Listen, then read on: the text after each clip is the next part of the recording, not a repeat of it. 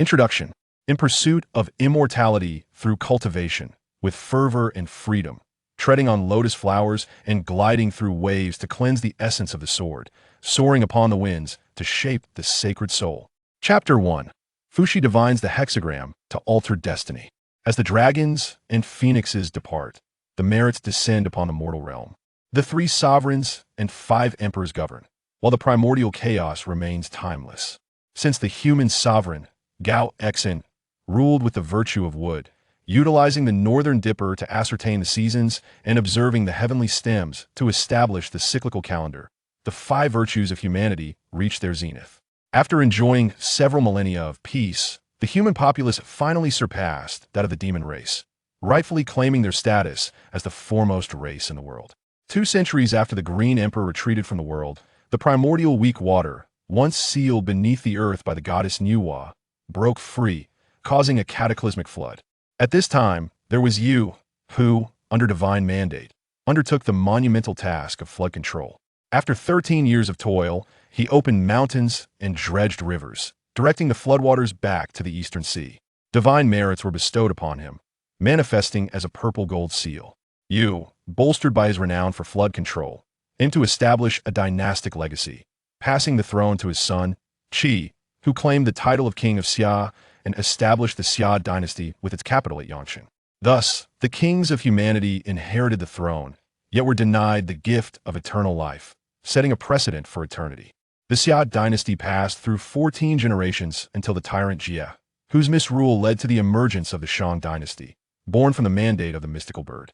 The ancestor of Cheng Tang overthrew the tyrant, extinguishing the Xia dynasty's 470 years of rule and establishing the Shang dynasty with its capital at Bo, later relocating to Chaoga, which has persisted for 17 generations, with the current ruler, Zishou, having reigned for over 5 centuries. In the 7th year of Zishou's reign, on the 15th day of the 3rd month, the birthday of the goddess Nuwa arrived. On this day, Nuwa descended from her celestial palace in the 33 heavens, riding in her phoenix chariot to the fire cloud palace on earth, where she reunited with her elder brother, Emperor Fushi. After years apart, the siblings joyfully exchanged stories. Amidst their revelry, Nuwa seemed to sense something amiss, her brow furrowing slightly. Kneeling before her, Emperor Fushi appeared in youthful form, with long hair cascading over his shoulders, a fair visage devoid of facial hair, exuding an air of scholarly elegance. He inquired, "What troubles you?" Nuwa replied, "In the city of Chaoga, at my temple, the priest has just lit incense to summon me, stating that the current human king, Zishou, accompanied by Prime Minister Shangrong and the civil and military officials, are approaching my temple to pay their respects. They are already 10 miles away, asking if I wish to manifest in my golden form to grant them divine insight." Emperor Fushi responded, "The human king is destined by heaven. His visit today signifies his gratitude for your contributions to humankind. It is only fitting that you should attend." Nuan nodded in agreement. "Indeed, I share this sentiment, though I cannot linger with you any longer, dear brother." Emperor Fushi chuckled lightly, waving his hand dismissively, and, feeling a sudden inspiration, said, "It has been millennia since I relinquished my throne. Allow me to divine a hexagram for this current king and ascertain the fortunes of the mortal realm." Nuwa smiled brightly. "It has indeed been a long time since I have witnessed your divination, and I too am eager to know what kind of ruler Zishou shall be." With that, Emperor Fushi retrieved 6 jade shells from his sleeve and cast them upon the low table. He gazed down, a smile gracing his face, but moments later, his expression shifted to one of confusion, and in the blink of an eye, the 6 jade shells quietly disintegrated into dust. Nuwa exclaimed, "How could this be?" Emperor Fushi shook his head. Who could have anticipated that the causal forces behind this human king could involve at least 2 saints? "What?" When I first gazed upon the divination, the hexagram indicated that this child, upon ascending the throne, would prioritize agriculture and husbandry, employing diverse talents. Although he might exhibit a penchant for grandiosity and militaristic endeavors, he indeed possesses the merit of territorial expansion. He may not be deemed a wise or benevolent ruler, yet he certainly bears the attributes of a capable sovereign. However, as I delved deeper into the predictions, his fate abruptly shifted from purple to red, signaling the emergence of a tyrant, and the fortunes of the Shang dynasty began to decline. When I sought to further elucidate the reasons, the heavenly secrets became shrouded in chaos and elusiveness. Goddess Nuwa nodded slightly. Indeed, if even your esteemed self cannot decipher the heavenly secrets, it must inevitably pertain to the saints. Emperor Fushi cast a profound glance at Nuwa and said, Sister, you too are entwined in this matter. Nuwa was momentarily taken aback. At the saintly level, unless one intervened directly, it was inconceivable to become entangled in mortal affairs. After mending the heavens, she had adhered to the edicts of the Tao ancestor, refraining from intervening in human matters, and had no connection to this human king. How could she find herself ensnared in mortal affairs? With her astute mind, Nuwa quickly realized the human king's reverence for incense must herald a significant change, and a saint must be shielding his endeavors. With a wave of his sleeve, Emperor Fushi made the powdered jade on the table vanish, replaced by a palm-sized piece of milky white bone. Dragon neck bone? Fushi nodded and said, You shall conceal the heavenly secrets for me, and I will cast another divination. Nuwa readily agreed, gracefully tossing her delicate hand upward, causing a map of mountains and rivers to unfold above them, enveloping the two in a vast atmosphere of sacred compassion that permeated the entire cavern. Emperor Fushi placed his left palm on the table, where golden flames danced within his palm. The dragon neck bone, derived from the reverse scales of the dragon clan, levitated above the flames as his right hand executed intricate seals. The golden fire scorched the white bone, and soon, cracks began to appear. Fushi intently observed the spreading fissures, his right hand's gestures growing increasingly rapid. The cracks persisted for a brief moment before the dragon neck bone shattered into several small fragments. Nuwa immediately retracted the map, concealing the complexity of the divination, which was no easy feat even for her. What does the divination reveal? Emperor Fushi collected the fragments one by one and replied, The heavenly secrets grow ever more chaotic and unpredictable. By utilizing the bond of our bloodline, I have gleaned 2 prophetic verses relevant to you in the near future. What are the prophetic verses? Jade, tripod blocks the path. Colorful stones break the situation. What does that mean? Fushi shook his head. I do not know either. However, with your saintly cultivation, you will come to understand when the time is ripe. Now, it is likely that the child of destiny is already on his way to your temple. You must depart quickly. Seeing that Fushi had risen to bid her farewell, seemingly reluctant to speak further, Nuwa understood that revealing heavenly secrets could imperil one's fortune and longevity. Thus, she refrained from further inquiry, performed a respectful bow, and vanished from the Fire Cloud Palace, taking flight towards Chowga in her phoenix carriage. After Nuwa departed, Fushi spat out a mouthful of fresh blood, and his once dark hair instantaneously turned frosty white. He stumbled towards the edge of the place, known as the Sacred Palace, which was in truth a prison, leaning against the railing. After a long moment, he let out a derisive laugh and murmured to himself, Once you all insisted on human affairs being settled by humans, compelling my younger sister to remain in the chaotic realm beyond 33 heavens, allowing her to return to the mortal world only once every millennium. You then exiled the 3 of us sovereigns to this fire cloud cave, forbidding us from ever stepping outside. And now, you wish to summon your celestial beings back to the mortal realm? Huh, how could I possibly grant you your wish? Meanwhile, after bidding farewell to her brother, the goddess Nuwa swiftly arrived at the borders of the great Shan kingdom, only to find her path obstructed by a cloud of auspicious vapor. The young attendant, driving her palanquin, turned back to report, Your Majesty, there's a Taoist priest, accompanied by 2 children. From the Chan sect, I am Yuding, paying respects to your majesty, the Taoist declared from the cloud. With a playful smile, Nuwa mused a roadblock. Is it? Let me see what schemes the Chan sect has in store. With a mere thought, her second divine spirit separated from her corporeal form, soaring towards the realm of Chowga. Within the palanquin, Nuwa spoke, What brings you here?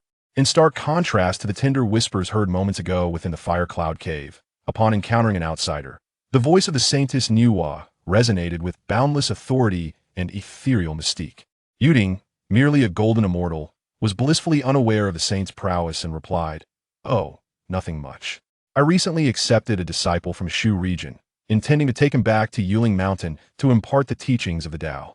Upon catching sight of your majesty from afar, I merely wished to pay my respects. Oh, as Nuwa's curtain parted of its own accord, she observed that the boy beside Yuding was only about 15 or 16 years old, yet his demeanor exuded an aloofness akin to a winter pine, his attire ragged and worn, hair short and unkempt, with numerous scars dotting his exposed skin. Despite this, he stood tall like a green bamboo, and a natural golden vertical mark adorned his brow, bestowing upon him an air of the extraordinary. In his grasp, he held tightly onto a girl of 6 or 7, who appeared much more timid, retreating behind her brother at the sight of strangers. Seeing Yuding's obsequious demeanor irked Niuwa, yet she felt an inexplicable fondness for the boy with the innate third eye.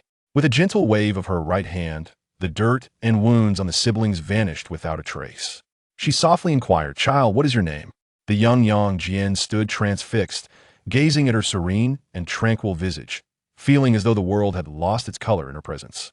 Her gaze and voice were so benevolent, reminiscent of the mother whose image in his mind was fading with time, causing him to unconsciously lower his guard and yearn to share the hardships he had endured while wandering with his little sister.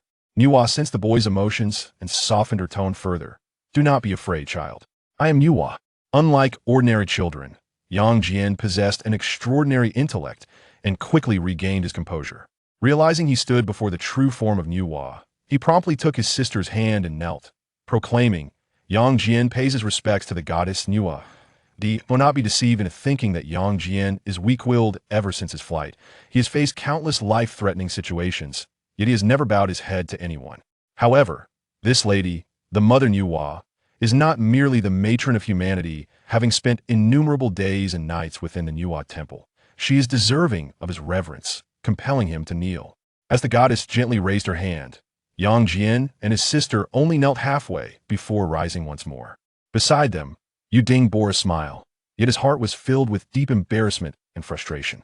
Why could he not use his magic to cleanse Yang Jian of his filth and ailments?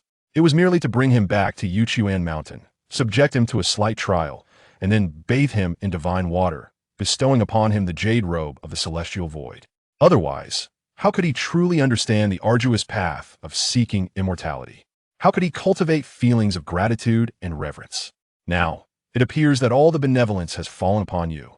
While the true form of Niuwa conversed with the youthful Yang Jian, a second primordial spirit had silently descended into the Ninjong golden body within the Niuwa temple. Meanwhile, the human king, Zisho, had already arrived at the temple entrance, receiving 3 long incense sticks from the temple keeper. This young man, appearing to be in his 30s, was remarkably robust, with strong arms and a narrow waist, thick brows and a broad face, adorned in a purple robe and golden crown, striding confidently towards the rear hall. Chapter 2. The Death of Ling Zhuzi. Today, the Futsang Mountain, located 1,000 miles north of Chaoga, was bustling with activity.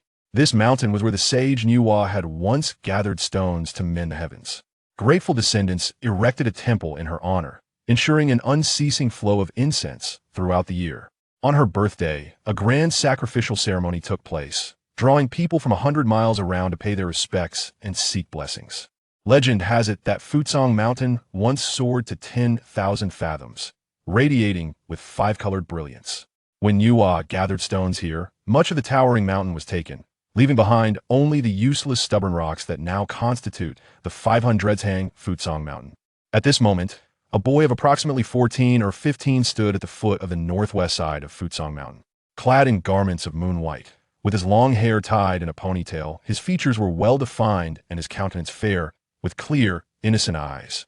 This boy, known as Ling Zhuzi, was no ordinary being. He was the manifestation of a 4-colored gem, a rare entity transcending the 5 elements, embodying the essences of earth, water, wind, and fire.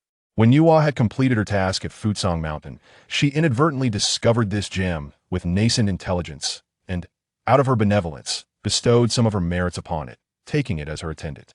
Each time she descended to the mortal realm on her birthday, she would bring him along to Futsang Mountain to pay homage to heaven and earth in gratitude for their nurturing gifts. After performing a profound bow to heaven and earth, Ling Zhuzi rose and noticed an old Taoist standing not far away. The old man had appeared silently, his white hair and beard flowing, holding a whisk, exuding an aura of celestial grace. Since acquiring consciousness, Ling Zhuzi had followed the goddess to the Niuwa Palace in the 33 heavens, dedicating himself to cultivation without encountering any other beings. Thus, his thoughts were exceedingly innocent. Upon seeing the suddenly appearing old Taoist, he felt no wariness and innocently inquired, "Greetings, fellow practitioner. Might you also be here to offer incense at the Niuwa temple?" The old Taoist replied with a kind smile, "Not at all, I have come for you." "What business do you have, esteemed friend?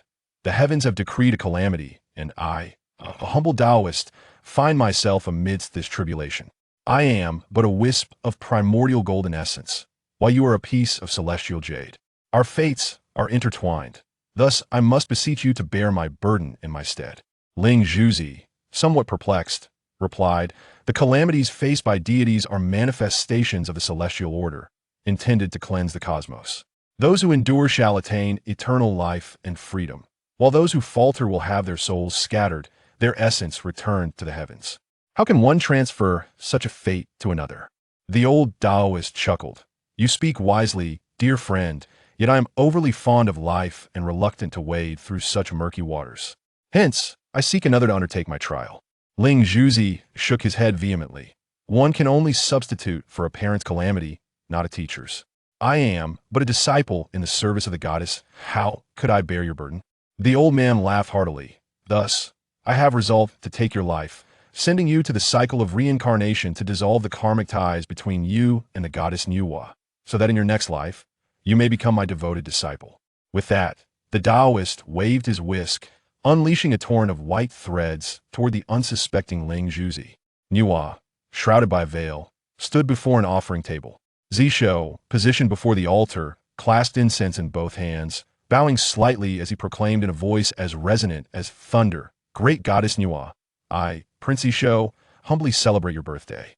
Today, with the merchants beset by turmoil from the four corners, I implore your divine protection for our valiant soldiers, ensuring peace and prosperity for our people, and for the enduring glory of the Shang dynasty." All the officials echoed, "May the goddess bless our Shang dynasty with lasting prosperity." Zisho stepped forward, placing 3 long sticks of incense into the bronze burner, while the temple attendants collected the incense from the officials and placed it in the grand furnace outside. As Zisho prepared to depart, a sudden gust of wind swept into the hall, rustling the veil before Nuwa's statue, unveiling the exquisite white jade likeness. Wisps of almost imperceptible pink mist slithered into Zisho's mouth and nose, while the fluttering veil caressed his back, as if being tenderly touched by a fair maiden, prompting him to glance back instinctively. In an instant, the statue of Nuwa erupted in a radiant glow, visible for miles. Within the stone figure, Nuwa's second spirit sneered, daring to release such filth into the wind. Such impurities are most potent in igniting lustful desires. Though Zisho is a mortal king, he remains but flesh and blood had I not been present. Who knows what disgraceful acts he might commit under the influence of such temptation. Enveloped in the resplendent light, the unwholesome mist inhaled by Zisho was instantaneously purified, while a minor official outside, airing a cloth bag, and the temple attendant inserting incense for the officials were both turned to ashes in the divine radiance. As the miracle unfolded, all who beheld the light knelt in reverence, and after a moment's hesitation, Zisho too bowed low. The mortal king, Zisho, has ruled for 7 years, promoting agriculture, appointing the wise, and expanding the realm. His merits warrant recognition thus. I bestow upon him the tranquil divine jade, which shields against all worldly impurities, and the horn of the Siege, capable of discerning loyalty and treachery. In a flash of golden light, a verdant jade pendant and a black curved horn appeared upon the offering table. Soon after, the radiance dissipated, and the Nuwa temple returned to its serene state. The second avatar shared a profound connection with its true self. Upon learning of the vile deeds within the celestial chariot, the goddess Nuwa's expression instantly turned as frigid as ice. With a piercing glance directed at the seemingly unconcerned Jade Ding, the latter felt an overwhelming chill envelop him, as if his very essence was on the verge of disintegration. His 3 souls and 7 spirits threatened to unravel until a flash of ethereal light illuminated his consciousness, awakening him from his stupor. This moment of clarity nearly drove Jade Ding to madness, for that radiant light was none other than a protective talisman bestowed upon him by his master, the primordial supreme being. Had it not been for this talisman, his soul would have been scattered, and his corporeal form would have dissolved into nothingness. Consumed by an intense desire for vengeance, Jade Ding was about to confront Nuwa for an explanation when a voice resonated within him, urging, "Depart at once." It was the voice of his master, the primordial supreme being, which prompted him to regain his composure.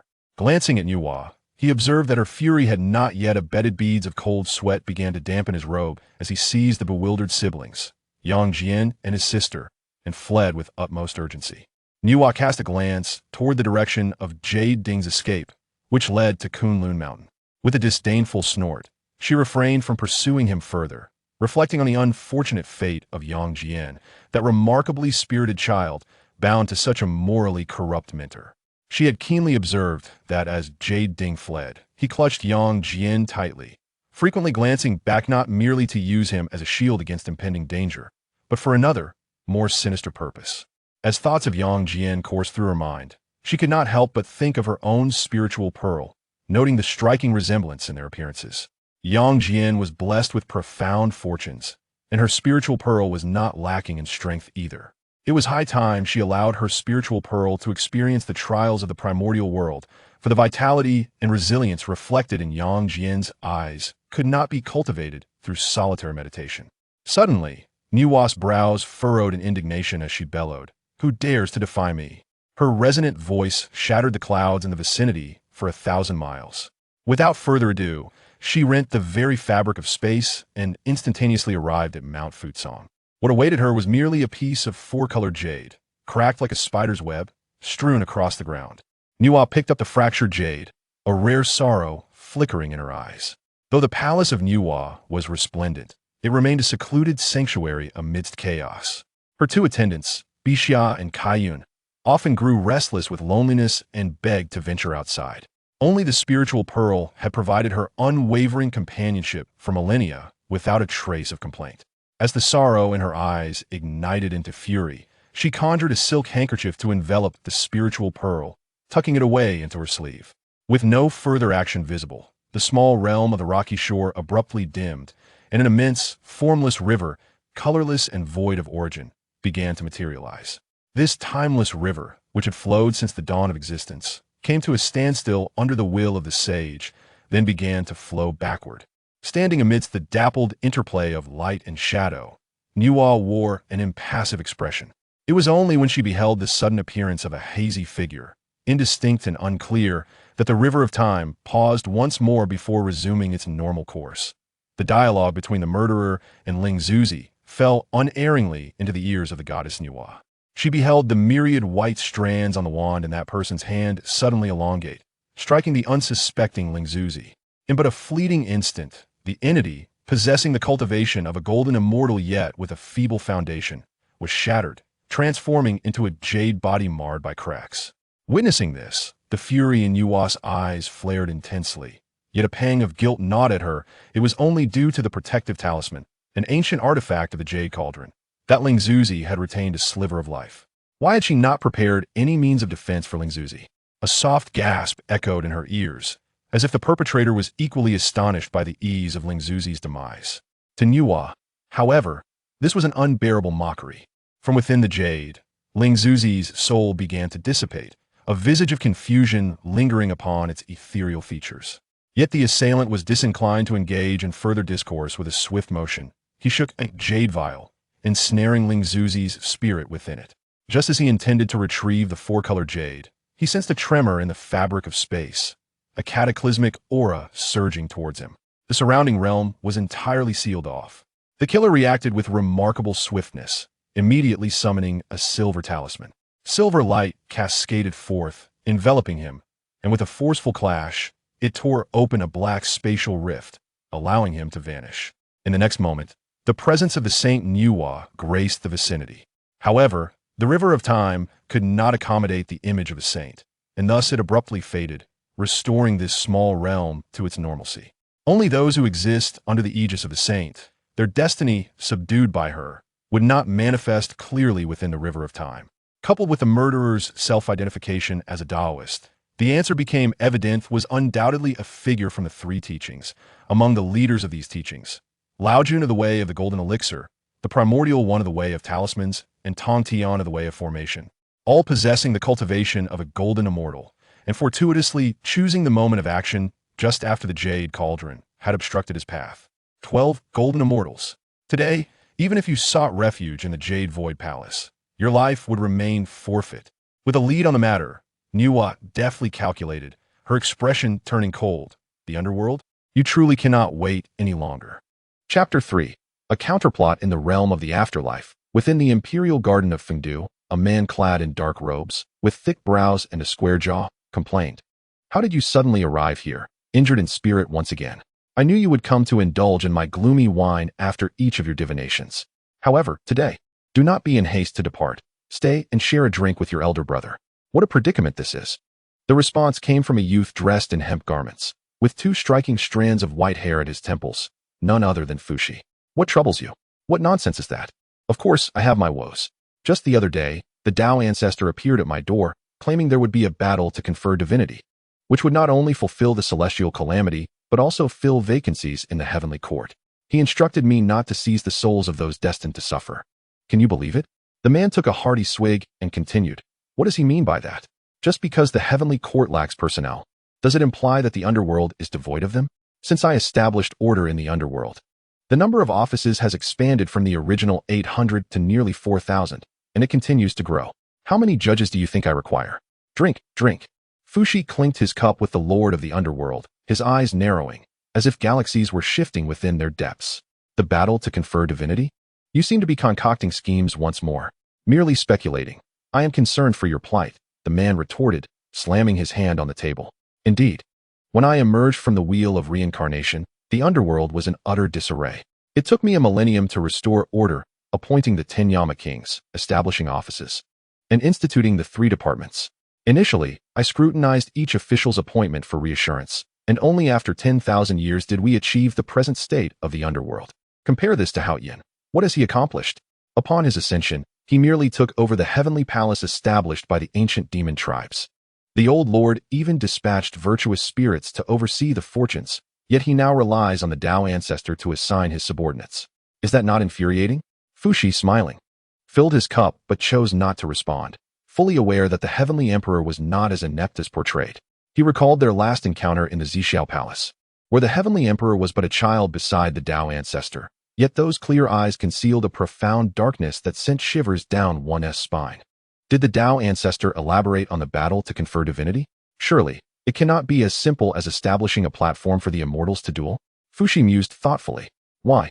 Do you seem intrigued? Merely curious. Your sister. Fushi shot him a glare. Speak respectfully. No, genuinely, your sister has come. Fushi raised his cup slightly higher, but soon sensed a saintly presence overshadowing the underworld, accompanied by a pure and powerful aura. It was Nuwa, and she appeared to be in a state of agitation. Come, let us go and see, the lord of the underworld urged. Very well, Fushi replied, seizing Fushi's shoulder. The lord of the underworld tore through the fabric of space and leaped into the void. Nuwa, having just caught a trace of the murderer's aura, abruptly halted, her vigilance directed towards a void before her. Brother? Nuwa gazed in astonishment as Fushi emerged from the portal of space. How did you escape from the fire cloud cave? She inquired. Fushi chuckled lightly. If you truly believe that the restraints set by them could confine me, you underestimate your elder brother. Behind him, the lord of the underworld interjected, why not take a stroll in the mortal realm and test that theory? Fushi cast a resigned glance at the lord. It was then that Nuwa noticed the lord of the underworld and nodded slightly, friend of Fengdu. The lord returned the gesture and asked, what brings you to my realm today, your highness? Nuwa's expression shifted at his words. The primordial allowed his disciple to slay my child, and I have come to pursue the culprit. This is your territory. I kindly ask for your assistance. Consider it done, the lord of the underworld replied, closing his eyes for a moment before reopening them. Is it a white-bearded Taoist you seek? Does he wield a white cloud feather duster? Indeed. Nuwa's eyes gleamed with murderous intent. Please, prevent him from escaping. Today, I shall ensure he is ground to dust. Even the primordial himself cannot save him. Wait. Nuwa turned to Fushi. He cannot escape anyway. Fengdu, send a projection to follow him and intimidate him. Let us see where he intends to flee. Sister, please elaborate on what transpired after your departure from the fire cloud cave. The lord of the underworld grinned and complied, summoning a projection that soared into the void.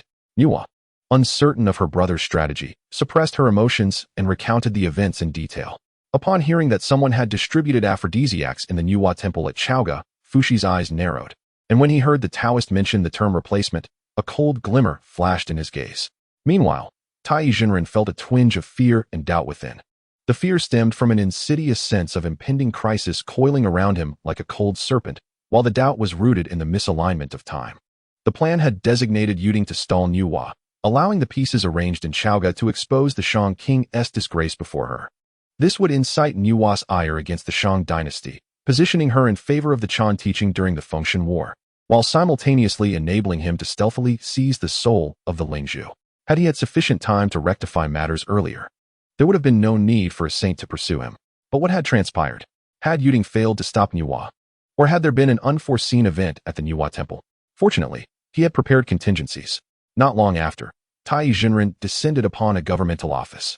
Observing this, the projection of the Lord of the Underworld trailing behind him furrowed his brow. The governance of the Underworld diverged significantly from that of the heavenly and mortal realms. Characterized by a rigid hierarchy, primarily divided into two relatively independent departments. One department oversaw matters of reincarnation, comprised of the 10 halls and their subordinate 3,900 offices, with the 10 kings of hell presiding over them. These numerous offices were scattered throughout the underworld, each commanded by a judge, ranked in 9 tiers, determining whether wandering souls would reincarnate into the human realm or the beast realm with a mere decree. Beneath the judges were clerks and ghost messengers, but those details shall remain unelaborated. Tai appeared to be quite familiar with this official residence, and the ghostly emissaries did not obstruct him as he circled around the hall and proceeded directly to the rear chamber, where a judge clad in blue awaited him. There was no exchange of pleasantries between the two. The blue-robed judge led Tai to a stone pavilion in the courtyard. At this moment, the avatar of the underworld lord loomed above the courtyard, his right hand clenched behind him, the joints cracking ominously. Was the intricate web we painstakingly crafted in the underworld merely to be utilized by outsiders for their escape? In the courtyard, a flicker of ethereal light emanated from the stone pavilion, and Tai vanished. The avatar of the underworld lord gradually relaxed his hand, eager to discern how many pawns the way of enlightenment had embedded within my realm. With a slight perception, the avatar realized that Tai had now appeared in another official residence thousands of miles away. He deliberately waited a moment before stepping forward, as his feet touched the ground. He materialized at the very spot from which Tai had just disappeared. Tai utilized the array to leap 5 times before arriving at his final destination, the Xiaohuxi official residence, and the oppressive aura that had weighed upon him was now dissipating.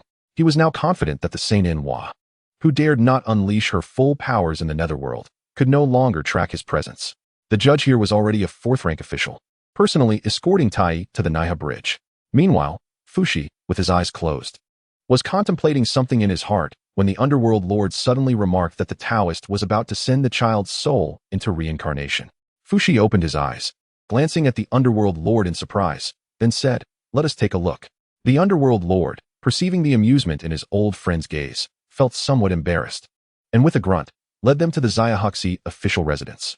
Tai remained oblivious, retrieving a jade bottle from his sleeve and uncorking it, allowing the soul of the Lingzhu to float forth.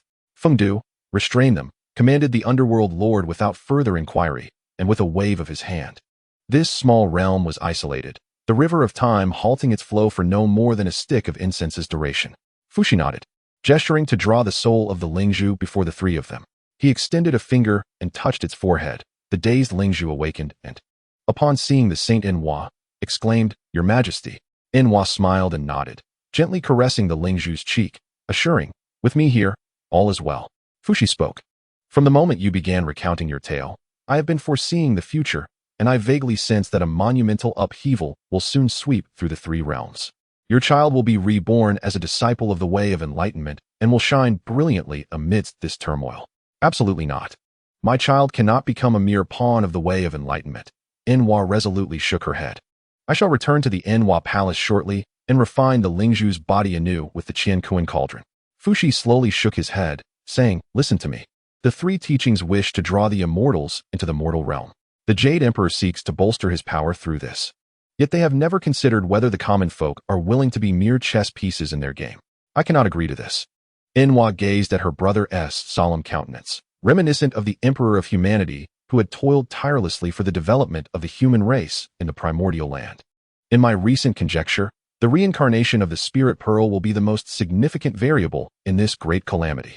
I harbor a scheme within my heart that requires a living soul to lead, and the reincarnation of the Spirit Pearl is indeed the finest candidate. You may ponder this and inquire if the Spirit Pearl is willing, and I have also contemplated a second choice, so there is no need for you to feel compelled." Enwa gazed at her elder brother in astonishment, then turned her attention to the bewildered Spirit Pearl, softly inquiring, Spirit Pearl, would you be willing to take on a corporeal form and venture into the mortal realm? The Spirit Pearl appeared momentarily dazed, seemingly still processing Fushi's earlier words, before quickly regaining composure and shaking his head without hesitation. If I were to reincarnate, I would lose all memories of my past life and forget the goddess. That is utterly unacceptable. Moreover, if I were to go to the mortal realm, the goddess would be left alone in the palace, which would be too desolate. Bixiao and Kaiyun are clumsy and cannot manage. Enwa's face broke into a smile. She had clearly seen the fleeting glimmer of hope in the Spirit Pearl's eyes.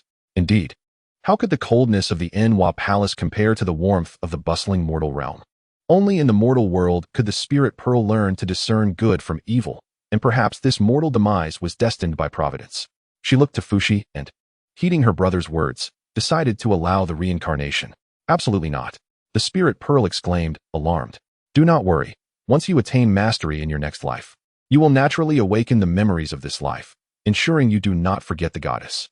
Furthermore, after the goddess facilitates your reincarnation, she will not return to the Enwa palace but will watch over you in the mortal realm. Enwa reassured the Spirit Pearl gently.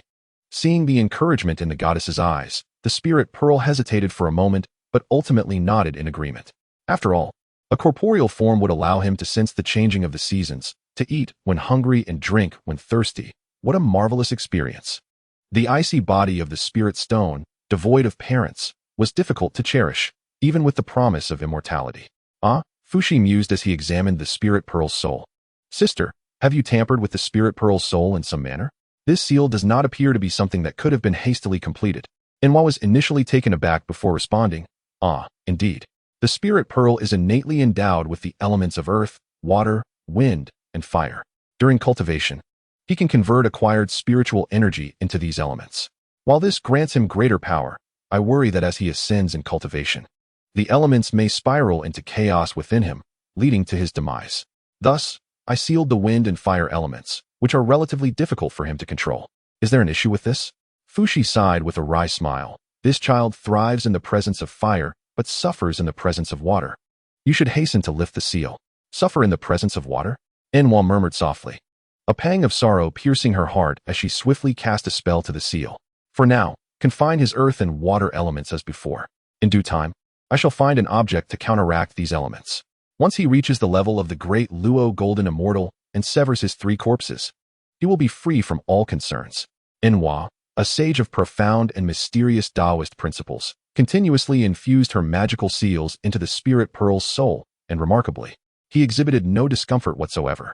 This was truly a spectacle akin to conducting a ritual within a snail's shell, leaving the nearby Lord of the Underworld astonished. Upon witnessing the Spirit Pearl being so highly regarded by Fushi and Enwa, the Lord of the Underworld, with a flicker of his eyes, deftly cast a stream of dark light into the Spirit Pearl's eyes. Noticing the attention of the two, he smiled and bestowed upon him a pair of Infernal King's eyes as a greeting gift. Fushi let out a grunt, but refrained from voicing any objections. Once Enwa completed the sealing, Fushi exchanged a glance with the Lord of the Underworld and instructed Enwa to guide them into an illusion. The two nodded in agreement, and the Lord of the Underworld lifted his control over the river of time, allowing Enwa to weave a mirage that corresponded to their innermost thoughts. Tai, observing the terror etched upon the Spirit Pearl's soul, felt an overwhelming sense of delight. Fear not, my dear disciple, he proclaimed, placing his right hand on the soul's forehead. In your next life, do not be as foolish as in this one. You must cause havoc wherever you go. Otherwise, how could this situation be stirred? He vowed to lend a helping hand. The Lord of the Underworld, watching Tai act like a madman with his hands flailing, furrowed his brow and inquired, what is he doing? Enwa, being the one who laid the formation, understood Tai's intentions. With a gaze akin to that of a lifeless being, she coldly replied, he seeks to strip the Spirit Pearl of its soul, removing the Yang spirit from the 3 souls, and the corpse dog from the 7 spirits, devouring the thief, and poisoning him. As the esteemed Lord of the Underworld, he was well versed in the essence of souls. Observing the man resembling a dog, he remarked, what a ruthless heart. He intends for the Spirit Pearl to become a reckless, easily enraged slayer, devoid of fear. Meanwhile, the Spirit Pearl, trapped within the illusion and witnessing Tai's distorted visage, felt an overwhelming sense of revulsion.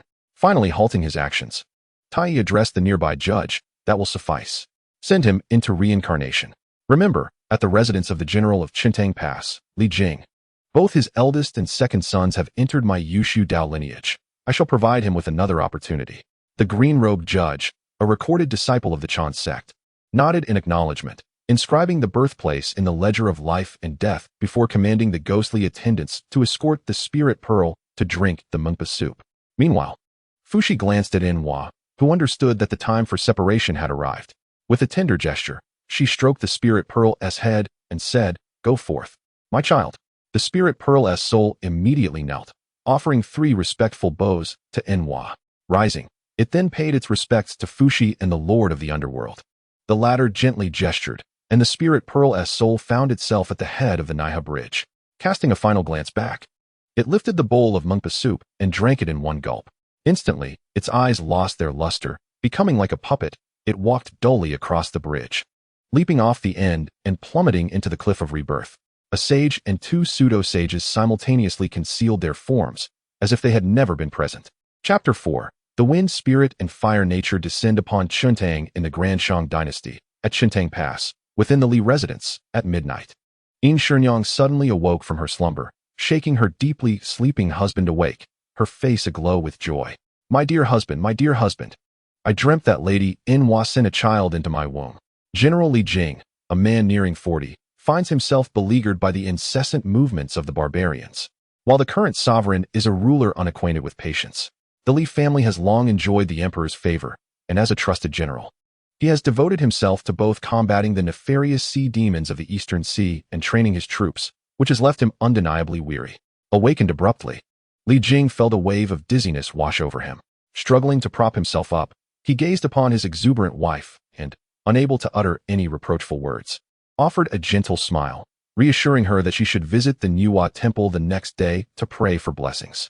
Lady Yin nodded eagerly, tenderly caressing her belly, and under her husband's soothing presence, drifted back into sweet slumber. Observing the serene beauty of his wife, a smile involuntarily graced Li Jing's lips. Despite being just over 30, she had already borne him 2 sons. As a member of the royal family, she exhibited no trace of petulance, and amidst his military duties, he had never heard her voice a complaint. In terms of managing the household and nurturing their children, she ranked among the finest, earning him considerable esteem both publicly and privately. With a wife of such caliber, what more could a husband desire? If the goddess Nuwa were to bestow upon him another son after all these years, he would surely establish a shrine in her honor within their home, offering incense day and night. As he pondered the names for his potential 3rd son, Jinjia, Muza, or perhaps something else, he succumbed once more to slumber. The following morning, Li Jing rose early to head to the training grounds, while Lady Yin prepared rice cakes before making her way, accompanied by 2 maidservants, to the Nuwa temple in the city to pray for a child in safety. A month later, she sought the most skilled physician in the city to check her pulse, and to her delight, it revealed signs of pregnancy. The news filled Li Jing with joy, recalling his musings from that night. He promptly retrieved a piece of exquisite white jade bestowed by the palace and commissioned a skilled artisan to carve a statue of Nuwa, a foot tall, to be enshrined in their home, ensuring the incense would never cease. As August passed, Lady Li's belly grew ever larger. On this day, the Li family's elder and younger sons, Jinjia and Muza, who were studying far away, returned home to await the arrival of the new life. Jinjia had been a disciple of the venerable Manjushri at Wulong Mountain, while Muza had trained under the Honorable Samantabhadra at Jiogong Mountain, both renowned masters. Though they were only 2 years apart, Jinjia being 12 and Muza 9, they bore the maturity and composure of seasoned warriors, having trained in martial arts and the mystical arts. Having been raised solely by Lady Yin, the brothers had yet to experience the true essence of brotherhood. Thus, upon hearing that their mother was about to give birth again, they hurried back home, eager to witness the arrival of the little one. However, it was curious that after a month and a half at home, the expected child had still not made an appearance, leading to a growing sense of unease. Yet, Lady Yin remained unperturbed. Recently, she had visited the Nuwa temple to draw auspicious lots, and after 3 attempts, the temple priest assured her that all signs were favorable, with every matter poised to unfold smoothly. The old man even jested that perhaps the child she carried was the reincarnation of a divine attendant close to the goddess Nuwa, hence the delay in its arrival. This sentiment truly resonates with Shenyang, who, while caressing her belly, reflects that perhaps this child is destined to be a companion to the Empress. Which infant, merely 4 or 5 months along, which stretched languidly within the womb. One can only imagine that this child is considerate, taking care not to kick. As time passed, Shenyang observed that Jin Jia and Mu Jia had nearly spent 2 months at home. Although she felt a pang of reluctance, she encouraged them to return to their sect swiftly, for entering the realm of immortals is a matter of utmost seriousness. The following day, after bidding farewell to Jin Jia and Mu Jia, Yinxiang nestled in Li Jing's embrace, tenderly stroking her belly, and softly said, "My dear husband, once this child is born, let us not send him to cultivate the way. Instead, let him remain by our side and learn a few techniques to strengthen his body. After all, the immortal realm is rather lonely. Look how much Jin Jia and Mu Jia have withered. They speak so little now." Li Jing pondered this as well. Each day, when he returned home for dinner, it was only his virtuous wife and mother waiting for him. The absence of a child indeed diminished the liveliness of their home. He nodded in agreement with Shenyang's wishes. As spring faded and autumn approached, 2 years had passed, and the third child of the Yin family had been gestating for 3 years and 6 months.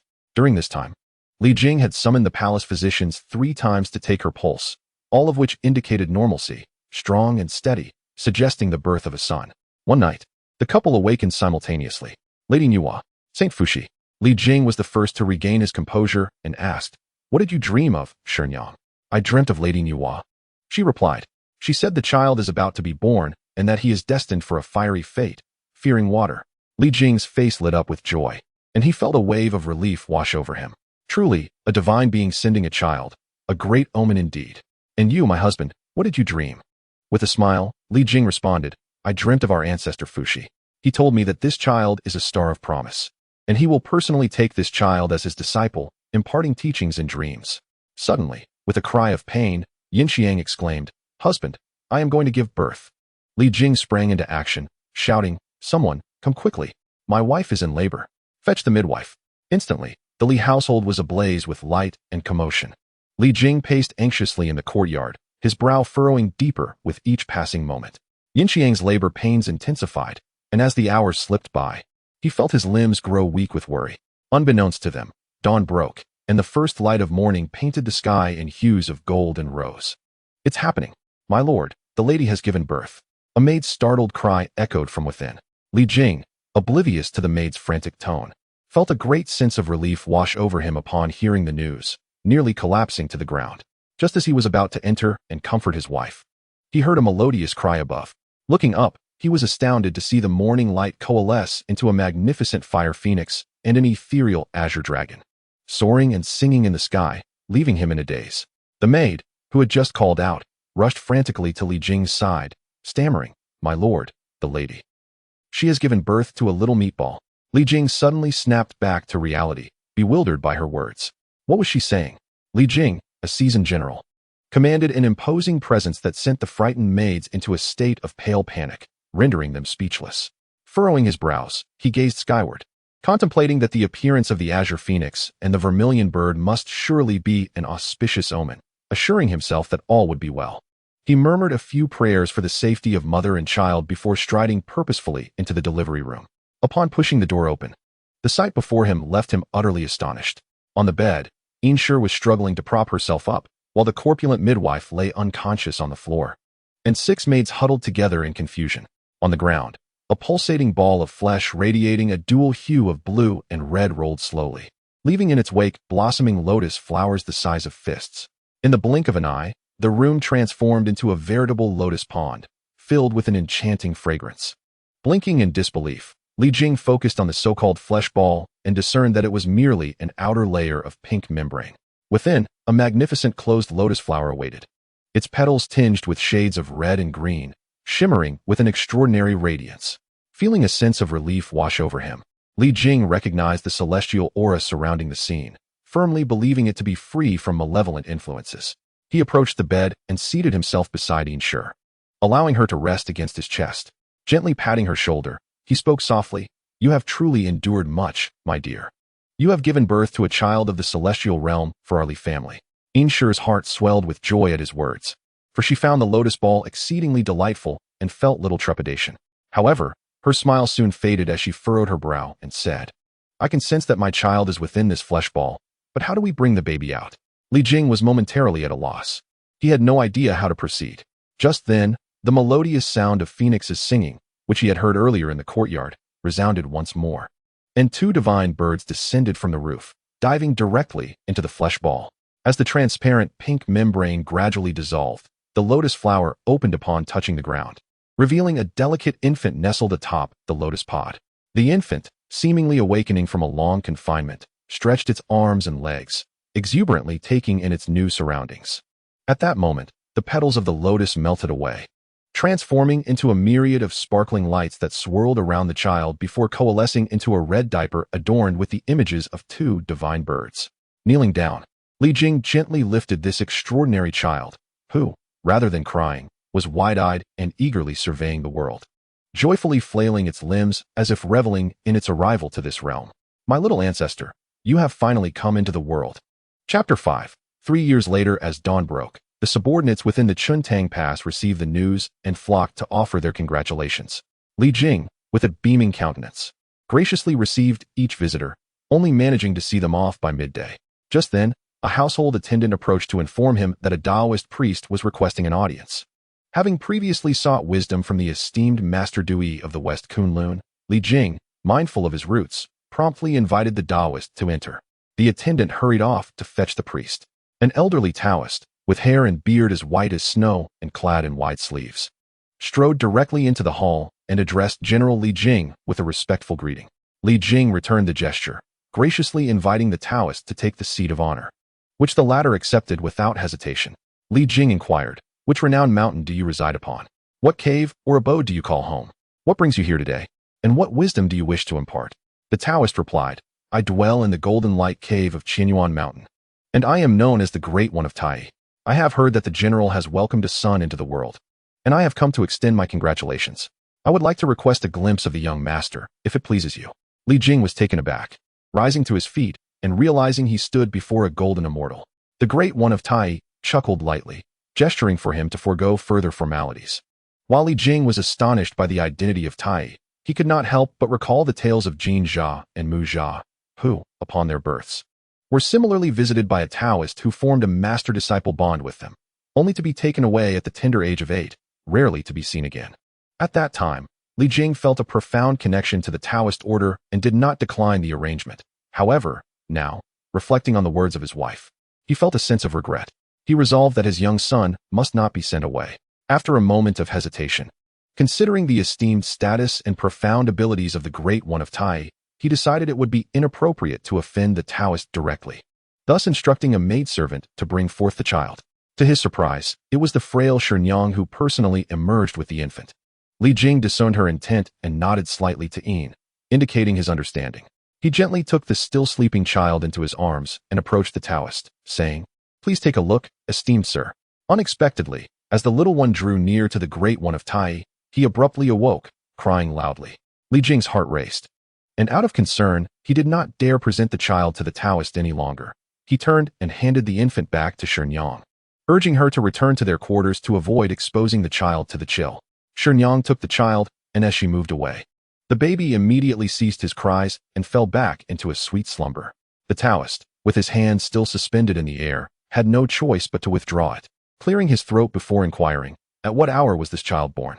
Li Jing, unaware of the underlying implications, honestly replied, "He was born at the cusp of the Yin and the Chun." Just as Tai was about to respond, he hesitated, then asked, "Could you repeat that, General?" Li Jing felt a twinge of displeasure, pondering the Taoist's peculiar demeanor, and repeated, "At the cusp of the Yin and the Chun." "That is not correct," Li Jing remarked, furrowing his brow. "Is it possible that my child was born at an inauspicious time?" Hearing this, Tai felt vexed, thinking to himself that this mere mortal dared to question his authority after having embarrassed him first.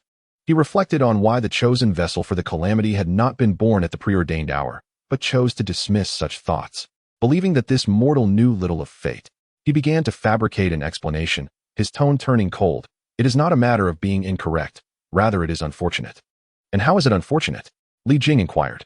"This child is cursed with a fate of 1,700 calamities, destined to bring harm to both others and himself." Upon hearing this, Li Jing tempered his anger, responding calmly, "Oh? Then, according to your wisdom, how might this be resolved? Must I become your disciple to avert this calamity?" Tai, stifling his irritation, retorted, "Indeed." Li Jing let out a cold laugh, dismissing his visitor with a wave. "Begone," he commanded. Tai was taken aback by Li Jing's audacity to turn hostile in public. Infuriated yet amused, he retorted, "I shall take my leave on my own accord. No need for your assistance. However, I must convey a message to the general. In 7 years, your 3 sons will face a calamity of great magnitude. Should you wish to preserve their lives, send someone to Qianyuan Mountain to seek my aid." With that, he dramatically swept away. Li Jing shook his head.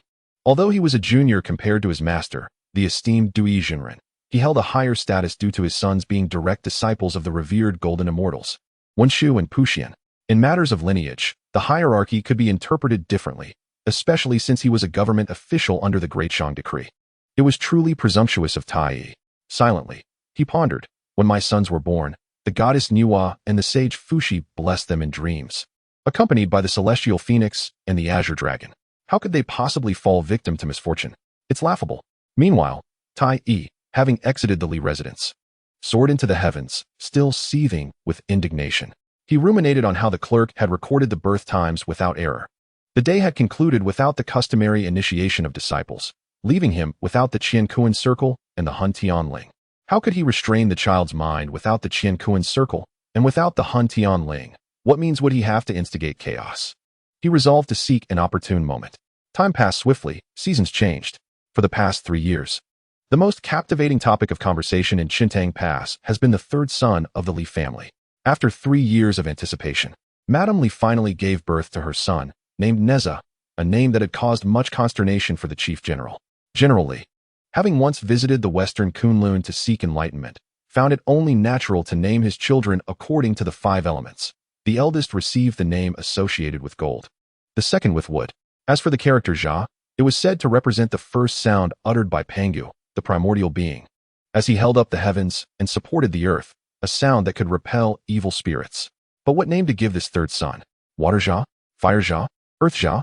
None seemed pleasing to the ear. General Li scoured ancient texts and eventually found a name he was satisfied with, Neza, which means to ward off evil and plague, a blessing from the spirits. Neza, how melodious it sounded, indeed a fine name. This 3rd son was extraordinary, able to speak and walk by the age of 1, and by 2, he was already mischievous and unruly. So much so that Madame Li struggled to keep up with him. Yet, despite his antics, he possessed a kind heart, often sharing his food with beggars, an act he had repeated numerous times. The tea stall run by old Lu outside the gate was established at Neza's behest, a place that provided sustenance to a family of 4. Thus, the townsfolk held a deep affection for this young master. One evening, outside the gate, old Lu estimated it was nearly time and set out over 20 bowls, pouring in tea, preparing for the return of the soldiers from their drills. In the sweltering summer heat, a bowl of cool tea was the perfect refreshment. Moments later, a long shadow, cast by the setting sun, appeared on the official road. Subsequently, a peculiar beast, resembling a yellow cow, leisurely entered the sight of the crowd. This creature, resplendently white, bore a striking resemblance to a snow marten from the northern regions, adorned with 2 prominent purple-gold stripes extending from its forehead to its flank. Perched atop, this magnificent beast was a child clad in a red apron. The enormous creature ambled towards the gate, yet the citizens passing in and out had long grown accustomed to such oddities and remained unperturbed, their faces aglow with smiles as they gazed at the child with 2 skyward ponytails atop the beast. As they approached the gate, the child suddenly stood, brandishing a small pearwood spear, and called out towards the city walls, demanding the name of the commander guarding the city. In response, a burly man with a ruddy face emerged atop the walls, bellowing, "I am Mo Liso, the vice commander of Chintang Pass. Who goes there?" The child brandished his spear with flair and declared, "I am Li Neza of the Great Shang." With that, he gave a determined twist of his foot, prompting the beast beneath him to emit a reluctant roar. Mo Liso, recognizing the creature's reluctance, feigned ignorance and mused to himself, "Dear Martin, bear with it a little longer. I swear I shall not gamble again next month. Unnamed young warrior, do you dare to engage me in battle?" Neza tilted his head and replied, "Today, I serve as the vanguard in reconnaissance. I shall not engage in combat with you." After saying this, Neza turned his beast around and called out to a small hill, "General, just ahead lies Chintang Pass, guarded by a red-faced, ugly man." Mo Liso rolled his eyes in response. Not long after Neza's words, a troop appeared on the path, led by a middle-aged man clad in azure light armor, mounted on a steed as black as ink. This man was none other than Li Jing, the commander of Chintang Pass. Following closely behind him were two robust men, their faces resembling that of Liso but differing in color, one pale and the other green, both riding spotted tigers. Behind them trailed 20 or so soldiers, all members of the Li family guard. Dismounting at the gate, Li Jing embraced his son, who had just leapt down from the immense beast. The creature shrank dramatically in size, transforming into an ordinary squirrel, which scampered up to perch on Liso's shoulder. Li Jing, smiling, inquired of Neza, "Have you mastered the few techniques that your three uncles from the Mo family taught you today?" Neza glanced back at the two men trailing his father and replied with a pout, "I learned them instantly. They lack intrigue." Mo Lihai, the second of the Mo family, took no offense and chuckled, "I fear the technique you learn the fastest is the one where you land on your rear, causing the sand to scatter." Laughter erupted from Mo Lihai, Mo Liso, and Mo Lihong, as they found joy in having the opportunity to teach Neza martial arts, a welcome diversion from their recent frustrations. Neza's eyes sparkled with mischief as he chimed in, "Second uncle, last month you lost 2 pipa strings to me in our wild goose guessing game. Are you eager to repay me?" Mo Lihai's laughter faltered momentarily before he quickly replied, "Good nephew, my dear nephew, why speak of such things? Come, let us enter the gate." 3 individuals, referred to as uncles by Neza, possess physiques and appearances that deviate from the ordinary. Alongside them is Mo Liching, who remains stationed at the training grounds, forming a quartet of brothers. Each stands at an impressive height of approximately 7 feet, and their visages are strikingly identical. Distinguished only by their skin tones of crimson, emerald, azure, and alabaster, collectively known as the 4 generals of the Mo family. The eldest, Mo Liching, bears a Qingyun sword upon his back, adorned with inscriptions that denote the elements: earth, water, fire, and wind, embodying an unpredictable essence. Mo Liching is a man of composure, often stationed at the borders, vigilantly observing the movements upon the sea. The second brother, Mo Lihong, wields a weapon known as the Hunyuan umbrella, embellished with gems such as emerald and adorned with various pearls, inscribed with the phrase, "Embrace the universe." The third brother, Mo Lihai, carries a pipa with 4 strings, each corresponding to the elements of earth, water, fire, and wind, producing melodious sounds akin to the Qingyun sword. The second and third brothers are quick-witted and frequently accompany Li Jing. The youngest, Mo Liso, employs 2 whips and possesses a pouch at his waist, containing a creature resembling a white mouse, known as the Huahu Diao. When released, it transforms into a white elephant with wings, rumored to possess the strength to tear apart dragons and pythons. This individual is somewhat impetuous and enjoys frivolity, prompting Li Jing to assign him the duty of guarding the city gate to temper his temperament. This quartet possesses extraordinary capabilities and shares profound ties with the Li family. The Mo family has served in the military for generations, having loyally supported the Chuntang Li family for nearly a century, until their current lineage. Over 30 years ago, aquatic demons from the East China Sea emerged to prey upon humans. At that time, Li Jing's father, Li Quan, led Deputy General Mo Shouting to confront these demons, unaware that among them lurked 2 500-year-old black dragons. In the ensuing chaos, Mo Shouting was struck in the chest by one of the dragons and perished on the spot. By year's end, Mo Shouting's wife succumbed during childbirth, leaving the 4 sons of the Mo family as orphans, who were deemed harbingers of misfortune by certain gossipy individuals within the confines. Li Quan, unable to bear the thought of the 4 brothers growing up amidst such rumors, sought the aid of his mentor to take them in and send them to the mountains for cultivation. Approximately a decade ago, the 4 Mo brothers descended from their training, and under the covert guidance of the Li family, they arrived in the southern borders, where conflict raged fervently. They achieved numerous victories while suppressing the rebellious Miao tribes, catching the attention of the human sovereign, and about 5 years ago, they were promoted to the position of guards at the Jiaming Pass. For years prior, there appeared to be unusual movements upon the surface of the East China Sea. Hearing of this, the Mo brothers insisted on returning to the Chuntang Pass. Li Jing, understanding the underlying reasons and considering that the past rumors had subsided, consented to this request. Following mutual petitions, the Mo brothers hastened to Chuntang to temporarily assume the role of deputy generals. Chapter 6. Meeting the Marquis of Jizhou at theEnzhou post at the Li residence. During dinner, Tianyang, have all the arrangements for the ceremonial carriage been made? We are set to depart in a few days. Rest assured, Jinggu, you need not worry about the offerings for the pilgrimage. However, are we truly taking Neza along? The journey stretches for 1,000 miles, and Neza is still quite young. I fear. Tianyang gently pinched Neza's cheek, her tone imbued with reluctance. This year marks the 13th year of the Zishou reign. According to the ancient customs of the Shang dynasty, all lords and governors from various regions are required to pay homage to the imperial capital every 4 years to report on matters pertaining to their territories. Last year, due to the king leading an expedition against the southern Miao tribes, the Grand Assembly was postponed until this year. Upon hearing his mother speak, Neza's brow furrowed in distress. Casting furtive glances at his father, Li Jing chuckled softly and cleared his throat, assuring, "Do not worry, my dear Shenyang. We are heading to Chaoga, the heartland of the Shang, which is undoubtedly safe. The round trip will take no more than a month. Besides, although Neza is young, he is a natural-born alchemist and will encounter no issues, as long as he behaves obediently along the way." Neza eagerly chimed in, "I will be good and listen attentively." Shenyang let out a heavy huff. "You simply wish to venture out. If it weren't for your uncle writing to say he wanted to see his beloved nephew, who caused me so much turmoil during pregnancy, do you think I would allow you to leave?" Neza grinned mischievously, wrapping his arms around Shenyang's, and whined, "But I want to meet my uncle too. In Chaoga City, I heard its walls are even taller than our Jusui wall in Chintang, reaching up to the clouds." Shenyang affectionately patted her son's round head, laughing. "Indeed, when the walls of Chaoga are completed, standing at their base, one cannot see the top. However, you won't see that today, for the world has changed, and nothing can elevate the walls of Chaoga anymore. Don't fret. The magnificence of Chaoga extends beyond its walls. There is the He Xia Shuyuan, built upon the Yinju mountain, where, every morning, as scholars recite their readings, the wild geese take flight in a graceful dance, resembling another dawn.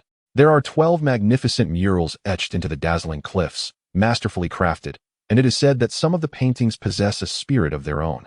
Furthermore, the Lianyun port, suspended in the heavens, is where countless warships and great vessels rise and fall like the mythical Kunping. However, my favorite spot was the Tsayu Bay, where the shops offer everything: colorful clay from the western Rhone, silver ornaments from the southern Miao, pearls from the merfolk of the eastern sea, and the lion cats of the northern Di. The giant salamanders in the water are quite docile, with a little treat. One could sit upon their backs and frolic in the water. At night, the lights twinkled like a river of stars. As the night deepened, the silvery moonlight streamed through the window, gently draping over little Neza like a delicate veil. He turned over in his sleep, mumbling incoherently about food. "Sayube. I want roasted chicken and duck. Where's the wild goose that mother spoke of? I want roasted wild goose." At that moment, a towering figure, over 8 feet tall, emerged silently from the shadows. With a shaved head and a dark complexion, thick brows and a short beard, his eyes gleamed like copper bells. He wore a dark blue inner garment and heavy black armor on the outside, with iron chains adorned with talismans wrapped around his shoulders and chest, and a dark iron mace hung at his waist, exuding an imposing presence. The lifeless giant approached Neza, first picking up the blanket from the ground to cover him, then wiping the drool from his mouth, and softly called, "Third young master, third young master." The moonlight that touched Neza's skin shimmered slightly, and a ghostly semblance of Neza emerged, sitting up through the blanket, still somewhat dazed, muttering about food. Rubbing his eyes, he finally saw the giant, and exclaimed joyfully, 11. The robust man cracked a stiff smile, and said, "Come on, young master, the Holy Emperor is awaiting your presence." It dawned on me that I had yet to fully memorize the incantation for my fortune-telling technique. My master would surely chastise me for my laziness again. Young Neza furrowed his brow, leaped from the bed, and grasped the broad hand of the 11, who had to stoop to reach him. And together they ventured into the darkness before vanishing. 10 days later, after traversing over 1,000 miles, the once exuberant young Neza, who had set out from Chintang with high spirits, now felt utterly drained. Li Jing, observing this, felt a pang of sympathy and remarked, "Neza, not far ahead lies Zhou. We shall rest at the inn within the city tonight, and I shall procure some snacks for you." Upon hearing this, Neza's spirits lifted, and he nodded eagerly. As the hour approached Shen, their convoy arrived at the outskirts of Zhou. The Li family had long held the position of the commander of Chintang, and a century ago, during the tumult caused by the Eastern Sea water demons, the head of the Li family was further appointed to guard the Eastern Sea, ranking among the 13 commanders of the Great Shang. The Li matriarch was also of noble lineage, enjoying immense honor and prestige. Upon receiving the news, the Lord of Zhou, not daring to be negligent, led his subordinates early out of the city to await their arrival. Upon seeing the long procession of ceremonial carriages, he couldn't help but gasp in admiration, and when he beheld the numerous guards wielding long spears, he felt a sense of solemnity wash over him. As Li Jing's majestic black horse trotted closer, the Lord of Zhou promptly approached to pay his respects, saying, I have the honor of meeting General Li. Li Jing, ever prudent and diligent, would not indulge in arrogance. He dismounted and returned the courtesy. The two then remounted and entered the city. Is there still accommodation at the inn? Li Jing inquired.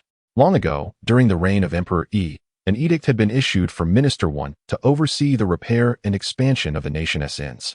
Decades had passed, and the network of post roads within the Great Shang had become exceedingly well developed, particularly in major towns where inns were mandated to be situated at least 3 miles apart, allowing troops to camp and rest without difficulty. The Lord of Inzhou, deliberately keeping his horse half a step behind Li Jing, replied, "There is indeed. The inn has been thoroughly cleaned. Moreover, several residences within the city have been vacated, sufficient to accommodate your convoy. A separate dwelling has also been arranged for you. Where shall you head first?" "Thank you, Lord Zhao. However, my journey through your esteemed territory is for official business, and I shall be content to stay at the inn. My companions are accustomed to enduring the elements, so having level ground to camp upon is a blessing. There is no need to disturb the residences of the citizens. Please, let them return to their homes. I kindly ask you to send some rice, grains, and meat instead." Zhao Ji responded with a wry smile. "Generally, your sentiments echo those of Duke Ji of Jizhou. If you insist, I shall have no choice but to comply. I will send someone to procure some mats and straw for the inn, and rest assured, there will be ample provisions of rice and meat." Li Jing's face brightened as he inquired, "Is Duke Su of Jizhou currently at the inn?" "Yes. Lord Su arrived last night, and is likely to rest another night. He will set off tomorrow." Li Jing laughed heartily. "Please, lead the way, Lord Zhao. It has been many years since I last saw Brother Su." Within a secluded courtyard of the inn, though he had entered middle age, the noble Su Hu of Jizhou still embodied the essence of grace and elegance. Sitting at the edge of the bed, he gazed at his pale-faced daughter and softly inquired, "Do you feel any better after taking your medicine?" Lying there was none other than Su Hu's daughter, Su Daji. Her brows resembled delicate willow leaves, meticulously drawn. Her eyes akin to crescent moons, hiding depths of autumnal charm, and her lips, like diminutive peaches, were exquisitely petite. Even in her weakened state, afflicted by the chill of the season, she exuded a unique, delicate allure, earning her the title of Su Huang in Jizhou. "I should never have allowed you to leave Jizhou. Having never ventured beyond our home, how could you endure such hardships?" Su Daji gently reassured him, "Father, I am feeling much better now.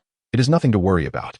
Just as Su Hu was about to respond, he suddenly froze, sensing a tremor beneath his feet. Years of military experience led him to deduce that 100 well-trained horses and carriages were approaching the post station.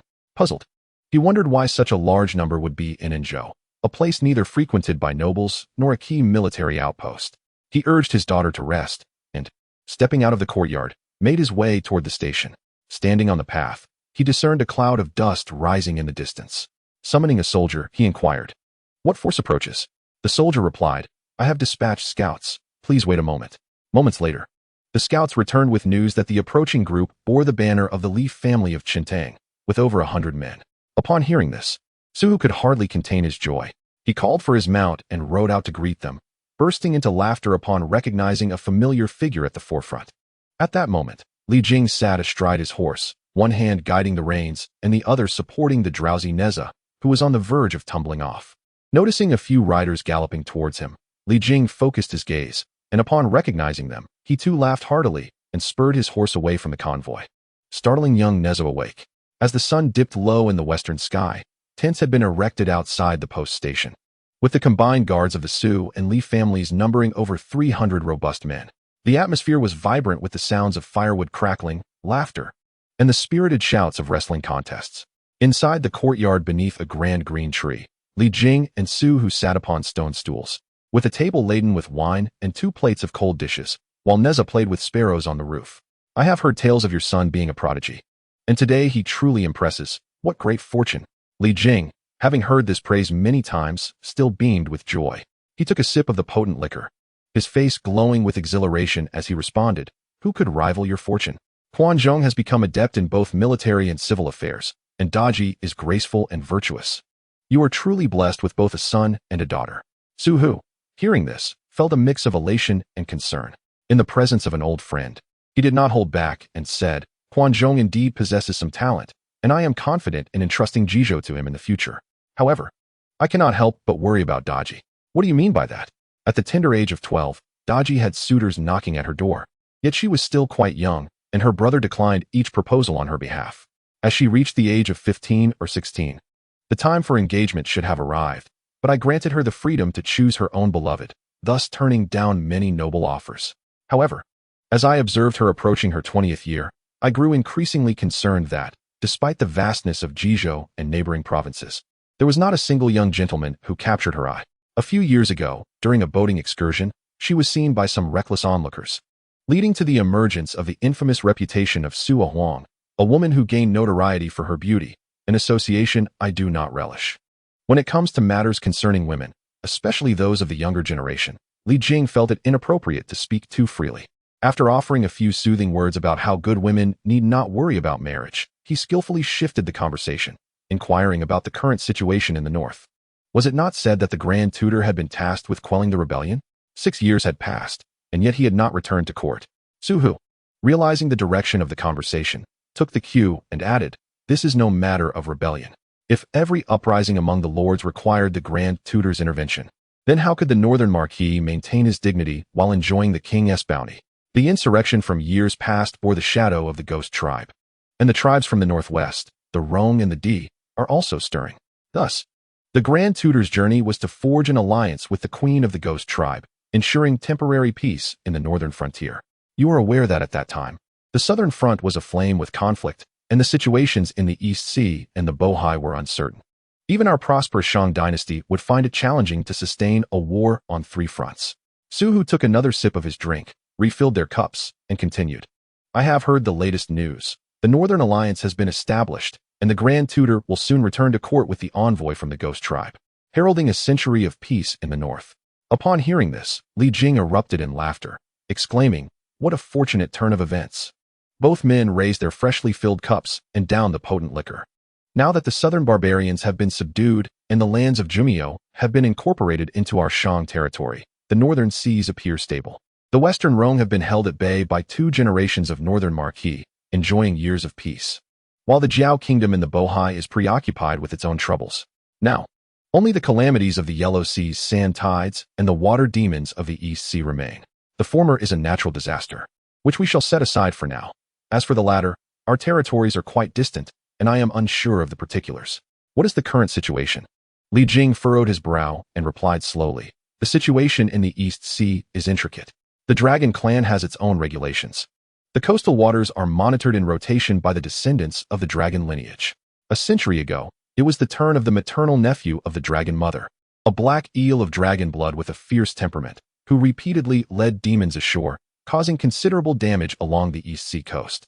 3 years ago marked the end of that century, and a change in duty occurred.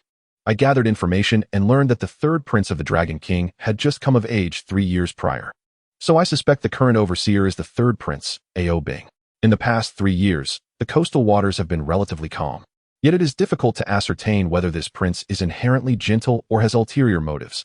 I can only hope for the former. Having not seen each other for many years, the 2 friends oscillated between discussing state affairs and reminiscing about their days studying together in Chaoga.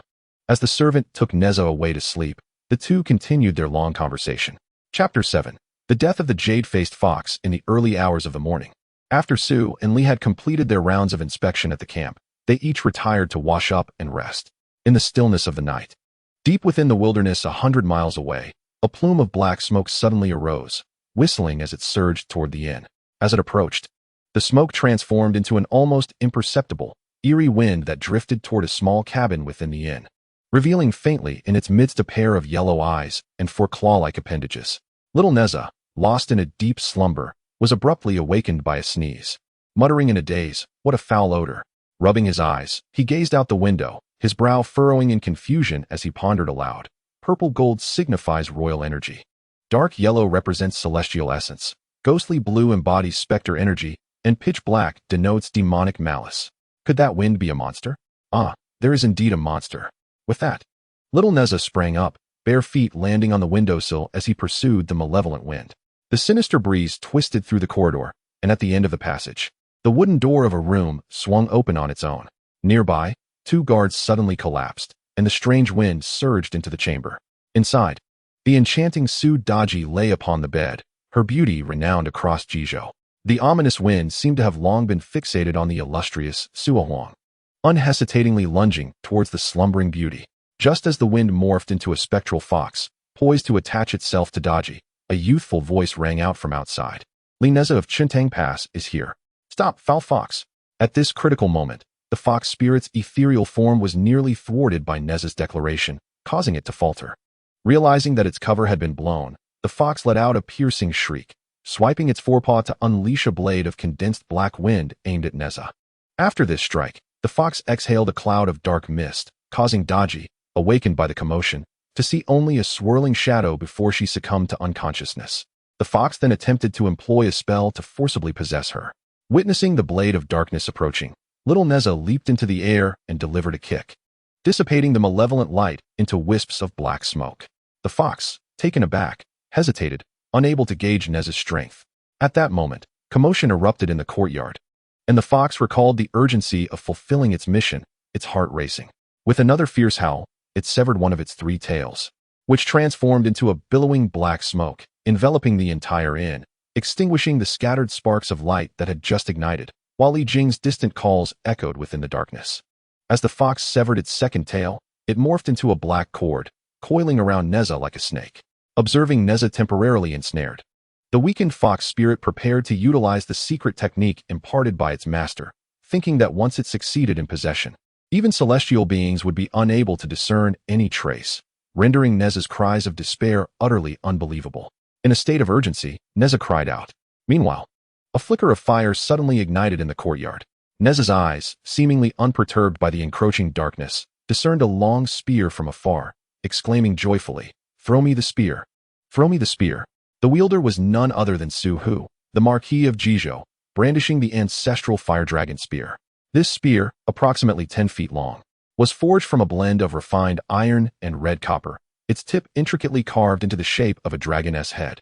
Resembling flames, a weapon that had been steeped in the blood of countless foes throughout the generations of the Su family. Upon hearing the source of the sound, Su Hu realized it emanated from the quarters of the women in the rear courtyard.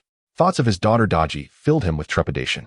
Beside him, Li Jing was equally concerned for Neza and solemnly declared, "This black smoke harbors something sinister. Brother, trust in my son." Neza, after all, had been trained in the arts by the divine Emperor Fuxi. Su Hu's pupils constricted sharply, yet he harbored no doubts. Following the sound, he hurled his spear with great force. The fire dragon spear transformed into a crimson streak, piercing through the black mist. Inside the dwelling, the demon fox's shadow spirit had grown exceedingly faint, while Daji lay on the bed, a faint darkness gathering upon her forehead. Neza, noticing the red light shooting toward him, propelled himself off the ground, executing a mid-air spin. The spear's tip struck the black cord binding him, causing a brief standoff before the cord gradually dissipated, allowing Neza to grasp the now-diminished fire dragon spear. At that moment, the diminutive demon fox spirit had completely invaded Daji's forehead. With the spear in his left hand, Neza swiftly leapt onto the bed, sitting upon Daji's chest. Grasping the remaining fox tail with his right hand, he bellowed, "Come forth, you vile creature." A piercing shriek resonated from within Daji's head, accompanied by a trickle of blood from her lips. Neza found himself in a struggle with the fox spirit. As the tail threatened to escape his grasp, ignoring his parents' warnings, he leaned down and spat onto his fist. The fox demon let out a shrill cry, "3 mystical fires." In a sharp female voice, Neza felt a sudden lightness in his hand and tumbled off Daji, only to see the fox spirit turn and bite at his wrist, prompting him to hastily release it and toss it away. The fox spirit expanded in the wind, the black smoke returning to its corporeal form. Growing to the size of a white elephant, it charged at Neza, intent on vengeance for thwarting its plans. Witnessing the fox demon lunging towards him, Neza realized that the beautiful sister was no longer at risk of losing her soul. He had no desire to engage in battle with the fox. With a feigned thrust of the fire dragon spear, he turned and fled, crying out, "Father, help! Father, save me!" With the obstruction of black smoke dissipated, Li Jing and Su Hu instantly discerned the situation. Seeing his son pursued by a fox demon, Li Jing felt half of his spirit flee in terror. He had completely forgotten that Neza bore a protective charm bestowed by the divine emperor. With a thunderous roar, he drew his blade and leaped forward, followed closely by Su Hu. Having studied the mystical arts since childhood in the Western Kunlun, and with Su Hu's profound familial lineage, both were adept in spirit refinement. Their years of military leadership endowed them with vigor, and united, they dared to confront even a peak-level fox demon, let alone an injured shadow spirit. They positioned themselves to intercept it mid-flight. Peering through the hole the fox demon had made in the roof, Suhu beheld Daji, blood seeping from the corner of her mouth, his eyes suddenly aflame with anguish. He swiftly summoned a copper mirror inscribed with the sun and moon, holding it aloft. The moonlight illuminated the mirror, reflecting a dazzling silver beam that struck the fox demon, causing it to emit anguished cries. From behind Li Jing, Neza called out, "Uncle Su, that sister's spirit is wounded, but her life is not in peril." Suhu initially sighed in relief, only to be gripped by a fresh wave of anguish, as the mirror's radiance intensified, sealing the fox demon's escape. In this instance, Li Jing found himself devoid of any magical artifacts. The only treasured item, the Qinquan Bao, was enshrined within the confines of Qintang. At that moment, he wielded merely a standard battle knife. Yet, Li Jing's technique was remarkably steady and composed, impervious to the deliberate flaws exhibited by the fox demon. The glint of his blade shimmered like snowflakes falling from the sky, relentlessly suppressing the demon fox. After several exchanges, the fox demon, acutely aware of its dire predicament, harbored a seething hatred for the chaos brought by Neza, wishing to flay him alive and drink his blood. Yet, it could only utter pleas for mercy, crying out, "Spare me, spare me," in a voice filled with deep sorrow and melancholy. Li Jing exchanged a glance with Suhu, momentarily easing his offensive. Suhu then inquired, "You, a fox demon of a century's cultivation, so close to ascending to a terrestrial immortal, why do you venture forth in your spectral form to seize my daughter's corporeal body?" The fox demon, sensing hope, replied, "I beheld your daughter's enchanting beauty and thought that her form, once transformed, would surpass all others. I was wrong and am willing to acknowledge you both as my masters, pleading only for my life." With that, the fox demon shrank in stature, swirling gracefully before transforming into a stunning woman, kneeling elegantly in midair, her figure alluring. "Daddy, if you accept this demon, I will surely tell Mother when we return home," Nezo exclaimed, tugging at Li Jing's robe with fervor. Li Jing offered a wry smile, responding, "Father will not accept her. Please calm yourself." Suhu interjected, "Can you mend my daughter's soul's wounds?" The beautiful woman, now the fox demon, nodded fervently. "If you permit me to inscribe a spell upon your spirit, and once you heal my daughter's soul, you shall serve me for 50 years. I will then release you, and we shall wipe this grievance from existence. Do you consent?" Upon hearing this, the fox demon smiled sadly, lowering her head in tears, embodying a myriad of emotions. After a moment, she softly replied, "I am willing. Please, master, cast your spell." Suhu then turned to Li Jing, stating, "Brother, it is entirely thanks to Neza's efforts that we have saved my daughter. However, this demon still holds great utility for us, so I must shamelessly request her as recompense. I have observed Neza wielding the fire dragon spear with considerable skill. I propose to lend it to him for a century. What say you?" Li Jing chuckled, "Why engage in such formalities? You may certainly claim her. The fire dragon spear is a family heirloom of the Su clan. It is not appropriate to borrow it. Let us first subdue this fox demon." At that moment, the atmosphere was not conducive to mutual courtesy. Suhu nodded, positioning himself before the fox demon while brandishing the sun and moon divine mirror. He began to form seals, conjuring a spiritual talisman in midair, and with his fingers, he pressed it gently against the fox demon's forehead. The stunning woman, with lowered eyes, submitted to Suhu's incantation. Suddenly, an unforeseen event occurred. As Suhu's talisman made contact with the fox demon's forehead, a dazzling golden light erupted from her, revealing a binding talisman of a far superior grade than Suhu's. It had lain dormant within the depths of her spirit, but upon sensing the intrusion of external power attempting to wrest control, it unleashed its might. In an instant, it dissolved Suhu's talisman, causing a backlash of power that forced him to spurt blood and plummet from the air. The fox spirit let out a chilling laugh, her eyes filled with sorrow as she murmured, "Do you think I desire a life of tranquility in my cultivation? Do you believe I yearn to become a consort in that palace? Merely a pawn." Before her words could fully escape her lips, the anguish in her gaze transformed into a fierce determination. Once again, she morphed into her true fox form and lunged at Neza, her speed now several times faster without the constraints of the sun and moon divine mirror. Li Jing reacted with remarkable swiftness upon hearing Suhu's warning. He swiftly embraced Neza with his left arm while his right hand wielded his blade with great force. The fox spirit shattered the blade's radiance, only to be met with another strike. Li Jing's blade surged forth like a relentless river, its sharpness modest yet sufficient for self-defense. The fox spirit attempted several times to strike down Neza, but was continuously repelled by the unyielding brilliance of Li Jing's swordplay. As the clashes progressed, her vengeful thoughts began to wane, and the desire to flee crept in. However, Li Jing altered his blade's momentum, clinging to the fox spirit like a maggot to flesh, refusing to allow her escape despite the internal injuries he sustained. Neza watched anxiously, unable to free himself, fearing that any forceful action might hinder his father.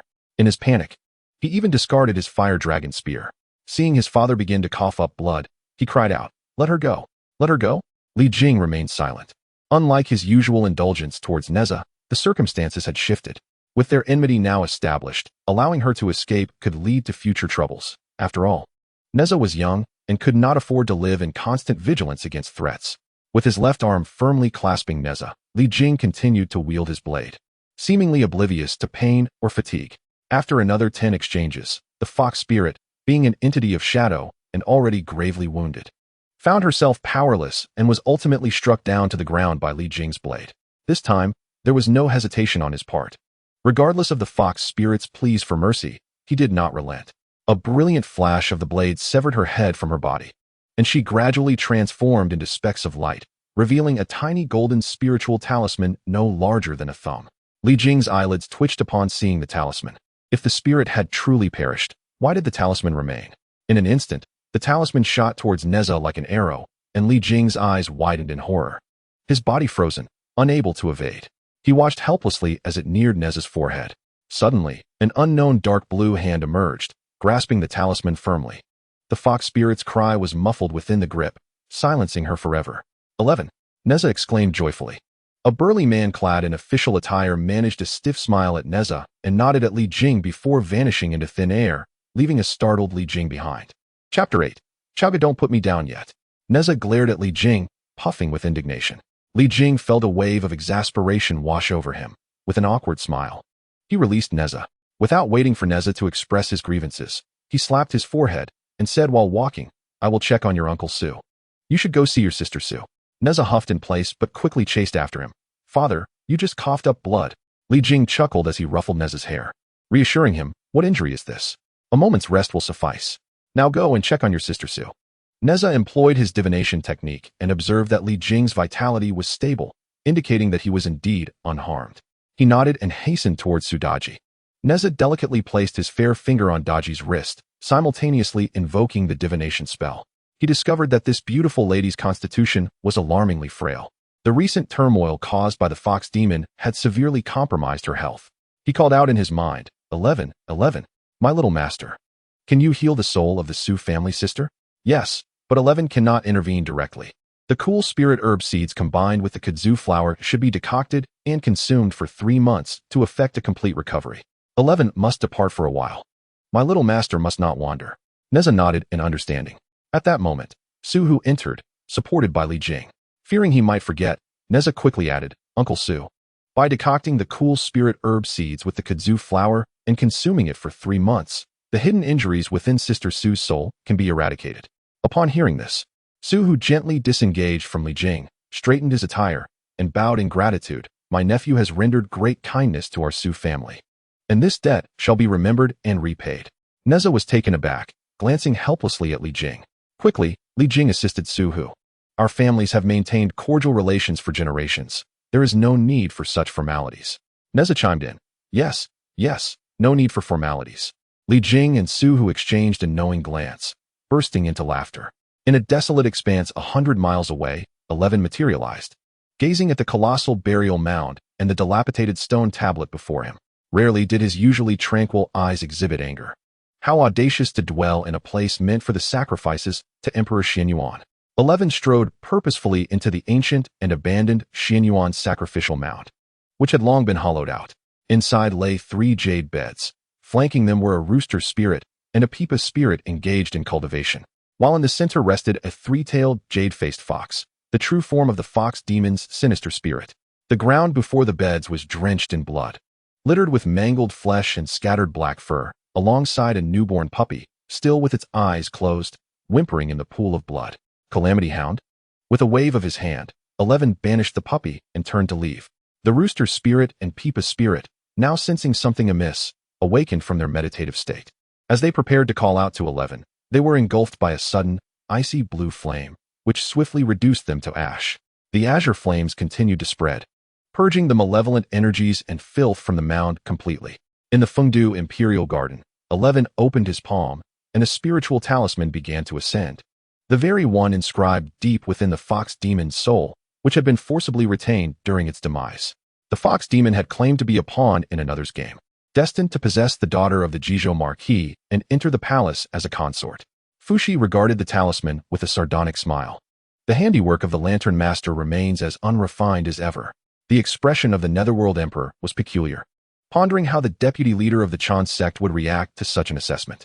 Fushi casually dispersed the talisman. I am aware of this matter. You may proceed. And ensure Neza's safety.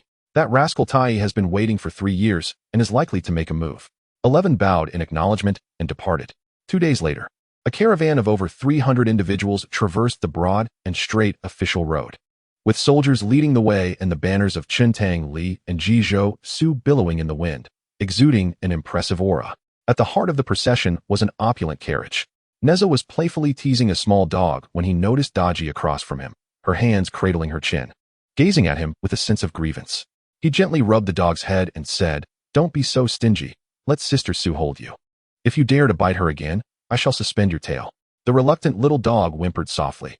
Neza pretended not to hear and placed the dog into Daji's arms. Initially startled, Daji soon relaxed as she felt the dog's warmth, which enveloped her in a comforting embrace. Under Neza's encouraging gesture, she cautiously reached out to stroke the dog, her eyes narrowing into crescent shapes, captivated by its softness and charm. In her esteemed position, Daji was accustomed to various rare and precious pets. Yet she had never encountered a puppy so exquisitely beautiful. The pup, born not long ago, already boasted long, lustrous fur, predominantly a deep black with a hint of dark red at the tips. When the dog lay still, it resembled a freshly forged piece of coal. But when it dashed about, it appeared like a ball of black velvet, sparking with embers. "Neza, Chowga is just ahead," called Li Jing from outside the carriage. Upon hearing this, Neza sprang out, and in that instant, the little dog followed suit. Neza settled into Li Jing's embrace, gazing at the imposing, dark city at the end of the thoroughfare, his mouth agape, for it dwarfed Chun Tang significantly. After traveling 2 more miles, the caravan finally reached the foot of Chowga City. The lords entered through the southern gate, as the city walls had sunk into the earth 2 centuries prior, replaced by a magnificent bronze sculpture of a soaring mystical bird serving as the entrance. The caravan halted before the statue, where officials awaited their arrival, guiding them to the Taichung Temple, where the intricate handover procedures would be managed by the respective overseers and the temple staff. The guards of the Su and Li families were escorted to prearranged quarters, leaving only a few trusted confidants to stand behind their respective heads of families. Su Daji was led by an inner court official to the Shinda Garden, the residence of the late emperor's consorts, where Su Hu's elder sister resided in her twilight years. As an unmarried younger generation member, it was most fitting for Daji to stay there. Another official guided Su Hu and Li Jing towards the royal palace. Neza, ever curious, gazed around, marveling at the grandeur of Chowga. Everything seemed vast, from the wide streets fit for horses to the large blue stones that lined the roads, and the towering buildings on either side. The voices of the people thrumming in the air were equally robust, creating a lively atmosphere. Su Hu and Li Jing also surveyed their surroundings, absorbing the rapid changes in Chowga. Su Hu was relatively at ease, having governed the peaceful Jizhou for a long time, far from the northern frontiers, so he attended the grand ceremonies in Chowga each year. In contrast, Li Jing held crucial positions as the commander of Chintang and the guardian of the East Sea, tasked with overseeing the region, making it difficult for him to leave. Had it not been for the urgent discussions regarding East Sea defense and the innovations in weaponry and armor, he likely would have remained absent once more. Li Jing walked through the streets, reminiscing about his last visit to Chowga, which occurred shortly after his descent from the western Kunlun at the tender age of 16 or 17. At that time, he had been summoned by the king to study military and political affairs at the Xia Academy. It was during those formative years that he forged friendships with prominent figures such as Su Hu, the Marquis of Jizhou, and Chong He, the Marquis of Chaozhou, along with Prince Zishou, who was still a royal at that time, and Zishou's younger sister, the 10th daughter of the late emperor, In Shenyang. As these memories flooded back, a smile unconsciously graced Li Jing's lips. With the king's command, Li Jing and his son, along with Su Hu, were permitted to enter the palace. Upon their arrival at the palace gates, another eunuch approached to welcome them, stating that there was no need for formal announcement. They could enter directly. The two men clasped their hands in gratitude for the king's favor and signaled for their respective guards to halt, before guiding Neza into the palace. The Grand Assembly of feudal lords was not confined to a specific day. Rather, it consisted of 800 lords and 200 generals convening for discussions. This gathering was generally scheduled for the onset of autumn, with lords entering the capital in succession, after which the Ministry of Rights would arrange their accommodations, awaiting the king's summons. Occasionally, they might wait for a day or two, or even up to 10 days. However, there were instances, as with Li Jing and Su Hu, when they were summoned immediately upon their arrival in the capital. The venue for discussions varied. For a distinguished lord like the Marquis of Shibua, known for his dedication and reputation, arrangements were often made for him to be seated at the court assembly, as a mark of respect. In contrast, for royal kin such as Jiang Huanshu, the Eastern Marquis, discussions of state affairs frequently occurred during family banquets. As for minor lords or generals stationed at border passes, Zisho would typically review memorials while listening to their reports on local matters, providing directives as necessary. The farthest among the four great lords, Marquis Chong Hu of Beibua, had only just arrived yesterday. Therefore, after the morning court had concluded, Zisho invited the four great lords and Wang Wuqing to remain for a shared luncheon. Shortly thereafter, news arrived that Su and Li had just entered Chaoga. Given that both were royal kin and had been classmates in their youth, Zisho specifically instructed an attendant to invite them to join. Neza accompanied Li Jing as they stepped onto the polished stone tiles of the grand hall. The hall was sparsely populated, creating an air of emptiness. 7 or 8 maidens stood at the corners beneath 4 ornately carved bronze pillars. A crimson carpet stretched across the hall, flanked on either side by 4 low tables made of red Wangwali wood, with 3 additional tables left unoccupied. The most striking feature of the grand hall was undoubtedly at the end of the red carpet, where 3 towering bronze racks, laden with bamboo slips, stood on either side. In the center was a wide table crafted from purple copper, behind which sat a tall man draped in a loose, scarlet-patterned robe, barefoot and bare-chested, his thick, dark hair cascading untamed. In this hall, such a demeanor could only belong to one person, Prince Zisho. As Li Jing and Su Hu entered the hall, they both performed the customary greeting, and Zisho rose to return the salute. Li Jing noticed Neza gazing upward at the intricately patterned beam, and hastily signaled him to pay attention. Neza, oblivious, shifted his gaze to the coiling dragon on the bronze pillar. Zisho observed Neza with a smile, recalling how, nearly a decade prior, his younger sister had brought her 2 nephews, Jin Jia and Mu Jia, back to Chaoga. Those 2 boys had been polite and well-mannered, clearly reflections of Li Jing's upbringing. In the present moment, it seems that these 3 nephews have indeed inherited their aunt's temperament. With a hearty laugh, he beckoned to Su and Li, urging them to take their seats, for Chong, who had brought an exquisite selection of wines this time. Su and Li complied, settling down and offering respectful salutations to the 5 individuals already seated. Despite their esteemed status as some of the most prominent officials in the realm, the individuals in this hall represented the pinnacle of martial prowess. Chapter 9. The 4 great lords. At the leftmost seat sat a man adorned in a dark yellow brocade robe with wide sleeves, appearing to be of a similar age to Li Jing. Holding a wine cup, he bore a gentle smile, his demeanor exuding an air of relaxed ease. This was none other than the current national uncle, the esteemed prince of martial valor, Huang Feihu, who oversaw the defense of Chaoga.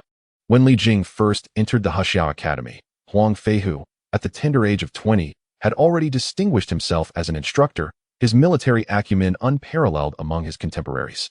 To the right, in the prime position, was a middle-aged man whose physique had become quite portly. Dressed in opulent attire, his face, adorned with excess flesh, radiated joy, his slitted eyes twinkling as he playfully gestured with a fruit towards Neza. Little would outsiders suspect that this jovial figure was none other than the foremost of the 4 great lords of the Shang dynasty, the direct elder brother of Empress Jiang, the current sovereign of the harem, Jiang Huanshu. Beside the Eastern Duke sat an elderly gentleman with hair already grayed, clad in a silver-gray long robe. With a long beard and brows, his kind visage was that of the Western Duke, Ji Chong, who had governed Shiqi for nearly 50 years, ensuring that the Shang dynasty remained untroubled by the perils of the nomadic tribes. His prowess in divination was renowned throughout the realm, embodying the principles of the I Ching, Lianshan Yi, and Guade Song Yi, making him the eldest among the 4 great lords. Opposite the Western Duke was the Southern Duke, Yi Chong Yu, a man of modest stature and somewhat slender build, who appeared rather taciturn even in such a festive gathering, maintaining his usual silence. Few would have anticipated that this unassuming man, who had adopted a low profile since assuming the title of Southern Duke, would, a decade ago, suddenly shine with brilliance that captivated the entire Shang dynasty. Over the course of those 10 years, he had turned the southern wild forests into rivers of blood, decisively pacifying the southern borders of the Shang, extending their territory to the South China Sea. It was rumored that the true purpose of the king's expedition last year was to prevent this southern duke from annihilating the Jumiao clan.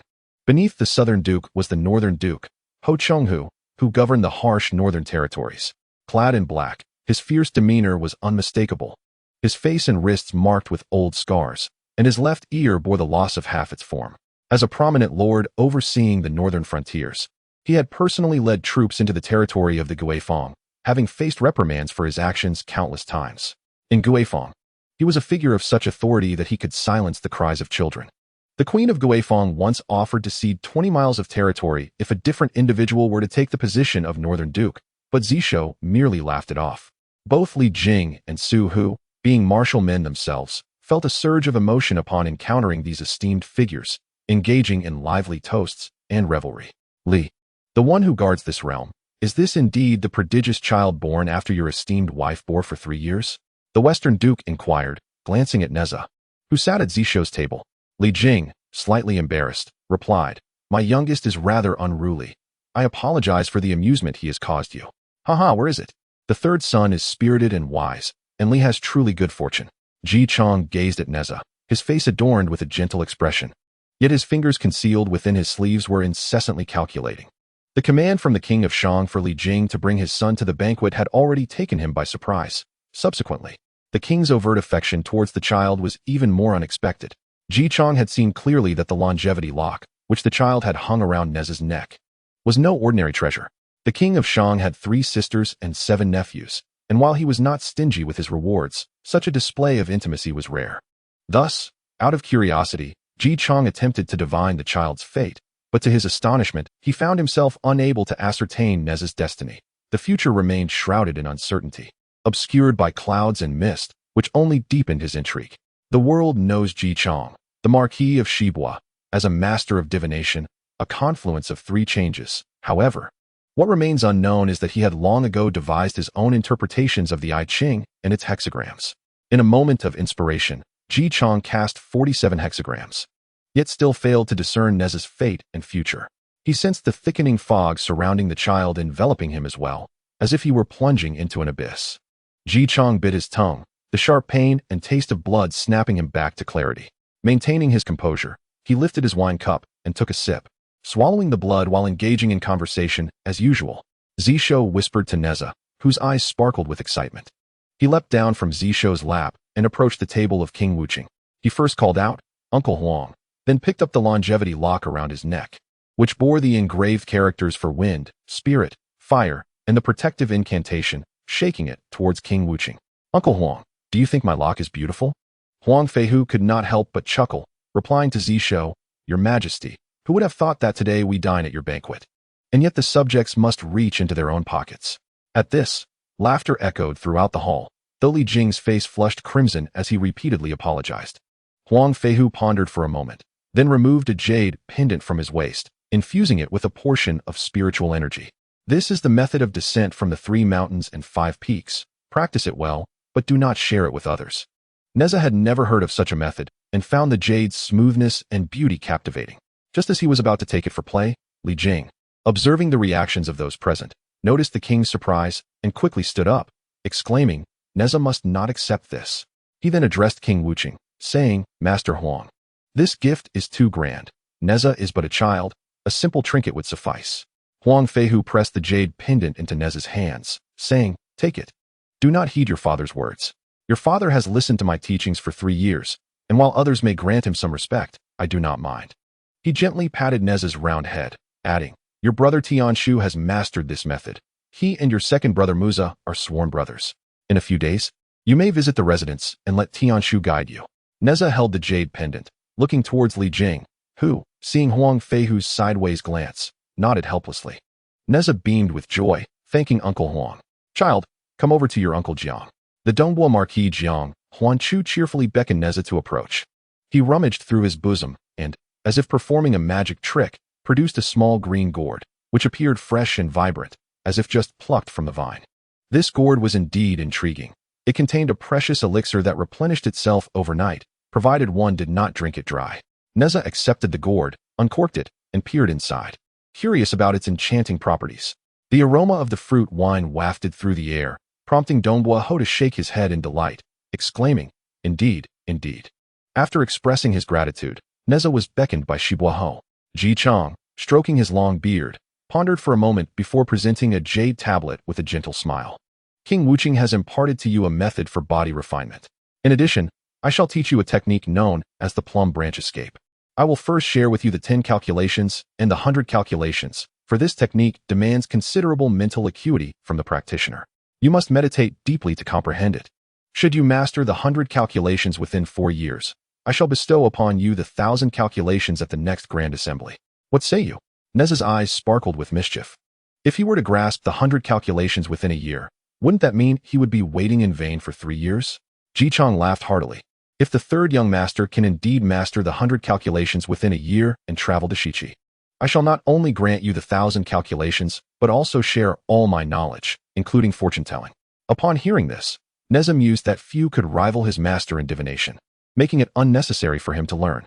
However, remembering his mother's teaching that no gift, however humble, should be dismissed, he agreed, thinking he could always pretend to be unable to learn later.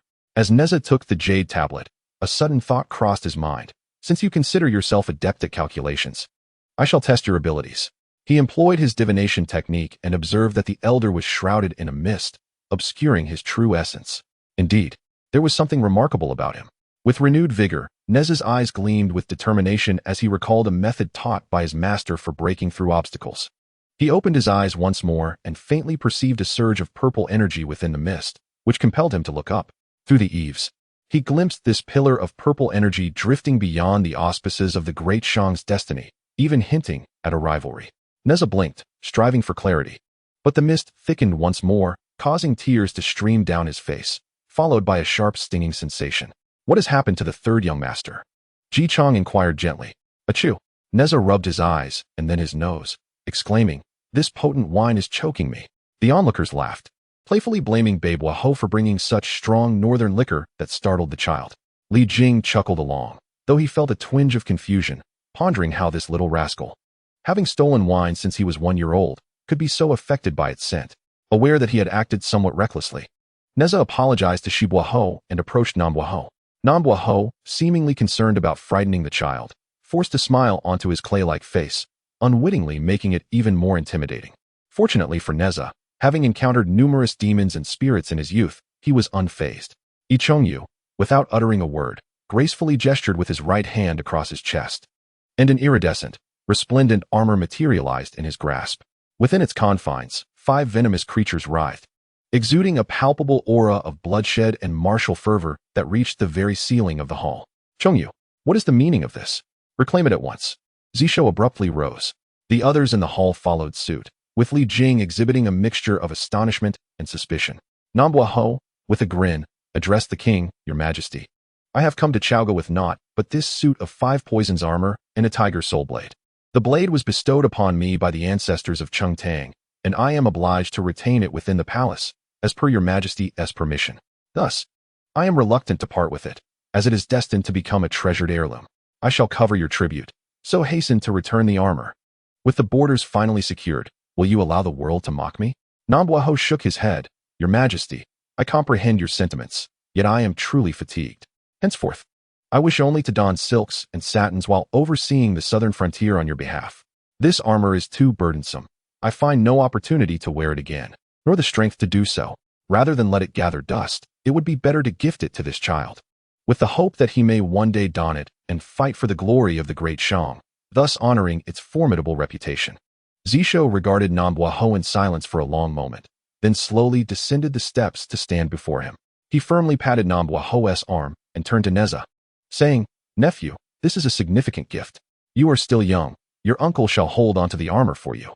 When you are older, should you wish to don it and fight for the great Shang, safeguarding our people, you may come to me for it." Neza looked up at his uncle, feeling the weight of his gaze upon him. Observing the expectation in Nambuaho's eyes reminded him of his master's frequent exhortations. His heart warmed, and he blurted out, "I want the armor now. I shall protect the human race. The crowd reacted with varied expressions. Li Jing was momentarily taken aback, hesitating to speak before ultimately offering a comforting smile. Yi Chengyu laughed heartily, gesturing with a flourish as the fearsome armor transformed into 5 luminous entities that soared toward Neza. In midair, they coalesced into the shapes of a centipede, a long serpent, a scorpion, a spider, and a wasp. Their mouths and tails interlinking to form a crimson and black bracelet that encircled Neza's left wrist. Zisho pondered silently. To protect humanity? It seems I am the one lacking in ambition. Ultimately, he broke into a silent smile, clasped his hands behind his back, and returned to his seat at the table. After bestowing the armor, Nambuaho appeared considerably lighter, raising his cup and waving to Neza. Go on, go find Babewaho. Oldie, you are putting me in a predicament. How could I possess treasures of such caliber as the 5 poisons armor? Babewaho Chonghehu chuckled. Neza stood before Chonghehu's table, replying, It is the thought that counts. Gifts are not to be scrutinized. Chonghehu laughed heartily. Li Jing has always been steady and composed. How did he end up with such a whimsical child? Nonetheless, I do happen to have a treasure that perfectly complements the 5 poisons armor. As the conversation unfolded, the northern marquis deftly turned his hand, revealing a pitch-black stone brick measuring about 1 foot in length.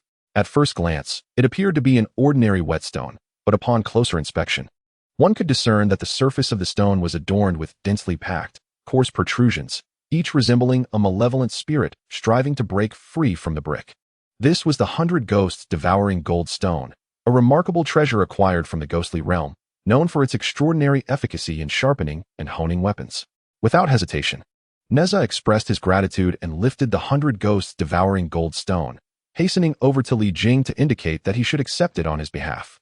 Li Jing rose and respectfully thanked the martial king and the 4 great lords before graciously accepting the numerous treasures on Neza's behalf. Approximately an hour later, as the banquet neared its conclusion, the martial king, the 4 great lords, and Su Hu took their leave, leaving only Li Jing to discuss the defense of the Eastern Sea. Having not visited Chaoge for quite some time, Li Jing's correspondence with the Shang King had primarily addressed pressing matters, but face-to-face discussions were necessary today. They deliberated over significant issues concerning the future stance on the Eastern Sea, as well as the design of a new series of battle blades specifically crafted to counter the aquatic denizens of that region. Engrossed in their fervent discourse, Neza, seated nearby, soon began to doze off. Zisho called for a maidservant to escort Neza to the quarters for a wash and rest. Just as Neza was about to leave in a daze, he suddenly recalled something important and rushed back to Zisho, exclaiming, Uncle, I have a secret to share with you. Zisho smiled and gestured for the attendants to step back, intrigued. Oh, I would certainly like to hear your secret. Leaning in closely, Neza whispered in Zisho's ear. That old man with the white beard possesses the aura of a king. Upon hearing this, Zisho's eyes gleamed with insight. Recalling a recent secret communicated by the Grand Sage, the stars were shifting to the west, and a voice of a phoenix could be heard from Mount Qi. He cast a glance at the furrowed brow of Li Jing, then turned back to Neza, nodding and smiling to indicate his understanding, urging Neza to rest first. At that moment, he felt something being slipped into his hand, and upon looking down, he discovered a piece of talisman paper, inscribed with the words, Fuxi's Divination. Master of Fengdu. Zisho's heart raced, though his expression remained composed. He clenched his fingers, causing the talisman to vanish. Chapter 10. The sudden fame of the true monarch. Early the next morning, having spent a sleepless night, Li Jing led Neza out of the palace directly to the Huang residence. After enjoying breakfast there, he returned to the palace with the martial king to attend to state affairs, leaving Neza behind at the Huang residence. Mistress Jia was delighted to see Neza, who was exquisitely charming and intelligent, and she brought forth an array of confections to satisfy his cravings. Initially, Neza behaved obediently, savoring the treats and conversing with Jia, bringing her much joy. However, as time passed, his attention began to wander. Being well aware of the child's restless spirit, Jia summoned her eldest son, Huang Tianhua, instructing him to take Neza on a proper outing in Chaoge City. This noble son of the martial king was 16 years old, standing tall with a visage resembling white jade and eyes like golden stars, radiating vitality.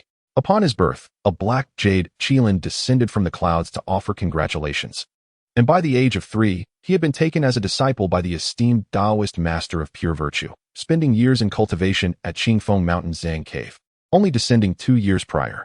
The revered celestial master of clear void and the esteemed bodhisattva Samantabhadra share a deep friendship, and their disciples frequently engage with one another. Huang Tianshu and Li Muza, both prominent generals of the Shang dynasty and third-generation disciples of the Chan sect, formed a brotherly bond in their youth.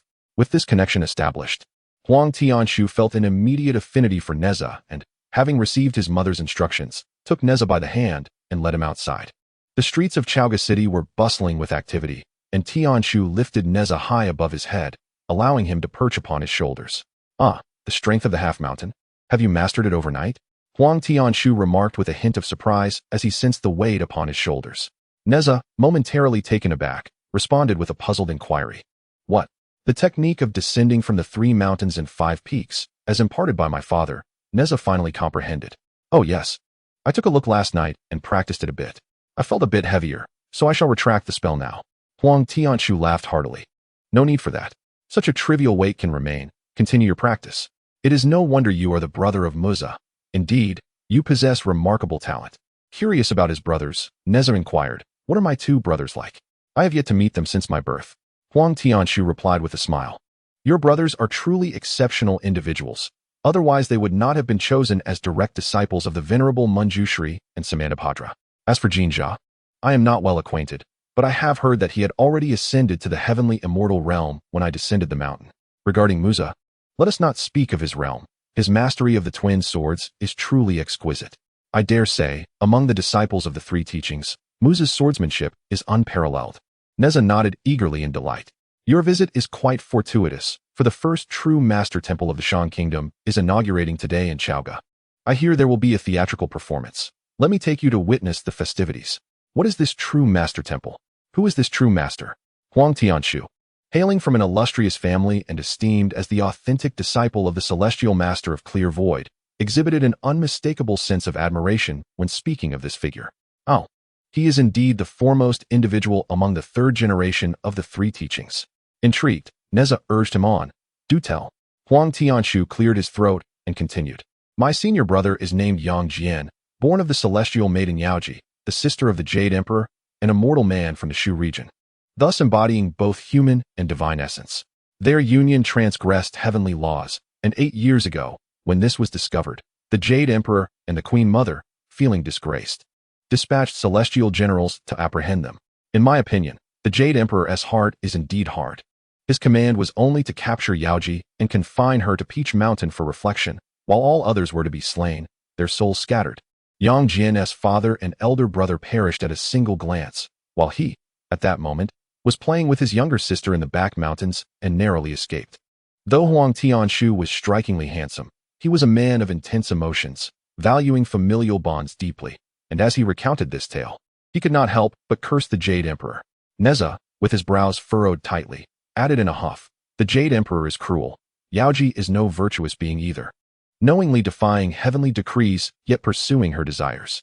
If she truly possessed the ability to protect that mortal, would she not have the means to extend their life a century later, or would she merely stand by and watch as her husband perished and her child aged?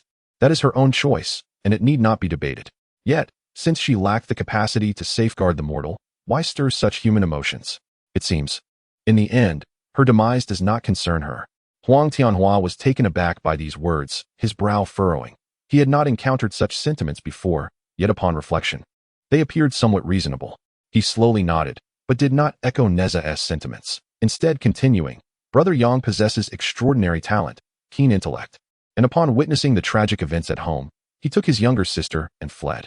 The mountainous region of Shu is abundant with natural beauty and countless hidden demons and extraordinary beings. Thus, the heavenly soldiers dared not act overtly, conducting only small-scale searches. Yet they failed to capture my brother for 2 long years, and at the time of the incident, he was merely 13 years old. The Jade Emperor's celestial edict should govern his own deities. By what right does he pursue mortals on earth? What crime has Brother Yang committed?" Neza glared fiercely, his anger palpable. Huang Tianhua was momentarily at a loss, having never contemplated this question. After 2 years of evasion, Brother Yang's fortune finally turned, coinciding fortuitously with the birthday of the goddess Nuwa when he was taken as a direct disciple by Master Yuding of the Golden Mist Cave on Mount Yuling. On his return to Yuling, he even encountered the manifestation of Goddess Nuwa, who granted him the gift of marrow cleansing. At the mention of Goddess Nuwa, Neza felt a surge of delight, unaware that Brother Yang was also connected to the goddess. However, upon hearing the mention of her birthday, an inexplicable trepidation washed over him. Once Brother Yang was accepted into the sect, he exhibited unparalleled talent, mastering the most arduous 8-9 mysterious arts with remarkable speed. In the realms of refining essence, chi, spirit, and void, he overcame each stage in a single day, achieving the level of Earth Immortal in just 4 days, ascending to Celestial Immortal in 6 months, and reaching the realm of Profound Immortal in 4 years, reportedly astonishing even the sect's founder. Eventually, driven by a fervent desire for vengeance and unable to bear his mother's suffering under confinement, he sought to enter Master Yuding's cave for cultivation. What is the Cave of Yuding? Huang Tianhua lowered his voice, explaining that Master Yuding possesses significant standing. The cave itself was cultivated with a strand of primordial chaos, allowing time within to flow at an exceedingly slow pace. Neza, skeptical, mused, if such a treasure exists, could he not take thousands of disciples, place them inside, and after millennia of practice, release them, thereby populating Mount Yuling with profound immortals? Huang Tianhua, bemused, pointed out that while time flows slowly within the cave, one's lifespan is still subject to the decrees of heaven. Spending 1,000 years inside would still cost 1,000 years of life. Moreover, while cultivating within the cave, one would naturally face the rejection of its laws, suffering immense discomfort akin to being pricked by needles or gnawed at by ants, with few able to endure the torment. With an expression of deep respect, Tianhua noted that no one truly knows how much slower time flows in the cave compared to the primordial realms. Nor can we ascertain how many years Brother Yang truly practiced within. All we know is that when he emerged from seclusion and descended the mountain, he had already attained the status of a golden immortal. In the days when my revered master and the 12 disciples of Yushu rose to prominence in the vast wilderness, they were but at this very realm. As the two conversed, they arrived at the temple of the true monarch, nestled within the bustling residential area of Chaoga. Although the temple itself was not grand, the main hall was constructed with considerable grandeur, embodying the characteristic height that Chaoga was known for. Inside the hall stood a clay statue towering 2 zhong, meticulously crafted and adorned with colorful clay. The statue presented an image that was both ethereal and mundane, wearing a cloud crown and water garments, with a waist cinched by a silk ribbon and feet clad in hemp shoes. Its visage exuded tranquility and composure, neither sorrowful nor joyous, with features that were strikingly handsome. Remarkably, a vertical eye adorned its forehead, adding an air of noble dignity. At that moment, the temple was thronged with visitors, gathered around the temple priest, who regaled them with tales of the true monarch's divine manifestations in Shuti, particularly the slaying of a 3-headed flood dragon that had long plagued the Min River. The narrative was vivid, as though he had witnessed the events firsthand. Tianhua, bearing Neza on his back, listened for a while before remarking with a smile, "The priest speaks the truth. Brother Yang indeed subdued a 3-headed dragon, though he did not slay it. The dragon willingly transformed into a weapon for Brother Yang to wield before its demise, losing its freedom. Subsequently, it assisted Brother Yang during his efforts to quell the floods in Shuti, perhaps as a form of atonement. After Brother Yang acquired the dragon and its weapon, he traversed the mountains and rivers of Shuti alone, vanquishing malevolent spirits and befriending reclusive hermits. He welcomed any willing disciples, leading to the formation of the 7 eccentrics of Maishan and the 1,200 grasshead deities. In a mere 2 years, the entire region was cleansed, earning the title of the Land of Abundance, which prompted the people of Shuti to petition the monarch to erect a temple in Brother Yang's honor. Neza nodded, understanding the rigorous standards upheld in establishing temples in the Great Shang dynasty. Historically, there were only 2 circumstances under which a temple could be built, one for ancient ancestors, such as the temples of Nuwa or the 3 sovereigns and 5 emperors, which ceased to be established after the Temple of Dayu. The other for a deity revered for their contributions to the people, exemplified by the temples of Lishan Laomu and Zhuotianzuan. With the recent addition of the Mazu Temple along the southeastern coast, the current temple of Erlang Shen marked the first new temple in a century. Huang Tianhua chuckled softly. In my view, the monarch's prompt agreement to erect a temple for Brother Yang, along with the illustrious title of Qingyuan Miaodao Jinjuan, is due not solely to Brother Yang's merits in Shuti. What could be the reason? It is likely that Brother Yang has gained favor in the eyes of the Jade Emperor, and the monarch is secretly delighted. As more people flocked to the temple to make their petitions, the priest, having concluded his tales of slaying the dragon and managing the floods, began to recount the pivotal story of splitting the mountains to rescue his mother. However, Huang Tianhua found himself further distanced by the throng. only able to hear the priest proclaiming, "The true monarch wielded the divine axe from the heavens." Little Neza, perched on Tianhua's shoulder, strained to hear, growing increasingly anxious. Tianhua patted Neza's swaying backside, chuckling, "Why the haste? I assure you, I possess knowledge far surpassing that old man's. If such a divine artifact still existed, even the saints would likely engage in fierce contention over it." Chapter 11. An encounter with Tai in the painting. Let us continue the tale from the path traveled. After descending the mountain with the cultivation of a golden immortal, Brother Yang headed directly to Peach Mountain. He accomplished 2 tasks. First, he summoned the winds to disperse the nearby populace, and then, wielding a woodcutter's axe left abandoned on the ground, he cleaved the mountain in 2. Was it truly that simple? How challenging could it be? Once Brother Yang split Peach Mountain, the Jade Emperor felt a response and dispatched celestial troops to apprehend him. However, the circumstances had changed. Brother Yang vanquished each adversary with ease, leading the fairy Yaoji gracefully to Yuling Mountain. The Jade Emperor, feeling a sense of embarrassment, summoned the 9 Yang Pearl, an artifact forged from the remnants of the 9 fallen golden crows, which harbored the long-lost Yang fire of the heavens. The 9 Yang Pearl hung in the sky, resembling the resurgence of 9 suns. The most remarkable aspect of the Yang fire was its inescapability. While Brother Yang, having achieved the manifestation of his dharma, was free from mortal peril, Yaoji could not withstand the scorching rays and was left on the brink of death. In that moment, Brother Yang vowed to cease his pursuit of vengeance against his family, pleading for his mother's life. Yet, the Jade Emperor remained unyielding. Brother Yang offered to serve the heavenly court for 500 years, but the Jade Emperor, feeling he had the situation under control, still refused. To preserve the court's dignity, he callously allowed Yaoji to perish under the relentless sun. Neza gasped in shock. Filled with rage, Brother Yang soared to the heavens, battling his way through the southern heavenly gate and into the Lingxiao Palace. His venerable master observed calmly from the Doshui Palace. The Jade Emperor and the Queen Mother calculated Brother Yang's lineage and dared only to obstruct him without resorting to lethal force. At that moment, the only golden immortal general in the heavenly court was mysteriously absent, leaving Brother Yang unchecked. It was only when the Jade Emperor could no longer endure that a decree from his master arrived, compelling Brother Yang to relent. What transpired next is rather amusing. The Jade Emperor, perhaps suddenly recalling that Brother Yang was indeed his own nephew, devised a clever scheme and immediately bestowed upon him the title of Jiaowei Lingxian Wang, granting him command over the heavenly troops and an abundance of wealth and high office. Neza, witnessing Huang Tianhua pause, quickly grasped the situation and eagerly inquired whether Brother Yang accepted the offer. Huang Tianhua chuckled, pondering the audacity of Brother Yang, who not only refused but also set forth 3 conditions, ensuring the Jade Emperor's embarrassment should he decline. What were those 3 conditions? First, Brother Yang demanded the position of the judicial deity of the heavenly realm, asserting that any case involving both immortals and mortals must be presented to him for judgment. Second, although he would hold the title of judicial deity, he would not serve in the heavenly court. All cases would be sent to Guanjinku, and no celestial soldiers were to be present within a 100-mile radius, or he would slay them without mercy. Third, any actions taken at Guanjinka henceforth would be beyond the scrutiny of the heavenly court. Neza listened, his eyes gleaming with admiration for Brother Yang's audacity. How could the Jade Emperor tolerate such insolence? Huang Tianhua scoffed, noting that the decree from their master still hung in the Lingxiao Palace. What choice did the Jade Emperor truly have? And so, was it settled just like that? How could one simply dismiss such matters? Countless souls within the 3 realms are undoubtedly observing. Although the Jade Emperor shares a connection with the Tao ancestor, his humble origins as a mere boy astonish many.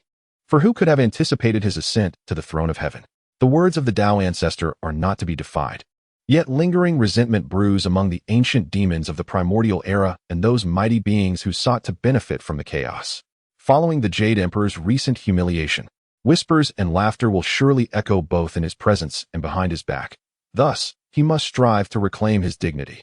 My esteemed brother, Yang, will not rest either. With only 2 members remaining from his once united family of 5, how can such a blood feud go unavenged? Now, he is no longer isolated. He stands supported by a sage. At this point, Huang Tianhua chuckled derisively, remarking that upon Yang's descent to the mortal realm, the Jade Emperor likely flew straight to the void of chaos, undoubtedly seeking the Tao ancestor's sympathy. Meanwhile, after arriving, Yang began to organize the spirits of the mountains and waters in Shu, leading to an unprecedented increase in the celestial guards patrolling the southern gate of heaven, multiplying tenfold. presumably out of fear that Brother Yang might lead an army to heaven itself. Little Neza, listening intently, felt his spirit stir with excitement at the thought of such extraordinary individuals, yearning to meet them without delay. As the crowd gathered at the temple of the true monarch, performers arrived, filling the air with a cacophony of songs and dances. Amidst the chaos, Tianhua carried Neza away to explore, and they soon found themselves at the Dazzling Cliff. Though referred to as a cliff, Dazzling Cliff is, in fact, a towering earthen platform, constructed from excess stones and earth during the early construction of Chaga City. Initially placed outside the city, it later became an integral part of the city as it expanded. Some ministers proposed its demolition, deeming it an eyesore, but a passing sage, inspired by whimsy, wielded his sword to carve illustrations into the stone, completing 12 magnificent murals that showcased extraordinary craftsmanship. Thus, the platform remained, evolving into a notable feature of Chaga City. These 12 murals depict the 4 trees: the celestial tree reaching the heavens, the flowing fire of Fusang, the peach blossom capital, and the star moon Bodhi, the 4 spirits, the dragon horse emerging from the river, the white deer descending from the mountains, the azure phoenix soaring through the clouds, and the great whale breaching the sea, and the 4 maidens, the goddess holding a jade scepter, the fairy dancing with a long white ribbon, the bride donned in crimson clouds, and the heroine wielding a 3-foot sword. The methods employed by that sage remain a mystery, yet even after many years, the details remain vivid, and the colors striking. The flourishing divine tree, the majestic mythical beasts, and the subtle allure hidden within the maiden's gazes are depicted with exquisite precision. The branches and leaves of the divine tree, the forms of the spiritual beasts, and the delicate feet of the maidens seem poised to break through the mural. Countless passers-by have gazed upon these murals, and each time they walk by, they cannot help but glance up, thus earning Dazzling Cliff its name. At this moment, the two stand beneath the peach blossom tree, where the divine tree flourishes on an isolated island, its branches stretching vast distances. Under the morning sun, the peach leaves shimmer with golden light, while at its pinnacle, a snow-white rooster stands proudly, crowing at the rising red sun that has just emerged from the sea. Within these 12 paintings lies the profound essence left by a master. During your second brother's last visit to Chaoga, he experienced 2 distinct sword intents in the paintings Tongtian Jianmu and Xingwan Chuyan. Take a closer look and see if you can discern anything meaningful. Huang Tianhua gazed at the mural and spoke to remind, but after a moment's wait without response, he looked up and found Neza fixated on the elusive crimson peaches nestled among the branches, nearly drooling. Brother Tianhua, let me down.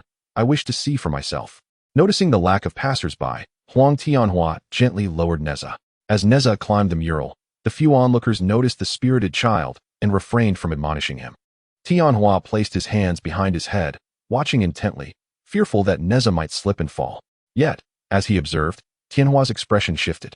Neza appeared not to be climbing the mural, but rather stepping into it. At that moment, an indistinct figure of a Taoist emerged within the painting.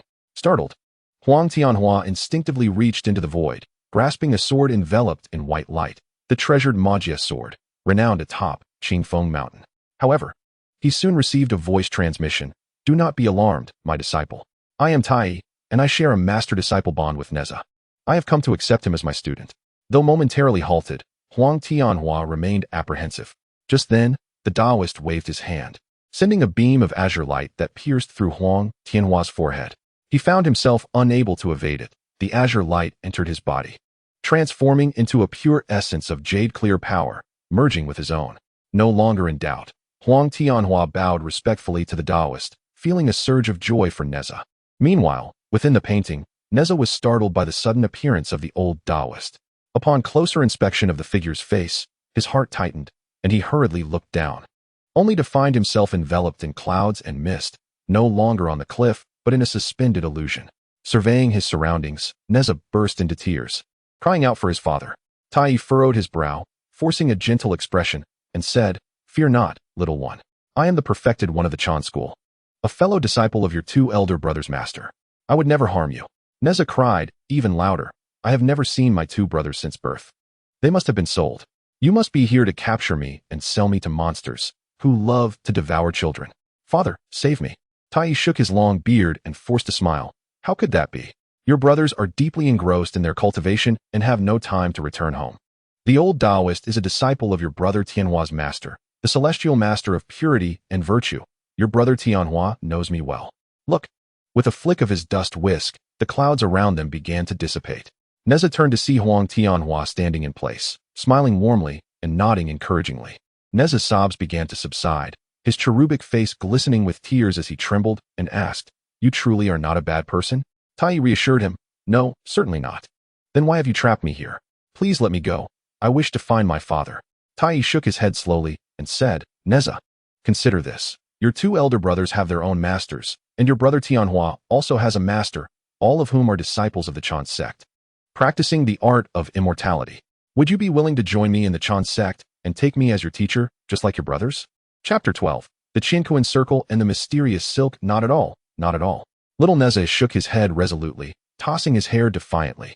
Tai Yi's smile instantly froze. What was the reason behind this? "The practice of cultivation is commendable. My brothers have devoted themselves to their training for years without returning home. I will not go. I wish to stay at home with father and mother." Tai Yi was left speechless. Serving one's parents is indeed an act of filial piety, and there was no fault to find in such words. After a moment's thought, he continued, "Cultivation and serving your parents are not mutually exclusive. You may first join my sect and establish a master-disciple relationship while still remaining at home. When you are older, I shall impart to you the methods of cultivation. What do you think?" Neza countered, "What benefits are there in taking you as my master?" Tai Yi proudly smiled. "As an elder who has been personally taught by a sage, I possess unparalleled wisdom.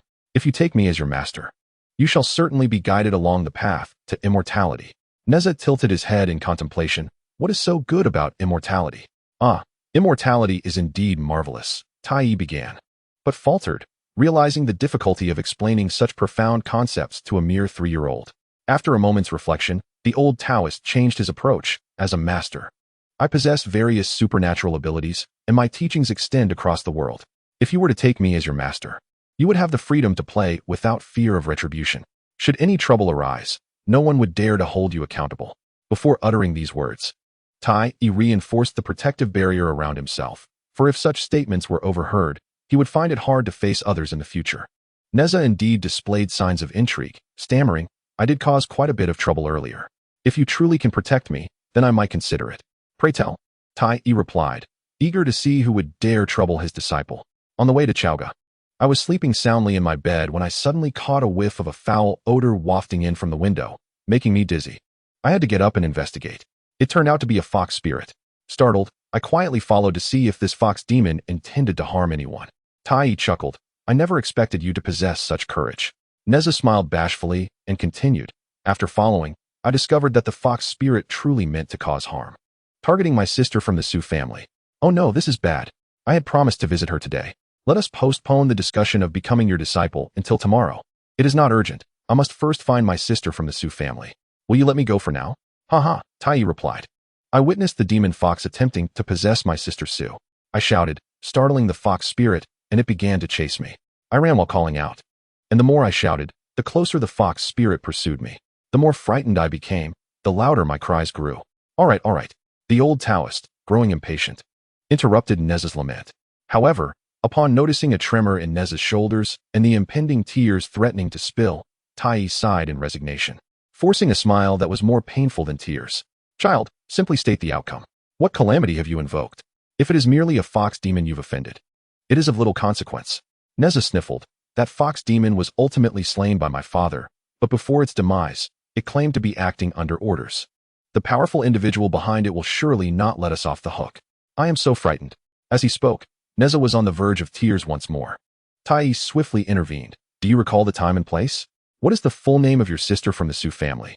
With a bit of deduction, I can unveil the identity of that individual lurking in the shadows. If it is merely a lowly spirit, I shall eliminate it. If it is indeed a formidable being, they would likely refrain from offending me." Neza recounted the details truthfully. Tai Yi waved his dust whisk, clasped his hands within his sleeves, and began to meditate and calculate. A moment later, Tai Yi furrowed his brow, pondering whether it was indeed a powerful entity. Meanwhile, atop Kunlun Mountain, within the Yushu Palace of the Chan teaching, an elderly man with a pained expression and sparse eyebrows suddenly awakened from his meditative state with a cold smirk. "After hiding for so many days, you have finally succumbed to the temptation of calculation. I shall see who dares to disrupt my grand design." With that, the elder began to trace back the threads of causality leading to the individual in question. Before long, he too frowned, sensing a veil over the heavenly secrets. Regardless of who you are, you must reveal your trail to me.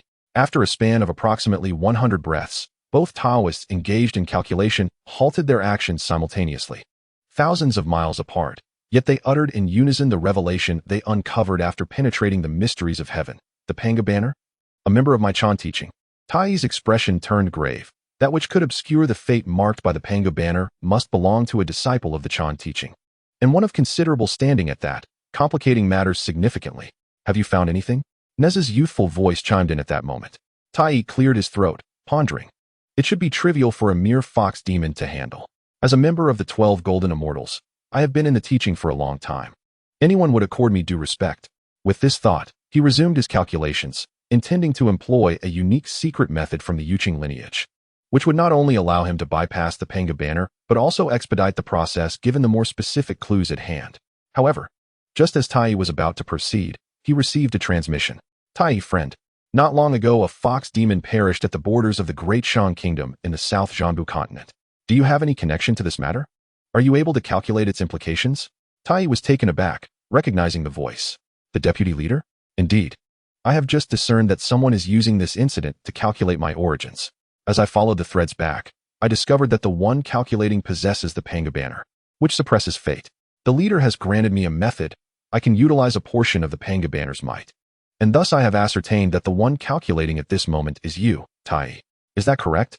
Tai glanced at Neza, helplessly replying. The death of the fox demon does not concern me, yet the one who slayed the fox demon indeed has ties to me.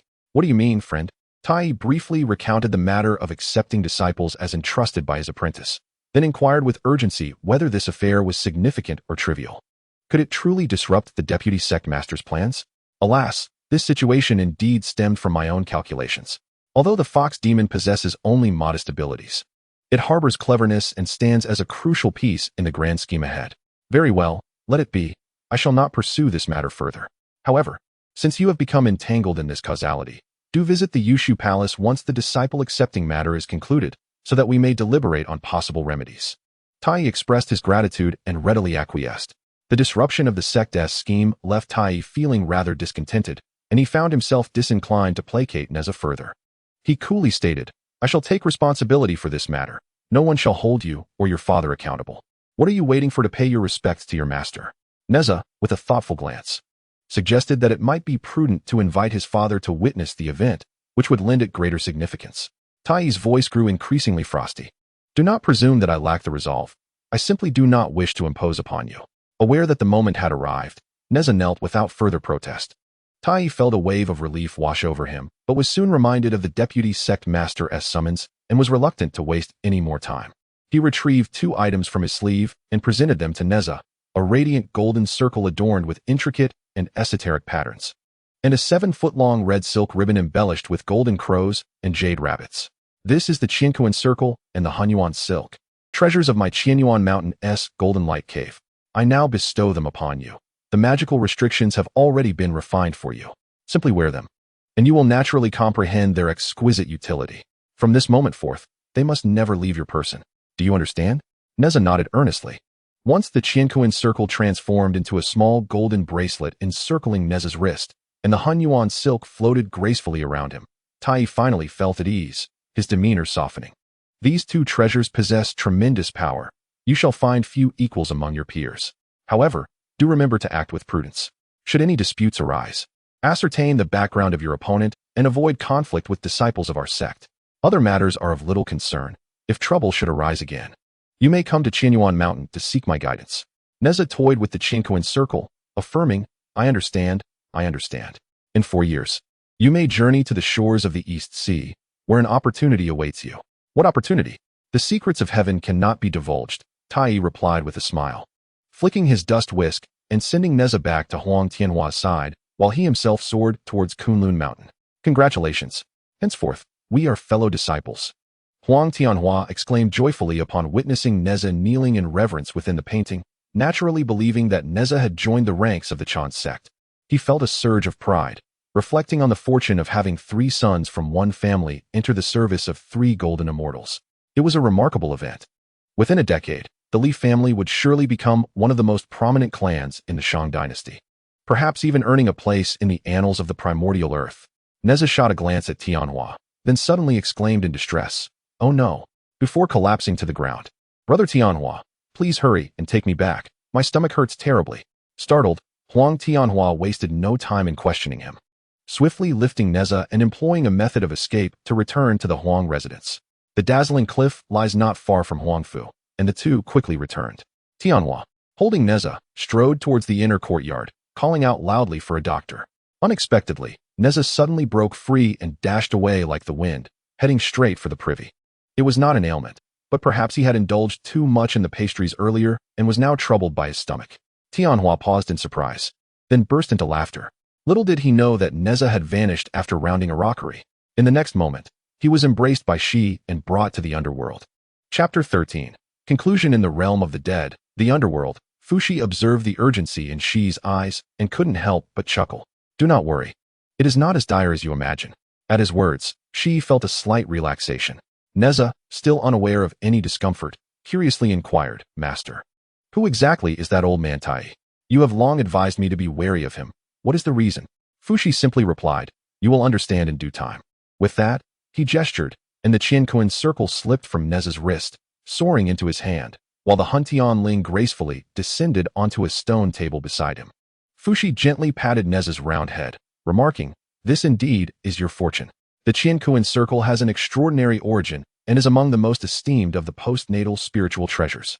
It will be of great use to you. I did not expect it to come so easily. I thought I would need to exert more effort."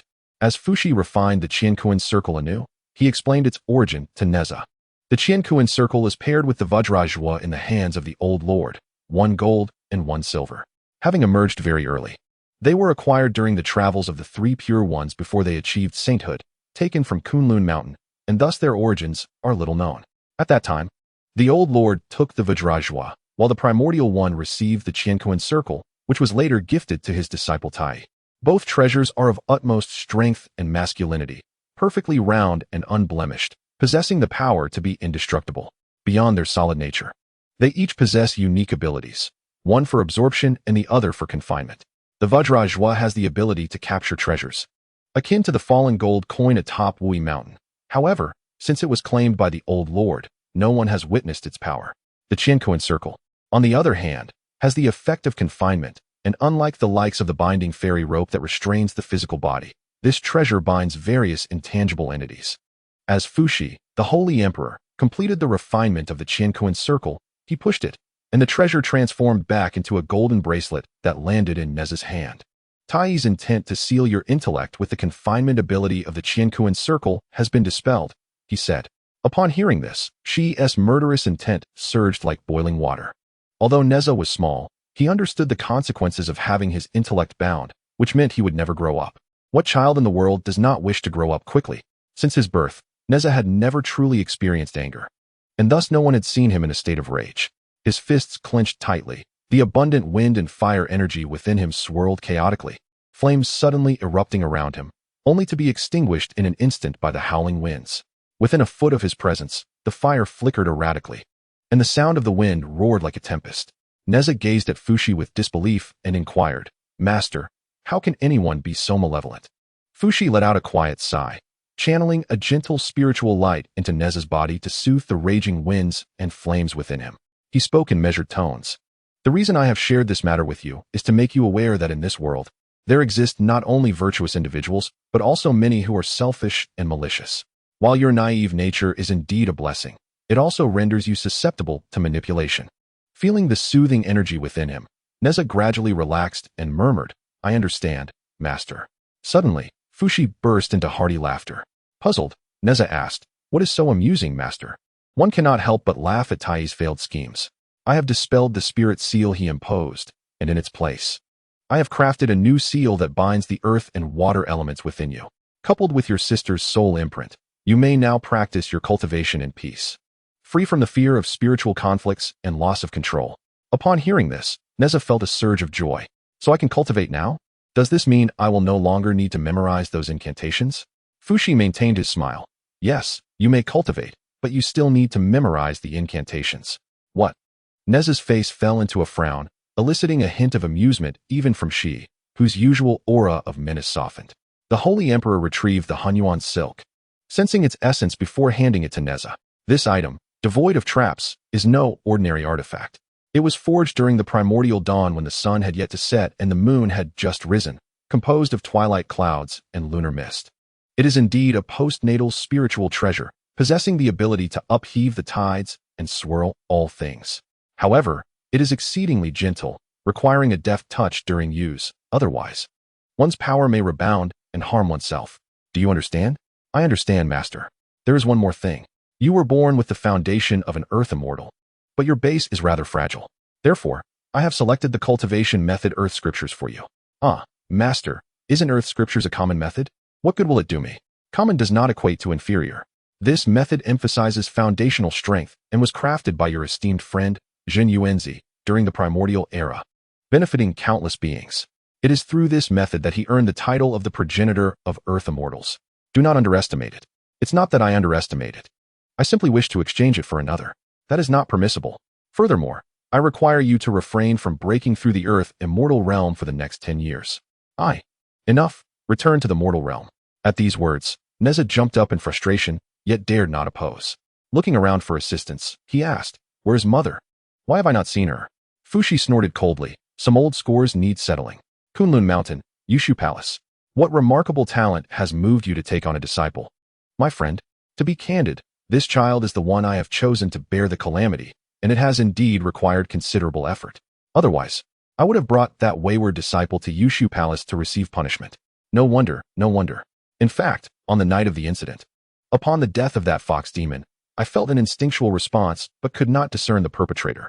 I suspect you have shielded him from scrutiny." Upon hearing this, Tai was taken aback. The previous night, I was not present, and I have never concealed the fate of that errant disciple. This child possesses extraordinary origins, which has caused me some concern. It has been 3 years since I last had any contact with him. However, seeing the opportune moment today, I decided to reveal myself. The vice leader mentioned by Tai, known as Randang, is a renowned figure from ancient times, having gained fame long ago. He is of the same generation as the Six Saints and has listened to the teachings within the Zhixiao Palace. Randang's expression, which was already solemn, deepened further as he remarked, "Indeed, during my calculations that day, I discerned that a powerful presence was concealing the heavenly secrets. Could it be that your disciple has a formidable protector behind him? You mentioned that your disciple's origins are remarkable, which raises your concerns. If convenient, could you elaborate?" Tai displayed a look of hesitation, as this matter concerns the saints. Yet, upon contemplating the possibility that the Saint Nuwa has been secretly safeguarding her reincarnated child, I realized that my efforts might end in futility. After a moment of reflection, I resolved to disclose the matter. At that instant, Tai suddenly coughed up blood. Randang inquired hastily, "Friend, what has transpired?" Tai, still somewhat bewildered, replied, "The Qianquan circle I just bestowed upon that wayward disciple has been stripped of its restrictions by someone." The Qianquan circle? Was it not granted by the leader? Indeed. Randang's expression grew increasingly sorrowful. What on earth is happening? Could it be that someone is plotting against my teaching? Tai stood up resolutely, declaring, "I must seek clarity on this matter." "That will not be necessary." A celestial voice suddenly echoed within the Yushu Palace. Both Randang and Tai promptly paid their respects. "Just now, my junior sister sought me out and mentioned an event from 6 years ago. Indeed, your actions were despicable, leading to Tai's punishment of confinement on Chilan Cliff, from which he may only emerge when the calamity arrives." Tai, in a state of panic, knelt down, pallid and responding, "I shall comply with the leader's decree." He then stumbled away from the Yushu Palace. "Randang, my friend," Tai addressed, to which Randang replied with earnestness, "My junior sister did not come alone. She was accompanied by the true spirit of Hutu and the Lord of the Underworld. They wish to invite my junior sister to dwell in the Netherworld, to jointly comprehend and complete the path of reincarnation. I have my prior transgressions to account for, and I do not wish to quarrel with my junior sister. She had accepted our request in the past to establish the Taoist temple in the chaos, considering our camaraderie as fellow disciples. Thus, today, I had no choice but to acquiesce." Randang's countenance shifted. "Are the two saints of Taiji and Shangqing not aware? My senior brother and junior brother have always felt guilt, so they would undoubtedly agree. Is the leader concerned that the Saint Nuwa residing in the primordial chaos will introduce unforeseen variables into the impending catastrophe? Indeed, my friend, you are perceptive. I must trouble you to conduct further calculations during this period and to restrain our disciples accordingly." Randang bowed solemnly, "As you command." 2 days later, At the southern gate of Chaoga, Li Jing bid farewell to numerous officials. Neza and Daji conversed nearby. Sister Su, will you remain in Chaoga and not return to Jizhou? Daji swiftly covered Neza's mouth. Be quiet. My father is also returning to Jizhou in 3 days, and I haven't told him yet. After glancing at Su who was engaged in conversation with Li Jing and noticing her father was not looking their way, she finally released Neza. Sister Su, what brings you to Chaoga? Daji's cheeks flushed, and she replied, I cannot disclose that just yet. In due time, you shall know. Neza scratched his head in confusion. Daji crouched down and gently stroked the little Huado, saying, Xuyan, when you return to Qintang, do not forget your sister. I shall certainly come to visit you. Neza glanced down at the dog clinging tightly to his left leg, adorned with a pink silk scarf around its neck, feeling both amused and somewhat awkward. It's merely a few days of forgetfulness. Come down now, come down. With that, he kicked his legs vigorously, but the dog remained steadfastly attached. Oh, by the way, Sister Su, you named it Xuyan, didn't you? Daji nodded, as if it were the most natural thing. Indeed, I couldn't keep calling it Doggy all the time. Look at this little creature, entirely black with fiery red accents. It truly resembles smoke. However, if you dislike the name, feel free to change it. Neza suppressed a chuckle and replied, No, Xuyan is perfectly fine. From now on, you shall be known as Xuyan, understood? Little Huado barked in response. Woof woof. Chapter 14. The storm approaches 10 years later. Qintang Pass, Li residence. Third young master. The old steward hurried through the house, clutching a rough bamboo slip and calling out loudly. What is it? Where is Jar? In Shenyang emerged from the flower garden, drawn by the commotion. The steward, known as Lian, was several years older than Li Jing and had served the family for many years. Madam, a letter has arrived from Chaoga. It is from the third young master. A letter from Chaoga? It must be from concubine Su. Go search the western side. The master instructed Jar to remain there before he departed, though I am unsure for what purpose. Lian nodded and made his way towards the western courtyard. The Li family was a military lineage, venerating the white tiger of the west. Thus the western courtyard housed the armory and training grounds. Upon entering, the steward quickly spotted someone. It was simply that the third young master had climbed too high. The tallest structure in the entire Li residence was a stone tower with 8 sides situated at the rear of the western courtyard. This tower, towering 8 stories high, had no doors or windows from the 1st to the 7th floors, appearing solid as a rock. Only the 8th floor was adorned with windows, housing the treasured Qian Kuan Bao of Qintang Pass. At that moment, a young man sat at the railing of the 8th floor, leaning against a pillar. His long hair was bound behind him with a black ribbon, and he wore a fitted outfit of blue with red cloud patterns. His handsome features need no embellishment, but it was the unique spirit and carefree demeanor of youth that truly captivated. This was none other than Li Neza, the third son of the general of Qintang Pass. Li Jing, third young master. A letter from Chaoga. Lian raised the bamboo slip high. All right, I understand. Suddenly, a gust of wind appeared from nowhere, carrying the steward's possession directly into Neza's hands. Be careful, third young master, don't drop it. Neza opened the letter, responding, I know. The old steward chuckled, though it was unclear what amused him, and happily retreated with his hands clasped behind his back. Let's see what interesting happenings have unfolded in the world of late. Neza finds himself in a predicament, as Qintang is a remote area with limited communication, and the only alluring place is the East Sea, which is strictly off-limits to him. In Shenyang warned him that if he were to play in the water, he would face dire consequences. Furthermore, Li Jing, who is utterly compliant with his younger son, imposed a similar strict prohibition after Neza inadvertently mentioned that the Taoist Tai had foretold of opportunities in the East Sea. Consequently, Neza had no choice but to seek assistance from his sister Su in Chaoga City, who would send letters periodically to share intriguing tales and secrets from the world beyond. The once imperiled Su Daji, who narrowly escaped a disastrous fate, has since risen to prominence. After remaining in Chaoga under the guise of the Grand Tribute 10 years prior, she captured the king's favor during a hunting event and soon became a consort. Within a few years, she ascended to the rank of noble consort.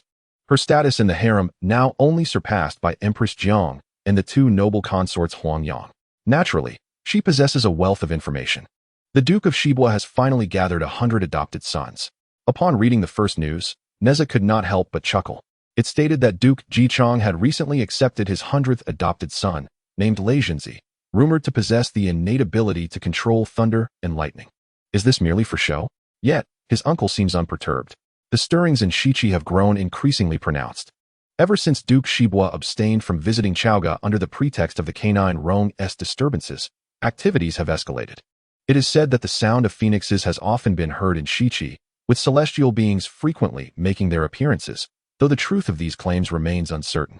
Have the Chan and GS sects begun to clash again?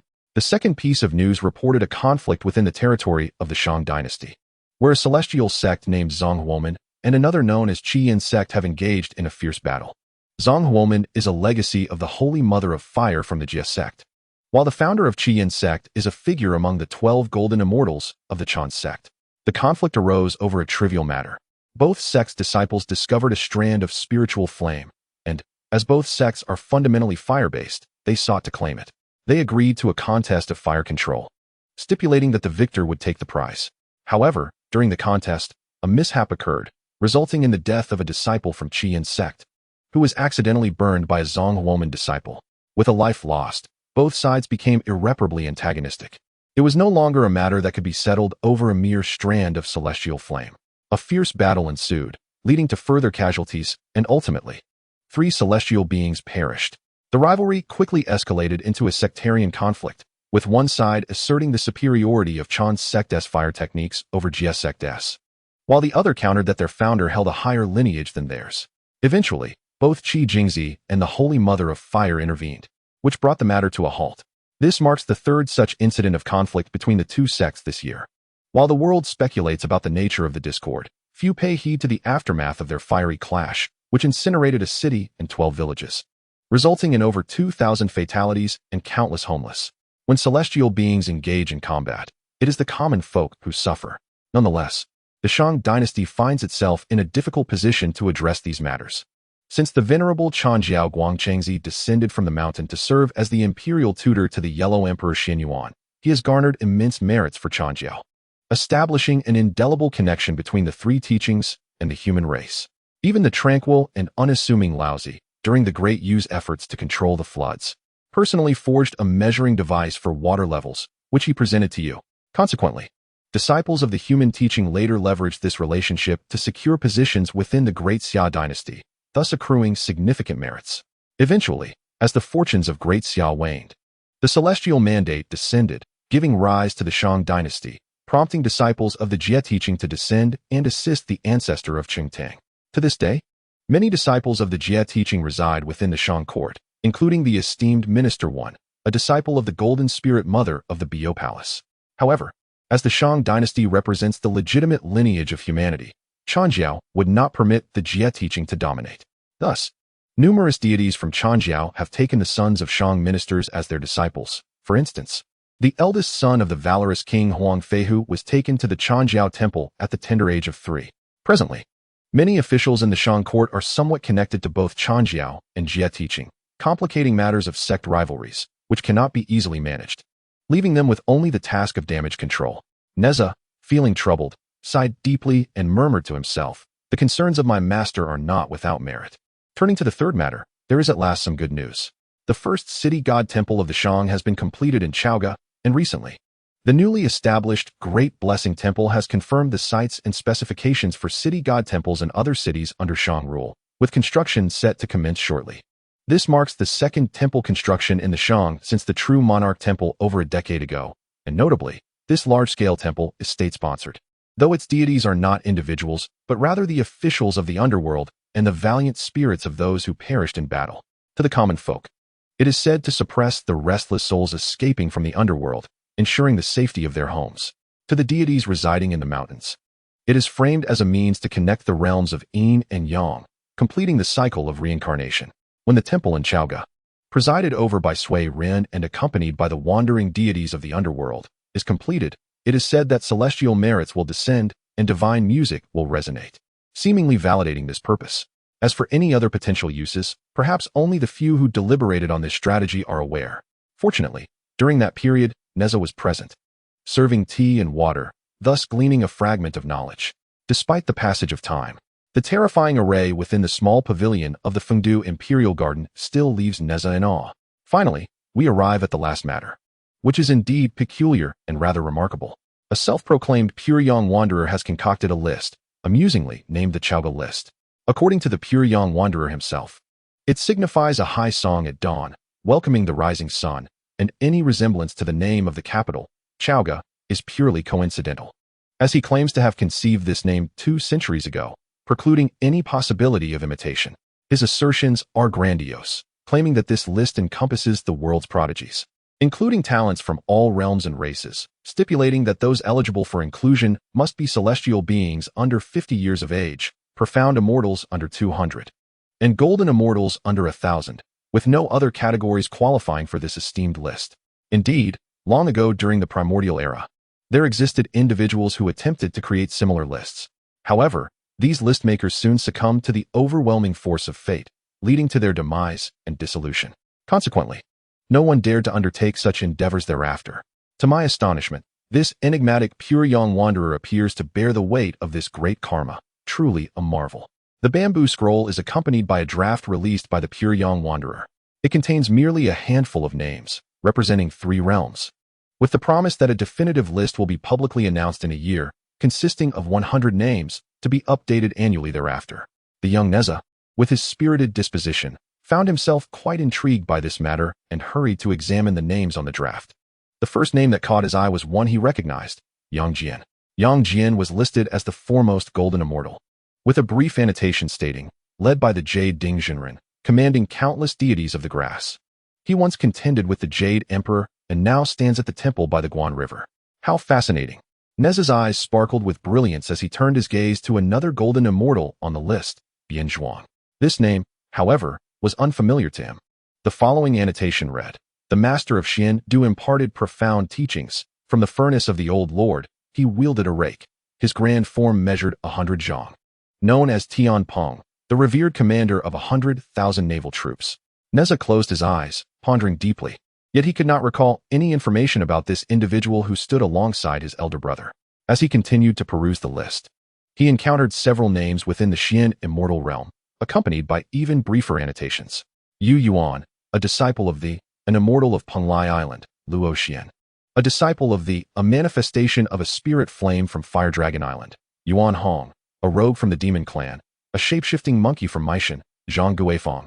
A general of the Dashi dynasty at Qinglong Pass, practicing the human immortal path, and Zhang Kuei. A guard of the Dashi dynasty at Mianxi County, also practicing the human immortal path. Upon finishing this section, Neza felt elated to discover that there were indeed formidable talents from the Dashi on the list. He resolved to pay them a visit when time permitted. Yet, he pondered what this human immortal path truly entailed. Next, he glanced at the names in the Tian immortal realm, which were listed without annotations: Ao Bing, Huang Tianhua, Jin Jia, Mu Jia, Lei Zhenzi, Yu Hua, and Tu Xing Sun, among others. Many of these names were quite familiar. His elder brother, his second brother, and his elder brother Tianhua were all present, and this adopted son was also included. But who was Ao Bing? Who had the audacity to rank before his elder brother Tianhua? The name sounded somewhat familiar. Who could it be? As Neza was lost in thought, he suddenly caught sight of the last line from Su Daji. "Young Neza, why are you not on the list?" Neza's face flushed with embarrassment, and he exclaimed, "Had it not been for my master's decree forbidding me from breaking through to the earth immortal realm for 10 years, I would surely be listed among the Shen immortals." The young lad struck the railing in frustration. The decade-long term was nearly at its end, and he vowed that the world would soon know the name of Li Neza from Qintang Pass. Chapter 15. Ao Bing. Boredom consumed him. "Oh father, what purpose does it serve to have me guard this place? Who would dare to cause trouble at Qintang Pass?" Neza shifted his posture, resting against the stone railing with a long sigh. Suddenly, a low, resonant hum echoed in the air. Neza leaped at the sound, intrigued. Could it be true? The source of the sound emanated from the grand bow enshrined upon the stone pedestal. The Qiankuan Bao, officially known as the Xianyuan Qiankuan Bao, was forged by the illustrious Emperor Xianyuan himself. It was crafted meticulously from the wood of the southern Wu tree of Mount Tai, the horn of the yin cattle, the antlers of the Jing deer, and the resin of river fish, making it a rare and formidable artifact of postnatal spiritual power governing warfare. It was with this very bow and 3 thunderous arrows that the Emperor Xianyuan vanquished the last shamanic sovereign, Qiyu, after the Emperor ascended on dragon wings. This relic remained on earth, passed down through 5 sovereigns and 1 king, ultimately reaching the Great Shang dynasty. A century ago, the head of the Li family, while appointed to guard the Eastern Sea, bestowed this treasure as a safeguard against threats from the east. Li Jing had informed Neza that this artifact possessed the ability to foresee dangers, allowing its bearer to detect approaching individuals. Neza grasped the Qian Kuan bow in his left hand and knocked an arrow with his right, the bowstring drawn taut like a full moon. Yet he refrained from releasing the arrow. The bow seemed to rotate of its own accord, and as Neza followed the direction of the arrow's tip, he beheld a striking young man clad in white. The individual was situated in an alley 2 li away from the Li residence, evidently employing a technique of spatial displacement. Otherwise, he could not have breached the barriers, and the bow would not have sensed his presence until now. The man appeared astute, as if he had sensed something amiss. For a surge of radiant energy enveloped him while he surveyed his surroundings, seemingly prepared to flee at any moment.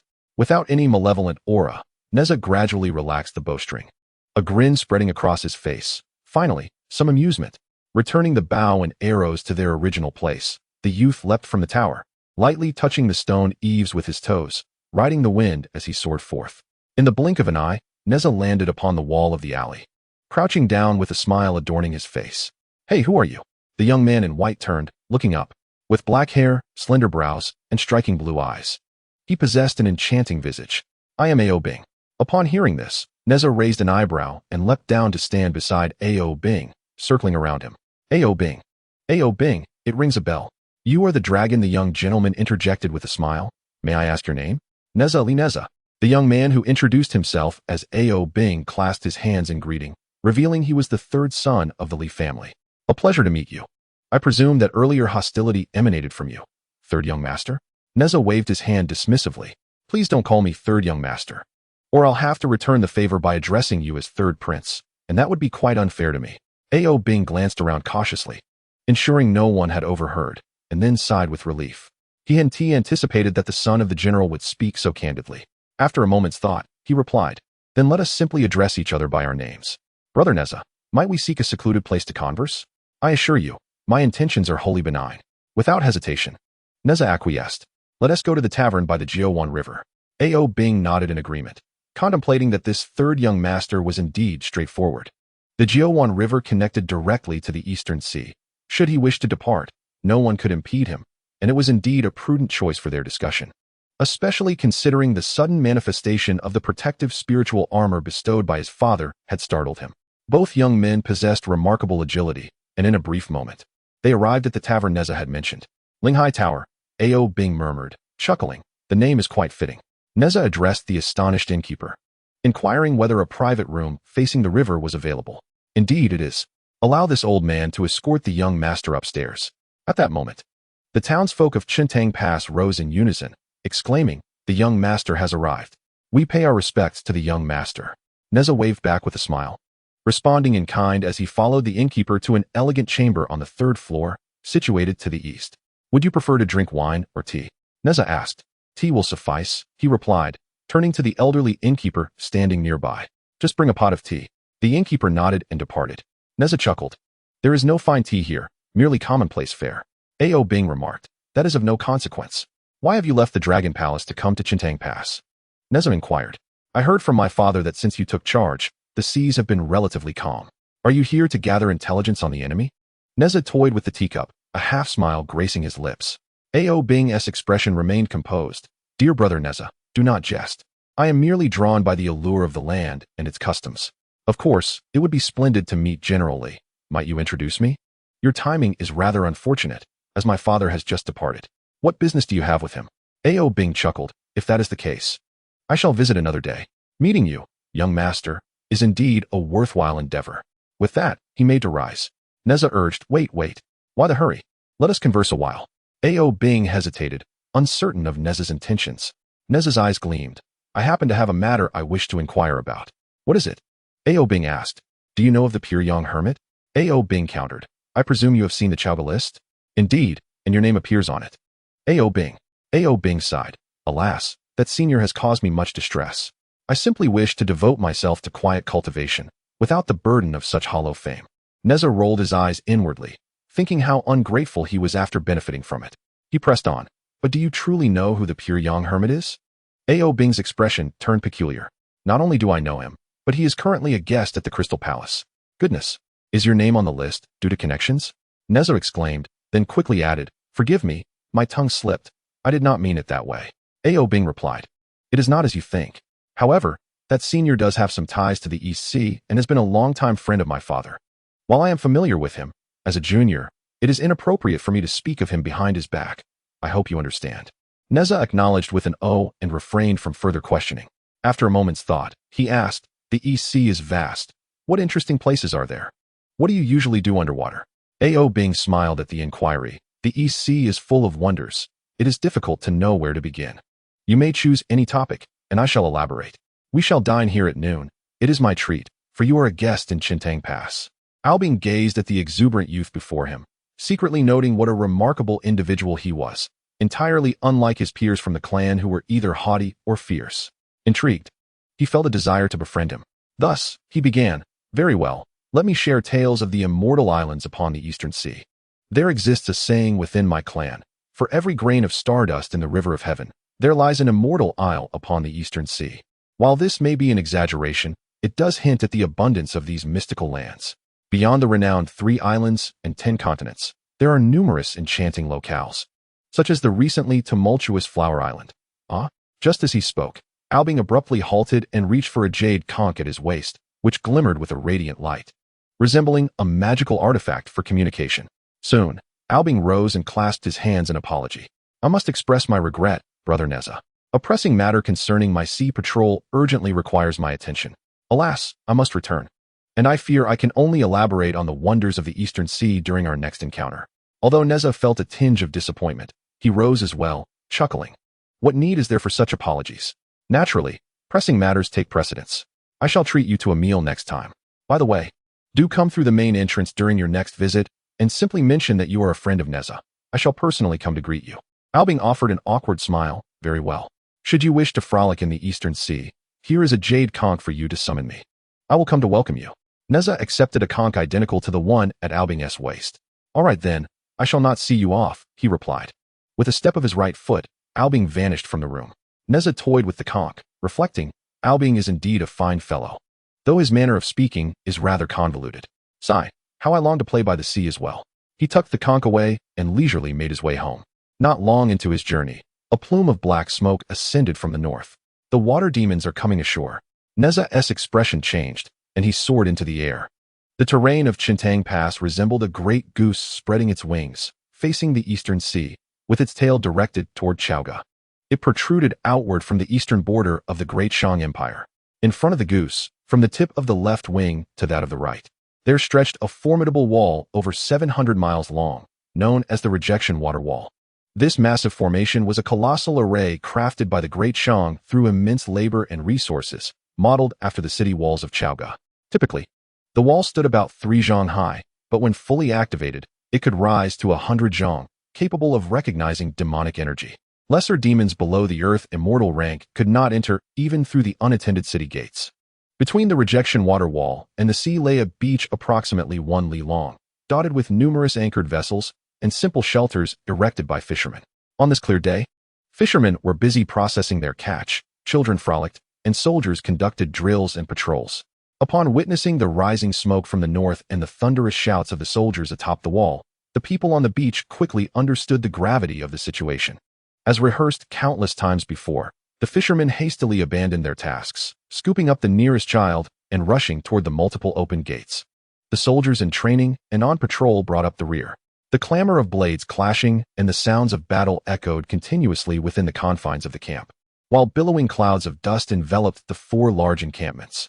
These encampments bore the names of Wind, Rain, Harmony, and Order. The Wind Camp, commanded by the formidable Mo Liching, was stationed at the neck of the geese, where he often sat atop the eastern city gate, rarely departing. The Harmony Camp was led by Mo Lihai, positioned on the left flank, while the Rain Camp, under the command of Mo Lihong, occupied the right. The Order Camp, responsible for guarding the western city gate, was stationed at the tail of the geese, with Mo Lisho at its helm.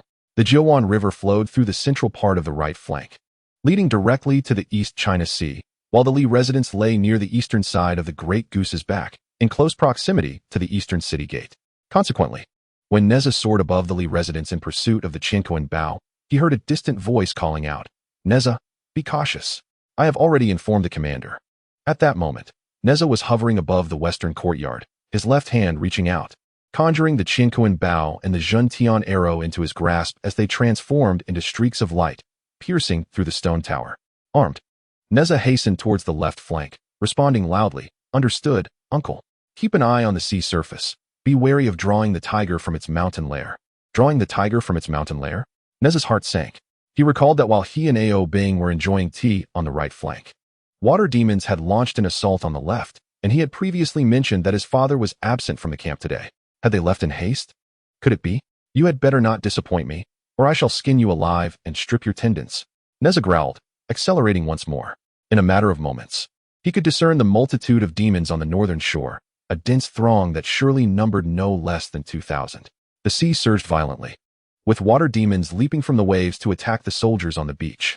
A colossal figure, standing at 4 zhang and wielding a jade pipa, appeared in the shallows, resembling a celestial being. Chapter 16. The ink flood dragon invades in the blink of an eye. Neza had traversed a mere 3 miles to reach the physical manifestation of Mo Lehigh, finding himself within the battlefield's range. With a flick of his right hand, a flash of crimson light emerged, swelling with the wind until it reached a height of 6 zhang. The red silk ribbon, resembling a dragon, was released and coiled around a silver-ringed sea serpent as thick as a human waist. With a tightening grip, the creature was cleaved into several pieces, its remains tumbling to the ground.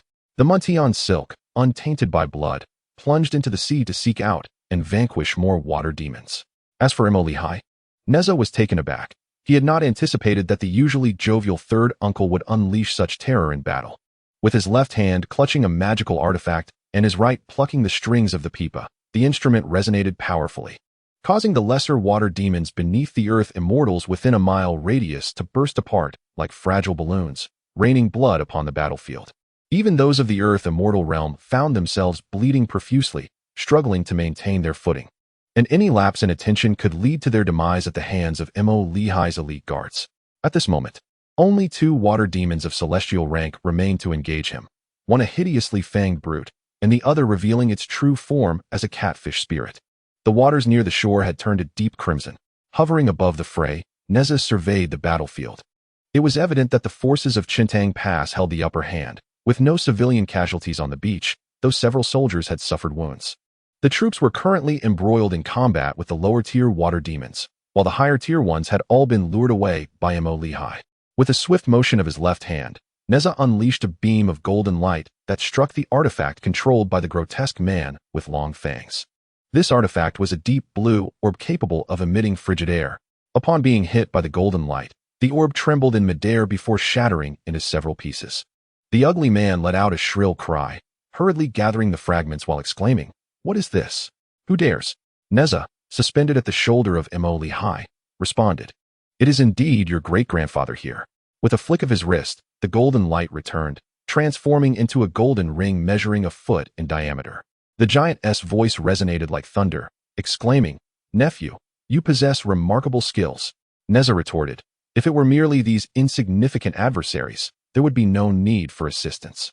Uncle, let us conclude this swiftly, lest we be underestimated by father." "Indeed, indeed." Mo Lehigh raised his left leg, resting the pipa on his knee, and with both hands plucked the strings, unleashing a tremendous wave of sound that intensified several-fold, causing blood mist to erupt along the shore. The grotesque man immediately spat a mouthful of blood, hoarsely shouting, "Yunli, you claim that Chintang Pass has only a handful of powerless celestial beings. Then who are these 2? Useless fools." A deafening roar erupted as the sea suddenly surged with a towering wave. Neza, with keen eyes, spotted a shadow resembling a mountain behind the wave, sweeping toward Mo Lehigh's form. He shouted, "Uncle, get out of the way." Yet, the colossal figure was unable to evade the impending threat. With a thunderous crash, the giant staggered back 4 steps before regaining his balance, nearly losing his grip on the pipa. As the colossal wave gradually receded, the true form of the shadow was revealed, a black dragon measuring 50 to 60 feet in length. At this moment, half of its body emerged from the water, while the other half remained submerged. Mo Lehigh coughed lightly before laughing. "So it is a black loach that only knows how to ambush." As soon as the words left his mouth, the giant's expression changed dramatically, his eyes turning crimson as he glared at the black dragon with a piercing gaze, and through gritted teeth, he uttered, "Good, very good. It is worth the weight of my brothers for over a decade." With that, Mo Lehigh's aura surged to the late stage of the celestial realm, his form expanding to 9 feet, his voice thundering, "Elder brother, it is the black dragon. We have awaited this moment." In an instant, A formidable killing intent erupted from the east, south, and west, pressing towards the northern shore like a sea of clouds. Neza, momentarily slow to react, realized, now I understand. He turned his head to observe. Initially, he saw only 3 black dots, but in mere breaths, 3 towering figures descended upon the surface of the sea. The eldest of the Mo family exuded an unmistakable aura of celestial perfection, standing with an 11-foot form and a sword in hand, sealing the black dragoness retreat, the seawater rising to his knees. The second and fourth brothers were also in the late stage of the celestial realm, each possessing a 9-foot form. The former wielded a radiant giant umbrella, while the latter brandished 2 iron whips, a grand white fox-like creature suspended above them. The 4 formed a formidable encirclement. Yet, the black dragon remained unperturbed, speaking in human tongue. "Ha, do not think you can rely on numbers. We have our fair share as well." As if in response, 2 more pitch-black heads emerged nearby, indistinguishable from the speaker, both in the late stage of the celestial realm, their 50 to 60-foot bodies exuding a brutal aura from their emerald eyes. Moreover, there exists a disparity even among celestials. The colossal waves crashed upon the 4 warriors of the Mo family, and Mo Leeching remarked nonchalantly, "You will understand once you have fought." Mo Leesho then instructed, "Neza, gather the troops and retreat within the fortress." At that moment, the shore was devoid of the fierce skirmishes between demons and humans. Everyone was acutely aware that they were no longer qualified to partake in this battle. Neza nodded, gesturing for the soldiers of Chuntang Pass, who stood armed with their blades, to slowly withdraw within the gates, while numerous lesser demons, guided by a dozen celestial beasts, returned to the ocean. "Hey, why are you 2 leaving?" The first black dragon to appear called out. The grotesque figure had transformed into a large, greenish serpent, preparing to flee alongside a catfish demon. The serpent and the fish froze momentarily. "You 2 must eliminate that brat. He is but a terrestrial immortal. If you cannot defeat him, do not return." Mo Liso frowned at these words and asked, "Neza, why aren't you entering the fortress?" Neza replied with a smile, "Uncle, you need not worry about me. I shall entertain these 2 insignificant creatures while you seek your vengeance." The 4 warriors of the Mo family had a rough understanding of Neza's capabilities and ceased their persuasion, focusing their minds entirely on the 3 black dragons. The first black dragon, filled with curiosity, asked, "Vengeance? Have we a vendetta?" The second chimed in, "Brother, over the past century, we have devoured many from Chintang Pass. How could you possibly remember?" Their laughter echoed, "Remember to apologize to them in the afterlife." As soon as Mo Leeching finished speaking, the Qingyun sword struck fiercely at the black dragon, and the other 3 joined the fray, resulting in tumultuous waves. Meanwhile, the flower serpent and the catfish demon exchanged glances before lunging at Neza. With a smile, Neza nimbly dodged, engaging the 2 demons with the Qiankuan circle while keeping a portion of his attention on his 4 uncles. Despite the earlier chaos, he had clearly heard the voice that responded with the term waste after the flower serpent invoked Yunli's name. It differed from that of the 3 black dragons. There was likely another lurking nearby. After approximately 15 minutes of testing, the 4 warriors and 3 dragons began to unleash their full potential. The Qingyun sword swept through the air with great force. The Hanyuan umbrella expanded, summoning fierce winds and dark clouds. The Bayou Pipa resonated, slicing the ocean into countless fissures, while the flower weasel screeched, its claws and mouth stained with scales and flesh. The 3 dragons, driven to madness, could not comprehend the formidable strength of the 4 warriors, and their roars echoed as they summoned their inner cores. At this juncture, the heavens grew dim. Thick clouds formed above, shrouded in the turmoil of spiritual energy and moisture. As the battle raged on, one black dragon, incessantly harassed by the flower weasel, could no longer endure. It lunged out of the sea to bite, creating a breach in the defensive formation of the 3 dragons.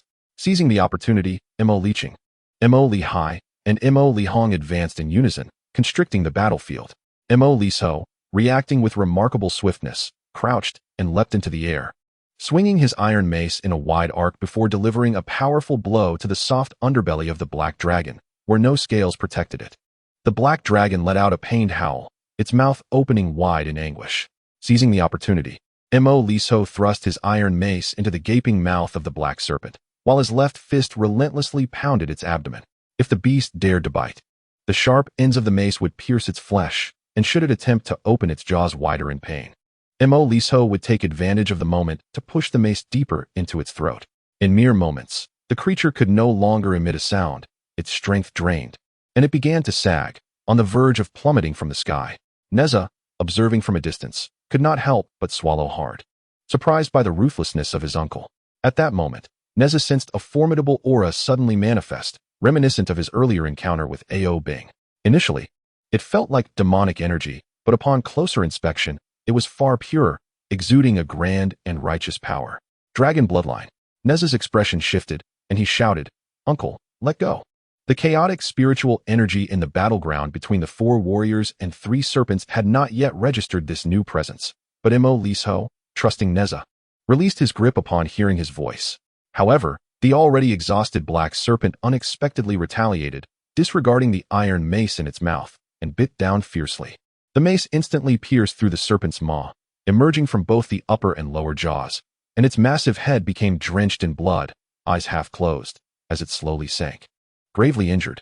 Yet, Mo Lisho's forearm remained firmly ensnared in the serpent's jaws, unable to break free. Neza swung the Qiankuan circle, transforming it into a streak of golden light that shot forth. A young man in black robes silently breached the surface of the sea, his fingers curled like claws, aiming directly for the unmovable Mo Lisho's brow. Just as the black-clad youth was about to make contact, he suddenly executed a swift maneuver in midair, so fast that a shadow lingered in his wake. In the next instant, the Qiankuan circle soared past the illusion and plunged into the ocean, creating towering columns of water. The black-robed youth hovered in the air, observing Neza with keen interest. At that moment, Neza clenched his left hand, wielding the Qiankuan bow, while his right hand knocked an arrow, the thunderbolt arrow poised at the ready, aiming squarely at the newly emerged black-clad youth. Seizing the moment, Mo Liso Pride opened the serpent's jaws and withdrew his arm. Mo Liching exclaimed, "Xianxian?" The black-robed youth, possessing the cultivation of a Xianxian, fixed his gaze on the Qiankuan bow in Neza's hands, a smirk playing on his lips as he murmured to himself, acquired with little effort. Neza stood firm, bow drawn, arrow not yet released, for although the figure appeared to be standing still, his aura resonated with the sea, suggesting that he could vanish and reappear in another space at any moment, rendering the thunderbolt arrow unable to lock onto him. This was the essence of the Xianxian realm, harmonizing with the very fabric of existence. Neza lamented inwardly, recognizing his own inadequacy in cultivation. At this juncture, the 4 warriors of the Mo family had finally reacted, converging in front of Neza. However, before departing, Mo Liching deftly severed the head of the already incapacitated black serpent with his Qingyun sword. The other 2 black serpents, slower to react, shrieked in horror upon witnessing their companion's demise, transforming into 2 elderly figures in black robes, standing behind the black-robed youth in a standoff. Meanwhile, the 2 mid-stage celestial water demons, upon seeing the Mo family warriors approach, immediately collapsed onto the shore, feigning death. The young man in the black robe chuckled, "What? Has the Grand General of Qintang become a mere child? Where has Li Jing gone?" To this, Neza retorted, "What need is there for a Grand General to intervene against a trivial demon like you?" Upon hearing these words, the black-robed youth smiled. But just as he was about to respond, his brow furrowed, and he turned to look behind him. Neza, too, sensed an ominous presence rapidly approaching from the depths of the East Sea, empowered by the might of the Qiankuan bow. Chapter 17. The Celestial and the Immortal. Before the figure arrived, its voice had already echoed forth, a resounding dragon's roar. The expressions of all present, both human and demon, shifted dramatically. The 2 black serpents trembled violently. In the blink of an eye, the figure had arrived, the young man in white, Ao Bing. The black-robed youth laughed heartily. "Cousin, you have come." However, upon hearing this, the 4 generals of the demon clan and Neza's faces darkened further. Yet, before the black-robed youth could finish his sentence, he was ruthlessly interrupted. "All aquatic beings, retreat to the sea," Ao Bing commanded softly. Although the 2 black serpents quivered, they did not move, and the black-robed youth's expression darkened even more. Only the 2 water demons pretending to be dead seized the opportunity to slip away. Ao Bing floated before the black-robed youth, looking him in the eye, and stated clearly, "All aquatic beings, retreat to the sea." At last, the 2 black serpents could no longer restrain themselves, transforming back into their true forms, lying in the water, emitting low, mournful cries, yet they still did not depart. "What is happening?" Mo Liso whispered. Mo Liching replied, "Let us observe further." The black-robed youth coldly remarked, "Cousin, what grand authority you wield, yet you direct it against your own kind." Ao Bing replied indifferently, "Do not call me cousin so casually. I have no such elder brother as you, who first deceived me back to the Dragon Palace." then bound me with the dragon binding rope, and subsequently committed murder on my territory. The century has passed. Your time of duty has ended, Yunli. I acknowledge my fault in this matter, but I truly have pressing business today. Allow me to complete my tasks, and then I shall come to apologize. Apologies are unnecessary. If you withdraw now, I may consider refraining from seeking retribution. Yunli's face displayed impatience. Why do you defend the human race so fervently? Are you a human or a dragon? Ao Bing cast a sidelong glance at Yunli, stating, even your father would likely not dare utter such words. The black-robed youth's expression stiffened, realizing he had misspoken, and sighed inwardly. He continued, let me be frank, cousin, I have come for a weapon within Chintang Pass. I coveted it a century ago, and during my tenure, I made several attempts to seize it but failed. Today, that item has emerged, presenting a rare opportunity that I must seize. If they are willing to surrender it, I shall depart. Spare us your nonsense. Mo Liso spat out a mouthful of blood. Yunli disregarded him, focusing solely on Ao Bing, who remained silent, lost in thought. Hey, what are you saying? What do you mean you will leave if we agree to surrender it? Neza interjected. His fingers, gripping the bowstring, remained utterly unyielding. Curiously, since Ao Bing's arrival, this expanse of ocean had seemingly expelled Yunli, as if a new master had taken control. Yet, Neza found himself at a loss. Despite having locked onto Yunli's aura, Ao Bing stood defiantly between them, whether by design or mere chance remained uncertain. A ferocious glint finally flashed in Yunli's eyes. Ignorant fool, cousin, I have shown you considerable forbearance. Now step aside and retreat to the sea. Ao Bing reiterated his stance, retreat to the sea. Humph, do you truly think you can stop me? With that, the young man clad in black vanished from sight. Simultaneously, Neza, bow in hand, sought his target, while the four demon generals withdrew their divine forms, forming a protective perimeter around him. In the next instant, Ao Bing reappeared before Yunli, effectively halting his advance. Yunli's brows furrowed. Do you genuinely believe I would refrain from striking? You may attempt it, he retorted. With a roar, Yunli indeed made his move. Fingers curling into claws, slicing through the air with a sound akin to shattering space, aimed directly at Ao Bing's shoulder. With a swift motion, Ao Bing's palm met Yunli's forearm, thwarting the attack. Thereafter, the air was filled with the cacophony of fists and feet clashing. In a mere blink, they exchanged over 20 blows, leaving behind a flurry of black and white afterimages. Yunli scoffed. No wonder you are hailed as the hope of the younger generation of the Dragon Clan. You possess remarkable skill. With a swift grip of his right hand, he conjured a blood-red longsword, launching it towards Ao Bing's left eye. Ao Bing deftly tilted his head, his left hand gliding through the air to grasp a sapphire blue ice crystal spear, yet, as before, it merely served as a barrier. Another series of strikes echoed through the air. Mo Liso, observing the spectacle, mused, is this a celestial battling a mysterious immortal? The roles seem reversed. Every individual present was of profound cultivation. Even Mo Liso's quiet murmurs were clearly audible, causing Yunli's face to flush crimson. At this moment, Neza felt a twinge of admiration. Yunli's spiritual energy was undeniably that of an early-stage mysterious immortal, his speed and power nearly that of a mid-stage mysterious immortal. Yet Ao Bing, with his celestial cultivation, managed to counter him effortlessly. The crux lay in keen perception and timing. Yunli aimed to penetrate Ao Bing's defenses, forcing him to maneuver around. Yet Ao Bing consistently anticipated Yunli's trajectory, allowing him to take a direct route and conserve energy.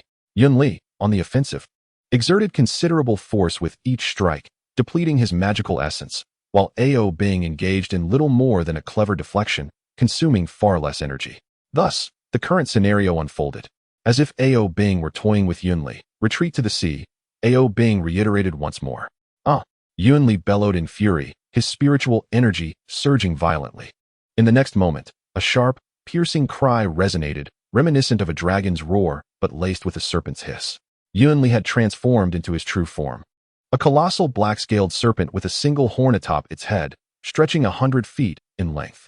The black serpent twisted through the air before soaring towards the ocean. Is that all? Mo Liso, with a mischievous demeanor, was taken aback by the thin-skinned nature of the little dragon. However, moments later, a dull rumbling sound echoed from afar, accompanied by a dark line emerging on the surface of the sea, appearing to move slowly, yet actually advancing with great swiftness towards Chintang Pass. It was a colossal wave, and within it, a shadow darted back and forth. Ao Bing furrowed his brow as he fixated on the massive wave. This was indeed the most challenging aspect. Yunli had revealed his true form, urging the wave to crash down. There was no clever trickery to counter such force. Although he could summon waves to clash against it, even suppressing those summoned by Yunli, it would devolve into a mere contest of spiritual power. While he was confident of his superiority, the immense force of the surging waves could easily trigger a minor earthquake, inevitably affecting Chintang Pass. Lost in thought, Mo Jiao was already riding the wave, which towered 100 feet high, posing a significant threat to Chintang Pass. "Activate the formation. Raise the city walls," shouted the second brother, Mo Li Hong, as he turned back, immediately summoning the primordial umbrella again. Meanwhile, Yunli frolicked atop the wave, his boisterous laughter resonating through the heavens and the sea, declaring, "Now I must ask you, will you save it or not?" Ao Bing glanced back at Chintang Pass, sighed, and resolutely decided, "I must save it." With that, he descended onto the beach, his left hand planting an ice spear into the ground while his hands formed a spell. A faint ethereal figure materialized behind Ao Bing. Neza felt a twinge of confusion, pondering, "I am the son of the general of Chintang Pass. I should be the one risking my life to protect it. What is happening here?" "That seems to be a Rainmaster spell," remarked Mo Lihai, observing the imposing figure behind Ao Bing. "What is that?" Neza inquired. Mo Lihai responded, "Neza, you know our four brothers have spent over a decade in the south, where the Jumios are descendants of the ancient witch clan, so we possess some understanding of them. That figure resembles an ancient great witch, the Rainmaster, who is adept at controlling water. However, it's curious. He sounds like he belongs to the Dragon clan. How could he wield a spell to summon the Rainmaster's manifestation?" Mo Liso chimed in. "Each has their own fate. Who can say? I genuinely hope this Rainmaster spell proves effective. That lad seems earnest in his desire to assist us." The eldest, Mo Liching, spoke sternly. "What are we still doing here? Do we truly need outsiders to help us defend the pass? The second brother stays here to watch Neza while the third and fourth brothers and I will go and slay that dragon. The waves will naturally subside." Mo Lihai and Mo Liso responded in unison, and the three of them soared into the air, their bodies expanding as they charged towards the elusive Mo Jiao amidst the towering waves. Neza, with bow drawn and string taut, was relentless. Now that Yunli had revealed his true form, he was an easy target to lock onto. However, his size was overwhelming, and he was 2 major realms below. If he could not strike the inner core or primordial spirit with a single arrow, the effect would be minimal. Thus, he continued to wait. Before the waves, the statue of the Rainmaster appeared to be pushing open a door with both hands, and 2 enormous handprints faintly emerged on the surface of the towering waves. The momentum of the oncoming surge momentarily slackened, yet it continued to advance, rising even higher due to the obstruction. The 3 brothers of the Mo family had already breached the water, engaging in combat with the Black Serpent. Such audacity from the fiends. As the battle reached a stalemate, a thunderous shout echoed from within Chintang Pass. Mo Lihong glanced back to see a golden cloud leaping forth from the water barrier, upon which stood a middle-aged man with a knife resting on his waist, clad in azure armor, flanked by about a dozen soldiers resembling personal guards. Neza did not turn around, yet he recognized that voice all too well. In a moment of urgency, he shouted, "Father, quickly return. I can handle this. What need do you have to stir up trouble alone?" Li Jing, upon hearing this, was not angered but instead smiled, while the personal guards behind him wore expressions of barely contained amusement. The golden cloud had now reached Ao Bing, facing the colossal waves. The commander declared aloud, "I thank you for your assistance. Now, please withdraw." The man then turned to glance at Neza, who was drawing his bow, and chuckled, "My son, these past 10 years have been overly tranquil, and I have not mentioned it to you. Today, let me show you what a true celestial being is." With a resonant sound, a blade was drawn coolly. Li Jing stood with his sword drawn, mobilizing his troops into formation, arranging them into the 4 symbols array. With a mighty shout, 4 large clouds emerged simultaneously from Chintang Pass, densely populated with armed soldiers, suspended in 4 directions. The azure dragon took its place in the east, the white tiger in the west, the vermilion bird in the south, and the black tortoise in the north. As the 4 clouds appeared, a fierce bloodlust pervaded the shores of the East China Sea, with thousands of armored soldiers exuding a unified aura, connecting with Li Jing at the forefront. Empowered by the battle formation, Li Jing's aura surged dramatically, reaching the pinnacle of celestial strength. He raised his sword, and suddenly, a phantom of the white tiger sprang forth from the formation, merging with the blade's momentum. With a single strike, a massive beam of light sliced through the heavens and seas, violently colliding with the towering waves. The waves were torn asunder, their accumulated force abruptly disrupted. However, under the control of the Dark Serpent, The water still split into two streams, crashing towards Chintang Pass. Following this, two more beams of light emerged, with the azure dragon and black tortoise striking in a cross pattern. The resulting sound was thunderous, as the blade's radiance met the waves, sending forth a shower of droplets, resembling a torrential downpour outside Chintang Pass. Amidst the rain, the surging dark serpent became visible, exclaiming, "Impossible! How could your strength have increased so dramatically?" In response, a phantom of the vermilion bird emerged. Yunli hurriedly transformed into human form, plunging into the sea in an attempt to evade the blade. At that moment, a golden ring and a red ribbon suddenly shot up from the water's surface. The former aimed to strike Yunli's forehead, while the latter sought to ensnare his body. Yunli's reaction was swift. As before, his body abruptly halted, then he attempted to evade in midair. Only those with formidable physical strength can execute such a sudden evasive maneuver. Otherwise, they would be torn apart by the immense force and magical backlash before escaping. Yet, at the very instant when Yunli came to a halt, a brilliant light materialized out of thin air, suspended like a golden thread amidst the curtain of rain. It pierced through Yunli's skull and shattered the thick clouds behind. Sunlight filtered down, perfectly aligning with the golden thread amidst the rain. At that moment, the sound of the arrow's whistle reached the ears of all present. Everyone turned to gaze at the source of the golden thread, which was none other than Neza's fingertip. At last, it had been shot forth. Neza rubbed his arm. Chapter 18. The underworld. Such vast spiritual power and mastery of water control must indicate that you are the third prince. Li Jing pressed down the clouds. Bowing to Ao Bing, the young man in white returned the gesture. I have met General Li. Haha, I extend my gratitude to the third prince for your assistance today. General Li replied, no need for such formality. After all, we have been neighbors for over a decade, yet this is our first meeting. Would you care to enter the pass for a visit? Ao Bing responded, I would indeed like that, but I have an ungracious request. Li Jing smiled, please. Feel free to speak. Ao Bing glanced at the immense black dragon that had transformed back into its original form, floating in the sea, and said, though Yun Li was the initial aggressor, he possesses the blood of the dragon clan and his carcass.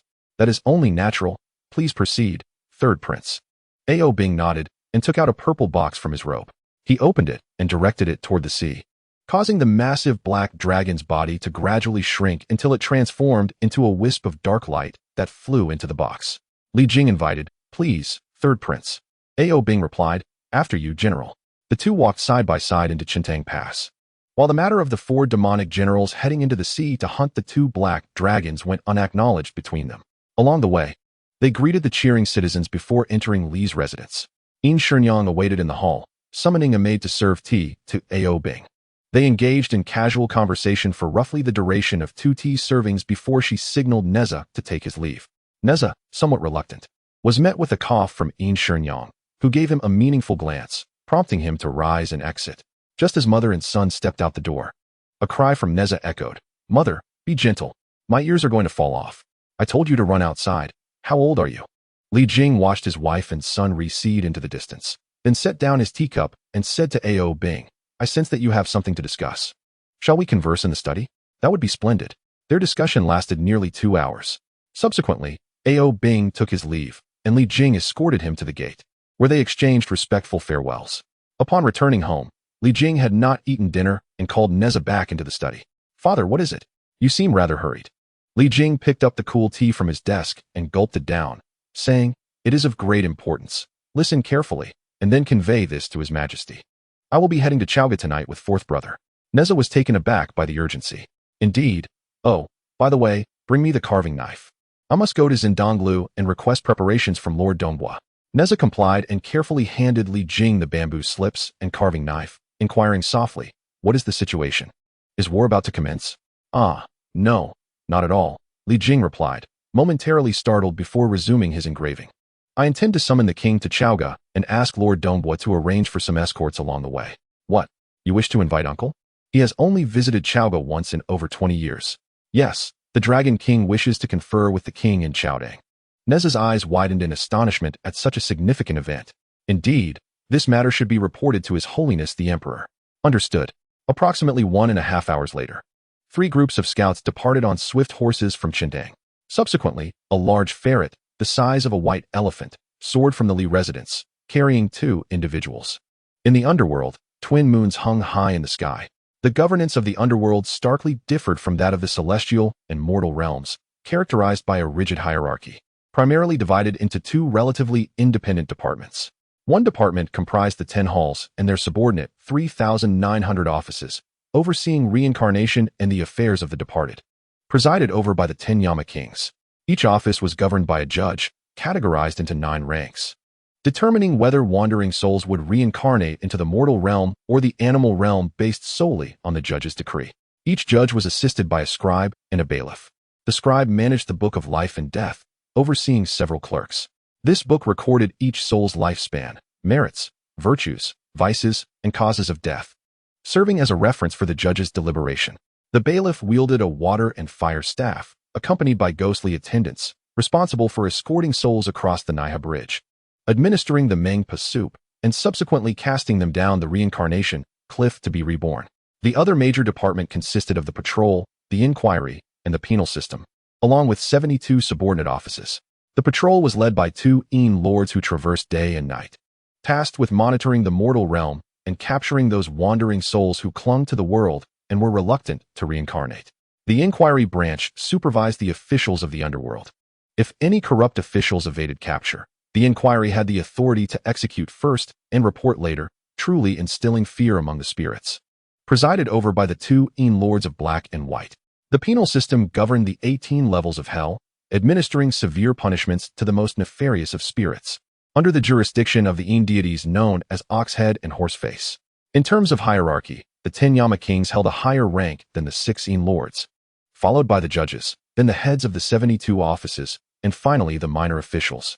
However, the 10 halls and thousands of offices were scattered throughout the underworld, while the 3 branches and 72 offices were centralized in the imperial capital of Fengdu, leading to judges often feeling diminished in the presence of office heads.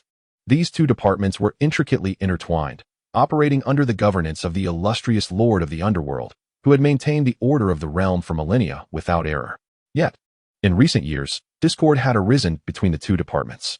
Initially, the lord of the underworld personally issued orders for Lord Black Wuchang to lead an inquiry into the judges of various offices, requiring a review of their records from the past 3 lifetimes. This tumultuous incident has stirred significant unrest, revealing numerous pawns strategically placed by various factions. Among them are the followers of the teaching of elucidation, the teaching of interception, and even remnants sent by the necromancers of the northern Jilu continent, with influences from the western sect as well, inciting considerable ire from the lord of the underworld. Upon investigation, the situation unraveled into chaos, leaving the 10 Yama kings in a precarious position, quietly lamenting the harsh measures taken by He Wuchang, questioning whether the 3 pillars were truly untainted. This discourse, unbeknownst to them, reached by Wuchang, who acknowledged the validity of the concerns and commenced an inquiry within his own ranks. Consequently, discontent brewed among the 3 pillars and 72 departments, criticizing the Yama kings for their inability to manage their own affairs while dragging others into their turmoil. Ultimately, Bai Wuchang's findings were somewhat reassuring. Only the patrol pillar showed signs of infiltration by dark officials, albeit in minor numbers, while the supervisory and judicial pillars remained unblemished. Before the situation could be rectified, another significant issue arose concerning the joint construction of a city god temple between the underworld and the mortal realm.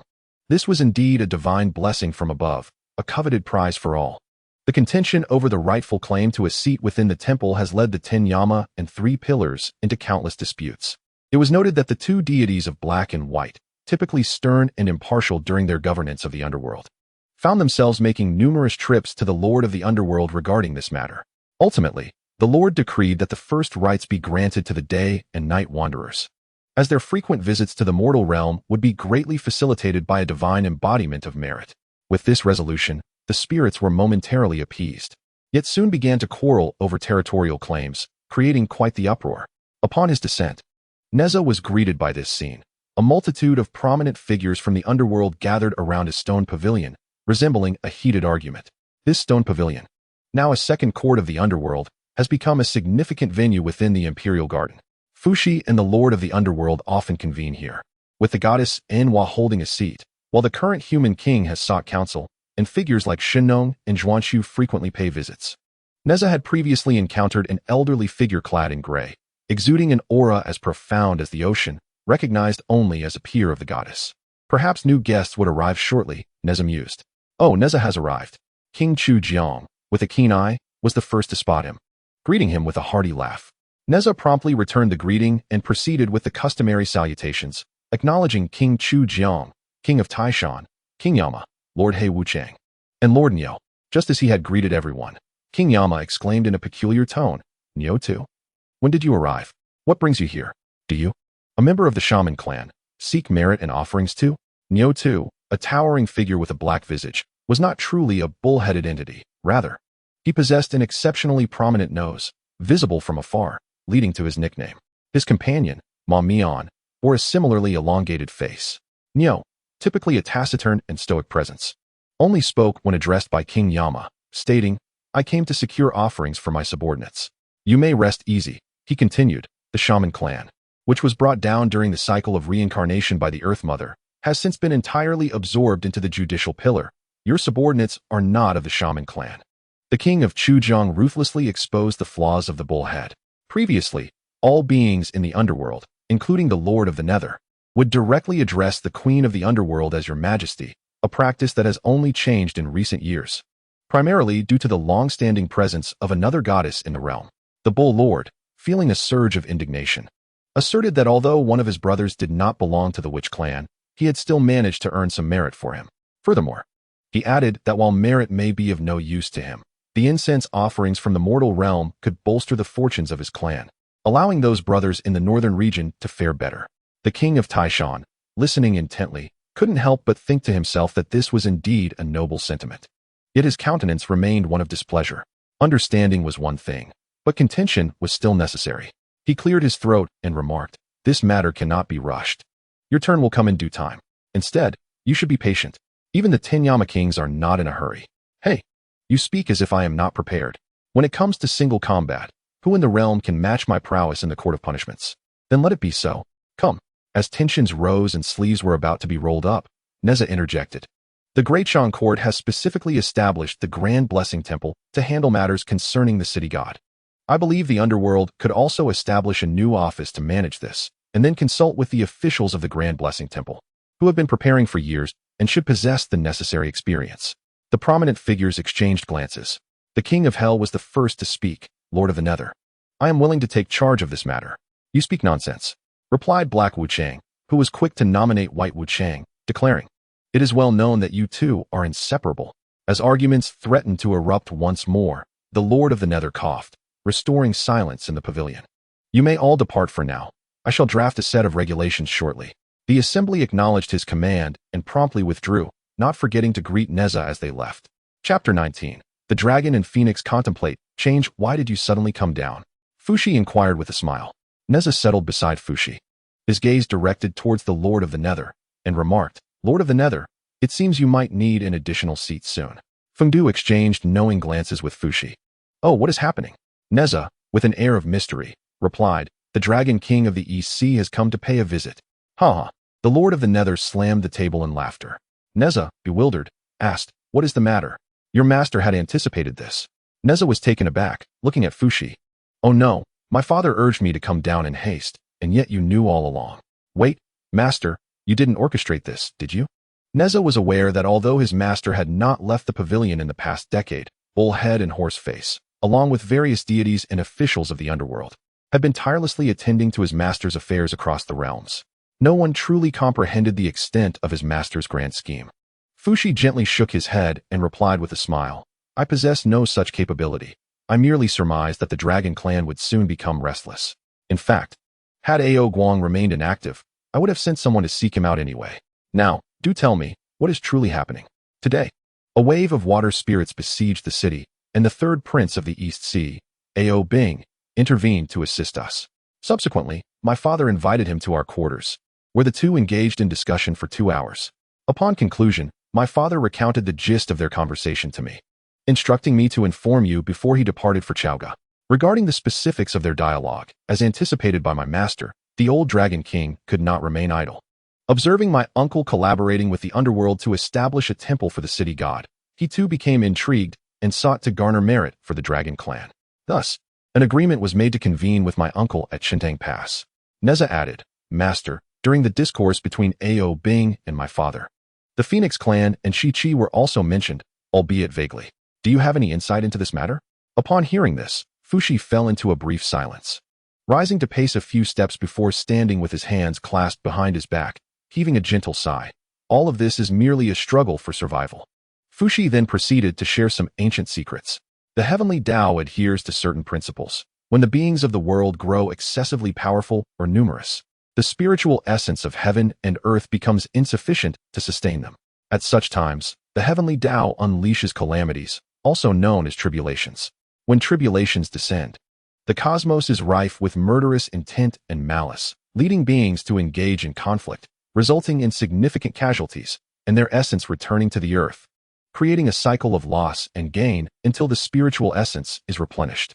The first tribulation following the creation of the world, known as the Dragonhan Calamity, occurred during the zenith of the three ancient clans, the Dragons, the Phoenixes, and the Chilants. A great war ensued among the three clans, shattering the primordial Pangu continent and evolving into the four great continents we know today, while the seas surged with noxious waters and mountains spewed toxic flames. The Chilan clan faced near annihilation, with only a scant few offspring surviving, as the heavenly Tao left a sliver of hope. The Dragon and Phoenix clans also suffered grievously, with only a fraction remaining and bearing immense karmic burdens due to their devastation of the land. With these burdens, the Dragon and Phoenix clans were shunned by heaven and earth, their lifespans diminished, rendering them unable to cultivate and on the brink of extinction.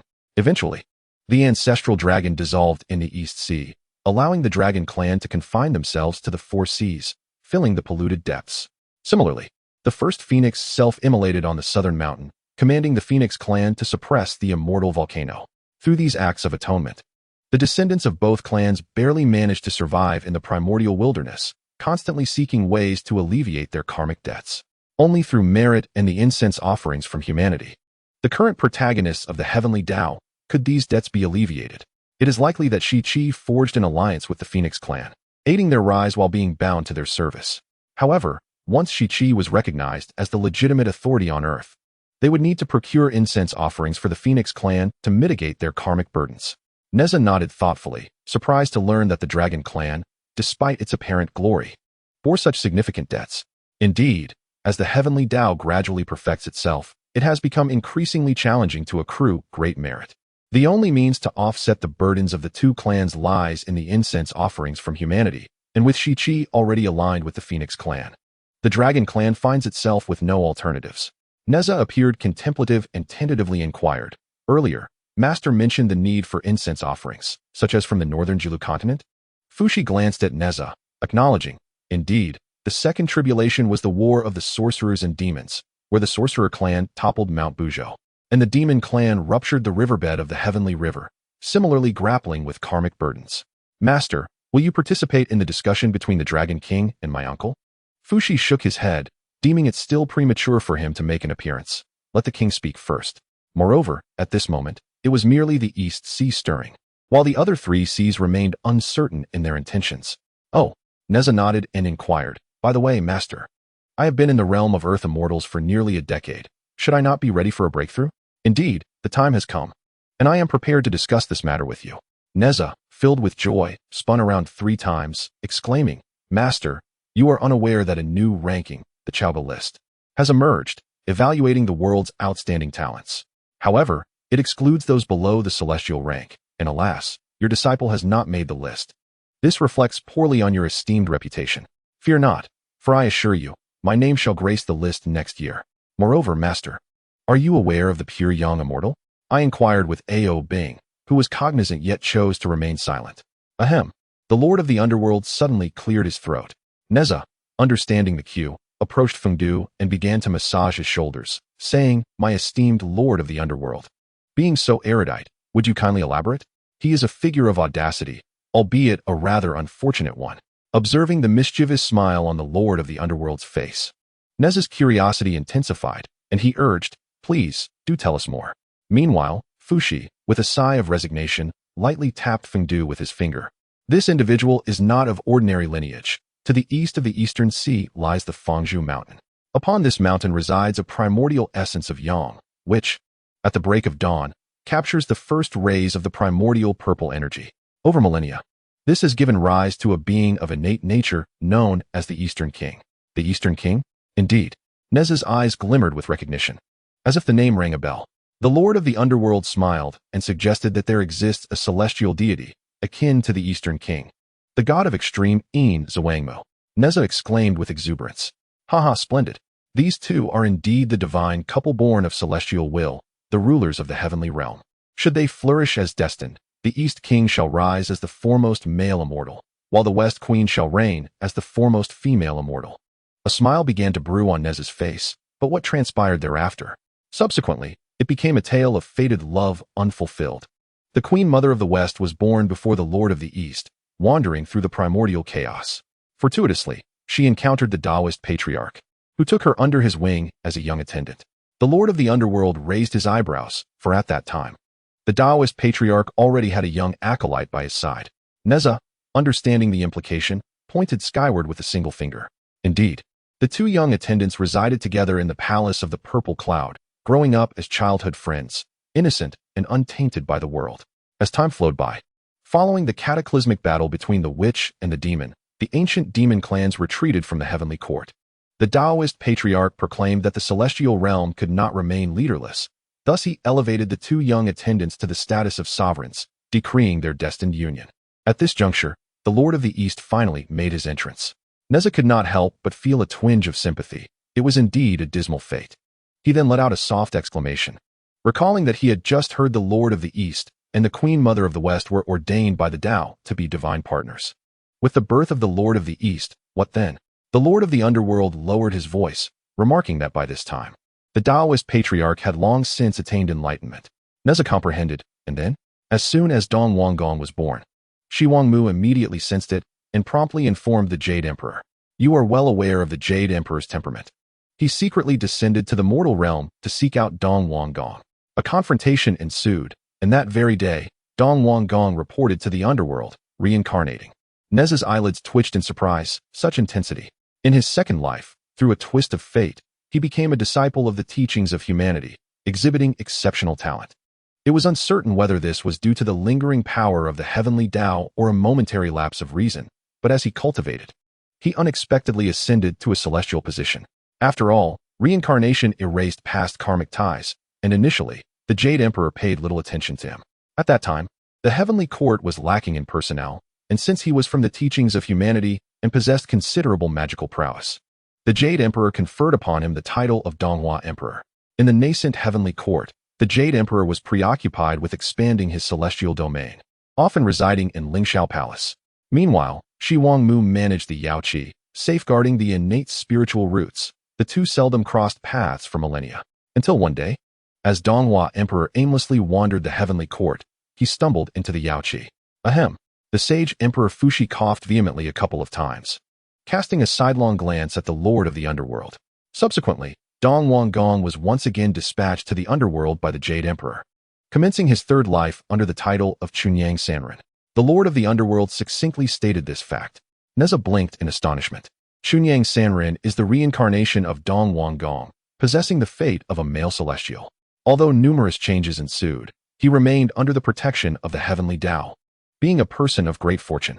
Thus, even the Jade Emperor could only harm him but not obliterate him. It was precisely for this reason that he could bear the karmic ties associated with this list. Fushi added a brief remark. Now, allow me to impart knowledge regarding cultivation. Neza's spirit lifted. Master, please enlighten me. Secluding oneself for cultivation yields little renown. I have placed the techniques of the celestial realm within the fire cloud cave. You may retrieve them yourself. Upon hearing this, Neza was overjoyed. Master, does this mean I am to embark on a journey through the vast wilderness? Fushi chuckled. What do you consider a journey through the wilderness? The Fire Cloud Cave lies right between the South Zhanbu continent and the East Xinjiang continent, quite close to your Qintang Pass. Even if you circle around the Great Shang, it won't take you more than 2 years. Neza remained elated, deeming it splendid. I will return home to make preparations and set forth. Chapter 20. The journey 3 days later, Qintang Pass instituted a state of emergency, prohibiting fishermen from venturing out to sea. 5 days later, the Shen Battalion departed from the West Gate, establishing defenses along the official road, while the Feng Battalion exited from the East Gate, constructing platforms on level ground and setting up coastal defenses.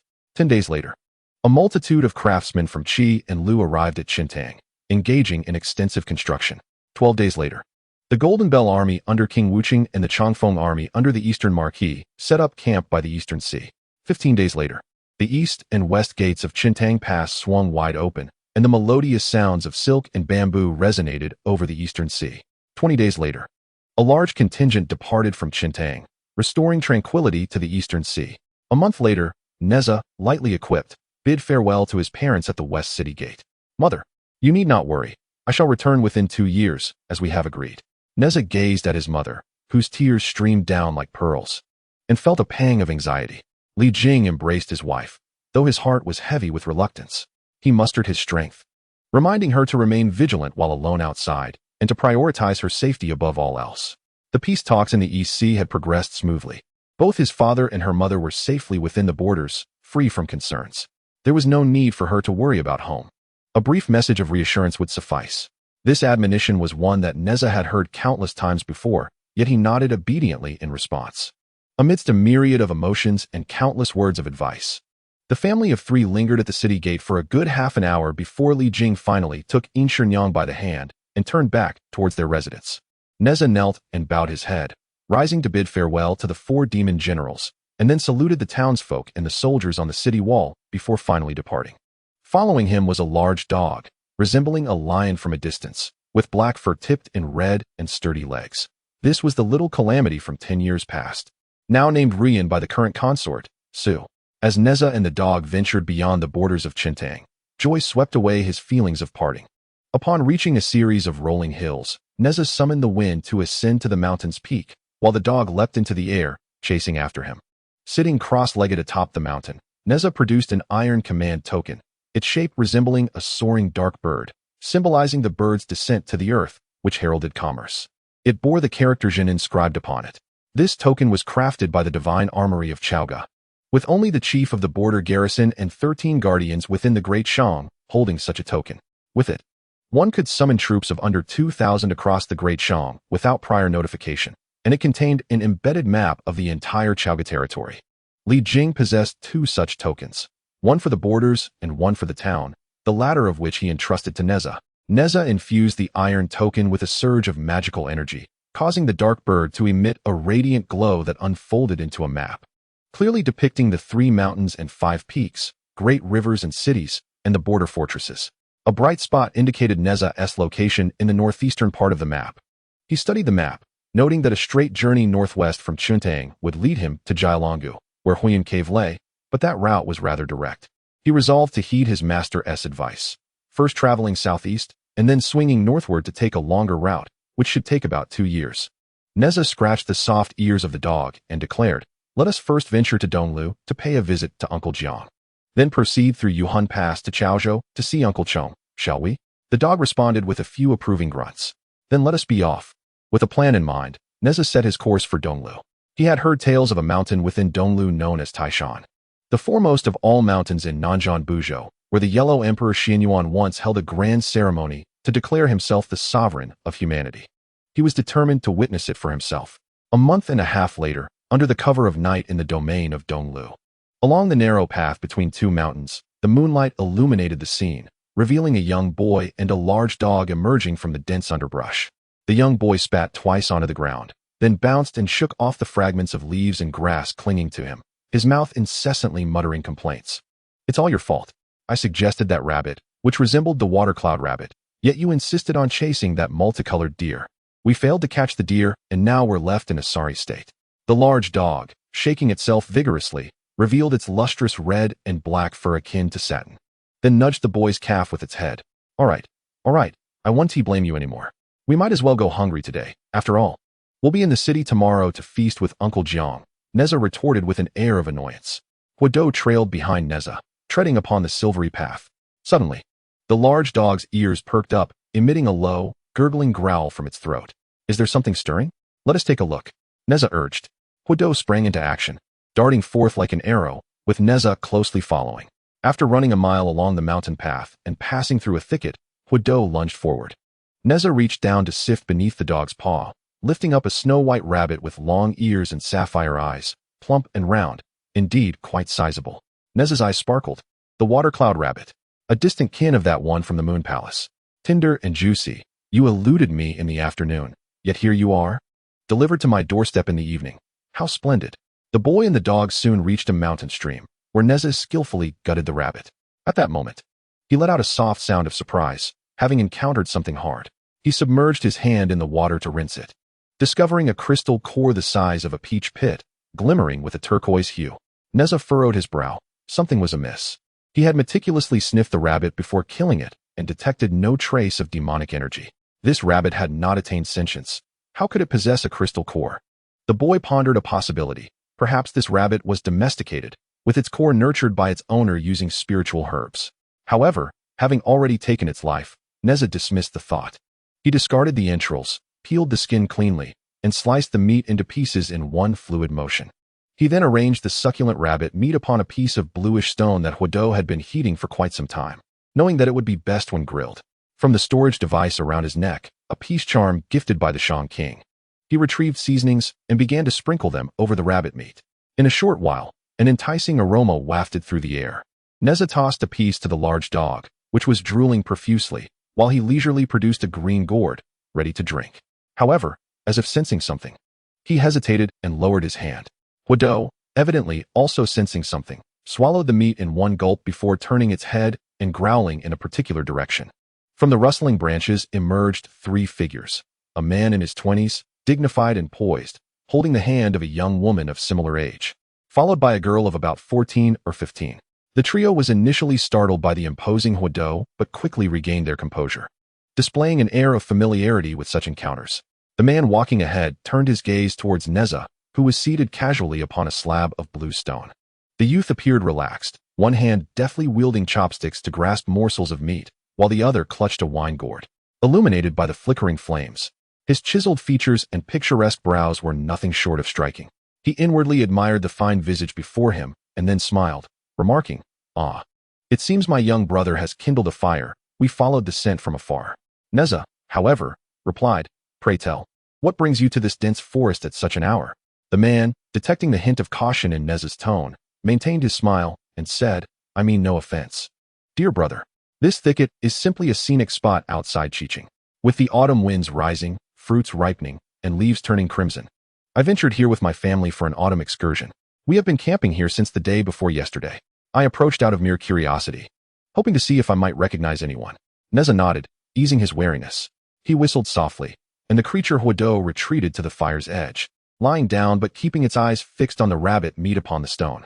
Neza raised the green gourd and inquired, "Would you care to join me?"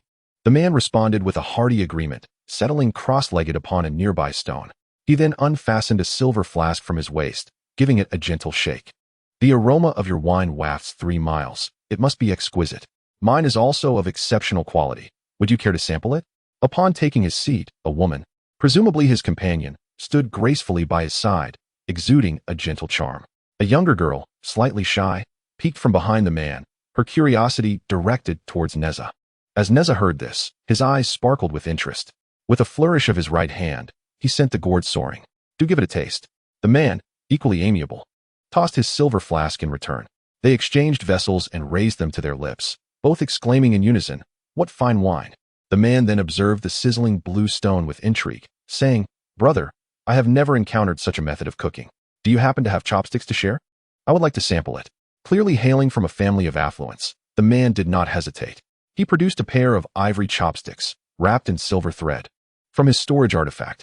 With a deft motion, he picked a slice and savored it thoughtfully. His eyes brightened as he exclaimed, "Your culinary skills are remarkable, dear brother." Neza chuckled, glancing at the woman beside the man. "Would you care for some?"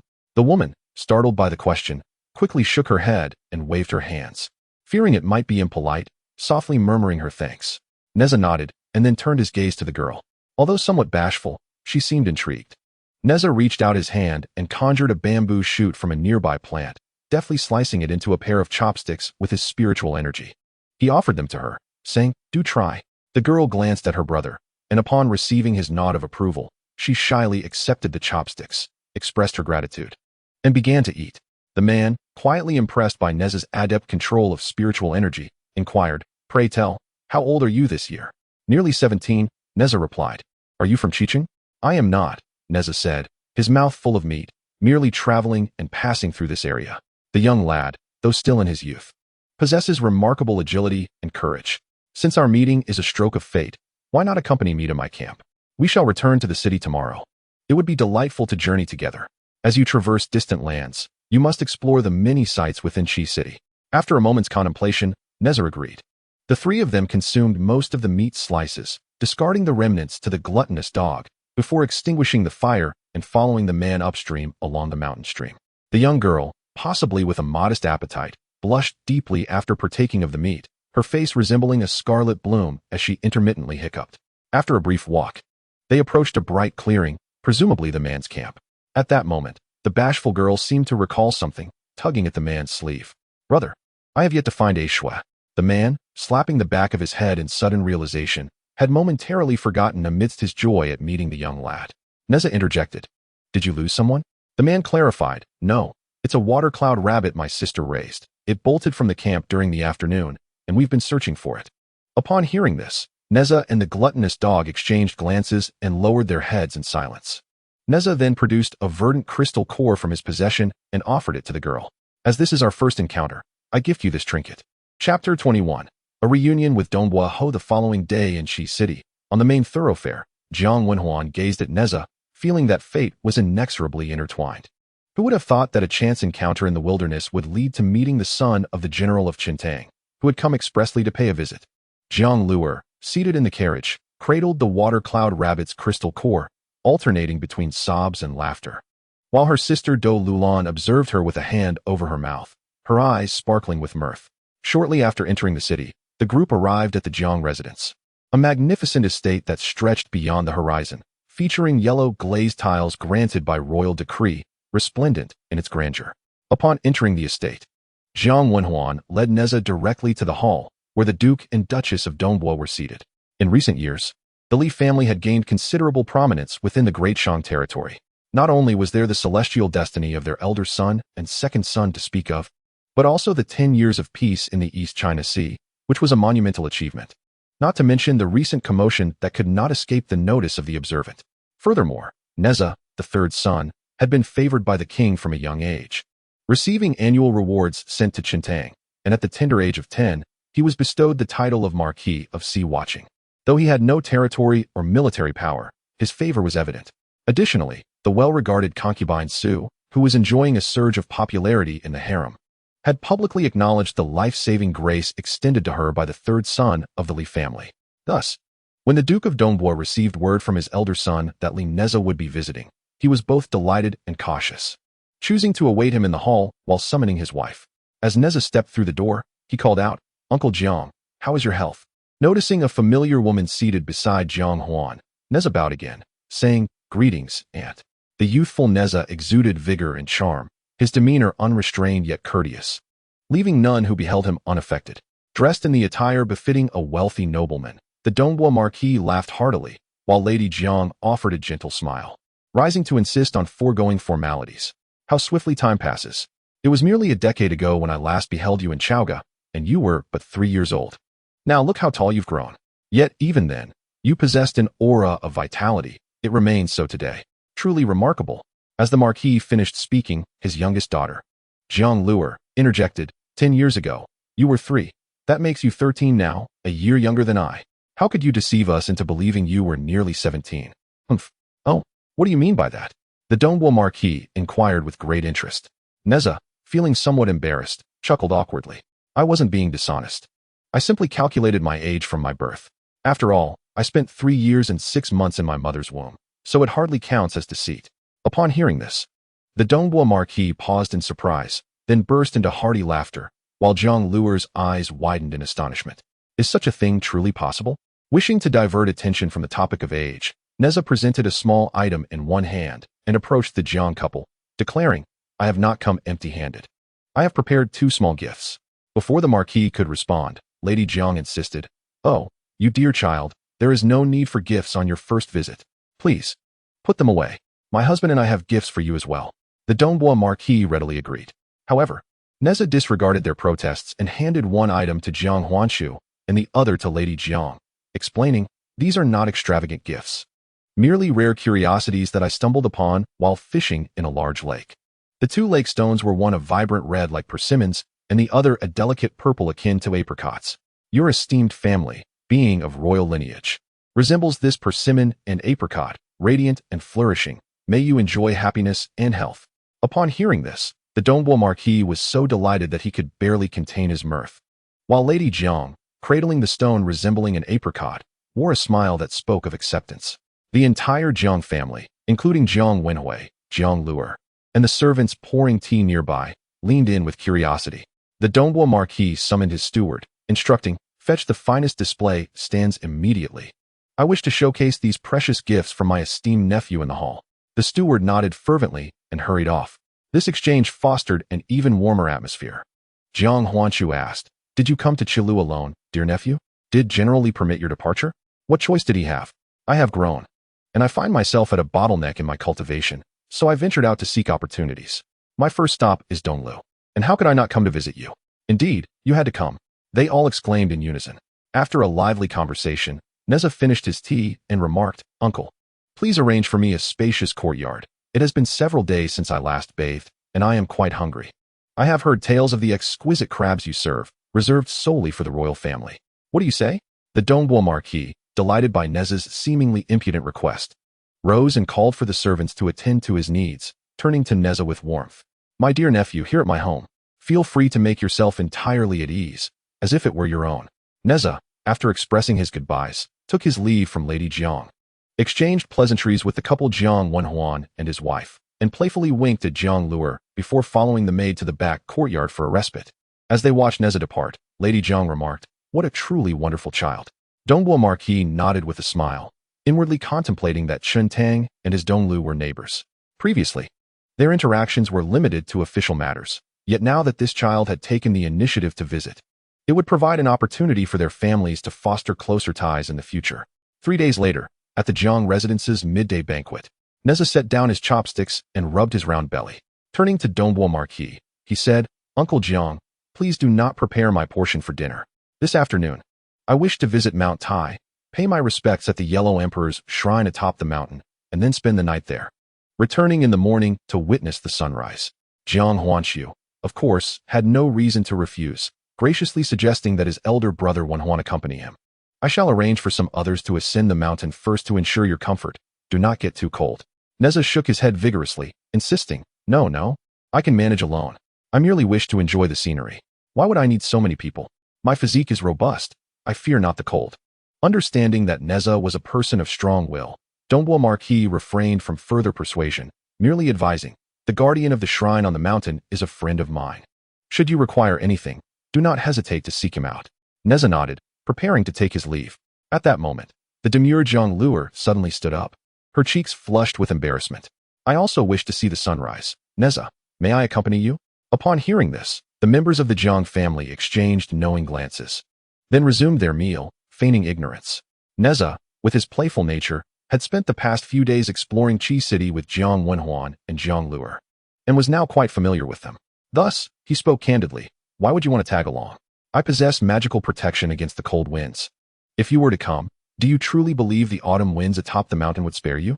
Having already blushed from her earlier request, Jiang Luer felt too shy to respond to Neza's refusal. She mumbled a faint acknowledgement and quickly sat down, her head bowed low as if trying to hide under the table, her fingers twisting anxiously at the hem of her garment. Noticing her discomfort, Neza felt a tinge of embarrassment himself. Leaving abruptly seemed inappropriate.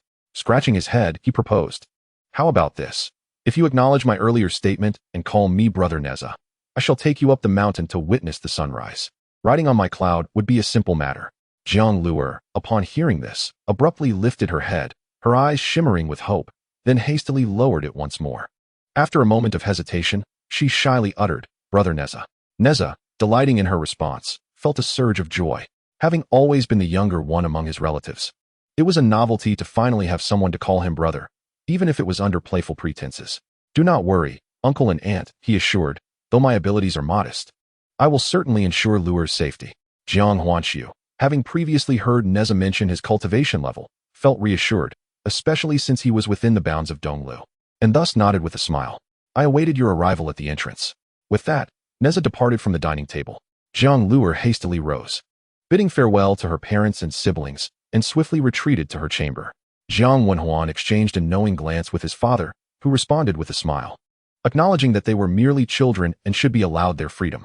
However, Madame Jiang shot her husband a disapproving look, reminding him that despite Neza's formidable powers, he was still just a child. She expressed concern about the potential dangers of spending the night on the high mountains and suggested summoning a few guardians from their household to accompany them. Dongbo Lin nodded repeatedly, agreeing with his wife, and promptly stated he would attend to it. Hurry along, and ensure the guardians remain discreet. They need not reveal themselves unless absolutely necessary. Very well, Dong Bo Ho replied, his tone elongated, his eyes sparkling with teasing amusement. Chapter 22. The Lady of Bixia. After waiting for a quarter of an hour, Jiang Luer finally emerged from the estate. Her skirt held high as she dashed toward the entrance. Neza was momentarily puzzled, questioning why she had changed into a new dress for their mountain expedition. Jiang Luer, flustered, wondered if it was inappropriate and offered to change again. No, this is perfectly fine. Let us be on our way, he encouraged. Mount Tai lay 30 miles from Qiqing, neither too far nor too close. As they departed the city, it was evident that Jiang Luer, having never ventured away from her family before, was particularly elated. She would occasionally pluck wild fruits from the roadside or chase after birds perched on branches, her laughter ringing like silver bells, while she unabashedly referred to Neza as Brother Neza repeatedly. Having gathered fresh fruits, she insisted on sharing them with Neza, and upon spotting unfamiliar beautiful birds, she urged him to admire them as well. Neza found himself somewhat overwhelmed by her exuberance. However, as they progressed along the path, Jiang Luer gradually fell silent, struggling to keep pace. The young lady, being only at the second realm of the human immortal stage and accustomed to the comfort of elixirs, was not adept in breath control techniques. Thus, after walking for about 10 miles, her strength began to wane. Fortunately, she bore no trace of a spoiled temperament, refraining from complaining or calling for a halt. This led to Neza, who had been walking ahead, taking quite some time to realize her condition. When he turned back to see Jiang Luer panting and stumbling, he understood at once. He swiftly scooped her up, placing her upon the back of his companion. The Huido, your breathing technique is inadequate. You are expending your spiritual energy too rapidly, leading to fatigue, he remarked. Jiang Luer, seated on Huido's back, stiffened and confessed, I left in such haste that I forgot to bring my elixirs. Neza shook his head. Must you rely on elixirs for such a degree of spiritual energy depletion? After a moment's thought, he continued, I shall impart to you a breathing technique I gleaned from the Earth Chronicles, specifically from the chapter on the Earth's lungs. It is gentle and restorative. Even with your lower realm, you need not fear damaging your vital channels. If you have any questions, do not hesitate to ask me. If you have not mastered it by the time we reach the foot of the mountain, then perhaps it is best you do not ascend. As he spoke, he gestured towards a conspicuous cloud trailing behind them. There, let them take you back if need be. The young lady bit her lip and nodded earnestly. Neza proceeded to teach her the technique, while simultaneously appreciating the scenic beauty along their journey. In truth, this region is remarkably flat, where Neza can already catch a distant glimpse of Mount Tai, resembling a colossal black dragon sprawled across the earth. The closer he approaches, the more he can sense the magnificent force that permeates the heavens and the earth. Even though he slows his pace, it is not long before he arrives at the foot of Mount Tai. This is not a mountain that rises abruptly into the sky like a fantastical palace. Rather, it is a vast, majestic mountain that seamlessly connects with the earth and stretches into the distance. Mount Tai does not soar high, lacking the impression of piercing into the clouds, but instead resembles a great back arching from the ground, as if to gaze upon the myriad beings of the world. This must surely be one of the reasons why the Central Emperor, Xianyuan Huangdi, chose this mountain for his ceremonial offerings. Since the Yellow Emperor first ascended Mount Tai, ancient sages like Yao and Shen have come to pay their respects, and the Qingzhou Ding from the 9 tripods of King Yu is also enshrined within the mountain's embrace. A decade ago, after the Shang prince led a campaign to subdue the southern barbarians, he also made a detour to Mount Tai to honor his ancestors before returning to Chaoga to celebrate his military achievements. It is well known that the fate of the human race flourishes in the southern Zhan continent, and the imperial destiny of this continent resides upon Mount Tai. In this present age of human prosperity, immeasurable merits and the imperial aura of the Purple Gold dynasty linger upon Mount Tai, establishing it as the foremost peak among the mountains of the southern Zhan continent. Yet, apart from that imperial princess, no one dares to carve out a cave dwelling upon this mountain. It seems that before this great mountain named Tai, whether the visitors are mortals or immortals, Whether they are insignificant creatures or mighty beings, there exists little distinction. They can only venerate, harboring not a trace of irreverence. Jiang Luer, a person of propriety, did not wait for Neza to speak. She slid down from Huido and said, "Brother Neza, I believe I have learned it. Let me guide you up the mountain." Seeing her face flushed and her vitality brimming, Neza nodded in agreement. The young girl squinted and smiled. Having grown up in the Qi and Lu regions, she had frequently ascended Mount Tai and knew the path leading directly to the main peak. She grasped her skirt and walked ahead to lead the way, while Neza and Huido followed slowly behind. Mount Tai is interconnected with the Earth's veins, exuding a profound and powerful presence. As Neza immersed himself in the mountain's majesty and terrain, his comprehension of the Earth's scripture deepened, and his admiration for the ancestral Earth immortal grew. Observing the girl, who moved like a deer along the mountain path, he could not help but remark, both the mountains and the Earth possess breath. You have considerable talent. Why not focus your heart and strive to understand? You may also enhance the breathing techniques I imparted to you. Jiang Luer responded with an "oh." Yet inwardly she mused, can one cultivate by merely observing the mountains? I am not as clever as you. Though such thoughts crossed her mind, she calmed herself and endeavored to feel the essence around her. At that moment, Neza, sensing something, turned to Jiang Luer and said, "I have matters to attend to for a while. Remain here and do not wander. Ruyen, look after her." With that, Neza leapt down the mountain path, gracefully bounding across the rocks, disappearing from sight in an instant. This left the bewildered girl standing in place, and as she regained her senses, she became curious. "Ruyen? Is that your name?" She looked toward the large dog. Huido paid her no heed, sulking on the ground, feeling resentful about his master's lack of trustworthiness. Meanwhile, Neza soared through the mountain terrain, ultimately landing before a stone wall. He clasped his fists before the stone wall, yet the esteemed by Xia Yuan Jun had summoned him. "Junior Qintang, Li Neza pays his respects."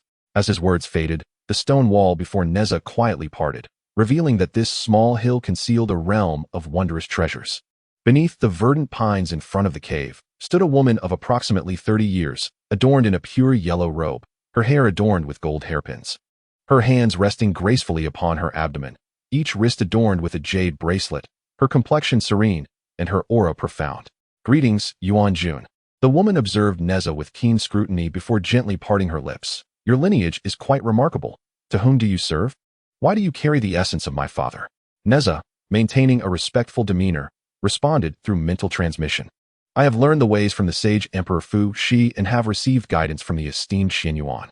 I carry the Qian Kuan Bao and have come to Time Mountain to pay homage to the sacred site of Shen Yuan." Indeed, the woman gestured, and the skies above Time Mountain were instantly engulfed in swirling yellow clouds. A distinct emotional shift was evident in her otherwise tranquil gaze as she inquired, "Has the fire cloud cave manifested?" Neza shook his head. "This matter is rather intricate. With a mere thought from by Xia Yuan Jun, the formation of this place reactivated, enveloping Neza within its confines. Then let us converse at leisure." Neza maintained his respectful expression, but continued to shake his head. With a swift motion of his sleeve, a crimson, orb-like object flashed and vanished. He stated, "This is beyond my capacity to explain. Given Yuan Jun's prolonged seclusion, without the approval of my master or the esteemed Shen Yuan, I dare not speak further, lest I disturb your tranquility." Upon seeing the object, Bai Xia Yuan Jun felt no more doubt. "Since my father has re-emerged in the primordial world, how can I remain at ease in my cultivation? If you can connect with the sage emperor and my father, do seek his counsel. However, if my father disallows it, I shall personally venture to the fire cloud cave to find him. I shall abide by your command." Yuan Jun added, "Produce the Qian Kuan Bao." Neza promptly retrieved the bao, which his master Li Jing had insisted he bring before departing. With a wave of her hand, Bai Xia Yuan Jun summoned the Qian Kuan Bao into her possession. The bao radiated a subtle luminescence, pulsating like a breath, its sentience evident, a clear sign of recognizing its master. "Do you know who once wielded this bao to shoot 3 arrows at Chiyu?" As Neza beheld the bao's unusual aura and heard her words, he was struck with realization, his heart trembling. "Could it be you?" "Indeed. I have been familiar with the art of archery since childhood, traversing mountains and rivers to forge this bao. The 3 thunderous arrows were crafted by my father's request from a divine artisan to vanquish the Wu clan's corporeal forms. Tell me, after acquiring the bao, have you made use of it?"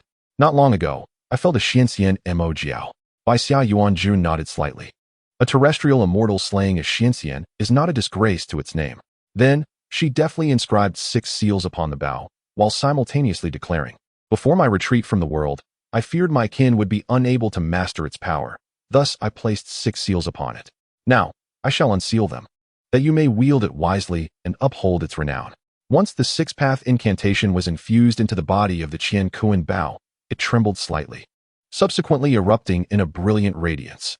The darkness vanished, replaced by intertwining hues of azure and gold. The outer surface of the bow was adorned with a grand depiction of vast mountains and rivers, while the inner side illustrated the stampede of myriad beasts. The bowstring existed in a state between reality and illusion, resembling a beam of condensed light. Neza grasped the unsealed Qian Kuan Bao with both hands, determined not to disappoint the Yuanshi Tianzuan. The 3 thunderous arrows were crafted specifically for the witch clan, akin to how the 10 arrows of the great archer Ho-E were designed for the demon race. Now, with the witches and demons in obscurity, the thunderous arrows had become obsolete. It was imperative for you to seek arrows on your own in the future. The younger generation shall take no burden. Very well. You may depart, but you must return to Mount Tai within 3 years to recount the events that transpired. Neza stowed away the Qian Kuan Bao and bowed respectfully, saying, I take my leave. As the formation dispersed, Neza leapt away.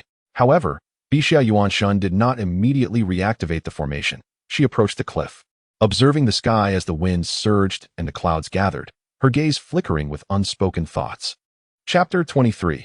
The division of Yin and Yang. Neza swiftly returned to Zhang Luer's side, offering no explanation, merely urging her to continue onward. Zhang Luer did not inquire further, leading the way while occasionally glancing back to tease Huidou. Though Neza appeared unfazed, turmoil brewed within him. Although he had traversed the realms of Yin and Yang since childhood, familiar with both the human king and the ghost lord, and had been close to the revered Enhua, their immense power remained concealed when facing him. Until today, the most formidable being he had encountered was the Xianxian Mo Jiao, and that had never been a direct confrontation. Yet just moments ago, he had faced an authentic De Luo Jingxian. Despite Bixia Yuanshan only revealing a hint of her essence at the moment she gathered the formation, Neza felt as if the entire cosmos had solidified, severing his connection to the spiritual energies of heaven and earth, as if Mount Tai itself were collapsing towards him. This was undoubtedly the realm of a De Luo Jingxian. Neza was astonished. Less than 3 millennia had passed since the age of the Yellow Emperor. Yet Bixia Yuanshan had attained such extraordinary mastery. At this moment, Neza found himself in a quandary. He had not anticipated being detected by Bixia Yuanshan during his visit to Mount Tai, nor being summoned for questioning. He understood well that the Shang dynasty and the Chan sect were destined for confrontation. As the daughter of the Yellow Emperor, Bixia Yuanshan had received the teachings of Guang Qingzi. Should she emerge from her seclusion, a choice would inevitably arise. This was surely a scenario the Yellow Emperor wished to avoid. Unlike the Yellow Emperor, Guang Qingzi, despite being the imperial teacher, sought to acquire merit for humanity. And after the Yellow Emperor vanquished Qi Yu and ascended, Guang Qingzi similarly withdrew, the two having settled their karmic ties, rendering any future encounters devoid of emotional entanglement.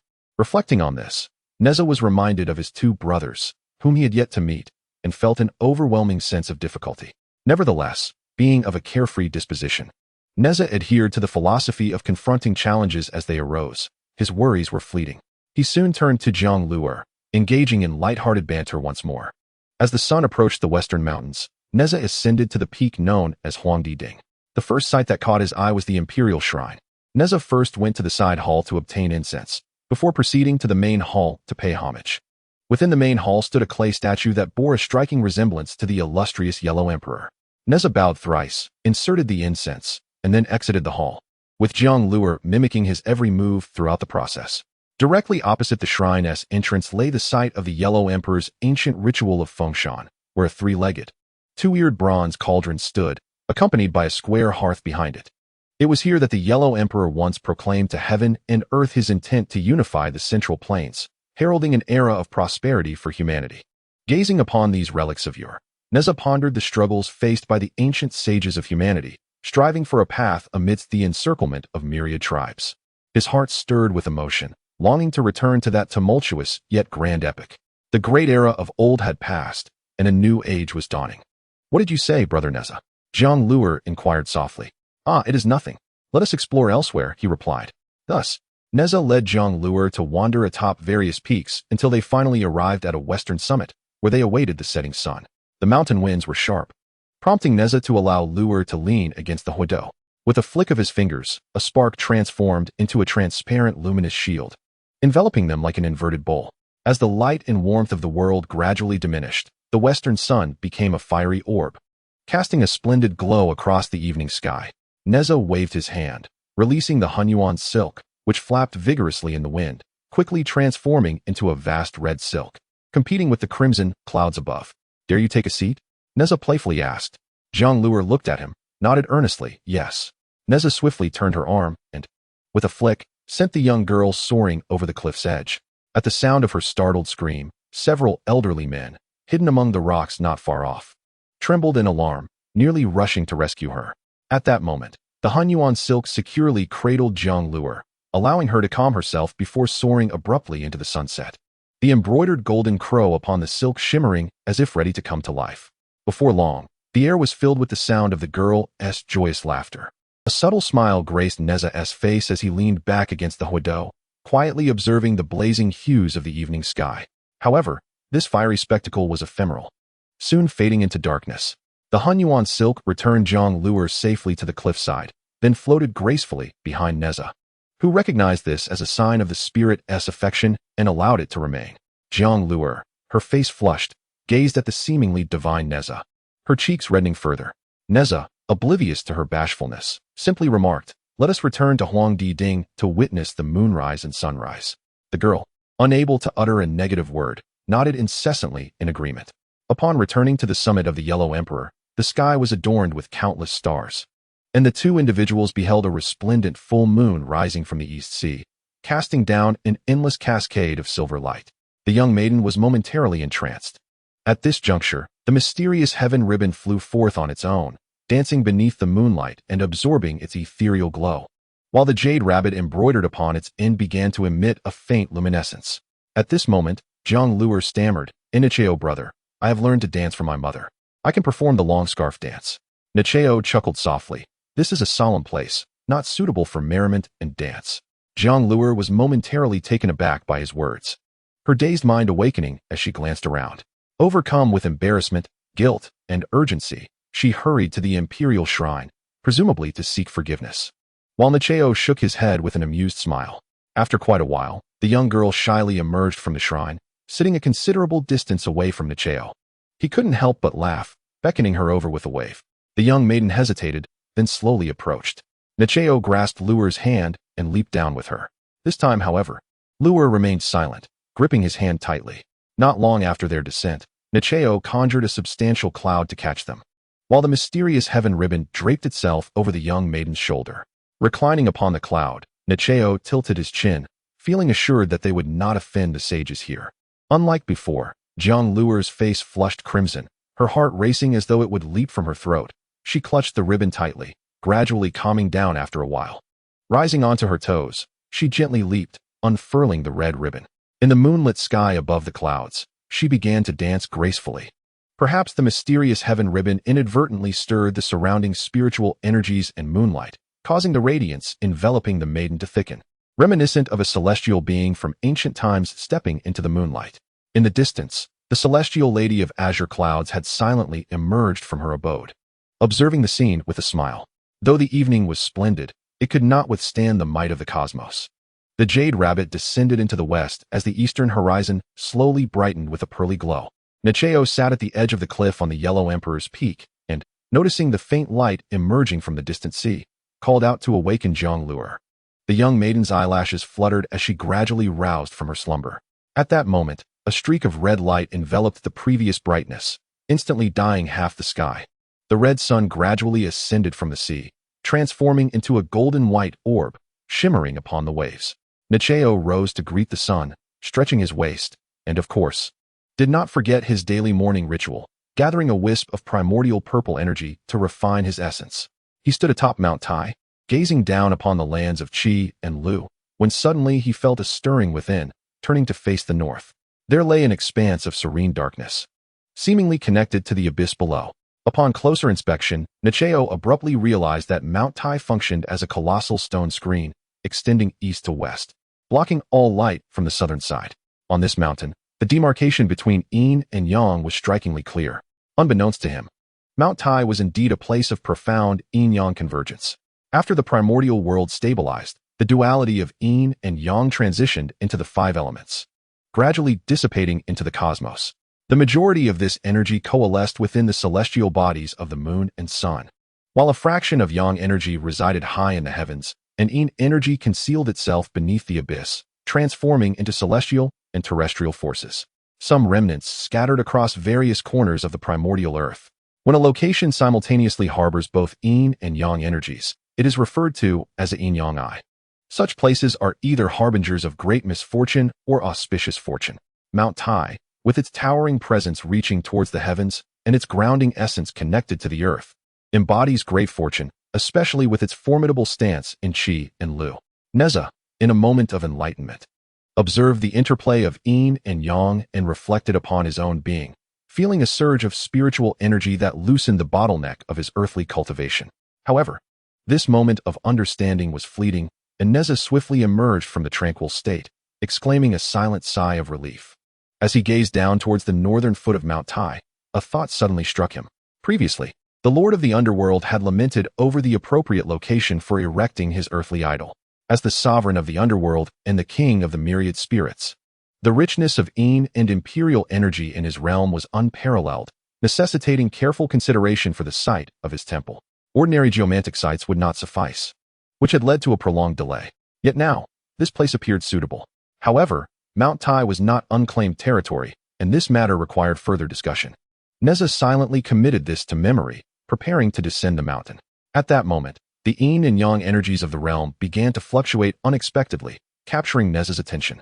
He followed the direction of this energy's flow, and, not far from the mountaintop, he noticed an individual seated there, seemingly appearing out of nowhere. Chapter 24. The golden-winged rock. Neza had once heard the goddess recount that during the primordial creation, the spiritual energies of the cosmos were not limited to merely the five elements. In addition to the most esteemed primordial purple energy, there existed chaotic energy, dark yellow energy, the dual energies of yin and yang, as well as the forces of wind and thunder, earth, water, and fire, too many to enumerate. However, as the heavenly Tao gradually matured, vitality began to flourish across the primordial land, and the beings of the cosmos naturally gravitated towards the most widespread and gentle of the five elements, utilizing them as a medium for cultivation, thus connecting with the heavens and the earth. The other energies gradually faded from the primordial landscape. The primordial purple energy belonged to the saints, chaotic energy was expelled beyond the heavens, and dark yellow energy was absorbed by the heavenly Tao, later becoming what is known as merit energy. As for the energies of yin, yang, wind, thunder, earth, water, and fire, they merged into the cosmos, remaining hidden within the primordial realm, seldom recognized or refined by mortals.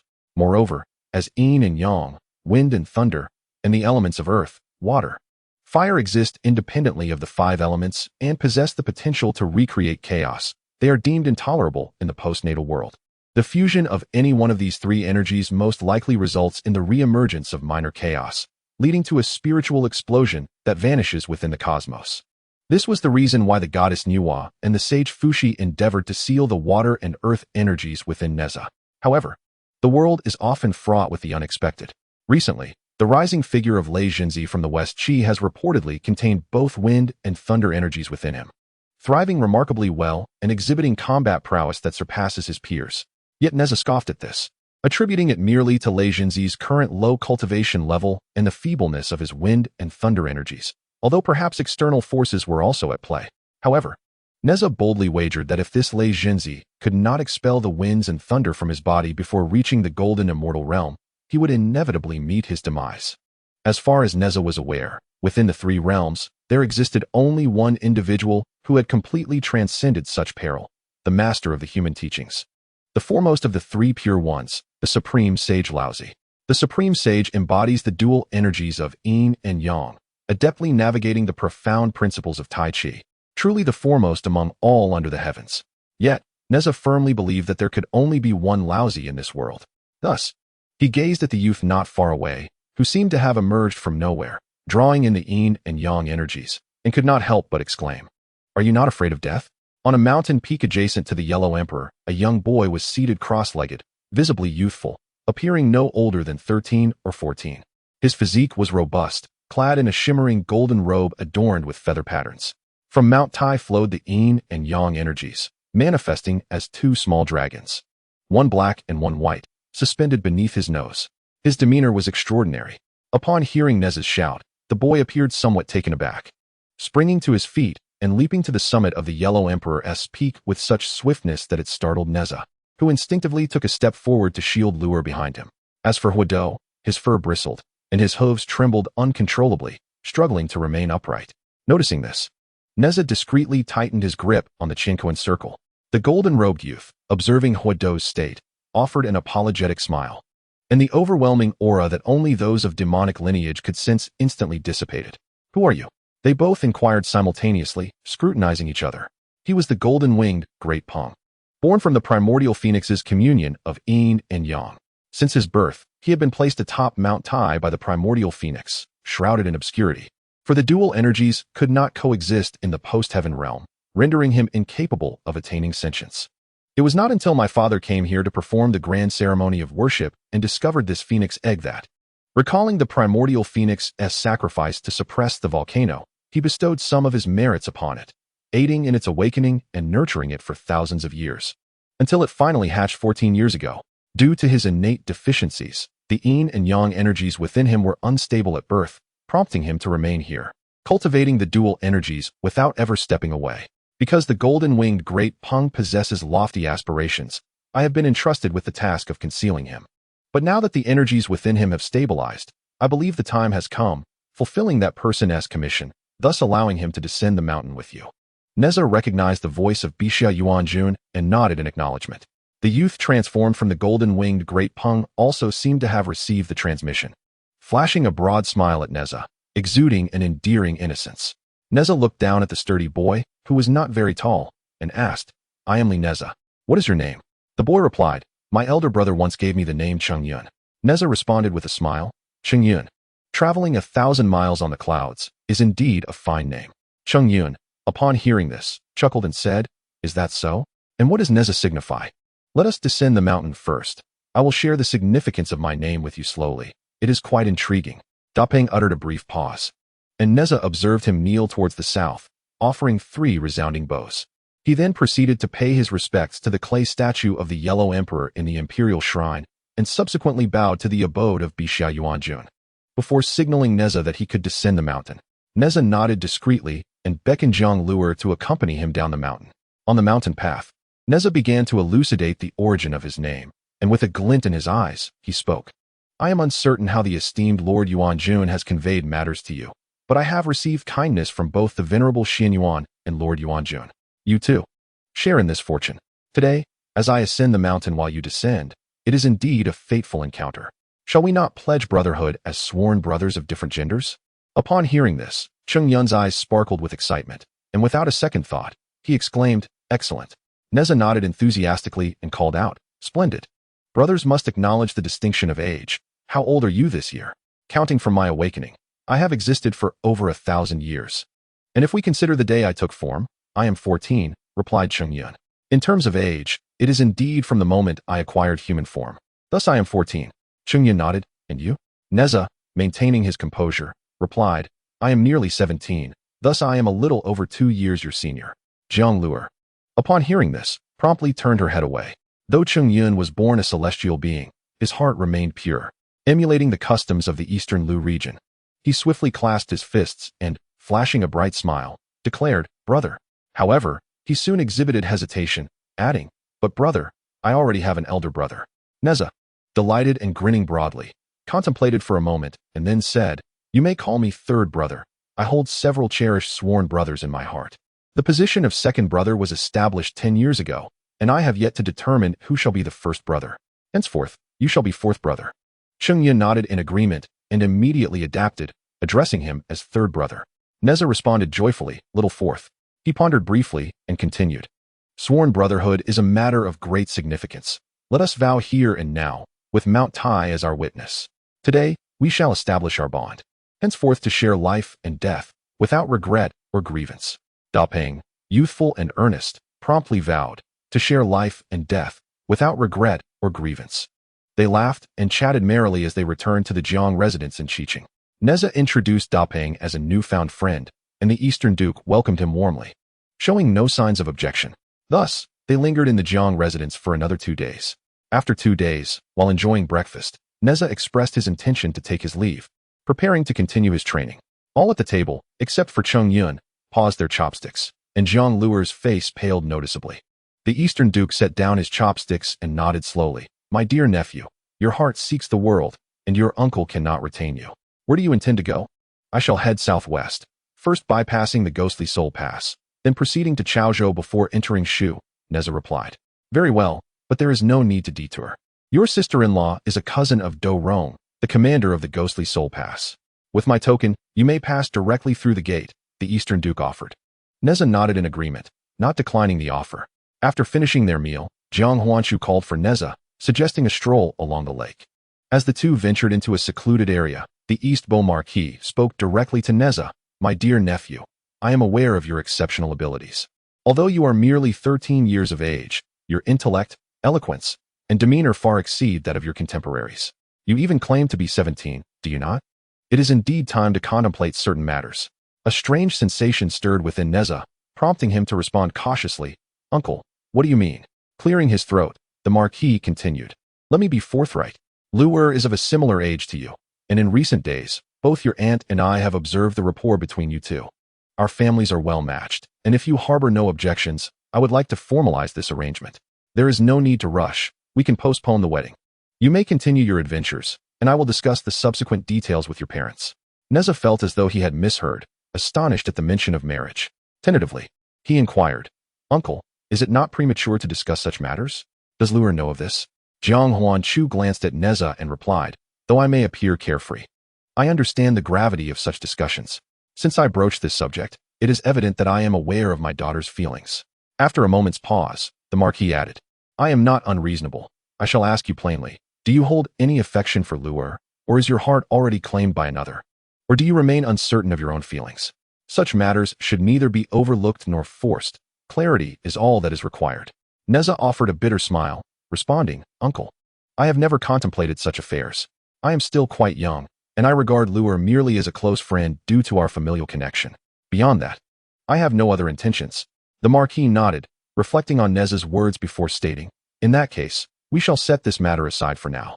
However, it is evident to any discerning observer that Luer harbors feelings for you. Before you depart, be sure to bid her farewell. Neza nodded in acknowledgement. Your aunt mentioned she wished to present you with a gift upon your arrival, which has long been prepared. Please accept it, he said, handing Neza a beautifully crafted jade pendant, shaped like a dragon in repose, its texture smooth and exquisite. Neza accepted it with gratitude, repeatedly expressing his thanks. The Marquis then presented another gift. This is a collection of ancestral notes on cultivation, passed down through generations, with annotations from descendants. Peruse it and see if it proves useful. Neza's heart raced at the thought of receiving such a treasured heirloom, as the Jiang family's ancestry was indeed illustrious. He hesitated, shaking his head in refusal. The Marquis pressed the jade tablet into Neza's hands, assuring him, it contains merely reflections and insights, not a unique doctrine. Moreover, it is a reproduction. Take it. Should you find value in it, you may return it to me later, enriched with your own understanding. The jade tablet bore the inscription, Fire Virtue Notes. Realizing the significance of the gift, Neza could only bow deeply in gratitude. The Eastern Marquis assisted Neza to his feet and said, return now, bid farewell to your aunt and Uncle Wenhuan, as well as to Luer. In the days to come, should there be no pressing matters, feel free to visit and play often.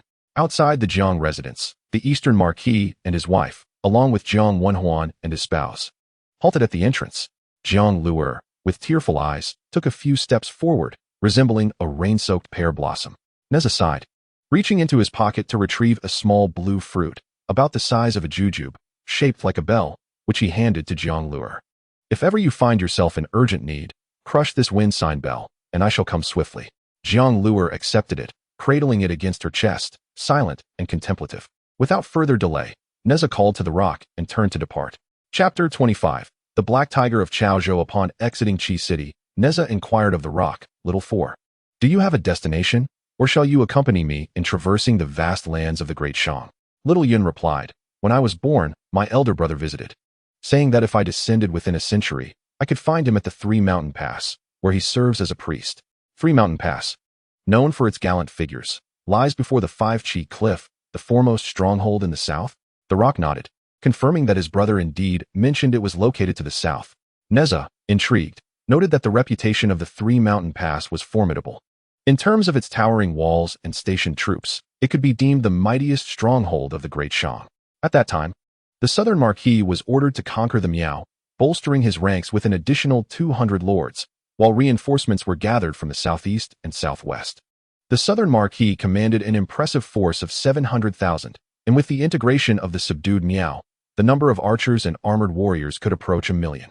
Should he turn his gaze towards Chaoga, it was then that the court, led by the Deputy Prime Minister Yaxiang, first proposed the fortification of the Three-Mountain Pass. To guard against the Southern Marquis, Yichongyu, harboring treasonous thoughts. Despite the skepticism of many, including Prince Shou and Yaxiang himself, regarding the Southern Marquis' loyalty, the might of Yichongyu was undeniable, and the 5 centuries of the Shang dynasty could not rely solely on one man's fidelity. Thus, Yaxiang's words garnered much support, and even Prince Shou nodded in agreement. During the ensuing decade of the Southern Marquis' campaigns against the Miao, half of the labor in the southern territories of the Great Shang was devoted to supporting his army, while the other half strengthened the Three-Mountain Pass. One can only imagine the fortitude of the pass. The commander of the Three-Mountain Pass, General Deng Jiogong, was a seasoned veteran, and the martial king Huang Feihu once praised him for his exceptional talent. His daughter, Deng Chanyu, was also a fierce warrior, known as the Tiger Maiden. The vice commanders, Zhang Shan and Hong Jinju, were top-tier generals, though little was known of any priest serving there. Neza then asked, "What manner of being is your brother?" "My brother was born from Mother-S enlightenment of the 5 elements, the first peacock of heaven and earth, taking the name Kong Xian." Kong Xian, Neza exclaimed, glancing at the rock before murmuring to himself, "Of course, I should have surmised it sooner. The yin and yang do not coexist, yet the 5 elements harmoniously align with the heavenly path, having entered the world long ago. Moreover, few possess the ability to summon the revered Bixia Yuanjun, and he surely qualifies." He gave little Yun a reassuring pat on the shoulder. "With such a brother watching over you, there are scarcely any places on this vast earth that you cannot venture. Let us go. I aim to journey to the West Shu. For the Three-Mountain Pass rests just north of Shu, not far from here. We shall travel together." Little Yun readily agreed with a nod. 7 days later, Neza bid farewell to the vice commander of the Ghostly Soul Pass, Lady Chady, who was also the wife of General Do Rong. To his surprise, Do Rong and Chady, whom he had never met before, greeted him with such warmth. Upon entering the pass, he merely announced his name and was promptly welcomed into the general's residence, where he was treated to a lavish feast and insisted upon staying the night. Neza requested Lady Chady to send a letter back to Qintang, to which she readily agreed. After parting ways with Lady Chady, Neza set his course for Chaozhou. Caozhou's Marquis, Chong Heihu, was the younger brother of the northern Marquis, Chong Hu. He had once studied the arts of magic under the disciples of the sect and was skilled in sorcery and the care of mystical beasts. In his youth, he had studied alongside Li Jing and Chao Gu and maintained correspondence with Qintang. Therefore, since Neza was passing through Chaozhou, he deemed it appropriate to pay a visit. Half a month after leaving the Ghostly Soul Pass, Neza and his companions entered the territory of Chaozhou. Upon arriving in the city, Neza sensed something amiss. This place did not resemble the bustling metropolis of the interior, but rather appeared as a fortified border town. Military patrols were frequent, and the demeanor of the townsfolk was markedly more restrained compared to the carefree nature of the eastern Lu region. Could Uncle Chong be governing the city as he would an army? Neza pondered to himself, altering his plans. Instead of heading directly to the Marquis' residence, he chose to explore the city first. As he wandered through several streets, Neza observed a tavern surrounded by a throng of soldiers. Frowning, he lifted his gaze, his eyes shimmering with an intense light, peering through the entrance. Within the 3-story tavern, the first 2 floors were deserted, while the central hall on the 3rd floor was occupied by 8 men and a dozen alluring women. The 7 men were clad in loose Taoist robes of varying sizes. Some stout, some slender, their garments hanging open, clinging to wine jugs and embracing women. The remaining man, a tall figure with a black face adorned in a red robe with black tiger stripes, stood behind a towering red gourd. Though he partook in the revelry, his demeanor was far from intoxicated. He exuded a commanding presence. The large red gourd. This must be Uncle Chong. But who were those others? Neza's gaze sharpened, and upon closer inspection, he noticed a small golden turtle embroidered on the left breast of the Taoists. Jinao Island. It is widely known that the vast seas east of Dongxing Shenzhou belong to the sect, with many sacred mountains and immortal islands claimed by them. Among these, Jinao Island and Penglai Island are particularly renowned. Common folk would never dare to don such insignia. So, Uncle Chong is indeed a disciple of the sect. This explains much. However, the commotion surrounding his banquet is rather significant. Never mind, I shall find an inn to stay for the night and visit him tomorrow. Neza withdrew his divine perception and signaled the great Peng to depart from the area. The following day, the trio, 2 companions and a dog, strolled leisurely toward the Marquis's residence. Suddenly, Neza halted in his tracks. "What's the matter, third brother?" With a single gesture from Neza, the doors swung wide open, signaling the arrival of distinguished guests, prompting us to refrain from intruding. Chung Yun, upon witnessing this, seemed unfazed, casually suggesting, "Let us return to the inn. Instruct the chef to roast another lamb. For I have yet to satiate my appetite this morning." Neza chuckled at this, remarking, "But you feasted on an entire roasted lamb just last night." Chung Yun, undeterred by any sense of embarrassment, patted his belly, asserting, "I still did not eat enough." "Very well, let us head back and request another one for you." "Oh wait, what is it?" "Little 4, how proficient are you in your evasion techniques?" "Third brother, are you inquiring about speed or concealment?" "Concealment, concealment." Little Yun smiled, scratching his head. "I possess a unique ability known as yin-yang evasion, allowing me to traverse the void and connect with the cosmos. At my current level, anything beyond 10 paces is beyond the perception of any golden immortal, and even 5 paces requires a perfected profound immortal to detect." Neza clapped his hands. "Excellent. Take me to the Marquis's residence. I wish to see the guests my Uncle Chong entertains daily." Little Yun, with a childlike spirit, enthusiastically agreed. Neza whistled at Hudo, and the large dog abruptly shrank, transforming into a puppy that nestled on Neza's shoulder. As the two rounded a street corner, they vanished into thin air. "Let us go. To the left. Descend a bit. Circle around, circle around. Good. Just here. Stop, I see it." In the Marquis's rear courtyard lay a refined bamboo garden, with guards and maids standing at a distance. Inside, 3 individuals were seated. At the eastern position sat the Marquis of Chaozhou, facing 2 middle-aged Taoists, both handsome and exuding an ethereal charm. Above the bamboo garden, in the void, a swirling orb of yin and yang energy contained 2 young boys, Neza and Depeng, both brimming with curiosity. At this moment, Chong Heihu raised his wine cup, a look of hesitation crossing his face. "Brother Tian, with the impending conflict between Shichi and our great Shang, it seems rather inappropriate for the son of the Ji family to visit Chaozhou, does it not?" The man referred to as Brother Tian, who occupied the left-hand seat, was clad in a white robe, his silver hair contrasting with his youthful face, holding a blue whisk. He replied, "Brother Chong, you have friends across the realm. You once frequently visited Shichi. The one coming to pay respects is Ji Gao, the 15th son of the West Bo Marquis. I believe you are acquainted." Chong Heihu closed his eyes in contemplation for a moment before nodding. "Indeed, he is a clever individual. I had a brief encounter with him years ago during his travels in the northwest with his brother." The other Taoist, also dressed in white and sporting a long beard, grasped a jade rui in his hand and concurred, "Since he is an acquaintance, what harm is there in meeting?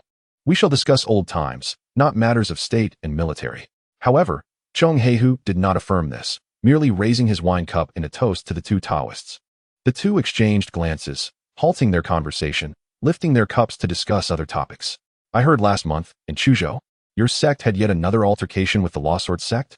The Taoist named Tian snorted disdainfully, "A bunch of horned brutes daring to establish their sect. They will inevitably be expelled from Shuzhou." Upon uttering these words, the Taoist beside him cleared his throat. Tian Daoist soon regained his composure, realizing that this nobleman from Chaozhou was indeed affiliated with the, though he had not heard of his specific lineage. His previous remarks had been rather inappropriate. Meanwhile, Chong Heihu chuckled. Both sects were part of the Taoist tradition, fundamentally united, with no significant enmities to speak of, and thus should cultivate closer ties rather than harbor discord. The 2 Taoists straightened their expressions, asserting that differing doctrines precluded any form of collaboration, and in the grand scheme of the Tao, where conflicts arose, how could there be camaraderie? The Taoist holding the jade rui added, "Dear friend Chong, you are the first companion I have encountered after descending from the mountains to experience the tribulations of the mortal realm, and there are certain matters I feel compelled to address. The tenets of advocate for inclusivity, which is undeniably virtuous, however, the indiscriminate acceptance of disciples without regard for their backgrounds, despite amassing a formidable following, inevitably leads to an overwhelming number of practitioners of varying caliber. Allow me to pose a question. How many of the 3rd-generation disciples of the Sacred One from Bayou Palace can you recognize today?" not to mention the formally acknowledged disciples and their successors. The disciples of are accepted with a laxity that disregards formal records or titles. Even itself may not possess a clear understanding of the total number of its adherents. My friend, as a practitioner under, have you ever visited Jinao Island? Does your sect provide you with guidance in your cultivation endeavors? Chong Heihu set down his cup, falling into a contemplative silence. My friend, are you aware that in the 12 golden immortals take turns imparting teachings? Even among our third and fourth generations of, and even, there exists the opportunity to attend lectures from the Sacred One on Kunlun Mountain. The bonds among fellow disciples are notably close, offering mutual support as the Grand Era approaches. Without the solid backing of a sect and the assistance of mentors and peers, one would be akin to a fish or shrimp adrift in tumultuous waves, where a moment's carelessness could lead to ruin. Listening to his old friend's seemingly profound words, Chong Heihu's gaze flickered with contemplation. Chapter 26. The Contest of Magic, Legenzi? Neza stroked his chin, realizing that his Uncle Chong indeed had a wide circle of acquaintances, with connections to both, and, as well as the forces of West Qi. Third brother, we must retreat. The expenditure of magical energy is too great, Chung Yun whispered. Then let us withdraw. I shall treat you to lamb upon our return. For the next 6 days, Neza remained at the inn, merely casting glances toward from the window. My dear Uncle Chong, one must not act foolishly in this matter. However, contrary to his intentions, on the 8th day of Neza's arrival in the state city, just as he prepared to depart, stirred with activity. In the faint morning light, a cloud that blended with the sky silently descended into the courtyard of the Time to work, shall see. What is happening? Neza, through the eyes of the king of hell, beheld a scene that rendered him speechless. That had seemingly laid countless layers of formations both inside and out. All were alarm arrays, prohibiting any interference of magical powers or infiltration of spiritual awareness. The Dapang's eyes glimmered as black and white energies carved a hole through the first layer, while Neza cautiously eroded the second layer with the merging heaven silk. Upon reaching the third layer, however, both found themselves at an impasse. Although breaking formations was not inherently difficult, ensuring their escape without revealing their methods became a pressing concern. There was no choice but to retreat and await their emergence. The two concealed themselves within the clouds for an entire day, until the early hours of the following morning when stirred to life. 3 shadowy figures soared forth from heading westward. Follow closely, Neza urged as he roused the rock, and they grasped tightly onto the creature as they pursued. They trailed the figures for nearly 200 miles, when unexpectedly, the trio ahead decelerated and descended. Caught off guard, Neza and the rock scrambled to halt, inadvertently releasing a hint of their presence. Trouble, Neza silently lamented. Indeed, one among the 3 immediately sensed something amiss and called out, "Who goes there? Step forth and reveal yourself." With a smirk, Neza revealed his form, casually stating, "Just passing by, merely engaging in some playful practice of evasion techniques with a friend." At that moment, Neza discerned the 3 figures more clearly. To the left stood a Taoist priest, the same Tian surnamed disciple from the Athe. To the right was a young man whose appearance was strikingly unusual, with an elongated face, sharp chin, a hooked nose, and a beak-like mouth. His head was bald save for 2 tufts of purple hair on either side. He was tall and slender, boasting a pair of magnificent azure wings at his back, which left Neza in awe. In between them was a man of about 30, adorned in splendid attire of crimson and violet, exuding an air of regal elegance. The Taoist was the first to speak. "Young friend, from whence do you come, and to where do you venture? Why, upon our cessation, did you allow your presence to be revealed? How long have you been tailing us, and from where did you begin? What a coincidence, merely a chance encounter." Neza replied with a carefree smile. Simultaneously, he communicated silently with Xiao Yun. "Shall see. What are our odds? As for the mortal in the center, I can manage to delay him with my speed. If you can defeat the birdman on the left and return to assist me, we will be fine." "Absolutely. But take heed. The man in the middle possesses great merit and regal aura. Do not engage him directly, lest we incur karmic repercussions." The Taoist pressed again. "Pray tell. Who are you? Where do you hail from? And where are you bound? This vast expanse of earth is replete with infinite wonders. Why must I account for my wanderings to you?" The Taoist's expression darkened at Neza's flippancy. "In that case, let us silence him. Our movements today should remain concealed." The sharp-beaked individual flapped his wings and vanished in an instant. So swift, Neza thought, exhilarated by the chase, and with a firm step, he surged forward. A resounding thud echoed in the air as Neza and the creature collided, revealing their forms. Neza felt a punch land on his left shoulder, a spark of electricity coursing through him, while the creature bore a charred imprint upon its abdomen. Neza scrutinized the creature, feeling a peculiar tingling in his shoulder, and suddenly exclaimed, "Thunderclap." Indeed, they were visitors from the West Chi. The trio's demeanor shifted, their murderous intent palpable. Thunderclap, without uttering a word, lunged forward, his fingers curling around a beautifully ornate purple copper staff that materialized in his grasp. He swung the staff with immense force toward Neza. In response, Neza flicked his left hand, casting forth a beam of golden light. As the piercing clang of metal echoed, Lei Jinzi, harnessing the rebound force, twisted his waist and swung the long staff in a wide arc, aiming a strike at Neza's head. Neza slightly sank his body, gripping the Chinquan circle and drawing an arc upward from below, deflecting the staff's momentum with a flick to the left, while his right hand brandished the Hention silk. The crimson ribbon moved like a red serpent, feinting several directions before entwining around Lei Jinzi's legs. However, with a vigorous flap of his wings, a rush of wind accompanied his agile maneuver, evading the entanglement. With another powerful flap, he ascended abruptly, raising his staff above his head and cleaving downwards towards Neza like chopping wood. This move was imbued with formidable force. To Neza, it appeared as a myriad of staff shadows, each seemingly striking a different location, making evasion impossible, as if every blow was locking him in place, rendering escape futile. Maintaining a tranquil heart, he focused intently on each descending staff. In the next moment, he leaped southwest, taking 3 swift steps, the multitude of staff shadows following closely. He retreated hastily, taking a significant step back before pivoting eastward, the shadows momentarily dispersing, allowing him to execute a sideways leap to the left, escaping the onslaught. The purple copper staff crashed into the ground, creating a deep fissure. In the air lingered a twisted afterimage of his evasive maneuver, akin to the branches of a plum tree swaying in the brisk spring breeze. Plum branch evasion. Both Lei Jinzi and the middle-aged man exclaimed simultaneously. Previously unfazed by the revelation of his identity, Lei Jinzi barked, "How do you possess the plum branch evasion?" His voice rasped like dull iron scraping against iron. Neza chuckled, offering no reply, though he felt a twinge of surprise. He had not anticipated that this evasive technique would effectively counter the force. The man, who had been steadfastly protected by the Taoist of the Tian surname at his side, inquired, "Aside from the Ji family and the Baizi, none can learn the plum branch evasion. Could it be that you have ties to our Western Chi Ji family? Please share your lineage, so as not to disturb the peace." Neza laughed heartily. "Indeed, I have some connections. Let us leave it at that. Farewell." With that, he turned to flee. "Leave him alive," the man stated flatly. Lei Jinzi nodded, his feet propelling him into the air, the sound of thunder and wind subtly echoing as he swiftly overtook Neza, blocking his path, and then executed a sweeping strike with his staff. Neza tossed the golden circle, which split into 8, striking like shooting stars from all directions towards the oncoming Lei Jinzi. Unflinching, Lei Jinzi braced himself, using sheer physical strength to withstand the Chinquan circle, the tip of his staff perilously close to Neza. Neza, too, stood resolute, opening his mouth to unleash a torrent of crimson flames, surging directly towards Lei Jinzi's face. The intense heat seemed poised to ensnare his very essence. 3 true flames. Lei Jinzi recognized this peculiar fire that consumed the essence and swiftly withdrew, dodging the oncoming blaze.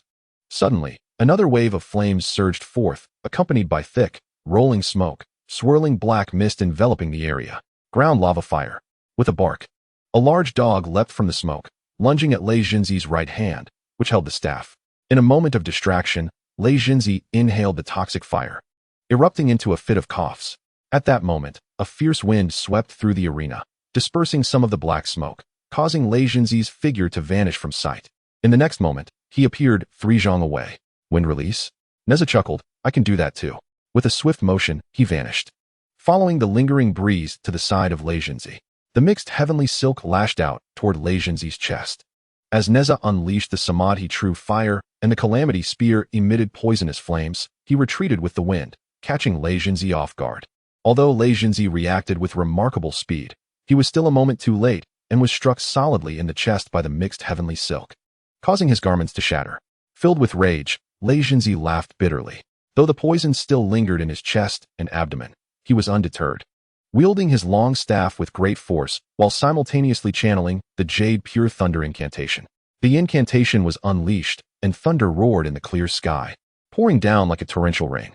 Neza, left with no choice, raised the mixed heavenly silk above his head for protection, relying solely on the Chinquan circle to fend off the attack. After a few rounds of intense combat, Neza felt a twinge of pain in his arm and retreated several steps, silently contemplating that he still lacked a long weapon and needed to find an opportunity to acquire one. Having gauged Lei Jinzi's strength, Neza decided against further direct confrontation. Laughing heartily, "You have the thunder incantation, and I possess the fire control technique. Let us see whose skill prevails." As he spoke, a wind began to swirl around him, rapidly forming into a tornado, with the intensity increasing and the wind speed escalating. In an instant, the tornado reached the clouds above and swept down to the grass below. Standing firmly at the center of the tornado, Neza opened his mouth and released a fire lotus. The fire lotus merged into the wind, and with a whoosh, flames ignited, surpassing the speed of boiling oil or snow drenched in hot water. The wind fueled the flames, causing fire to rise with the wind, transforming the tornado into a fire tornado in the blink of an eye. In the next instant, the fire tornado began to twist and morph, evolving into a blurring visage of a colossal fire spirit. With a mighty punch, the giant shattered the thundercloud summoned by Lei Jinzi. It then stomped down, its foot descending like a sea of flames upon Lei Jinzi. The heat waves surged forth, turning the green grass to ash. Rather than confront it head-on, Lei Jinzi took flight, retreating from the fiery domain. Observing the awe-inspiring fire spirit, the Taoist from the Chan sect produced a hollow jade sphere, which flew from his palm, expanding against the wind to envelop the noble-looking man completely. Seeing this, the man smiled and called out, "Brother Shen, should I step back?" Upon hearing this, Lei Jinzi abruptly halted his retreat, his expression darkening. "What nonsense, Brother 15. It is merely an illusion of fire. Just watch and see how my brother's manifestation crushes it." With that, Lei Jinzi sheathed his weapon, a radiant light emanating from his brow. As the light emerged, dark clouds gathered overhead, swirling like an inky sea, while silver and purple lightning slithered through the clouds like countless giant serpents. Chapter 27. The Thunder God's Manifestation. The thunder roared like a serpent in turmoil, producing a deafening sound. With a commanding shout from Lei Jinzi, the thunder struck down, coalescing into a towering giant of purple lightning, measuring 20 zhang, with a crocodilian body and a human head. The crocodilian form stood upright at 17 zhang, its long tail dragging 10 zhang along the ground, its vast belly resonating with a deep rumble, as if this creature had consumed the thunder pool above the clouds. The human head, exceeding 3 zhang in length, was bald and browless, with a massive mouth full of fangs, and its enormous eyes, resembling pools of silver, gazed indifferently upon all living beings, akin to an ancient deity. The Thunder God's Manifestation. In ancient times, it is said that in the eastern region of the southern Jambu continent, there existed a vast expanse of water known as Thunder Marsh. This boundless realm, abundant with lush vegetation, was home to several large tribes of ancient beings. Yet their population grew at a sluggish pace. This was largely due to the presence of an innate creature dwelling within the marsh, a being capable of wielding thunder and lightning, and with a predilection for human flesh. Over the years, countless human remains lay buried in the mire of Thunder Marsh. This innate being referred to itself as the Thunder God, possessing the body of a crocodile and the head of a human, with a belly that resonated like thunder. Before Neza stood this imposing and majestic manifestation of the Thunder God, and the playful demeanor that had previously adorned his face began to fade, replaced by a rising intent to kill in his eyes. He murmured softly, "Even achieving immortality is no easy feat. How foolish it is to be bound to such a form." He then turned his gaze toward Lei Jinzi and queried, "Do you know who killed the Thunder God in ancient times?" Amidst the roaring winds and crackling thunder, Lei Jinzi was unable to discern Neza's words.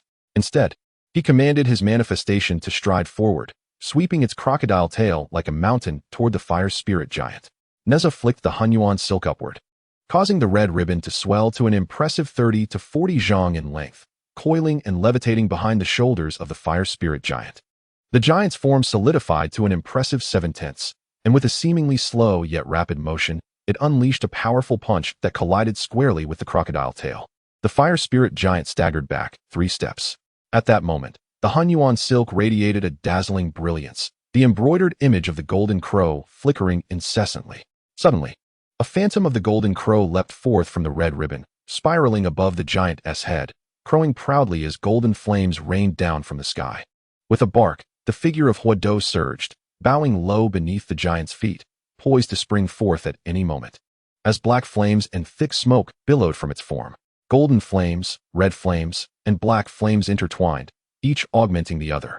The Thunder God manifestation snorted coldly and advanced with great strides. The fire spirit giant met the challenge, accompanied by the golden crow and Hudo. Lagency, seemingly confident in his manifestation, paid no heed to the battle above and once again swung his purple copper staff toward Neza. Neza folded his hands before his chest, and in an instant, 5 colossal mountain phantoms emerged behind him, one of which appeared particularly solid, towering like the majestic Mount Tai in eastern Lu. He uttered a single word, dissolve. The phantoms of the 5 mountains dissipated. A series of rapid crackling sounds erupted from within Neza, akin to firecrackers. He twisted his neck, exhaling a sigh of relief. Observing Lei Jinzi's assault, as the copper staff barely grazed him, Neza lightly leaped aside, evading the strike. Surprised, Lei Jinzi thought, why has his speed suddenly increased more than double? He urged the winds and thunder within him, accelerating his movements further. Yet, Neza deftly dodged each attempt, not even deploying the Chinquan circle, leaving Lei Jinzi's copper staff striking at empty air. After a dozen exchanges, Neza slipped beneath the fire spirit giant. Entangled in combat with the thunder god manifestation, Lei Jinzi relentlessly pursued, his face betraying a hint of agitation. With a few agile leaps into the air, Neza scaled the shoulder of the fire spirit giant, while Lei Jinzi flapped his wings, distractedly controlling his manifestation's actions. Drawing ever closer to Neza under the cover of the thunder god, by circumventing the giant's head, Neza propelled himself with his left foot, leaping over the pinnacle of the giantess' cranium to meet the gaze of the thunder god's manifestation. As Lei Jinzi sought to ascend, he was taken aback as the mystic tether suddenly constricted, coiling around him like a serpent. Undeterred, he swung his staff to dislodge the mystic tether, but it deftly shifted direction, ensnaring the copper rod in an instant. The jade rabbit embroidered upon it opened its mouth, emitting a beam of white light that swiftly coated the rod in a layer of frost, freezing even Lei Jinzi's right hand while the chill continued to spread. At that moment, Neza held his bow in his left hand, drawing the string back with his right, aimed directly at the thunder god's visage.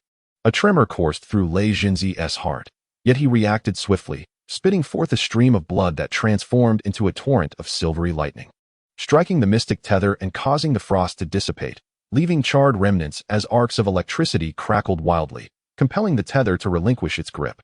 However, by this time, the fire spirit giant had nearly become transparent, countless flames extricating from its form and converging upon Neza's fingertips. A long arrow, forged from crimson glass, had already taken shape, flames coursing within it. The bow glimmered with a faint light, the depicted mountains and beasts seemingly on the verge of animation, their cacophonous cries echoing forth. At this juncture, it was far too late to withdraw the manifestation. Lei Jinzi's eyes bulged with rage as he let out a thunderous roar, hurling his iron rod, which spun rapidly through the air, hurtling towards Neza's bow. Clang! The Chinquan circle appeared, deflecting the iron rod. Simultaneously, the Taoist from the Chan sect found himself unable to maintain his footing and leapt to seize Neza. However, the rock was swifter, vanishing in an instant and targeting the nobleman.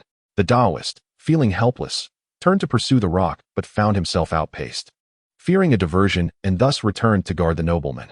As the fire spirit giant completely dissipated into the cosmos, whoosh, the long arrow was loosed, slicing through space and instantly penetrating the gaping maw of the thunder god's manifestation. Upon entry, it detonated, erupting in a blaze of crimson light from the creature's mouth, nostrils, eyes, ears, and the crevices of its scaly hide. Lei Jinzi suddenly spewed forth a pool of blood as the thunder god's form cracked, exploding into a tempest of purple lightning. A glimmer of spiritual light escaped from the shattered manifestation, returning to Lei Jinzi's brow. Neza then drew forth the earth-shattering arrow, aiming it at the man shielded by the elder Taoist. The elder, forming a barrier before him, glanced at Neza, who held the bow, and at the rock, whose form flickered unpredictably, then at Lei Jinzi, whose eyes were now frenzied, yet still intent on battle. Sensing the terrifying presence looming from the west, he shook his head lightly, grasped the nobleman's arm, and transformed into a streak of light, soaring northward. Observing this, Lei Jinzi fixed his gaze on Neza for 3 breaths, then took flight, following the 2 who had departed. Neza descended gracefully from the sky, and the rock approached him, inquiring, "Shall we pursue, third brother?" Neza repeatedly waved his hand, signaling no pursuit. He gazed at the Chinquan bow, feeling the near exhaustion of his magical energy and the slight tremor in his right hand, finally comprehending why the Lady of Bixia had sealed this bow all those years ago. As he sheathed the Chinquan bow and gazed at the 3 figures from the West Qi, now mere specks fading into the horizon. He mused internally. Truly, there are no idle boasts behind such renown. Leishanzi must still have some hidden cards to play. However, Uncle Chong, you undoubtedly did encounter someone from West Qi. The 15th son of the Duke of Shibua. I must inform father. At that moment, Neza recalled another matter. Why did they suddenly halt earlier and then circumnavigate northward? Instantly, he became vigilant, 2 beams of dark light shooting forth from his eyes.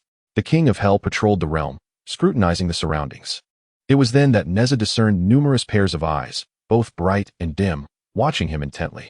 Suddenly, a somewhat portly man appeared 20 paces away from Neza, his visage like polished ebony, with long lips and large ears, bushy eyebrows framing his eyes. Clad in loose, dark garments, he wore a smile that belied a hint of coldness, giving off the aura of a smiling tiger. The man called out jovially, "Which friend do I have the pleasure of encountering, causing such a commotion?" Neza, with a glint in his eye, chuckled heartily. "I am a student from the Academy of Xia in Chaoga, sent by my master to explore the scenic landscapes. I am a good person indeed. The villains just now sought to snatch a treasure from my hands." The newcomer approached leisurely, speaking as he walked. Leishanzi of West Qi is indeed a renowned figure. Yet I am surprised to see him engage in such despicable acts. Leishanzi, I have not heard of him. I am not aware. Ah, no matter. Since you have arrived in Shishu, why not step in for a visit? Today, my lord has hosted a banquet. Guests are always welcome. Neza's heart skipped a beat.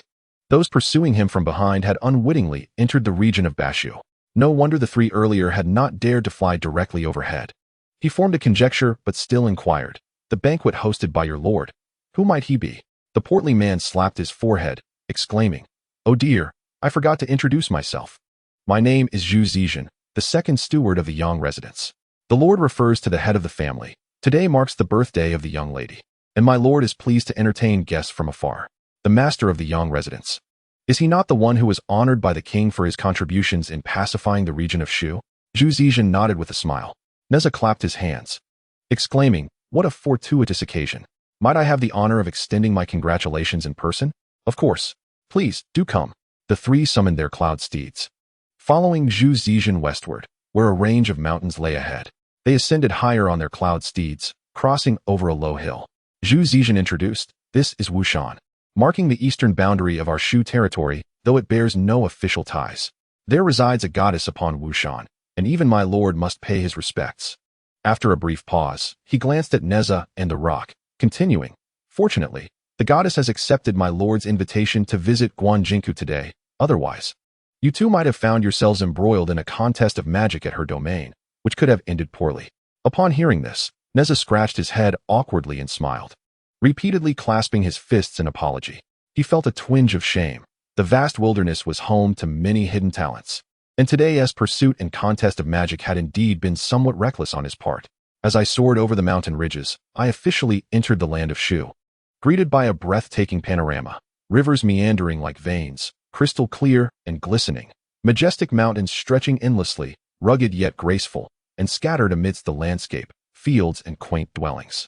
The 2nd steward, Zhu Zhan, descended first after passing over the low hills, hovering at an altitude of about 50 zhang above the ground, and naturally, Neza followed suit, lowering his altitude as well.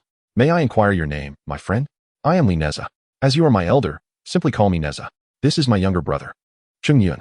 As Neza engaged in light conversation with Zhu Zhan, he cast his gaze around to admire the scenic beauty of Shu.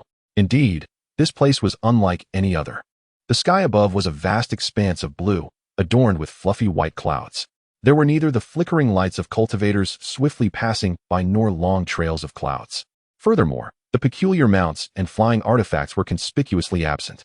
It seemed that the common folk here held no reverence for the practitioners. Throughout their journey, Neza observed numerous mortals waving at Zhu Zhan in the sky, who graciously responded with smiles and nods, indicating a harmonious coexistence between the celestial and the mundane. Moreover, temples dedicated to the true monarch were visible in every direction, by the banks of the great rivers, nestled at the foot of mountains. The temples varied in size, and the effigies of the true monarch depicted diverse postures, saving mothers from mountains, chasing the sun, battling malevolent dragons, and so forth. Yet all shared an unyielding prosperity in offerings. Truly, this was a unique paradise within Shu. Chapter 28. The True Monarch's Banquet. Brother Zhu, believe it or not, I was present when the first true monarch temple was built in Chaoga a decade ago. Oh, Zhu Zhen responded with mild surprise. I remember the bustling atmosphere of that day. It was nothing short of spectacular. Just imagine, the first new temple in 100 years for the Shang dynasty. How many people must have come to witness it? Zhu Zhen chuckled heartily, his demeanor towards Neza becoming notably more amiable. Brother Zhu, the name of the true monarch has resonated throughout the primordial world since my youth. But may I ask, who is the lady of the household? At the mention of the young lady, a warm affection replaced the coldness in the stout man's eyes, and a fond smile graced his face. She is the younger sister of the second master, raised in Shu, and has always been adored by everyone. Today's banquet is also a gathering encouraged by friends from Bashu. Neza responded with a grin. As the younger sister of the true monarch, she must possess extraordinary talents and charm, making her beloved by all. It is only natural. Haha. As the two conversed merrily, the cloud carriage descended lower, finally landing by a great river. This river was over a mile wide, its waters tranquil, dotted with fishing boats, and branching into several tributaries that nourished the farmlands on either side, creating a serene and leisurely scene. This is the Guan River. The locals referred to it as the evil river before the second master arrived in Shu. Upon hearing this, Neza remarked, "What a benevolent transformation." Meanwhile, the previously quiet Cheng Yun gazed at the Guan River with a sudden spark of excitement. Neza inquired, "What is it, little four?" Cheng Yun rubbed his hands together. "Third brother, there are several dragon descendants in this river, and two of them possess considerable abilities. My stomach is itching for a challenge. Haha." Neza swiftly covered his mouth and presented a large peach, urging him to consume it first. Depeng glanced at the peach and then at the river, displaying a hint of reluctance. Nonetheless, he obediently complied with Neza's request and began to nibble on the peach in silence. Upon hearing this, Zhu Zhen was taken aback and discreetly observed the golden-robed youth a few more times. He understood that there were indeed several water dragons lurking in the Guanjing River, specifically descendants of the three-headed dragon, who were being detained by the second master to cleanse the riverbed of hidden reefs and silt as penance for past transgressions. Who were these two, after all? His vigilance heightened within. As they traversed along the Guanjing, the group employed the art of spatial contraction, hastening their pace for a quarter of an hour. Eventually, Neza caught sight of a luminous line that seemed to stretch endlessly. The Guanjing River, which had widened to 4 or 5 miles, flowed into this brilliant line in the distance. The number of practitioners along the banks gradually increased by their attire and aura. There were both humans and demons, Taoists and Buddhists, true sects of the Xianmen, as well as heterodox sections. Yet, without exception, they all descended from their clouds and walked along the riverbank. After another quarter of an hour, Neza finally beheld the true form of the luminous line. It was an enormous river more than 10 miles wide, appearing like a vast lake from a sideways glance. At this moment, he sensed that the numerous gazes that had been secretly observing him had vanished. Zhu Zhen gestured, introducing, "Ahead lies the Minjiang River. The confluence of the Guanjing and the Minjiang is the mouth of the Guanjing, where the Yang residence is located." Neza nodded, his keen eyesight allowing him to discern the general layout. The Minjiang flows north to south, while the Guanjing flows east to west. At present, they were walking along the southern bank of the Guanjing, and at its terminus lay a substantial tract of flat land nestled between the angles of the Minjiang and Guanjing, dotted with houses and buildings, which should be the Yang residence. On the opposite side, near the eastern bank of the Guanjing, there was a protruding sandbank rising above the river's surface, upon which stood a majestic temple, likely the abode of the second master. It was said that this temple bore a plaque granted by the king of men, signifying the legitimacy of the incense offerings to the Qingyuan Miao Dao true monarch. The throng of people increased along the way, most of whom were familiar to Zhu Zhen. The men exchanged pleasantries while introducing Neza, noting that many of the guests invited by the second master today were friends from the southwest, with a considerable number hailing from Bashu, acquaintances made by the second master during his earlier travels. "Look, that figure in purple is the old Taoist from Qingqing Mountain. The monk with the prayer beads beside him is from Wutai Mountain, and the Ziqing Sanren from Amei Mountain has also arrived. That peculiar group dressed in strange attire are the southern barbarians and Miao people." Zhu Zhen engaged in lively conversation, and Neza was equally sociable, taking the initiative to greet the younger generation he encountered. Amidst laughter and banter, by the time they reached the mouth of the Guanjing, he had forged several friendships. The most compatible was a lad named Chang Mei, a young Taoist boy of 7 or 8 years, whose exquisitely chiseled face was adorned with a pair of long, white eyebrows, rendering him exceedingly amusing. He was the disciple of the Ziqing Sanren from Amei Mountain, accompanying his master today to broaden his horizons. The final group paused at the entrance of an elegant estate, where a cacophony of voices echoed, the throng bustling and jostling, with greetings and exclamations ringing in the air. In this place, celestial beings are a rare sight, while heavenly immortals abound, and there are numerous profound immortals as well. Both Buddhas and Taoists, humans and demons gather here. At the entrance stands a slender man in a long robe, aged around 45 or 50, with a complexion as pale as powder, sporting a tuft of goat-like beard. He wears a gentle smile, effortlessly attending to guests. Zhu Zhan led Neza and Defying to the slender man, introducing them. Fourth brother, these are my young friends, Li Neza and Cheng Yun, from Chaogu. They have come to pay their respects. The slender man clasped his hands together. I am Yang Xian, at your service, gentlemen. Yang Xian observed the two young men closely. Paying heed to the whispered words of his fifth brother, these two have engaged in a battle of wits with the people of Shiqi outside Wushan, creating quite a commotion. I suspected trouble and went to observe. The one named Li Neza possesses considerable skills, having defeated Lei Jinzi with his mortal cultivation and alongside another, managed to force back a profound immortal. After the Shiqi individuals fled, I made my presence known. These young ones seem to have arrived here by chance, unaware of the circumstances, and I cannot discern their true nature. Fearing they might cause unrest in Shu, I extended an invitation to bring them here. However, during our journey, I could not extract any substantial information from them. I shall arrange for a few capable individuals to keep an eye on them, and once today passes, I will bid them farewell with proper courtesies. Yang Xian responded mentally, understood. I will arrange for Lao Lu and Lao Qi to accompany them shortly. Neza, oblivious to the hushed conversation between the two caretakers, produced 2 large pearls from his pocket, explaining, we came in haste and did not prepare adequately. These 2 Eastern pearls shall serve as our humble gift. I hope you do not take offense. Yang Xian accepted the pearls with both hands, laughing heartily. You are most considerate, young friends. Please, come inside and take a seat. He gestured for a young servant, instructing him to lead the guests to the Shaoyang Hall in the eastern courtyard for a brief respite. The servant complied and approached Neza, ready to guide them inside. Neza winked at Chang Mei, promising to find him later, before following the servant. At that moment, a tall, robust man with a yellow face strode out from the inner courtyard, greeted by many along the way, who called him various names. Some referred to him as Lao Jin, others as Lao Air, and some as Commander Jin. As he acknowledged the crowd, he made his way directly toward Neza. Yang Xian and Zhu Zhan simultaneously called out, second brother. The man nodded to them, towering above most, with a disheveled head of short hair, a stubbly chin, and a face that appeared smeared with sulfur powder. His eyes shone like copper bells, and his nose was as large as a fist. He turned to Neza and Cheng Yun, booming, may I inquire which of you is Cheng Yun? Neza, taken aback, glanced at Defying and nudged him, saying, he's calling for you.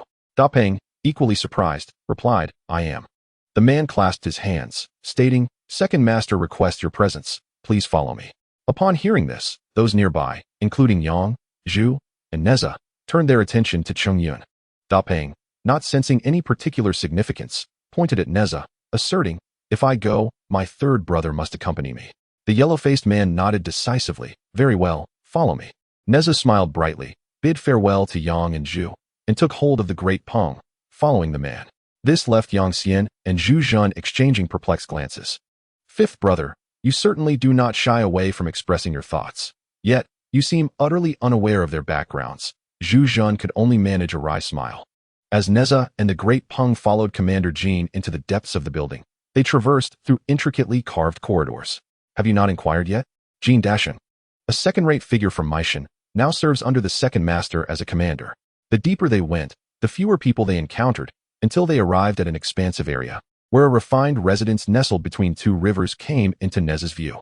Crossing a corridor, Jin Dasheng halted before a tea house, and through the drapery, several figures could be discerned within. Jin Dasheng called out, second master, the guests have arrived. Immediately, a melodious male voice floated from the tea house, inviting, please, my young friends, step inside. Jin Dasheng nodded and gestured for Neza and the great Peng to enter, before turning to leave. At this moment, the great Peng maintained an air of indifference, while Neza felt a twinge of anxiety, for he had long admired the person they were about to meet. Lifting the drapery, the scene within the modest tea house unfolded before them. The floor was laid with green bamboo, centered around a long stone low table, upon which sat a small stove, a teapot, and teacups. Surrounding the table were several beige cushions, 4 of which were already occupied by 2 men and 2 women. The only familiar figure to Neza was the young man preparing tea. He appeared to be in his late 20s, with a handsome countenance, starry eyes, and sword-like brows. Draped in a flowing robe, adorned with a celestial crown atop his head. A black folding fan rested on the low table before him. His fingers, resembling jade carvings, moved with a graceful elegance as he brewed the tea. It was evident to Neza that this was none other than the illustrious Qing Yuan Miaodao Xinjuan, Yang Jian. Beside Yang Jian knelt a young woman, seemingly in her late teens, possessing unparalleled beauty with bright eyes and pearly teeth. Clad in a simple yet elegant white dress embroidered with golden flowers, her long hair was tied back with a light purple scarf, cascading down her back, exuding an air of grace and virtue. Opposite them sat another man and woman. The woman was tall and donned a dark long gown, barefoot, with waist-length hair bound by delicate vines that appeared to be alive, adorned with soft pink blossoms. Her large, bright green eyes resembled two clear pools, and her slender brows and the corners of her eyes held a captivating charm. The man, of similar age to Yang Jian, had a refined appearance, with phoenix-like eyes and feather-like brows, his lips red and teeth white. A red headband adorned his forehead, and atop his head rested a colorful crown. Draped in a resplendent green and blue brocade robe, exuding an air of sophistication. "Ah, brother!" Suddenly, Cheng Yun shouted, startling Neza. The great Peng quickly rushed over, plopping down beside the elegantly dressed man, exclaiming joyfully, "Brother, what brings you here?" The man smiled, reaching out to ruffle the great Peng's hair. Indeed, you have grown quite tall. The Three Mountain Pass is adjacent to Western Shu, and my friend Yang invited me here for a small gathering. Not long ago, I sensed your presence. When did you descend from the mountain? De Peng smiled radiantly, stating that it was merely a month ago when Brother San guided him down. The man turned his gaze toward Neza, inquiring about Brother San. Neza, recognizing the man's identity, performed a respectful bow, acknowledging the elder. At that moment, the true monarch had brewed 2 cups of tea, offering one to De Peng while lifting the other towards Neza, inviting him to sit. Neza acknowledged the invitation and stepped forward to take the teacup, finding an empty mat to sit upon. "Allow me to introduce myself. I am Yang Jian, the host of this gathering. This is my friend Kong Xian, a devotee of the Three Mountain Pass, and this is Dan Mu, who practices in Mount Wu. This is my younger sister." Yang Chan. Neza introduced himself and bowed to each of them in turn. The woman named Dan Mu regarded Neza and suddenly remarked, "You carry the essence of the wind." Neza nodded, confirming his studies in wind techniques. To his surprise, the woman gently shook her head but offered no further explanation. Neza found this quite perplexing. At that moment, De Peng spoke. "Brother, it was Yuan Jun who instructed me to descend with Brother San. I owe much to Brother San for his care along the way. Without him, I would not have met you so soon." Kong Xian nodded and addressed Neza. "Thank you, young friend, for escorting my younger brother. Since you are acquainted with Yuan Jun, I shall dispense with pleasantries. Should you need anything in the future, do not hesitate to visit the Three Mountain Pass." Neza clasped his hands in acknowledgement. Subsequently, Kong Xian introduced De Peng to everyone, explaining that they were biological brothers, and only when their fateful destinies aligned did they embark on their worldly cultivation.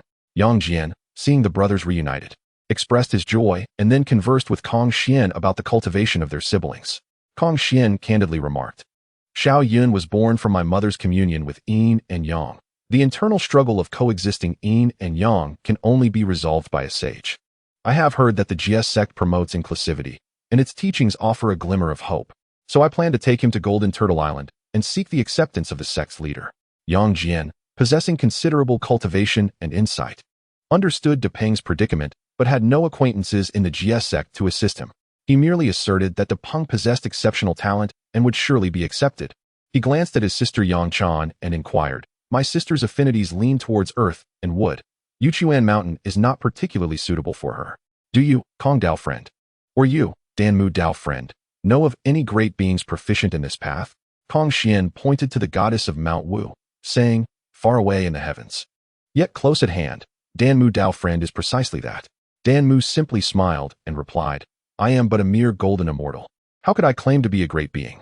Yang Jian waved his hands dismissively, stating, "You jest, Dao friend. If you are willing, I would naturally seek your guidance." Yang Chan, equally intrigued, nodded fervently at the goddess of Mount Wu. "No jesting here. I am a Wu person, and my cultivation method is based on bloodline. So I cannot teach Choner. However, I know of an elder in Western Neo Huzhou who is highly skilled in this realm and is an exceptional being." Yang Jian chuckled upon hearing this and asked, "Are you referring to the esteemed figure from Wuzhuang Temple on Mount Wanshou?" "Exactly," Kong Xian affirmed. "I am indeed aware of that elder. However, he has remained secluded since ancient times, and how could I possibly summon him? Yet, I do have a suitable candidate in mind, Kong Xian interjected. Yang Jian inquired, who is that person? As you have just heard from Xiao Yun. It is the esteemed Bixia Yuan Jun who has been cultivating on Mount Tai. Yang Jian, with a contemplative expression, replied, I, Yang Jian, am rather unacquainted and have not heard of this revered elder. The goddess of Wushan appeared to ponder deeply. Kong Xian elucidated. This Yuan Jun is a figure from the early era of the Five Emperors, having secluded herself on Mount Tai, away from the affairs of the world. It is entirely understandable that you have not heard of her. She has attained the great Luo Dao fruit and possesses profound knowledge of the principles of earth and wood, undoubtedly teaching her disciples with ease. However what? Yuan Jun seems to intentionally shy away from the world. It is uncertain whether she would be willing to accept disciples. Yang Jian glanced at his sister and then addressed Kong Xian, saying, I shall personally lead my sister to seek her out, and I would appreciate your recommendation at that time. As for the outcome, it shall be a matter of fate. I shall not force it. Kong Xian readily agreed. Suddenly, the goddess of Wushan spoke up, as the two friends set forth. I implore you to inform me and permit me to accompany you.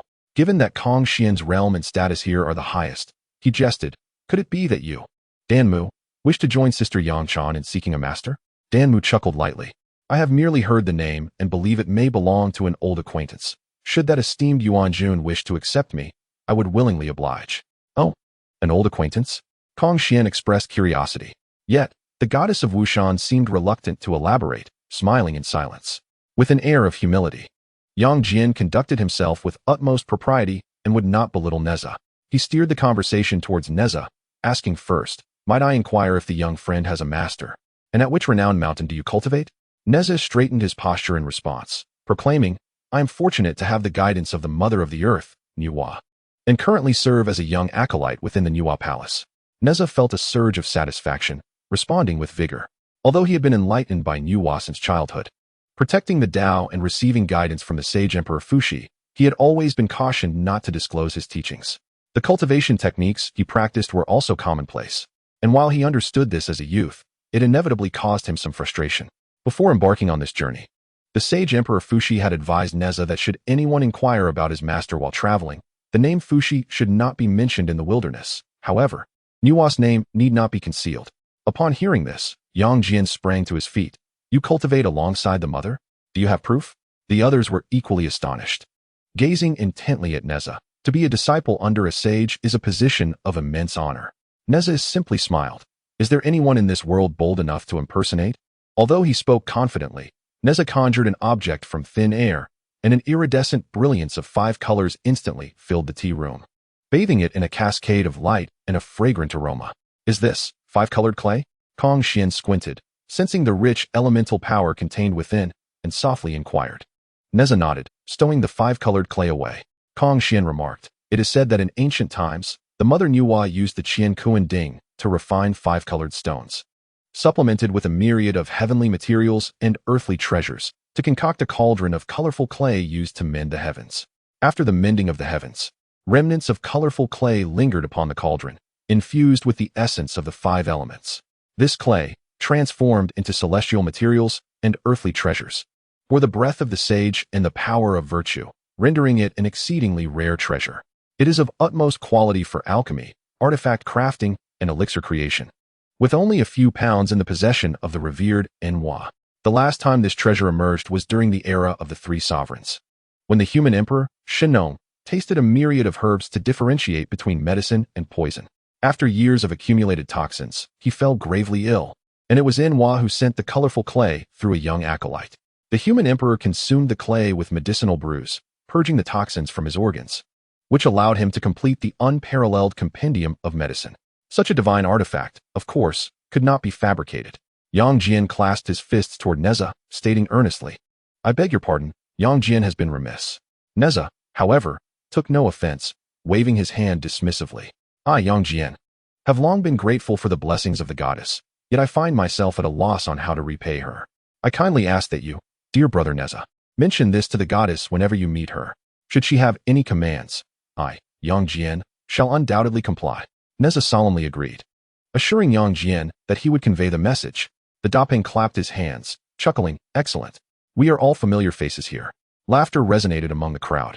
Little Yun, you call Neza third brother, but how many brothers have you acknowledged along this journey? Kong Xian gazed at the Dapeng with a smile. Neza immediately shot a glance at Dapeng, who, oblivious to the signal, blurted out, none.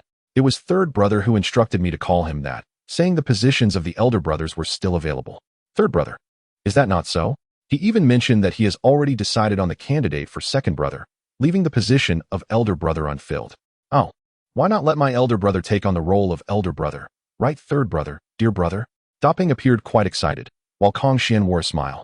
And only Neza turned beet red. Who is Kong Xian? He possesses an exalted lineage, being the son of the phoenix, achieving the Tao fruit of the great Luo at the end of antiquity. He is adept at the art of early severance and wields the divine power of five-colored divine light, famously unmatched beneath the sages. Although Neza harbored pride, he never expected Kong Xian would entertain such a notion. To his surprise, Kong Xian remarked, since you are well acquainted with the primordial lord, forming a brotherhood is not out of the question. However, I am curious, who is your preferred candidate for second brother, Neza? Neza was taken aback, unprepared for Kong Xian's inquiry. And given his repeated mentions of the primordial lord, he couldn't help but think, it seems this relationship is not as simple as it appears. Simultaneously, he found himself at a loss for words, hesitating for a long while before awkwardly glancing at Yang Jian. Kong Xian burst into laughter, and upon witnessing this, Yang Jian couldn't help but chuckle as well. We have long shared a bond. Having you as my second brother aligns with my wishes and does not seem unjust to you. Kong Xian's slender phoenix eyes crinkled with mirth. Yang Jian laughed heartily, exuding a sense of grandeur. If we are to form a brotherhood, tea may not suffice. Little Chan, please fetch a jar of the fine wine I buried at the riverbed. Certainly. Yang Chan clapped her hands in delight and dashed out of the tea room. Neza, in disbelief, widened his eyes, staring at Kong Xian and Yang Jian. Are you both truly in agreement? Two distinguished heroes exchanged smiles, and in unison, they called out to Neza, are you not going to correct yourself, third brother? Neza grinned widely, addressing them, elder brother, second brother. The great Peng echoed, elder brother, second brother, third brother. Laughter erupted among the group. Yang Chan, wielding her magical powers, brought in a wine jar as tall as a person into the tea room. Yang Jian received it and was about to uncork it for a hearty drink when the goddess of Wushan placed her hand on her forehead and remarked, friend Yang, have you forgotten what day it is? There are still many guests outside, and you wish to get drunk now? Yang Jian was suddenly startled and called out, are the guest seats arranged? Someone promptly replied, almost ready, second master. Yang Jian then stood up and said, I invite you all to take your seats. Today, my younger sister is the main character. Our brotherhood toast can wait for another day. Naturally, Neza and the others agreed, rising to follow Yang Jian out of the tea room towards the front courtyard. Chapter 30. Intoxicated shots at the magical mirror. The banquet venue of the Yang residence was vast, and the celestial feast was, of course, unlike anything mundane. On a broad expanse of grassy land, vibrant greenery flourished, with tall, solitary pines and twisting cypress trees interspersed, along with clusters of purple bamboo and blooming red lotuses. And a winding stream meandered through, where koi swam leisurely. Beneath the pines and cypress, beside the bamboo and lotuses, and along the meandering creek, stood elegant pavilions or bamboo platforms adorned with cushions, fruit platters, and rice wine, accommodating 5 or 6 people for respite. Hundreds of guests mingled, calling out to friends and gathering in jovial groups, creating a lively atmosphere. At this moment, upon seeing Yang Jian enter, everyone rose to their feet, calling out true monarch. Yang Jian smiled, nodding in acknowledgement, then gestured for everyone to sit and continue feasting. He then arranged for Kong Xian, the great Peng, Dan Mu, and Neza to wait in an empty pavilion, while he and Yang Chan went to greet the guests. The head steward, Yang Xian, who had already prepared various gifts, followed closely behind, presenting them one by one. Wherever Yang Jian went, boisterous toasts erupted, and by the time he finished his rounds and returned, a hint of inebriation was evident in his eyes, while Yang Chan's cheeks flushed a deeper shade. Today marked the birthday of his younger sister, and with old friends reunited and new acquaintances present, the true monarch's spirits soared, leading him to drink even more after taking his seat. Neza and the others naturally accompanied him, and soon cups were raised and exchanged, the aroma of wine filling the air. In the midst of the revelry, the true monarch suddenly lifted his wine cup and staggered out of the pavilion, embracing a pine tree, and called out, everyone. Neza stared in astonishment. Is second brother drunk? Yang Chan covered her face, unable to watch, both amused and exasperated, whispering, second brother has a poor tolerance for alcohol, yet enjoys drinking, never suppressing his intoxication with magic. It's fine when he drinks alone, but among many, he easily loses composure. He was often teased by the brothers of Shen before. Neza couldn't help but chuckle, surprised to see the aloof true monarch, as rumored, behaving in such a manner when inebriated. It felt rather pleasant, as if the statue of the true monarch seated high on the tribute platform had transformed into a youth stepping out of the temple and into the world. Everyone, today marks the birthday of the lovely Xiao Chan, which brings joy. The gathering of old friends adds to the delight, and there lies yet another reason for celebration. What could this joyous occasion be? Pray, enlighten us, O true Lord. The crowd eagerly awaits. Amidst the lively atmosphere, Yang Jian, his vision blurred by intoxication, raised his wine cup high, proclaiming, "Today, I have the fortune of meeting two new friends, Li Neza and Cheng Yun, alongside my confidant Kong Xian. The four of us wish to forge a bond as sworn brothers of different surnames." The people in the pavilion exchanged glances, stifled laughter erupting soon after. Without delay, Kong Xian, Neza, and Cheng Yun lifted their cups and stepped out of the pavilion to stand beside Yang Jian. By the will of heaven and the witness of the earth, the four raised their cups high and clinked them together with fervor before downing their drinks in unison. Cheers! Congratulations, true lord! A chorus of cheers erupted around them, with the crowd dancing and laughing, their merriment soaring to the heavens. From the east, the men of Mount Wushan. From the southeast, the rugged warriors of Mount Bema. And from the southwest, the spirited fellows of Huamiao village, all emerged from the pavilions to dance upon the grass. They clapped their hands to the rhythm, singing ancient ballads, while the atmosphere brimmed with joy. The people of Shu, unwilling to be outdone, proposed a sword duel among a few younger disciples from Qingqing Mountain for added entertainment, and soon, the participants surged forth like a tide. The younger generation sent forth was none other than Chang Mei from Amei Mountain, appearing quite serious and somewhat nervous, performing sword gestures as he summoned a violet flying sword. In response, a young girl with a sword on her back from Qingqing Mountain took to the challenge. Upon drawing her sword, a cascade of azure light enveloped the sky. The violet sword transformed into a long rainbow while the green sword twisted into tendrils, creating countless afterimages in the air, to the applause of the onlookers. Meanwhile, on Neza's side, a game of throwing arrows into a small pot began, presenting a notable challenge due to the pot's diminutive size and the arrow's considerable length. To everyone's surprise, Yang Chan proved to be exceptionally skilled, hitting the target 9 out of 10 times, inciting waves of cheers. Neza and the rock lay on the ground, thoroughly engrossed in the spectacle. Seeing Neza's keen interest, Yang Jian chuckled. "Third brother, how skilled are you with the bow?"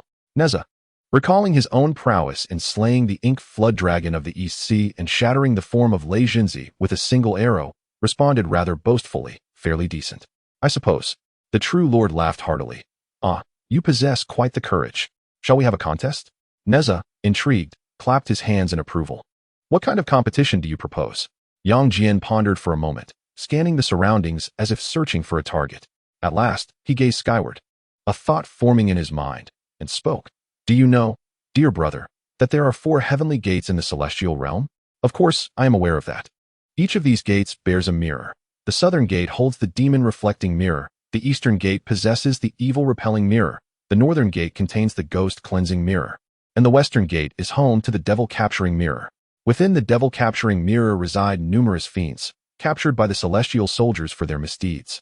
The Jade Emperor does not execute or judge them, but rather confines them within the mirror, evidently intending to subdue them. Let us use the devil-capturing mirror as our target. Should we miss, it matters not. However, should we hit and shatter the mirror, we shall vanquish the evil spirits and thwart the Jade Emperor's clever schemes. What do you think?" Should this remark be overheard by an ordinary individual, it might instill a sense of dread. However, in the case of Neza, whose temperament thrives on chaos, he erupted in enthusiastic applause, extending his hand to reveal the Qian Kuan Bao. He chuckled, "Second brother, behold the Qian Kuan Bao, the treasured guardian of my Chintang Pass." Yang Jian then produced a bow of rather peculiar design, one that Neza had never encountered before. This bow was entirely gilded, resembling molten gold, and was slightly smaller than the Qian Kuan Bao. Intriguingly, its string bore a small pouch woven from slender bamboo. Finding it amusing, Neza inquired, "Second brother, what sort of bow is this?" Yang Jian replied with a grin, "This is a slingshot, a serendipitous acquisition of mine. Instead of arrows, it launches pellets." With that, He revealed a silver sphere the size of a green plum, placing the pellet into the net pouch before drawing the string to launch it. Neza looked on in astonishment. Is it truly capable of such feats? Yang Jian nodded, adding, this pellet is called the Thunderbolt, forged from heavenly lightning. Its power is considerable. Do you possess any fine arrows? Neza scratched his head, recalling that the last time the goddess of Bixia mentioned the Zhantian arrow was particularly effective against the witch clan, yet its usage was often impractical and inefficient. He had been tasked with seeking superior arrows, but had found none suitable for practice along the way. The arrow he used to shoot at Lei Jinzi was conjured from his own magical essence. He replied honestly, I do not possess any arrows worthy of the Qian Kuan Bao, but I can use my magic to form one, albeit barely. At that moment, Kong Shen approached, stating, this is the Suo Mo mirror, which harbors its own realm. With your magical prowess, if you can conjure an arrow, it would indeed be remarkable. Here, take a look at this. He extended his hand, revealing a fire-red branch that gleamed like jade, wreathed in ethereal crimson mist, imbued with an air of sanctity and vastness. Neza, adept in fire magic, recognized it as a rare fire-attributed spiritual material, sensing a lingering essence of exceptionally high-quality flame. What is this? This is a branch of the Wu-Tong tree, which I also possess, replied the rock. Indeed, it is a branch from the primordial spiritual root, the Liili Wu-Tong, a treasure of the Phoenix clan, coexisting with the South Mingli fire. Although I have consumed all the South Mingli fire from this branch, it remains a fine spiritual material. Do you think it could be of use? Such a treasure could undoubtedly be utilized, yet its value seemed excessively high. Kong Xian nodded in understanding, then clenched his fist, summoning a swirling blaze of ethereal blue and golden flames that enveloped the Wu-Tong branch. In a matter of moments, the branch was transmuted into a 5-foot-long golden-red arrow. Here, take this and aim true. Seeing Kong Xian's insistence, Neza accepted the Wu-Tong arrow without hesitation. How heavy! Neza exclaimed, adjusting to the arrow's weight as he twirled it in the air. After a brief moment, he turned to Yang Jian. Ready, second brother? Absolutely, Yang Jian replied, his spirit invigorated. The onlookers, witnessing the celestial being preparing for a duel, were filled with curiosity and gathered closely, their eyes widening in astonishment as they awaited the announcement of their target. Before the true monarch, a golden vertical line manifested upon his forehead, exuding an ineffable aura of the Tao. The line split open, transforming into a vertical eye with a crimson golden pupil, emanating a blinding white light that was difficult to behold. The divine radiance shot forth from the eye, piercing the heavens in an ephemeral moment. The heavenly eye. Upon witnessing this, the crowd recognized the unparalleled divine ability that the true monarch possessed from birth, resonating throughout the 3 realms. Neza tilted his head back and laughed, invoking the techniques passed down by Lord of the Underworld, his eyes instantly becoming pitch black, the phantoms of the netherworld flickering momentarily, accompanied by faint sounds of ghostly wails, a realization that only Kong Xian among them could perceive. 2 beams of dark light erupted from his eyes, ascending towards the azure sky. This was indeed the Eye of the King of Hell, a peculiar entity that straddles the line between divine abilities and magical artifacts attached to the soul. Possessed solely by the 10 kings of hell in the world, exhibiting various miraculous effects, unfathomable in their transformations. As the dark light penetrated through the 9 layers of cloud barriers, it unveiled a vast expanse at the center of the high heavens, where 4 majestic gate towers stood, each towering 100 zhang, with walls of cinnabar and lacquer, roofs of golden essence, and emerald pillars. Each tower bore a colossal plaque, sculpted from star stones, inscribed with 3 characters: East Heaven Gate, West Heaven Gate, South Heaven Gate, North Heaven Gate. Above these plaques hung mirrors, 1 crimson, 1 black, 1 silver, and 1 azure. Beneath each heavenly gate stood 2 colossal spirit deities, each 30 zhang tall, wielding long axes, with no other presence in sight. The awe-inspiring heavenly court, existing since ancient times, likely resided beyond the 9th heaven, hidden from view. Neza wished to gaze further upward. Yet he discovered that the binding force of the 10th layer of cloud barriers was exponentially stronger than the combined strength of the preceding 9, rendering it impossible for him to glimpse through with his current cultivation. At that moment, Yang Jian's somewhat muddled voice echoed in Neza's ear, "Third brother, can you see the mirror of sorrow?" Upon hearing this, Neza withdrew his gaze and returned to the courtyard, responding, "I can see it." At this juncture, the rock leaped forth, calling out, "Second brother, third brother, let me announce." Yang Jian and Neza readily agreed. Yang Jian placed the thunderbolt into the quiver, while Neza knocked in Aurelia arrow, both drawing their bows in unison, creating a harmonious arc resembling the autumn moon. One bow radiated golden brilliance, while the other summoned a stampede of beasts, both aimed at the azure sky. The crowd held their breath in anticipation, the dancers ceased their motions, and the younger generation sheathed their swords, enveloping the arena in profound silence, save for the rock's call. 3, 2, 1, shoot. With a resounding clang, both bows released their arrows, which vanished into the void, akin to two bolts of thunder erupting from the ground, soaring towards the heavens. The vibrations of the golden slingshot and the universe bow resonated, harmonizing with the piercing sounds of the thunderbolt and the Aurelia arrow, creating a singular crescendo that reverberated throughout the Yang residence. Several elder Taoists, anxious and swift, hurriedly soothed the souls of their junior disciples, silently observing the two archers at the bow ascend. It was one thing for the true monarch to perform such a feat, but how could that boy, who had only attained the earthly immortal realm, unleash such an arrow? Looking up again towards the heavens, two streaks of light, one silver and one red, swiftly pierced through 4 layers of cloud barriers. Upon reaching the 5th layer of the cloud barrier, the celestial realm's restrictions finally responded, and the cloud layer abruptly solidified into slabs of white jade. Yet, the two arrows faced no impediment, slicing through as if an unstoppable force, shattering the clouds with a series of explosive sounds, and illuminating the sky with brilliant bursts akin to dazzling fireworks. Those on the ground beheld flames soaring 30,000 feet into the heavens, while the thunderous roars echoed like 5,000 voices, shaking the very foundations of the earth as if struck by lightning, casting a crimson hue across the sky. The first 4 layers of the cloud barrier each possessed 2 small openings, while the following 5 bore a single large gaping hole. Beyond that, all traces vanished, silence reigning supreme. However, the gathered spectators understood that the moment of reckoning had arrived, and each displayed their divine powers, gazing upward in anticipation. Yet, it was solely these 4 brothers' mystical vision that could perceive the spectacle beyond the night sky.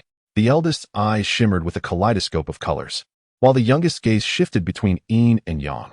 Behold, that silver bolt of lightning, no larger than a green plum, was the first to breach the 9th layer of clouds, heading straight for the western heavenly gate's magic mirror. At that moment, the guardian giant spirit had yet to take notice.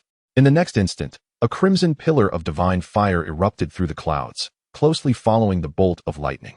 The 2 giant spirits, witnessing the flames reaching for the heavens, stood momentarily frozen, for it had been countless eons since anyone dared to assault the celestial realm.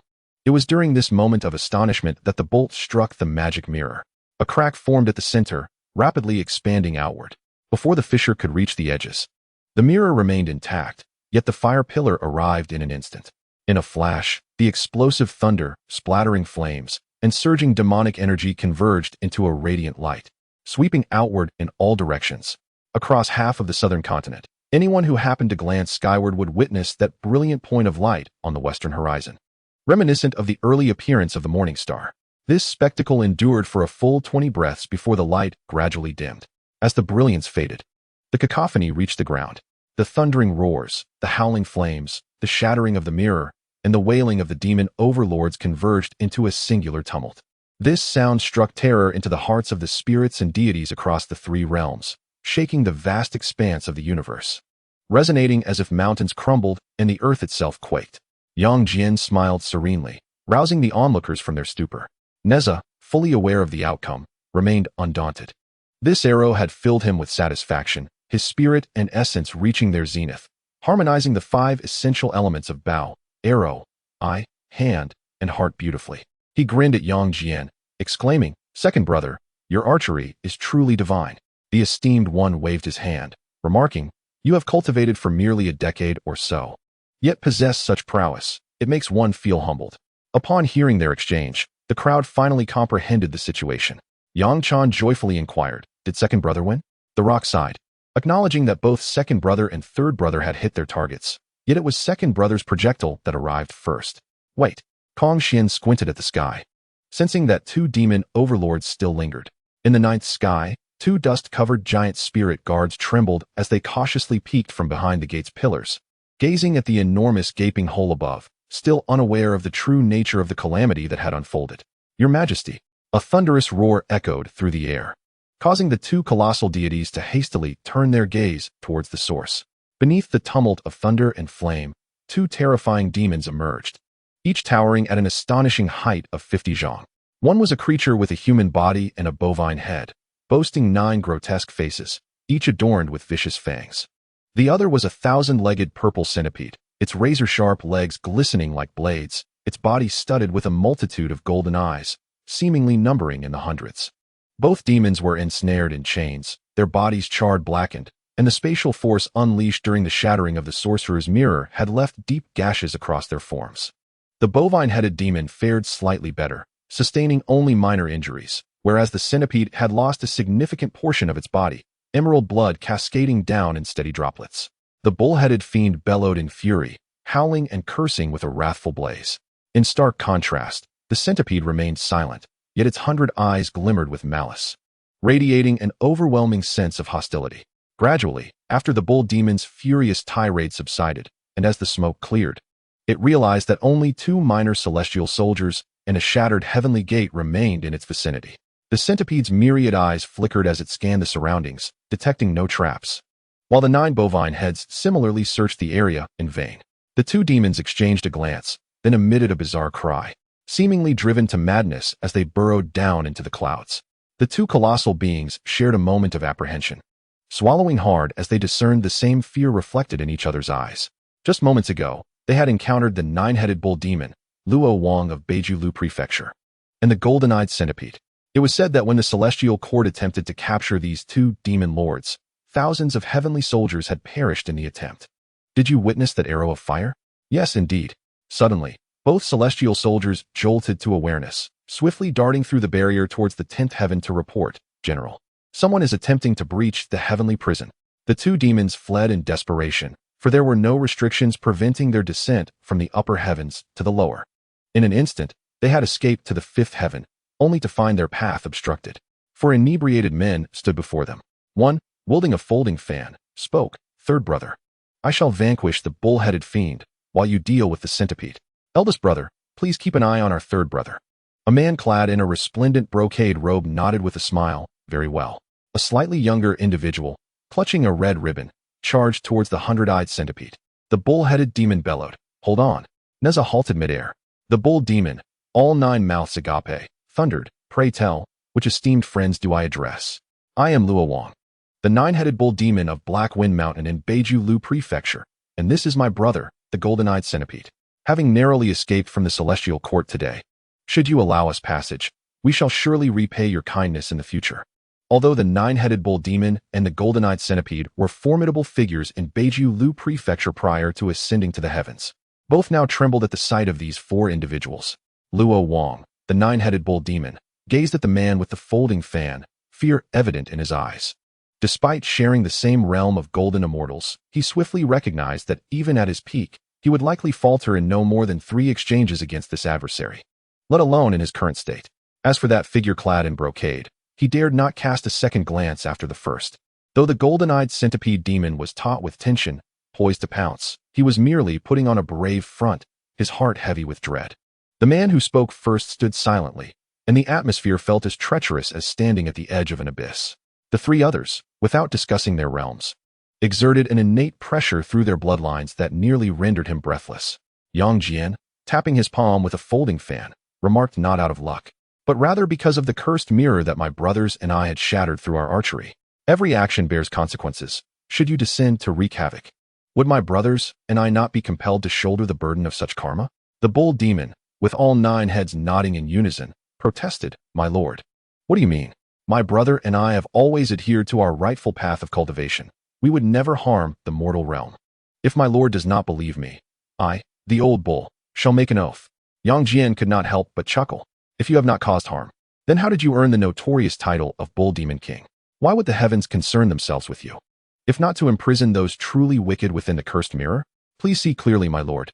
I was merely a water buffalo from the rivers of the northern continent, wishing to live a peaceful life in the water, but what chaos reigns in that land.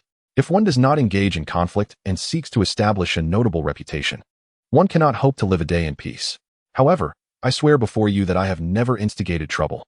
500 years ago, when the heavenly court dispatched troops to eradicate malevolent spirits, they heard my name from unknown sources and sought to eliminate me without inquiry or consideration for my defense. How could I surrender? My brothers and I fought valiantly, yet the heavenly court pursued us relentlessly, ultimately capturing us both. In the process, they lost thousands of heavenly soldiers, and thus bore a grudge, imprisoning us alongside the true evildoers in the cursed mirror. My lord, we are innocent. Upon hearing this, Yang Jian opened his heavenly eye and discerned that, despite the bloodthirst and resentment emanating from the two demons, they were indeed free from karmic entanglements. He could not help but let out a cold laugh. This was the typical behavior of the heavenly court.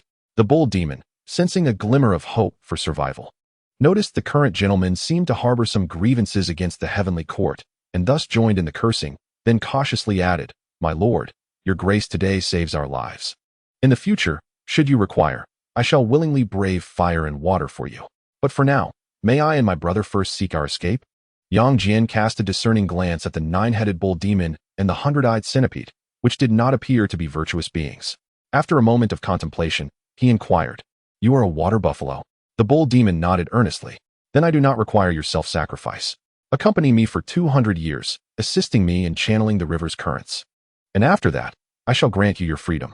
Without hesitation, the bull demon agreed, and upon witnessing this, the golden-eyed centipede demon relaxed his stance. "Then you both must conceal your forms and follow me to the mortal realm. Such appearances are too ostentatious." Without further ado, the bull demon transformed into an ordinary black-backed water buffalo, speaking human words. "My lord, my brother's situation is somewhat unique. He was originally a hundred-eyed mountain centipede who achieved enlightenment, but during the tribulation, he miraculously survived, becoming a ghostly cultivator, albeit losing his ability to change forms." At this moment, Neza laughed and said, "No matter." He turned to the golden-eyed centipede demon, "Do not resist." Upon uttering these words, two dark rays shot forth from his eyes, enveloping the formidable form of the golden-eyed hundred-eyed demon, which vanished in a flicker of shadow. He turned to Yang Jian and inquired, "Brother, how shall we report this matter to the Jade Emperor?" Yang Jian scoffed, "Report? Upon our return, let the sixth brother compose a formal decree to the heavenly court, stating that after witnessing the sorcerer mirror suspended at the heavenly gate for many years, the demons within remain unyielding, fearing that the judicial gods of the heavenly court lack the power to execute these numerous fiends. I have taken it upon myself to alleviate the court's burdens by eliminating them all. As for the materials needed to repair the heavenly gate, I shall bear that burden as well." Upon hearing this, Neza nodded in agreement, choosing to say no more. The bull demon, observing the exchange, mused to himself, "What manner of individuals are these? It seems I have made the right decision in yielding swiftly." The four brothers, having captured two demons, descended to the mortal realm. Returning to the Guanjinku. Chapter 32. The demon god Philion. 6 months later, at Guanjinku, the Min River flowed gently, where a large black water buffalo ambled leisurely along the riverbed, its enormous eyes brimming with contentment. It had been a long time since it had experienced such tranquility. It felt almost dreamlike. The waters were rich and the spiritual essence abundant, a veritable haven, particularly in comparison to the North Julu continent, which felt like a mere cesspool. Even 2 centuries hence, I would refuse to leave. This once renowned nine-headed bull demon reflected upon this, as the accumulated resentment from centuries of confinement gradually dissipated. Above the water buffalo, a vast shadow loomed, the golden-eyed hundred-eyed demon, whose physique had fully recovered. Recently, this demon had been diligently practicing a meditative technique imparted by Neza, gleaned from the Earth Classic in the chapter on embracing the mountain. The golden-eyed hundred-eyed demon was indeed a formidable entity. Neza and his companions only later learned that when the sorcerer mirror shattered, very few of the demons within had survived. In fact, he had single-handedly vanquished 60% of them over 5 centuries. However, this had also fostered immense resentment within him, clouding his Tao heart. Now, through the practice of the calming incantation, the malice within him gradually dissipated. As his demeanor transformed, aided by Neza's insistence, the 98 golden eyes adorning his body were concealed, rendering him far less fearsome. Neza sat cross-legged upon the head of the hundred-eyed demon, engaging in breath work, the Chinquan ring on his wrist shimmering with energy. Emerging from his meditative state, he pondered the fruitful exchanges with his 3 brothers over the past 6 months, engaging in discourse and contests of skill. His cultivation had reached a point of near culmination, and his primordial spirit was exceptionally stable, suggesting that a heavenly tribulation would be imminent within a month. He leapt up, landing on the riverbank, where he observed Huido in a skirmish with a slender black-skinned dog. Choosing to ignore the scuffle as he sought out his second brother Yang Jian to bid farewell. Yang Jian, already aware of Neza's intention to journey through the Great Shang Kingdom, did not express surprise. He replied, "If that is the case, there is no better day than today. You may continue westward, while I, along with our elder brother and Choner, shall head eastward to pay our respects to the Jade Emperor." Neza readily agreed, then turned to Kong Xian, saying, "Elder brother, do not rush regarding the matter of the fourth brother's apprenticeship. With so many disciples of thee, it may not be easy to receive guidance directly from a sage. It would be best for the fourth brother to accompany me for now. I will seek an opportunity to inquire with the goddess about whether she can accept him as her disciple." Kong Xian was overjoyed and naturally agreed. At that moment, Yang Jian added, "Previously, your clash with Lei Jinzi has forged a rivalry. Thus, you must exercise caution as you head west. The region is far from tranquil. Travel through Qinglong Pass, take the path by the Fly Pool, but refrain from venturing further west. Moreover, people from West Qi have sought me out on multiple occasions, hinting at intentions to win me over, but I have steadfastly declined. I cannot ascertain whether any generals within the Great Shang have already been swayed. Thus, remain vigilant." Neza nodded. Although he felt a twinge of reluctance, he was known for his decisive nature and planned to depart the following day. Unexpectedly, the golden-eyed ghost expressed a desire to accompany him, to which Neza readily consented. An affable friend, he had forged numerous connections over the past 6 months. The next morning, aside from the members of the Yang family, he was also bid farewell by the sword immortals from Shu and the shamans who had journeyed from afar. He, along with the great Peng and the calamity dog, mounted the back of the golden-eyed ghost and waved goodbye to the crowd as they departed from Guanjingkou. A month later, marking the 10th month since Neza had left home, he and his companions ventured westward through Bashu and then northward, arriving at a desolate and treacherous landscape. The mountains were steep and rugged, adorned with bizarre stones that reached into the azure sky, while the gorge below was deep and chilly, seemingly bottomless. Shrouded in a ghostly mist, countless holes punctuated the cliffs, resonating with eerie sounds of wind and water, creating an unsettling atmosphere. The mountain ranges were adorned with towering trees, while birds soared overhead and beasts scurried about, many of which had transformed into spirits. However, with the golden-eyed ghost as their steed, they paid little heed to the minor demons. The ghost merely released a fraction of its aura, allowing them to pass unhindered. Upon reaching the mountain's core, Neza suddenly called for a halt. The golden-eyed ghost complied, and Neza leapt down, scrutinizing a large, dark cave before him. The great Peng followed suit, asking, "What is it, third brother?" Neza pointed towards the cave, remarking that the wind emanating from it felt peculiar. "Oh," the great Peng, intrigued, stepped closer and extended his hand toward the wind's source. After a moment of contemplation, he withdrew his hand, discovering a trace of blood upon his fingers. Observing the cave's smooth stone entrance and the dense foliage surrounding it, he remarked, "Second brother, your instincts are sharp. This is indeed no ordinary wind. It seems to specifically harm the physical form, while for plants and inanimate objects, it resembles a common breeze. Most would struggle to perceive it." Neza was elated, sensing a fortuitous opportunity. "I possess the Samadhi true fire, which specifically targets the primordial spirit, yet lack an appropriate divine wind. Now, acquiring this peculiar wind that restrains the physical body is fortuitous. Little 4, you shall guard the entrance while I venture inside to gather the wind. Golden-eyed ghost, you should remain in the underworld. Your size may attract unwanted attention." The great Peng nodded in agreement, wishing him to be cautious, and he, along with the calamity dog, awaited at the cave's entrance. Neza summoned the golden-eyed ghost into the realm of the underworld and soared into the cave. Upon entering, he unfurled the mysterious heaven silk to shield himself, yet was astonished to find that the strange wind penetrated the fabric and blew directly upon him, rendering him unable to open his eyes. In awe, he decided to retract the mysterious heaven silk and propelled himself deeper into the cave using just his physical form. However, this cavern was far deeper than Neza had imagined. After winding through nearly 20 miles, he found himself engulfed in utter darkness. At this moment, his face was marred by numerous wounds, yet curiously, his garments remained intact, while blood seeped forth. Suddenly, the voice of the rock echoed in his mind. "Third brother, have you encountered the eye of the storm?" Almost there. After traversing another 3 or 4 miles and rounding a corner, the wind surged dramatically. Neza, caught off guard, was abruptly toppled to the ground, crashing violently against the cavern wall. At that moment, the wind carried an extremely fine yellow dust, which lashed against Neza, stripping away a layer of skin and transforming him into a bloodied figure. Surprisingly, rather than panic, Neza felt exhilaration as he summoned all his strength to activate the descent of the 3 mountains and 5 peaks, charging forward with determination. Yet, after a quarter of an hour, he found himself clinging to the wall, inching his way forward. His scalp had been stripped away, his face covered in gashes and tiny holes, and the bones of his hands were beginning to show, his blood-soaked clothes clinging tightly to his body as he trembled uncontrollably. No longer resembling a human being. Outside the cavern, the rock's voice grew increasingly urgent, to which Neza could only respond with 2 words each time. Almost there. Despite his grievous injuries, his spirit remained clear, aware that he was still some distance from death. If it became unbearable, he would have to concede. After enduring for a mile, Neza's crown was exposed, and a wave of drowsiness washed over him, a clear sign of excessive blood loss. Let me get past that bend first. With each step a struggle, it took Neza nearly half an hour to cover 100 steps.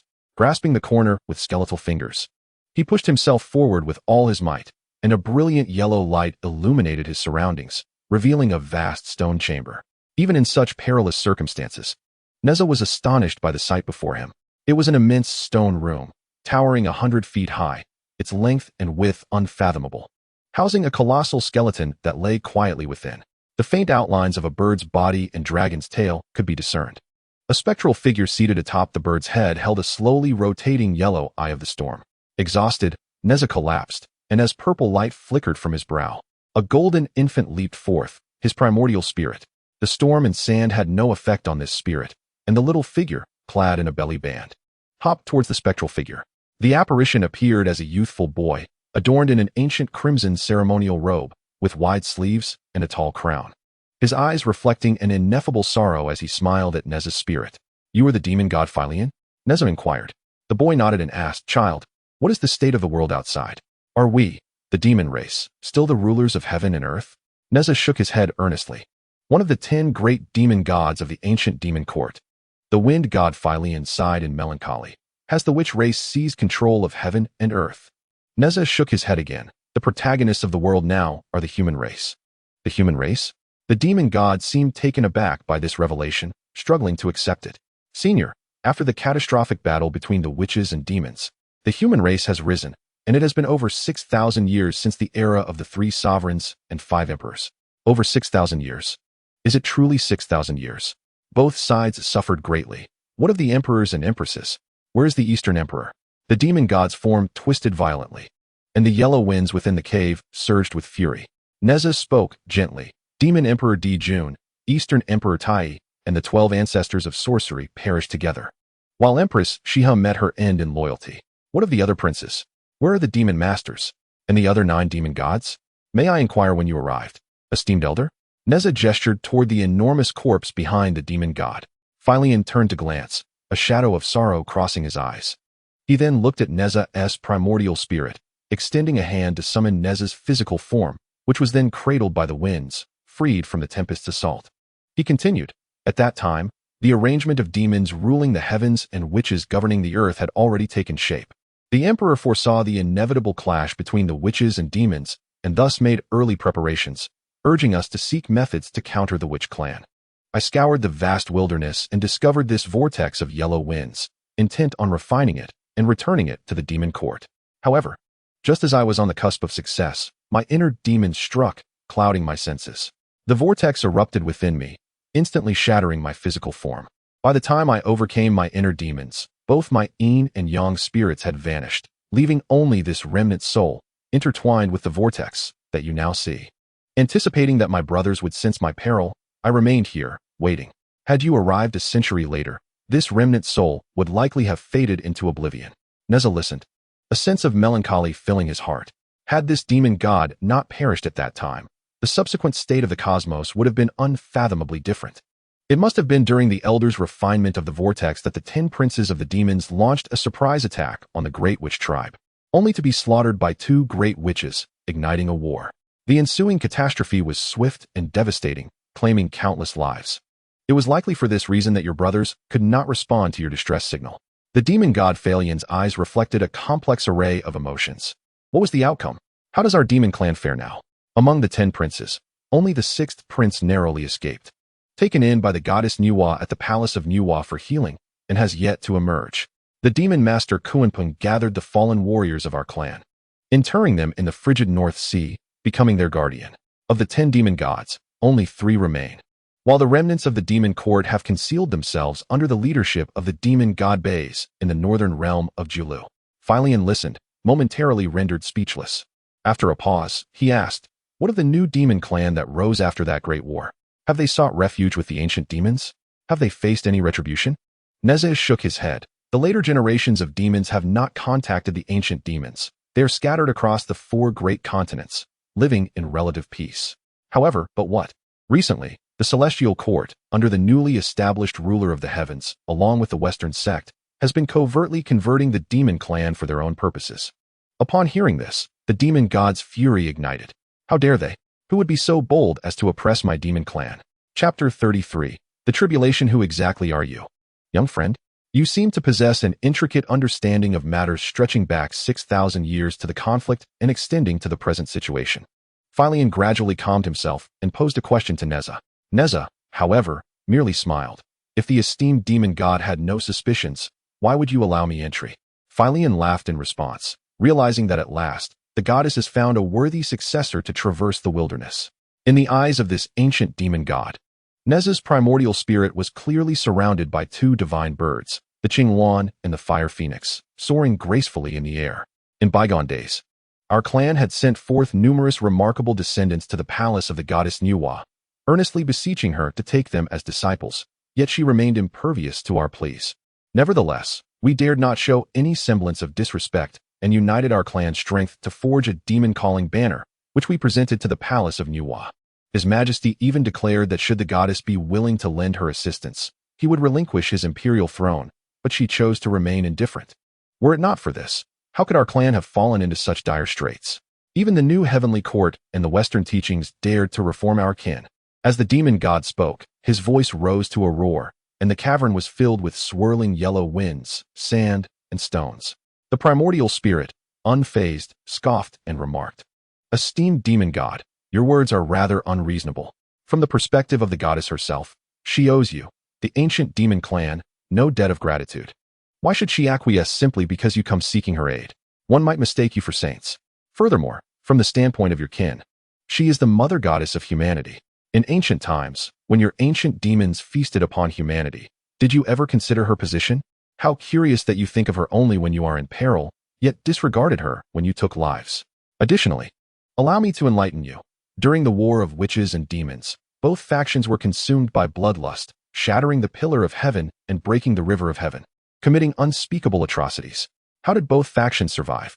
Let me tell you, our ancestral witch, Hutu, transcended her physical form, transforming into the cycle of the underworld, thereby securing the survival of the witch clan through her merits. Your ancient demon clans suffered losses and casualties. Who bore the weight of such karma? It was the goddess who cleaned up your mess, and her efforts to mend the heavens were primarily directed towards preserving the fate of your demon kind.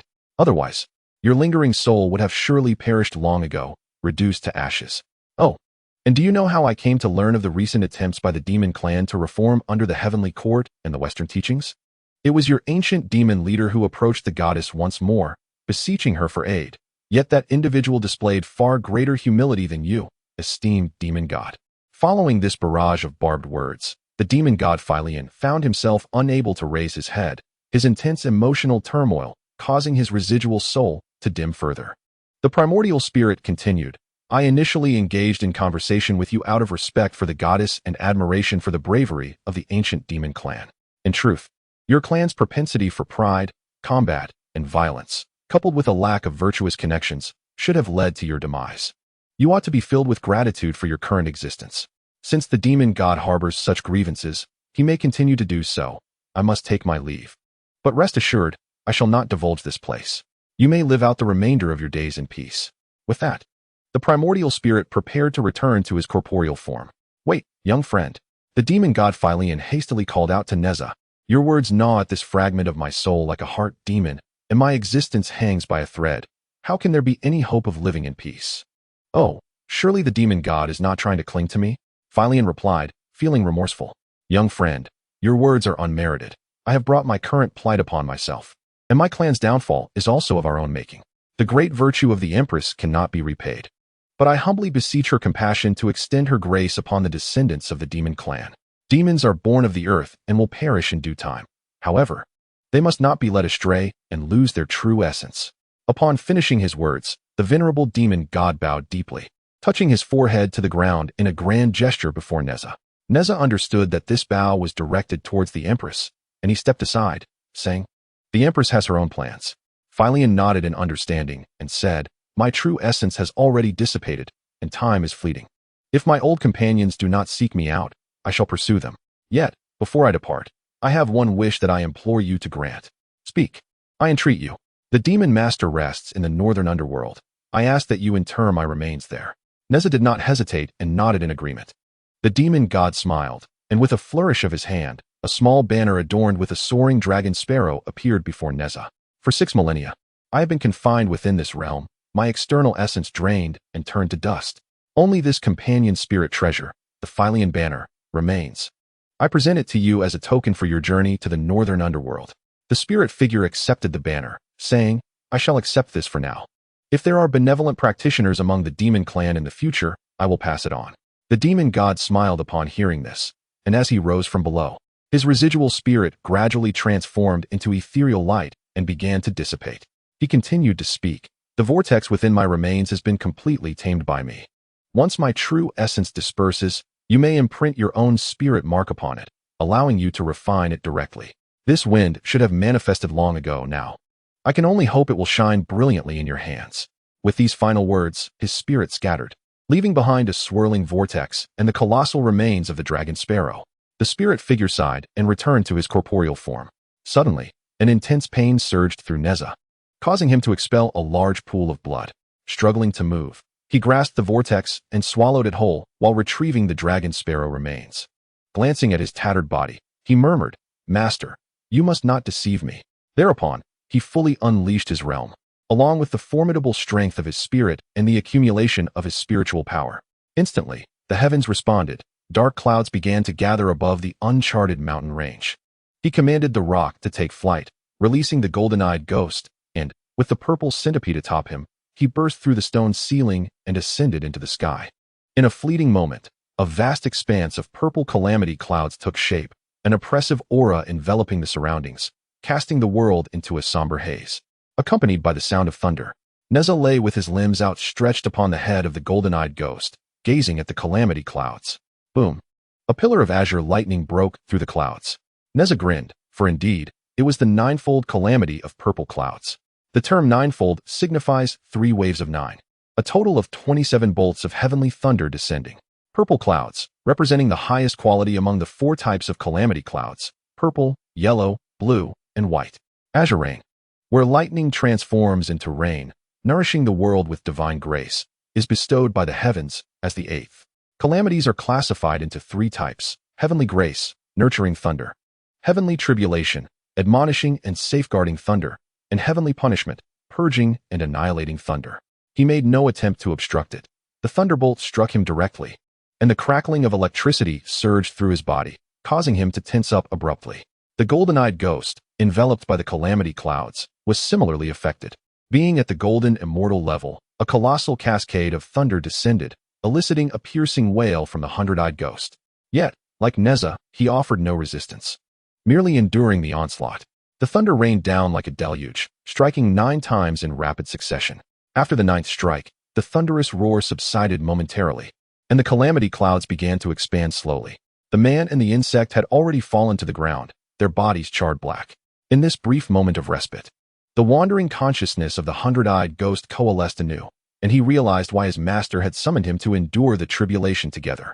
As the thunder entered his body, it transformed instantly into fine bolts of lightning, permeating every corner of his being, swiftly mending his previous injuries.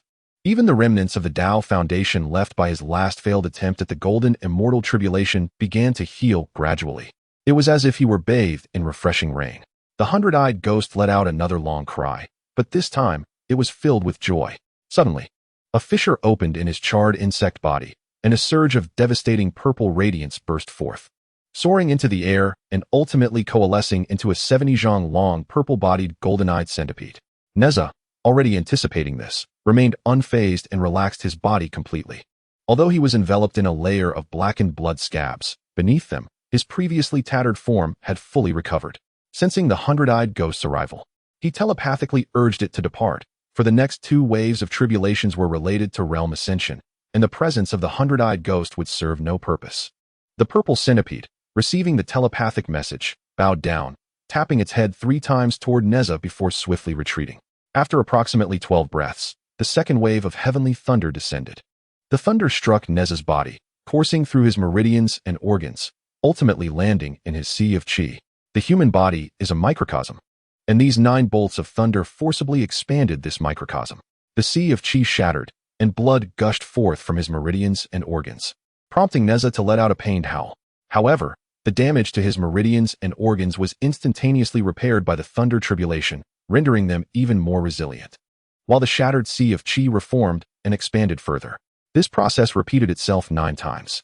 By the end, Neza's breath was faint, yet the benefits of previously suppressing his realm became evident.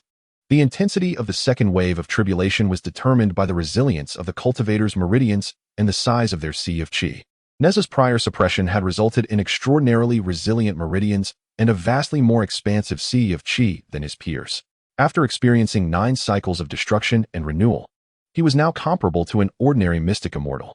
Following a 36-breath interval, the third and final wave of heavenly tribulation arrived. 9 bolts of thunder struck in succession, targeting Neza's forehead, entering the purple mansion, and landing upon the figure of his primordial spirit. The purple mansion, a confined space, saw the primordial spirit curl within it. As the thunder surged in, the purple mansion became instantly saturated, and the primordial spirit was completely engulfed by the lightning. It took a full 100 breaths for the dazzling brilliance within the purple mansion to gradually dissipate. However, at this moment, the scene within the purple mansion had transformed dramatically. Before my eyes lies the violet palace's aperture, expanded 100-fold, now occupied by a crystal-clear lake. In the center of this lake blooms a trifold lotus, one blossom fully unfurled, upon which dances a spirited little figure embodying the primordial spirit. To the left, a partially open blossom reveals a faint silhouette of a figure curled up, obscured but unmistakably the nascent Een spirit. On the right, a bud glimmers with a hint of golden light, signifying the future position of the Yang spirit. The convergence of the 3 flowers at the apex signifies the attainment of celestial status. The blood scabs enveloping Neza's corporeal form split open like a chrysalis. And as the melodious sounds of phoenixes and larks resonate, 2 luminous orbs, one red, one blue, emerge from within, spiraling upwards until they merge. When the radiance dissipates, a bright-eyed, graceful youth is revealed. He gazes skyward, watching as the calamity clouds gradually disperse, though the remnants of heavenly might linger. In his eyes, the vast celestial expanse is populated by numerous towering phantoms. At the pinnacle, 6 indistinct figures are discernible, clad in 3 sets of Taoist robes, 2 monk-esque garments, and adorned with a cascade of jet-black hair. Beneath these 6 figures, a multitude of silhouettes shrouded in white mist can be observed, among which stand out a sprawling azure dragon, a man in a golden robe encircled by sunbirds, a dark-clad figure surrounded by a myriad of spirits, an elder in yellow robes with wide sleeves, a young Taoist in a Taiji outfit, a gaunt elder holding a bronze lamp, a middle-aged man standing amidst a sea of blood, and 8 imposing figures standing shoulder to shoulder, among others. Beneath this assembly lies a dense throng, where Neza recognizes many familiar faces: the elder brother Kong Xian, radiant with 5 colors, the revered Bixia Yuanjun who supports mountains, and the thunder god he had recently encountered. All these individuals have left their imprints of principles upon the world. The phantoms above, remnants of their essence, embody the Tao's resonance and the laws of the universe. Every cultivator facing the heavenly tribulation witnesses such a magnificent spectacle as the heavenly thunder dissipates. Should one discern a resemblance between their cultivation method and the celestial imprints, they may seize the moment to observe these ethereal manifestations. If one attains enlightenment or experiences resonance, they can manifest these impressions into their own Taoist form. The Taoist form, a crystallization of legal principles, once established, may be meticulously contemplated and gradually solidified, becoming a dwelling for the Een spirit, brimming with boundless utility. Yet, Neza merely gazes in silence at the myriad of ancient powers across the cosmos, refraining from opening his mind to comprehend or connect. Until the calamity clouds dissolve and the celestial phantoms fade away, he is determined to understand his own path, to solidify his own form, and to leave his unique imprint upon the universe. Chapter 34. Encountering the saints in the fire cloud cave. As the calamity clouds dissipate, the rock, the calamity star, and the hundred-eyed ghost surge forward in unison. Third brother, how did you seek the wind only to suddenly face tribulation? Neza replies with a smile, when fortune arrives, one must embrace it. Did you acquire the wind? Indeed, I did. Excellent. Shall we continue our journey? Neza then spoke. Wait a moment. And with a grand sweep of his hand, the cavern of the demon god Phyleon collapsed in a thunderous roar. He then moved mountains and crushed stones, piling them atop one another to create an immense tomb. Brother, what is this? It is a resting place for an esteemed predecessor. It is the wind he imparted to me. The rock, not one to succumb to curiosity, merely acknowledged with an "oh," and refrained from further inquiry. After erecting the mound, Neza turned and flew towards another cavern, with the rock hurriedly following behind. The two soared for about 10 miles until they discovered a spacious chamber. Brother, what are you intending to do? Neza flipped his hand, and a wisp of dark yellow wind manifested in his palm. The rock leaned in closer. Is this the new wind you acquired? Neza nodded. The predecessor bequeathed all the wind eyes to me, and I cannot enjoy this fortune alone. Hence, I shall leave this wisp of wind for posterity. He placed the breeze into a hollow stone, establishing a small barrier. The rock inquired, Brother, what shall you name this wind? Neza shook his head. It remains nameless. At this, the rock smirked and etched 3 characters into the nearby stone wall. Samadhi Divine Wind. Samadhi Divine Wind. Are you familiar with this breeze? I have only heard of Samadhi True Fire and 3 Light Divine Water, but never of any Samadhi Divine Wind. The rock laughed heartily. It is not truly a Samadhi Divine Wind. I merely fabricated the name. Future generations will receive this wind from you, and I jest with you. Which is quite fitting, haha. Imagine, brother, when they see this wind associated with Samadhi, they will surely believe it harms the primordial spirit, only to find, when they cast their spells, that it merely lashes at the flesh. They will be utterly bewildered, haha. Neza's eyes twinkled, and he promptly inscribed another line. To summon the wind, one must blow towards the sun direction. The two exchanged knowing glances and burst into laughter. After leaving this wind behind, Neza and the rock departed the chamber, inscribing the words Yellow Wind Cave at the entrance, and erecting a stele at the mountain's foot inscribed with Yellow Wind Ridge. Having indulged in their mischief, they continued northward. After discussing marksmanship with the young General Zhang Guifang at Qinglong Pass, and racing horses with the couple Zhang Kuei and Gao Laniying from Mengjin, bidding farewell to the Marquis Su Hu of Jizhou, and traversing the northernmost region of the Great Shang, Chongcheng, Neza finally arrived before the Jiaolong Gorge after an 8-month journey. Standing by the sea, the azure waters filled his gaze, where colossal figures could often be seen gliding within. Though referred to as a gorge, Jiaolong Gorge is essentially a vast strait between the continents of South Jianbu and East Shenzhou, stretching tens of thousands of miles, with its narrowest point exceeding 700 miles, leading directly to the Bohai Sea. Moreover, this was the site of the ancestral dragon's disintegration, where the skies were drenched in dragon's blood, giving rise to countless dragon-like beings, thus bestowing the name Jiaolong Gorge. The rock gazed down, unable to suppress his salivation. The fire cloud cave floated above the Jiaolong Gorge. Neza bowed in a ceremonial gesture, and the rock wiped his mouth, following suit. Subsequently, a rift opened in the space before them. Neza and the rock soared into it. After traversing a brief passage of flowing light, a realm of auspiciousness emerged before their eyes. At first glance, one can perceive the grandeur of the Emperor Changlong's reign and the immense virtues coalescing into billowing red clouds, gracefully floating in the heavens. Surrounding this scene is a haze of ethereal mist, encircling a picturesque mountain range where elegant cypress trees rise, twisted pines stand tall, and several peach and plum blossoms bloom vibrantly, with the mountains adorned in lush, jade-like grasses. Majestic pavilions and towers are constructed against the mountainside, partially concealed within the verdant hills and purple mist.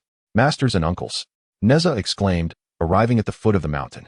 His spirited shout startled a few young attendants, transformed from spirit mushrooms and white deer, who hurriedly called out for their lord and scampered away. From the summit, a gentle, aged voice resonated, "You mischievous child. Why the ruckus? Do you expect me to come down and fetch you?" Neza chuckled, "Dear Uncle Yao Wang, do not jest. That is quite unnecessary." With that, he took the great Peng by the hand and ascended the mountain path. Upon entering the grand hall, Neza was taken aback by the impressive spectacle before him, and he quickly knelt alongside the great Peng, respectfully bowing his head, for all the esteemed masters and uncles were present. Within the hall sat 9 figures, 3 in the forefront, a venerable elder, a middle-aged man, and a youth. The middle-aged gentleman chuckled. "It has been ages since we welcomed an outsider to Huiyun Cave. We were eagerly awaiting your arrival, and now you bring a friend. The middle-aged man donned an ancient tiger skin belt, his dark physique marked by countless scars, with disheveled short hair atop his head.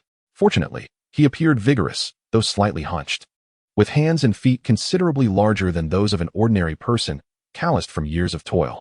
Neza bowed his forehead to the ground, greeting Master Sui Wang, saying, "If you find it tedious, dear uncle, I shall visit more often. Please do not find my visits bothersome." He then introduced his sworn brother, Cheng Yun.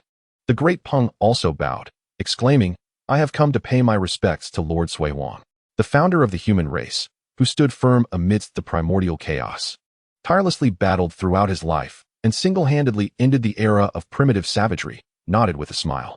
Beside him, the elder with white hair and beard wore garments woven from vine leaves, his face heavily wrinkled, yet his eyes remarkably bright and pure, akin to an innocent child. His midsection was transparent, revealing the internal organs, radiating a spectrum of colors. Neza bowed once more, paying his respects to Master Yao Wang. This benevolent elder had led humanity to ascend at the dusk of antiquity, discerning herbal medicines to differentiate between poison and remedy, establishing agriculture to alleviate hunger. And under his guidance, the human populace flourished exponentially, solidifying their role as the principal inhabitants of the earth. Shen, he proclaimed with a benevolent smile. Turning to the third figure, a young man in a hemp robe, Neza blinked. "Master, are you not in the underworld today?" The youth replied, "I have always maintained a manifestation here." Neza respectfully bowed, acknowledging his master. The young man chuckled, affectionately patting Neza on the head. This seemingly untroubled individual had tamed myriad spirits into livestock and extinguished humanity's long-standing fear of demons. He fished from the rivers by observing spider webs, enabling humanity to leave the confines of land for the first time. He contemplated yin and yang, grasping the principles of the I Ching, thus ending humanity's era of ignorance. He molded clay into pottery, crafted wood into instruments, and initiated the art of music. He compelled Niwa to reform marriage and instructed Sangjia to create characters. From this, the human race gained enlightenment through writing, solidifying its status as the principal entity of heaven and earth. The era of the human emperor thus concluded, and the human race would no longer need to fear extinction for countless generations. Henceforth, the days of trepidation would be no more. After paying homage to the three sovereigns, Neza approached the five emperors. The figure on the far left was a tall man clad in a bright yellow robe, exuding an air of dignified authority. Neza bowed, saying, "I pay my respects to Master Xianyuan." The earthly virtue emperor, Xianyuan Huangdi, nodded in acknowledgement. As the foremost of the five emperors, Xianyuan Huangdi's accomplishments in both civil and martial affairs are vast, yet the most notable is undoubtedly his victory over the formidable Qiyu, who was then regarded as the leader of the shamanic clan, thereby securing a significant portion of the southern Zhan continent. Suddenly, the great rock that had been bowing behind Neza spoke. "Thank you, esteemed elder, for your benevolent rebirth." Xianyuan Huangdi, recognizing the rock's lineage, replied with a hearty laugh. "Ah? No need for such gratitude. It was merely a spontaneous act. You have endured much to come into this world. Remember to appreciate the virtues of life bestowed by heaven and earth." The rock acknowledged this with another bow. Seated in the second position was a man in a crimson robe, possessing a kindly demeanor and a graceful bearing. Neza bowed, saying, "I pay my respects to Master Jiang." The fire virtue emperor Jiang Lian smiled and nodded. Although this venerable ancestor of the Jiang family from the east had the virtue of fire, he was gentle in nature and skilled in nurturing life. Following Xianyuan Huangdi's battles against the shamanic clan, which led to a dramatic decline in their numbers, the Fire Emperor swiftly healed the wounds of war and proposed a shocking decision: intermarriage between humans and shamans. This stirred great upheaval at the time, as neither race could agree. However, the Fire Emperor, with his profound wisdom, elucidated the mutual benefits. The shamanic clan possessed formidable physiques but were cursed by the heavenly path, struggling to reproduce, while the human race, as the principal entity of heaven and earth, thrived rapidly yet lacked physical strength. The union of the two races would yield countless advantages without a single disadvantage. Eventually, the Fire Emperor married a shaman woman, and they bore a healthy daughter. Through his guidance and careful planning, the integration of humans and shamans blossomed, leading to a significant increase in the human population. And the rebellion left by Xianyuan Huangdi's conflicts with the shamanic clan naturally dissipated. The third figure donned a silver long robe, embodying youthful vigor, with eyes like bright stars. "I pay my respects to Master Xiaohao." Good," replied the Golden Virtue Emperor Xiaohao with a squinting smile. The virtue of the White Emperor encompasses two aspects. First, the establishment of measurements such as the ruler, scale, and bushel.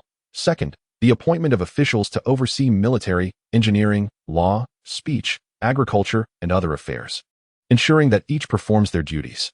The fourth figure was a square-faced middle-aged man with bushy eyebrows and large eyes, dressed in dark clothing, who at that moment was playfully winking at Neza, appearing less like an emperor and more like a commoner. However, Neza knew that this individual was undeniably formidable. After the reign of the 3 sovereigns and 5 emperors, the fortunes of the human race had become exceedingly stable and prosperous, with citizens living in peace and the world enjoying tranquility. Yet at this juncture, various factions, envious of the human race's fortune, began to establish private temples and illicit shrines to deceive the people into offering incense, and some even compelled citizens to become their followers. It was he who personally traversed all the human tribes of the southern Jianbu continent, demolishing countless private temples and immoral shrines, shattering the golden statues of various wild deities, including numerous effigies of the 3 Pure Ones and Buddha.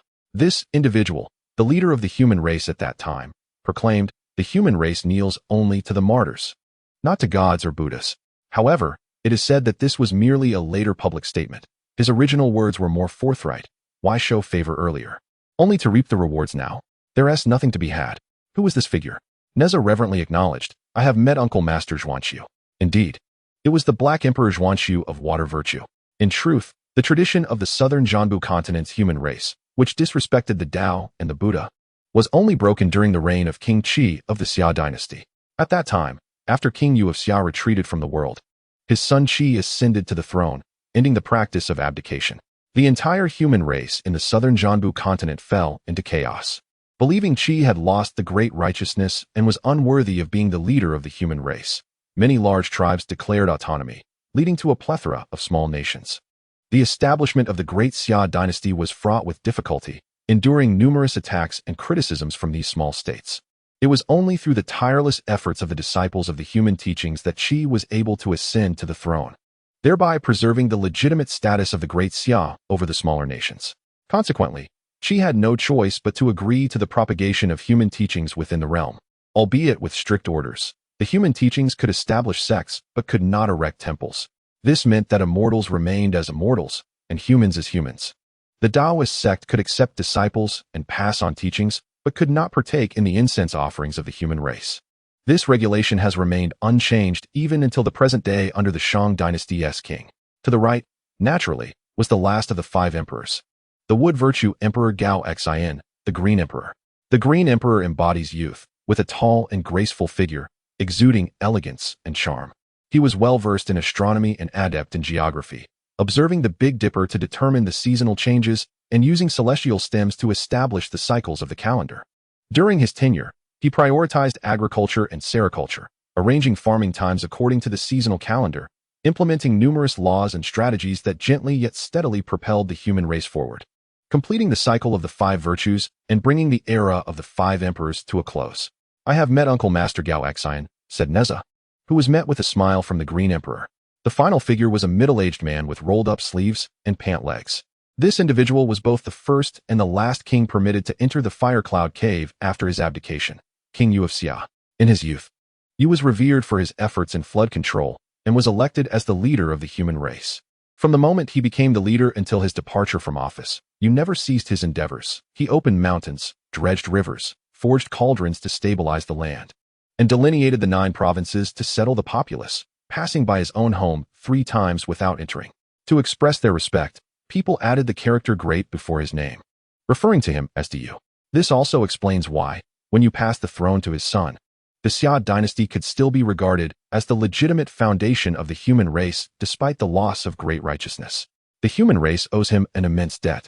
I have met Uncle Master Yu.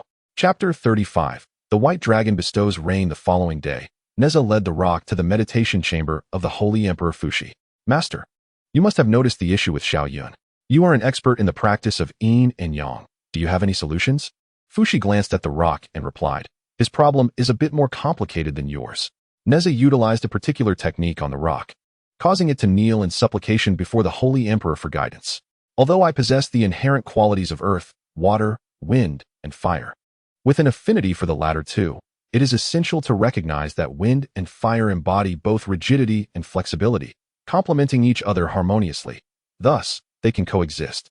You, on the other hand, embody the duality of yin and yang, both of which are indispensable. Without one, the other cannot flourish. The path to enlightenment becomes arduous under such circumstances. However, difficulty does not equate to impossibility. Master, do you possess a method? Fushi smiled and pointed at Neza, proclaiming, "Your cleverness is commendable. Indeed, there exists a solution." The rock's eyes brightened, and Neza eagerly inquired, "Master, please share your wisdom." The method involves separating yin and yang, following the principles established by the primordial deity Pangu, wherein the left eye absorbs yang and the right eye conceals yin. By partitioning these two energies within the eyes, their convergence is prevented, thus eliminating concerns of explosive repercussions. Furthermore, the eyes serve as spiritual orifices, connecting internally to the purple palace and externally to the organs. When Shen Yuan and I once conversed about the Tao, he mentioned the 12 meridians and 365 channels, through which blood and energy circulate towards the facial orifices, with the essence of yang ascending to the eyes, forming vision.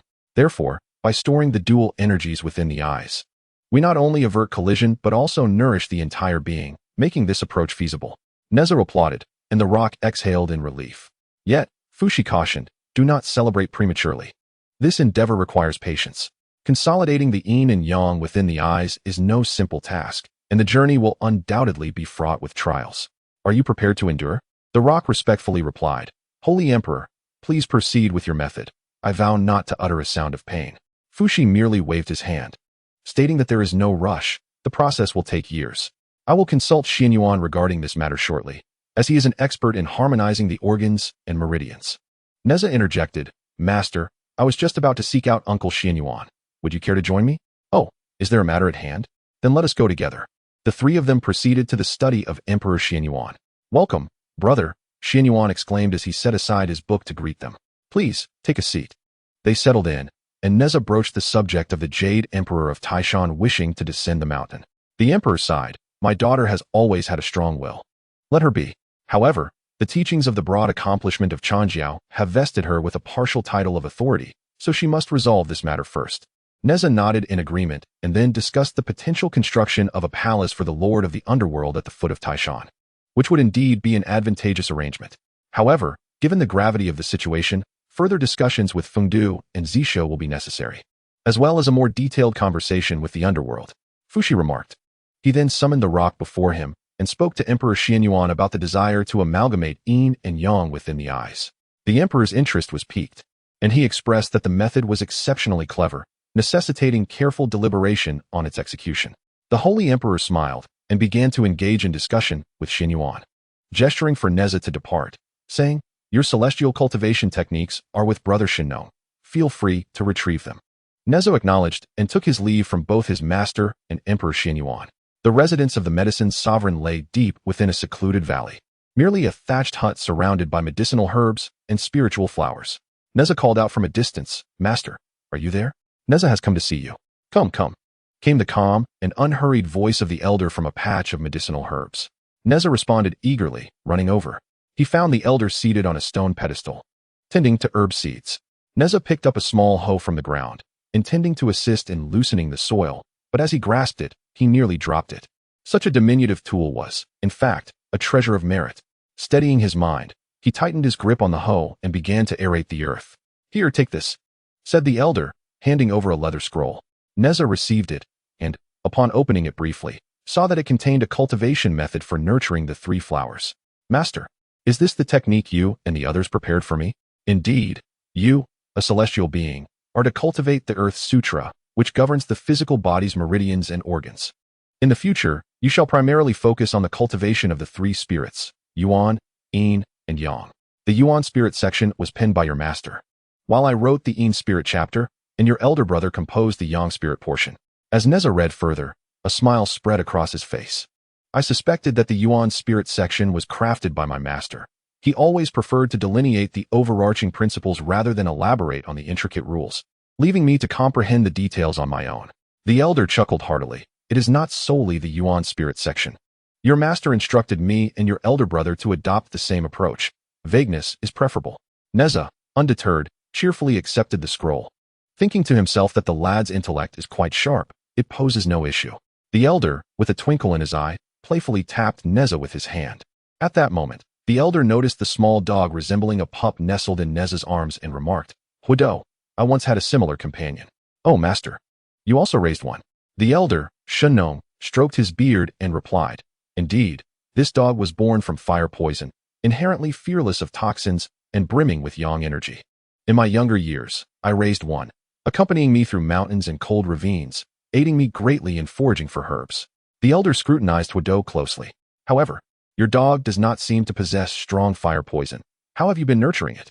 Neza inquired. "Master, how should one raise this fire poison? It's simple. Just feed it toxic herbs and pills. This dog has a unique digestive system that can convert the toxins into fire poison." "Oh, I need to feed it poison to nurture it?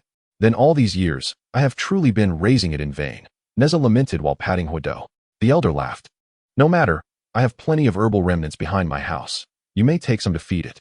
Just be mindful while traveling in the future." Neza beamed with joy, repeatedly expressing his gratitude, and the little dog in his arms responded with a couple of barks, as if in agreement. After spending nearly a month in the Fire Cloud Cave, Neza felt it was time to return home. So he rose early to bid farewell to his elders one by one. He first visited Emperor Su, who bestowed upon Neza a small flame, taken from the renowned branch of a tree, naturally of superior quality. Neza was overjoyed and expressed his heartfelt thanks. When he reached the sage Emperor Fushi, he merely mentioned that Neza would begin to learn military formations upon his return home, to which Neza readily acquiesced. Upon arriving at the residence of the medicine sovereign, Neza was almost unable to recognize the plump black dog before him, and he repeatedly expressed his gratitude while holding the disaster-fighting staff.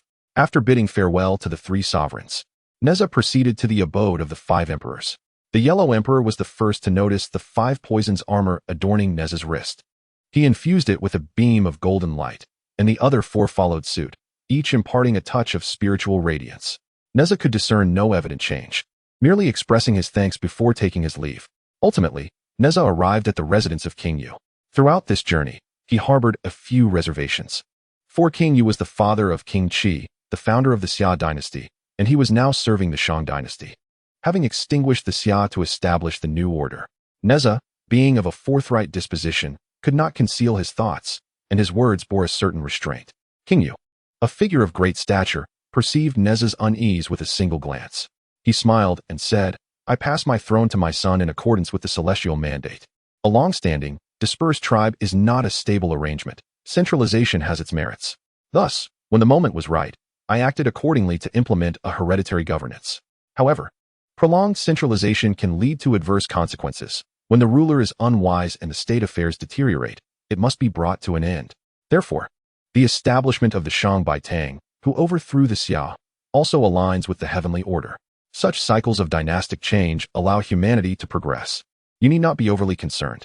Neza took these words to heart. After exchanging a few more pleasantries, he prepared to take his leave.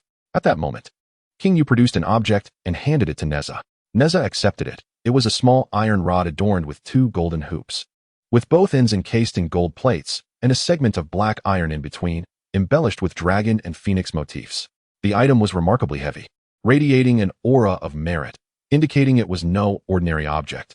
"This is a water level gauge granted to me by the old sovereign long ago, which can easily change in size and can also serve as a weapon. Take it with you."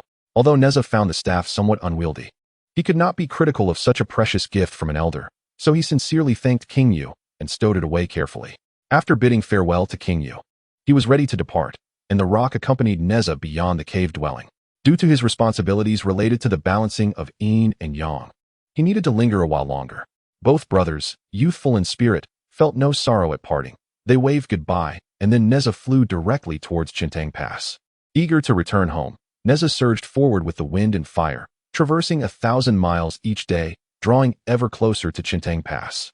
One day, he spotted a mass of rain clouds ahead, pouring down torrential rain, and below, the village was in a state of uproar. Within the clouds, he could faintly discern a white figure darting about. Enraged, Neza shouted, "Where did this vile dragon come from? How dare it wreak havoc within our borders?" He flicked the Hunyuan silk, and the red ribbon instantly expanded, racing towards the white dragon amidst the rain clouds.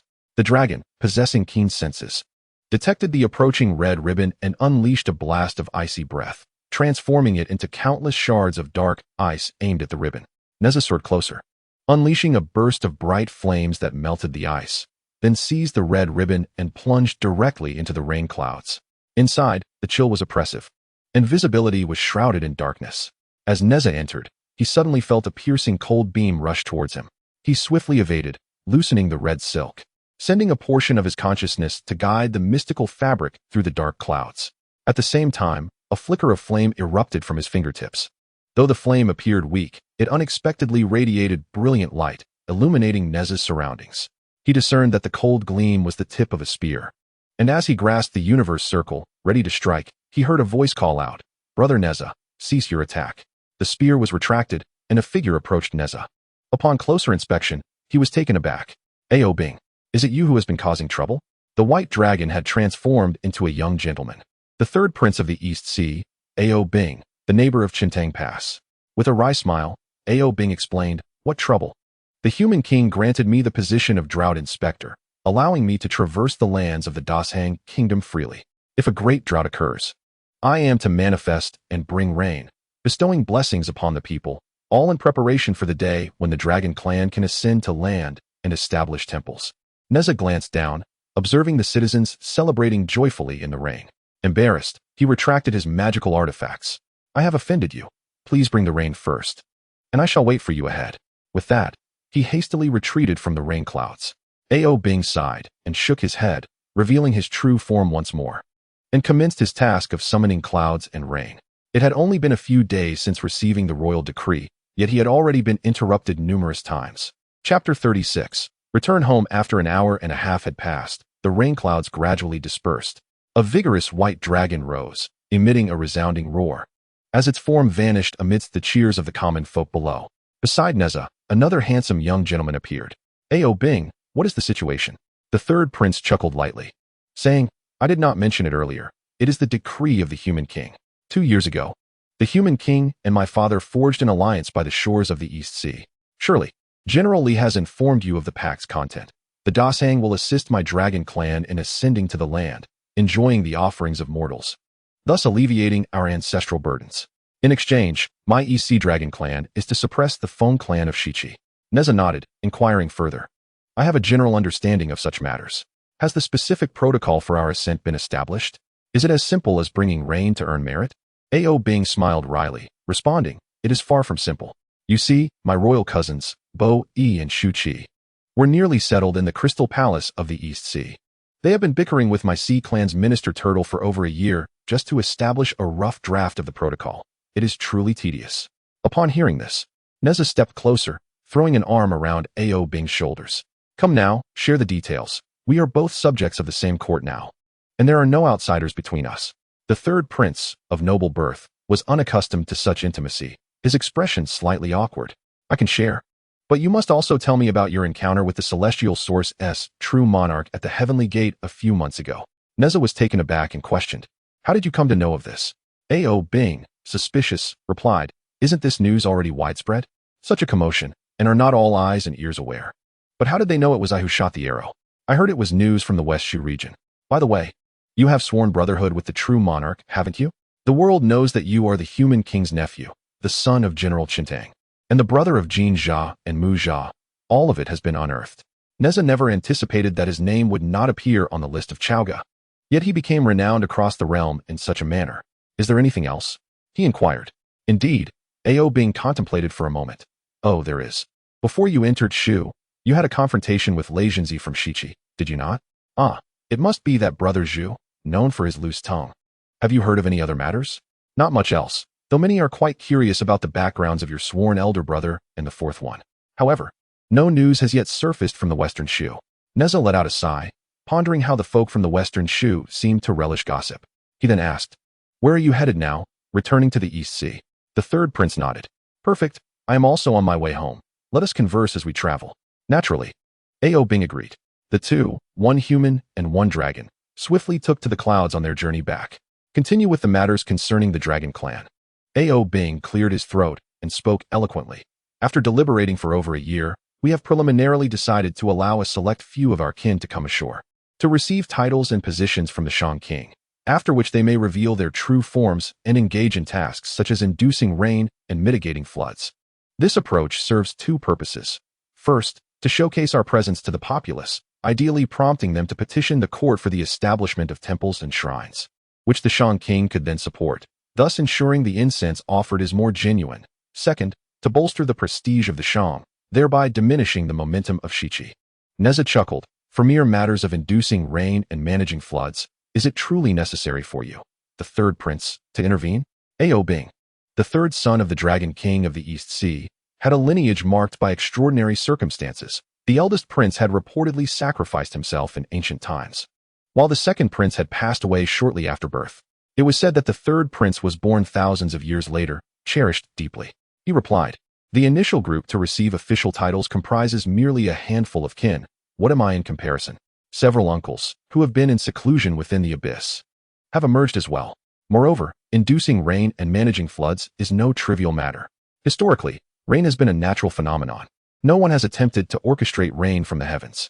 It is not simply a matter of pouring water from above. Rain can cause rivers to overflow and shift their courses, potentially leading to the formation of lakes, which may alter the landscape. Furthermore, rainfall can influence climate, involving celestial timing. And the repercussions of celestial laws and karmic forces are no trifling matter. Determining when to induce rain and the quantity to be released requires our kin to gradually learn and refine their skills. The control of rain must be precise. If executed flawlessly, the merits gained are minimal. Yet, if insufficient, it could hinder the farmer's sowing, resulting in grave troubles. Conversely, excessive rain could inundate crops and drown livestock, leading to significant karmic burdens.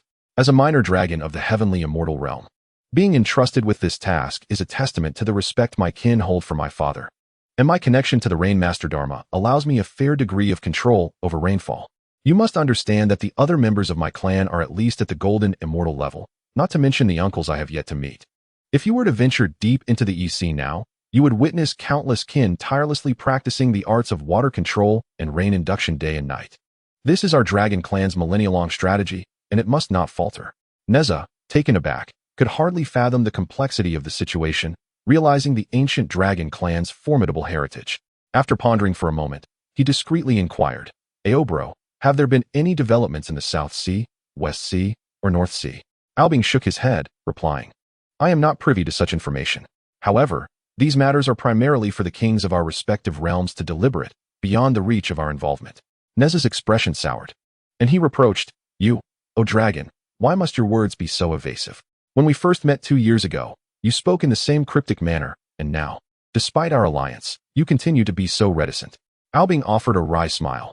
Dear Neza, I assure you, it is not my intention to deceive. In the East Sea, my interactions have been limited to the South Sea, and my ties to the West Sea are rather tenuous.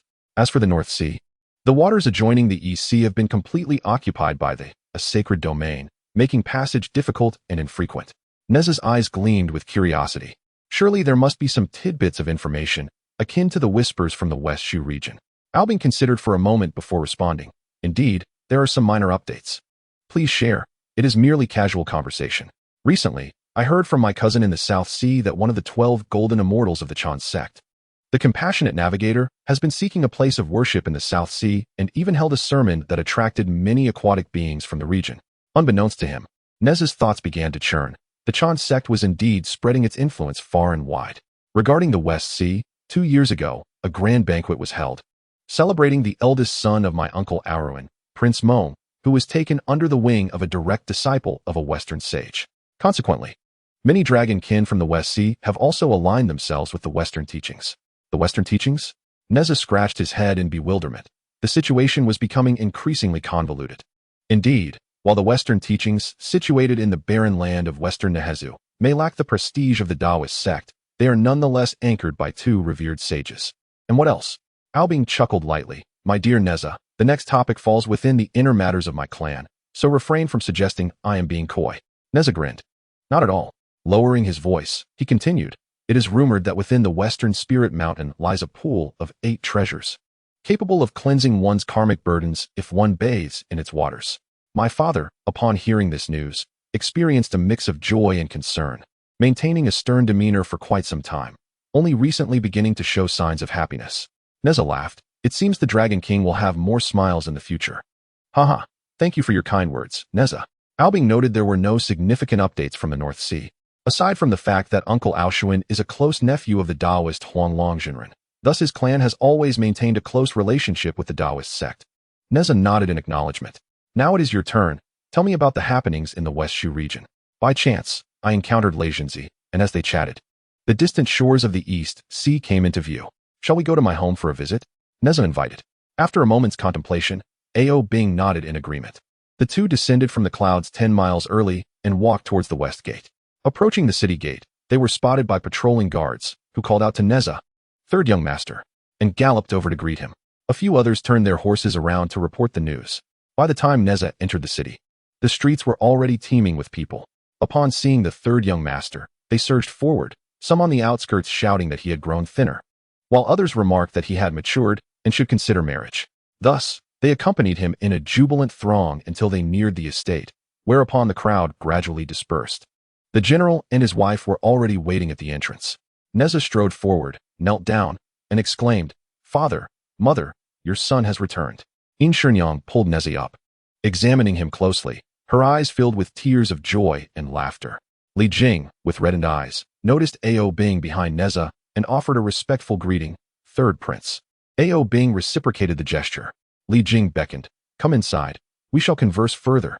The group entered the house in a lively manner. Ao Bing remained behind, sharing a dinner with them before taking his leave, explaining that the journey had drained his spiritual energy and he needed to return to the Dragon Palace to recuperate.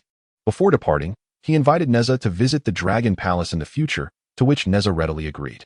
Subsequently, Neza approached the statue of Nuwa in his home to offer incense, and then he prepared for bed early, finding no comfort elsewhere as he did at home.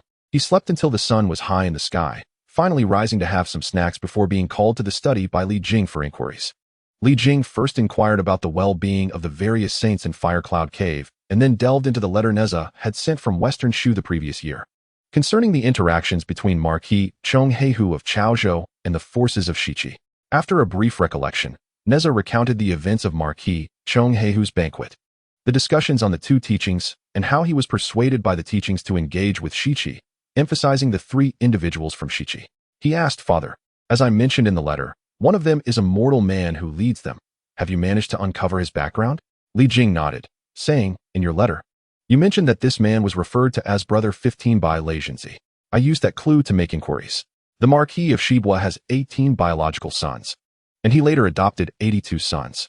The one named as the 15th is Ji Gao. In his youth, he was fond of archery and horseback riding, and as an adult, he enjoys studying and is renowned for his wisdom, widely respected in Shiqi, particularly among the faction of young Master Fa. His age aligns with your description. He should be in his 30s. Young Master Fa? Is he the second son of the Ji family? He is quite prominent now. I've heard that the first Phoenix Call in Shiqi was summoned by his flute playing. Indeed, this man enjoys great acclaim in Shiqi, standing shoulder to shoulder with the Crown Prince. In the future, the position of the Marquis of Shibwa will likely fall to one of those two.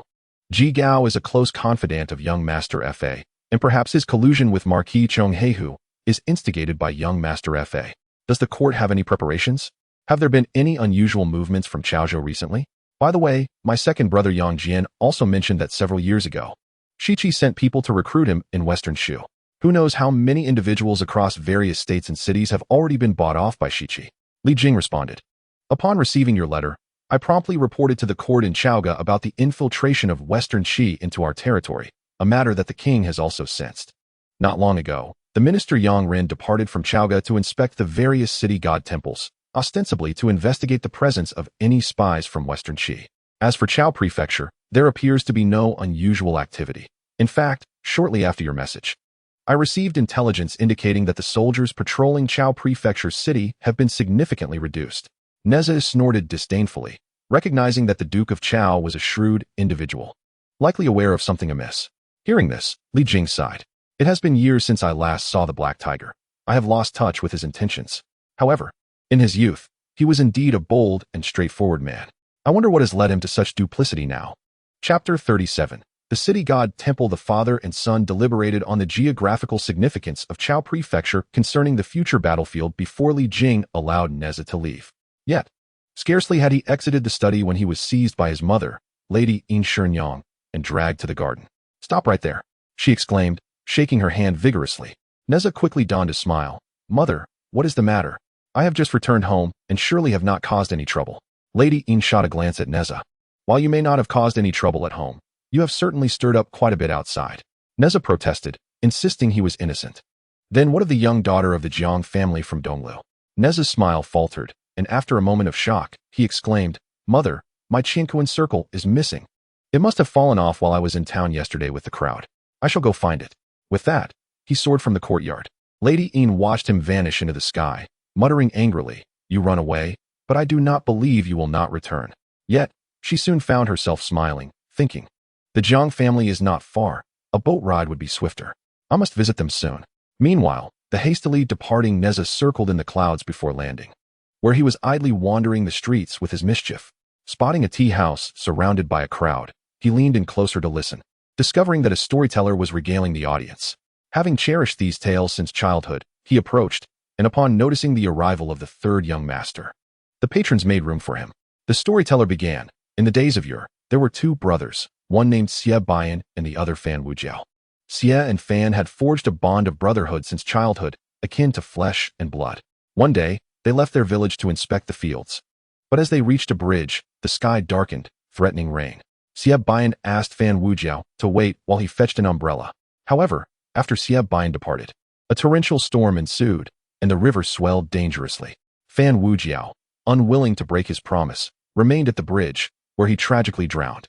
Soon, Betrayal returned with the umbrella, only to find that Fan Wujiao's body had been swept away. Grief-stricken, Betrayal hanged himself from the bridge. Upon hearing this tale, Neza found it utterly dull and could not help but exclaim, "Isn't Fan Wujiao a fool? A true man, a righteous hero, in a lifetime of 100 years. Having such a brother makes life worthwhile." A resounding cheer erupted, and several stalwart men were visibly moved. Neza promptly swallowed the words that lingered on his lips. The old storyteller wiped away a tear and continued. "The souls of the two brothers ascended together to the underworld. The Lord of the Netherworld, recognizing their profound loyalty and righteousness, appointed them as officials, granting them the titles of Black and White Impermanence. They have since become adept at capturing malevolent spirits and wandering ghosts that roam the human realm." The crowd murmured in astonishment, praising the Lord of the Netherworld for his benevolence. Neza, however, furrowed his brow in confusion. "Black and White Impermanence. They are tasked with capturing wandering ghosts. Is this not the duty of the nightly deities? What on earth is going on?" Just as Neza pondered this, someone else took the floor. "You may find it hard to believe, but my uncle's village has a widow who claims to have seen these two deities."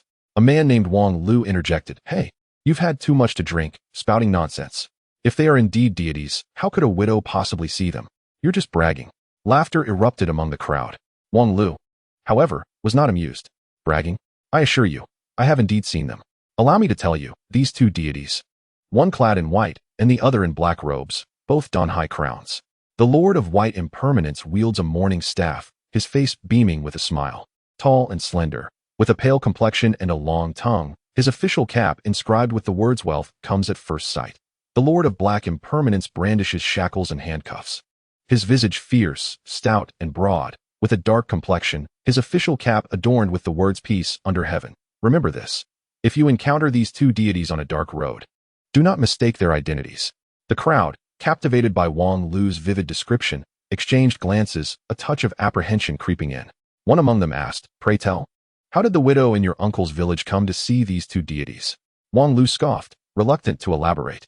At that moment, the old storyteller stepped in to mediate, offering Wang Lu a bowl of wine. Wang Lu, seizing the opportunity, accepted the bowl and downed it in one gulp, then proceeded to recount the peculiar tale. It transpired that the widow had taken a young child to the fields to weed. As the day grew hot, she had worked longer into the cool evening, only to realize, when visibility faded, that night had fallen completely. In a rush, she hurried home with the child. The darkness was so profound that she gripped the child's hand tightly, fearing he might stray. However, unbeknownst to her, she stumbled over a large stone and fell heavily. In her instinct to protect the child, she released her grip. When she regained her footing and reached out again, the child had vanished in the blink of an eye. Panic-stricken, the widow called out her child's name, but there was no reply. She knelt down, reaching out in the darkness, yet found nothing.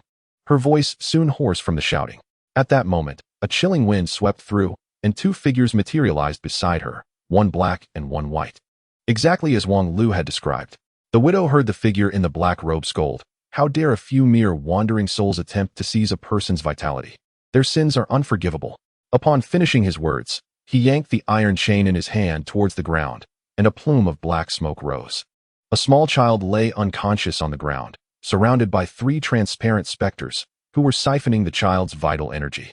The woman, witnessing this, let out a heart-wrenching cry and rushed forward to protect the child. The three spirits bared their teeth in an attempt to intimidate her. "How dare you act so recklessly?" The figure in the black robe hurled the handcuffs and shackles in his grasp at the phantoms, which then transformed into three pairs that automatically ensnared the spectral figures, causing them to wail in agony. The one clad in white waved a mourning staff, and the three spirits were helplessly drawn toward the two figures, who then turned to leave, with the spirits trailing behind without resistance. At that moment, the woman cradled her child in her arms and implored, "Mighty deities, could you possibly save my child?" The figure in white replied repeatedly, "We are not mighty deities, merely minor officials of the underworld. Your child is unharmed. A couple of days under the sun and some hearty food will suffice." The woman, overwhelmed with gratitude, knelt and bowed, inquiring, "May I know the names of these esteemed officials?" "We are known as the Black and White Impermanents," they answered. The tale was thus embellished by Wang Lu, who added his own flair, leaving the listeners in rapt amazement. An elderly woman remarked, "Your Majesty is truly wise. There should be temples to the city gods built in every locale. It is said that you have summoned the various officials of the underworld to come to the mortal realm to capture malevolent spirits and monsters. To be honest, the recent occurrences of lost souls, those wandering at night, and sudden deaths have indeed diminished significantly." The crowd murmured in agreement. Yet, it remained uncertain when the temple in this region would be completed. Once finished, it would bring solace to our hearts. Indeed, however, I have heard that the city god for Chintang Pass has yet to be appointed, though the two officials assisting him are confirmed. Who are they? Why? It is the two officials of Black and White Impermanents. Ah, that is truly splendid. Neza chuckled and inquired, "Where is our city god's temple?" "I have just returned and have yet to see it. I wish to visit. It is located in the northern part of the city, in the Honi Alley. However, third young master, it is still under construction, and there are guards from Chowga Station there. Moreover, General Air is also present." Neza acknowledged this and departed from the tea house, making his way directly to the city god's temple. After a leisurely stroll of a quarter of an hour, he finally beheld the incomplete temple. A magnificent sight with its black tiles and vermilion walls, its lofty eaves visible from afar. The main structure had already been erected, but the construction site had few workers left, as they were busy refining the surrounding steps and pathways.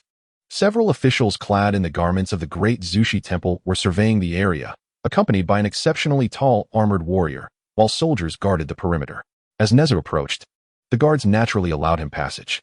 "Uncle," the warrior, Emoli High, turned at the sound, and upon seeing Neza, his face lit up with joy. He walked over and patted Neza's shoulder, exclaiming, "Ah, young lad, you have finally returned.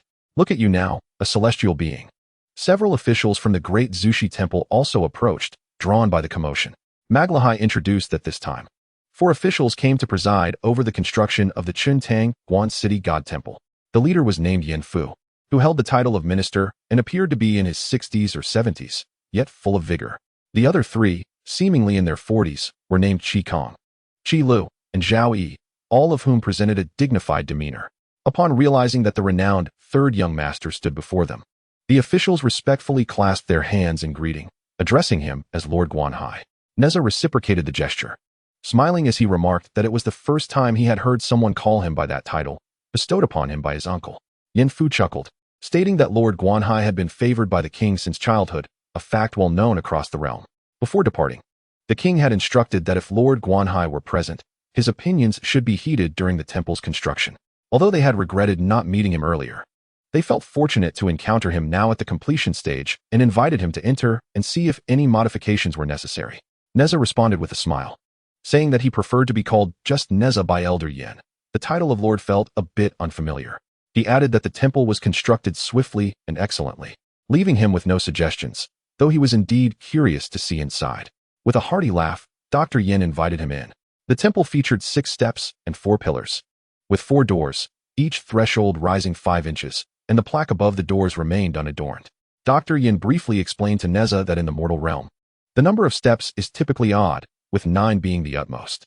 Therefore, when the officials from the underworld established temples in the mortal realm, they voluntarily reduced the count by 1, honoring the number 8, which is reserved for the temples of the underworld monarchs.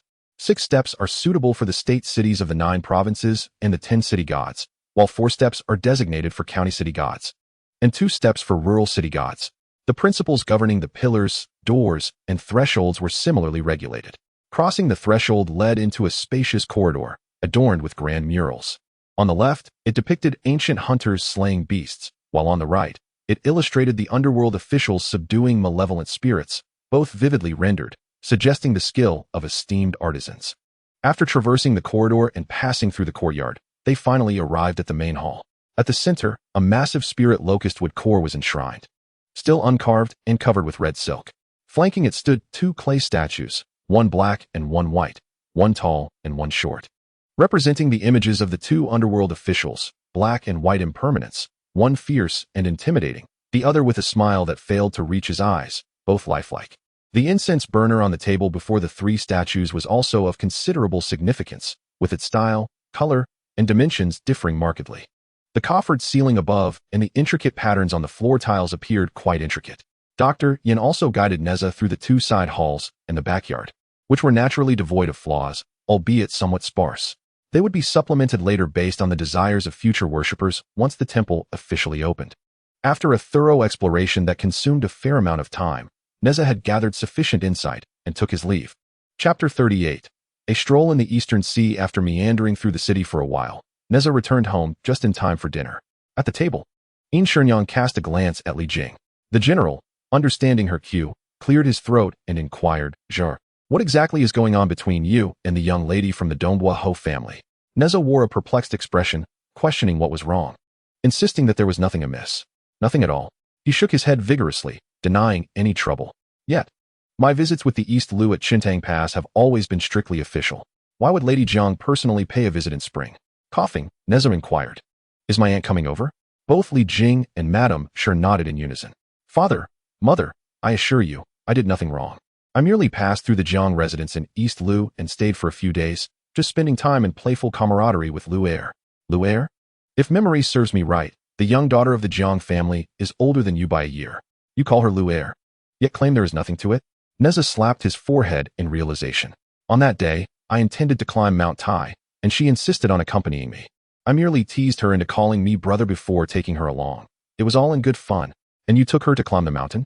How many people went along? Neza rolled his eyes, finding it hard to explain. I had my fill, and just went out for a stroll. He stood up and attempted to slip away. Madame Sher stamped her foot in frustration. Li Jing, however, reassured her. Why the hurry, my dear? Neza is still young. This remark displeased Madame Sher. For while Neza may be youthful, they were both well into their 40s, and the grandsons of the East Beau Marquis were already running about. With Jin Jia and Mu Jia absent for years, Neza's mischievous nature necessitated some urgency. Li Jing pondered this and felt a headache brewing. Neza dashed out of the house. Strolling along the street, feeling rather irritable. Unconsciously, he found himself in front of the city god temple, where guards remained vigilant outside. But the interior was eerily quiet and shrouded in darkness. Sensing something amiss, he peered inside, and indeed, he noticed something unusual within the temple. Neza stealthily entered, avoiding the guards, and made his way to the back hall, where he set up a soundproof barrier. Suddenly, the hall doors were flung open. Who dares disturb us? Shouted a voice. 2 spirits locked eyes in surprise. Black impermanence, white impermanence. Neza? Neza observed the 2 figures of the underworld deities, who were now standing beside 2 clay statues. Once fierce and formidable, these spirits now mimicked the grotesque expressions of the statues, complete with high hats and wielding mourning staffs and shackles, flailing their limbs in a theatrical display. Neza's face turned a shade of purple as he quickly uttered the words. You may proceed, intending to exit. The 2 deities, feeling utterly awkward, swiftly shifted to block his way, covering his mouth and dragging him back inside. My dear Neza, please keep this to yourself. I wondered who it could be. Only your Hell King I can perceive our true forms, Black Impermanence whispered. Neza let out a couple of muffled sounds. Black Impermanence released his grip. Neza examined the high hats of the 2 spirits, then touched the mourning staffs and shackles. Unable to contain his amusement, bursting into hearty laughter. Black and white impermanence exchanged glances, feeling quite embarrassed. May I inquire what the two esteemed spirits are engaged in? Neza chuckled, straightening up to pose the question.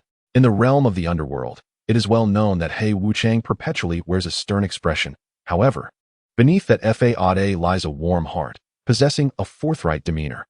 As long as matters of state are not involved, he is rather amiable in private. Conversely, Bai Wuchang, with a constant smile adorning his face, treats everyone with utmost courtesy, yet remains distant, causing even the lord of the underworld to harbor some trepidation towards him. Who would have thought that these two dignitaries would possess a childlike innocence? Should word of this spread, the authority of the Inspection Bureau of the 24 departments would surely be undermined. He Wuchang rubbed his hands together. I merely heard that the clay effigies of my brother and I have been completed, and could not resist my curiosity to come and take a look. Neza observed that both the dark and light visages were beginning to flush. Secretly amused, he diverted the topic. This morning, I overheard a tale claiming that the two of you were brothers from a previous dynasty. Is that true? He Wuchang chuckled. My brother and I are but manifestations of ghostly energies in the underworld. Thus, notions of past lives hold no validity. This narrative was concocted by your Grand Blessing Temple, which asserts that without a proper lineage, it would be difficult to gain belief. Even the likeness of the effigies was determined by the Grand Blessing Temple, as they insisted that without something extraordinary, it would be hard to leave a lasting impression. Neza nodded. So, the accounts of the two of you saving lives are also fabricated? That is undoubtedly true. If it were false, how could we possibly receive any incense offerings? My brother and I have been wandering around Chuntang for several days, only to stumble upon the misdeeds of malevolent spirits. Neza smiled in agreement and further inquired. But aren't you two responsible for overseeing the underworld as officials? Why then are you capturing wandering souls and malevolent spirits? Is that not the duty of the Inspection Bureau? When the city god temple was first established, how could the people of the mortal realm distinguish between the offices of the underworld? If we only managed internal affairs, how could we garner offerings from the living? Thus, in the initial stages, we naturally took on tasks such as capturing ghosts and safeguarding homes. Eventually, when the city god temple is fully accepted and the people of the mortal realm understand our protocols, we will seamlessly integrate our original duties, He Wuchang explained. Indeed, there is no need for haste, Neza concurred. So, have the positions of the various underworld spirits in the city god temple been finalized? Yes, they have been determined. Bai Wuchang, finally regaining his composure, responded. In total, there are 18 main cities, 7 provincial capitals, 10 city gates, and the royal capital. The 10 halls and 3 bureaucracies occupy 13 of these, leaving the remainder to be assigned to 5 highly regarded judges, thus establishing their divine authority. In the smaller provincial and county cities, each city god temple will be accompanied by a judge, overseeing the spirits day and night, alongside my brother and I as the 7 auxiliary divine positions. Neza contemplated for a moment and nodded, finding it quite reasonable. This arrangement was the result of discussions between Judge Liu and the Grand Blessing Temple, He Wuchang added. Neza smiled. Then Shintang Pass will henceforth be considered the ancestral home of the two esteemed spirits. There is no need for such formalities. It feels distant. From now on in the mortal realm, simply address me as Brother Fan, and him as Brother Xia. Bai Wuchang nodded in agreement. Very well, very well. Neza laughed heartily and proclaimed, Xia Bayan, may the divine protect us in peace. Fan Wujiao, those who commit crimes shall find no salvation. The Grand Blessing Temple had indeed invested considerable effort. As for those two old fellows, let them continue their exploration. I must take my leave now, After bowing, he exited, only to hear the weak voice of Black Wuchang behind him. Still playing? Playing? Nonsense. I've lost all face. Back to the underworld. Half a month later, Neza found himself quite vexed by his mother's incessant nagging. He declared his intention to visit the East Sea. Before the Lady of Tin could express her anger, he preemptively stated, Mother, my master and the goddess have said that my fate has changed. I no longer fear water. With my current abilities, you need not worry. Besides, it is the 3rd prince of the East Sea who has invited me, and you heard it that day. Li Jing, who had been pre-informed by Neza, chimed in supportively.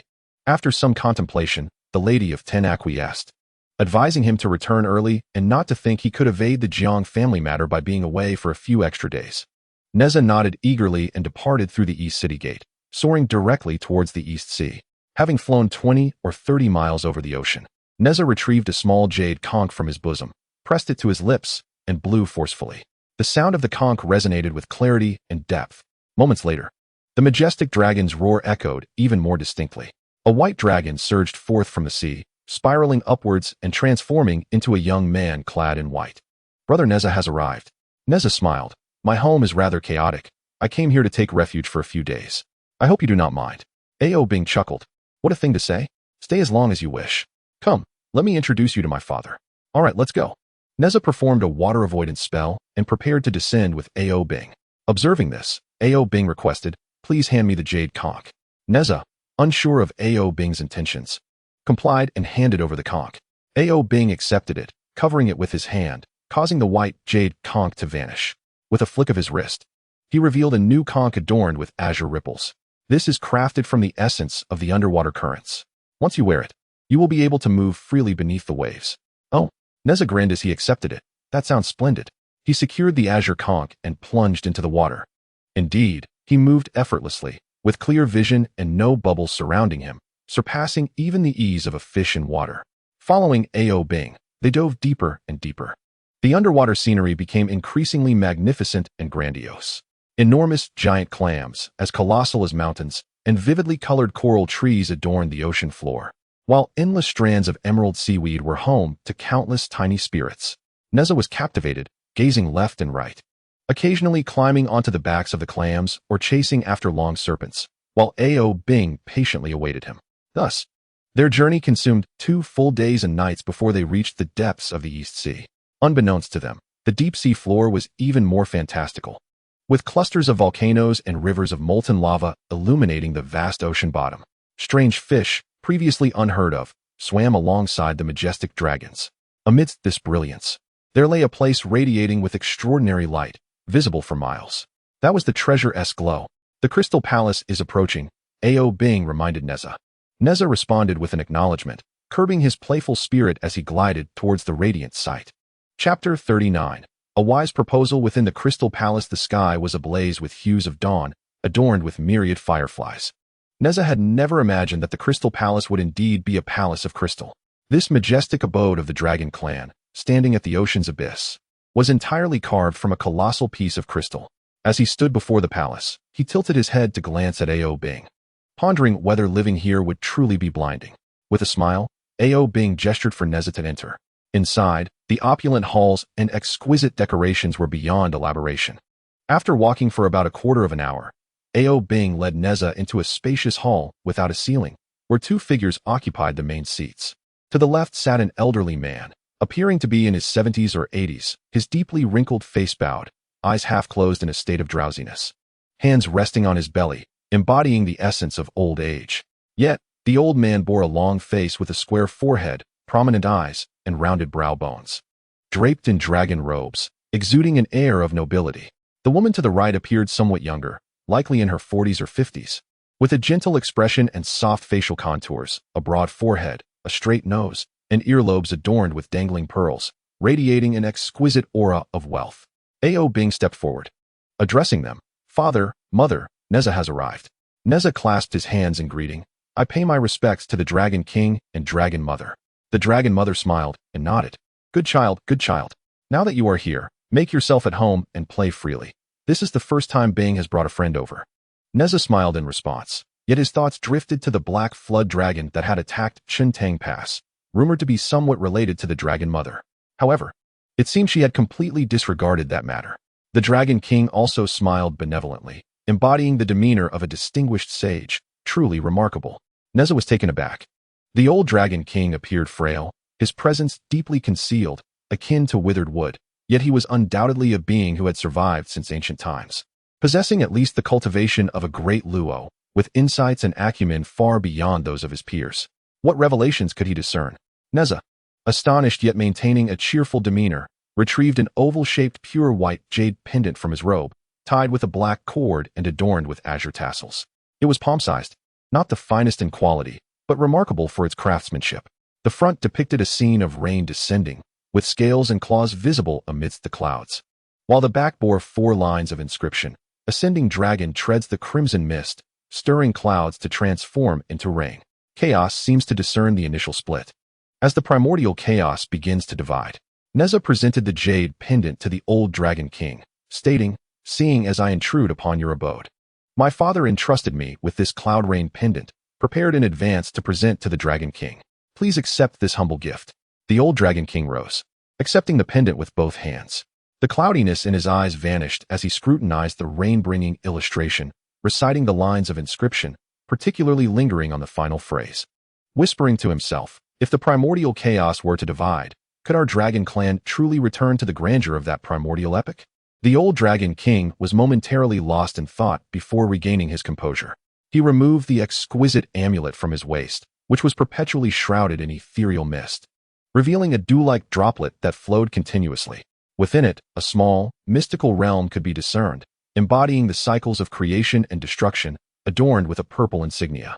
He solemnly fastened the cloud and rain amulet, a gift from Li Jing, with the rain motif facing outward and the engraved side turned inward. This was not a mere token. It was a substantial gesture of gratitude. He instructed his young friend to convey his thanks to General Li upon returning, assuring him that soon the Dragon Clan of the East Sea would formally extend their greetings, and the Dragon King would personally express his appreciation. Neza was taken aback by the Dragon King's response and replied that the Dragon King was being overly courteous. He promised to relay every word to his father without omission upon his return. The Dragon King smiled and agreed, settling back into his chair, once again adopting a languid demeanor. Ao Bing and Neza then withdrew, meandering through the Crystal Palace. Suddenly, Ao Bing recalled something. The two princes from your court visited not long ago. Shall we pay them a visit? Neza contemplated for a moment and agreed, deeming it essential to visit his elders. Ao Bing nodded enthusiastically. These two princes were renowned for their wisdom within the Shang territory, one named Bo Yi and the other Shu Qi. Originally from the kingdom of Guju, a vassal state to the northeast of Shang, both royal families shared a surname and had intermarried for generations. They were uncles to King Zhou and had historically maintained amicable relations with the Shang. A decade ago, the prime minister had invited these two reclusive sages out of seclusion to assist the Shang monarch. Their virtuous character, vast knowledge, and remarkable talents quickly earned them a solid foothold in the court, and they were now entrusted with overseeing the alliance with the Dragon Clan. After navigating several twists and turns, they arrived at a grand hall of deliberation. Even before entering, the sounds of heated debate could be heard. The door stood ajar, and upon stepping inside, they found a long table cluttered with bamboo slips, texts, and maps surrounded by a throng of 20 to 30 individuals, all engaged in fervent discussion. Oblivious to the newcomers, only 4 elderly men seated at the table remained silent, their brows furrowed in concentration. As Neza and Ao Bing approached the table, the others finally took notice. 2 short, elderly men clad in crimson robes and black hats rose to bow respectfully to Ao Bing, addressing him as the third prince. The other 2 elders, dressed in dark garments and adorned with jade crowns, appeared slim and vigorous, joining the officials from Shang in a bow, greeting him as the third young master.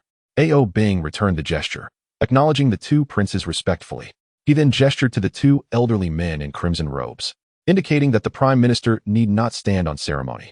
One of the elders in the dark robe and jade crown turned to Neza and inquired of Ao Bing. Third prince, who might this be? Before Ao Bing could respond, Neza smiled and bowed, introducing himself. I am Neza, honored to meet my esteemed elders. The 2 old men exchanged glances, momentarily taken aback. Neza? They echoed, their names sounding familiar. Why do you refer to me as grandfather? Neza replied with a grin. My mother is In Shenyang. Bo Yi's eyes widened in understanding. Ah, you are the child of Shenyang. Yes, I remember now. Shu Qi also recalled, gazing at Neza. You bear a resemblance to your uncle in his youth. How is it that you are here? Oh, I see. Your father is General Qintang, stationed by the East Sea, and it is no surprise that you are acquainted with the third prince. Neza nodded and then greeted the turtle minister and whale envoy before inquiring, what matters are you esteemed gentlemen discussing? The 2 chancellors' eyes darkened, while Bo Yi and Shu Qi's faces were filled with indignation. Chancellor Gui turned to Ao Bing and said, Third prince, Xiao Yu has sustained grave injuries, and it will be at least a decade before he can venture out to summon the rains again. What? When did this happen? Ao Bing's expression suddenly grew somber. It was just the day before yesterday. Xiao Yu was intercepted on his journey back from rainmaking in Gunzhou by disciples of the Jie sect. Seeing that Xiao Yu's breath was unstable and his spiritual energy depleted, they attempted to kill him and seize his treasures. Xiao Yu managed to escape with serious injuries, only to be rescued by the people of the North Bo Marquis, and thus he returned by a stroke of fortune. Upon hearing this, Neza's gaze turned icy. The Jie sect had grown increasingly audacious, daring to attack a sanctioned dragon of the Shang dynasty within its own territory. Ao Bing spoke in a grave tone.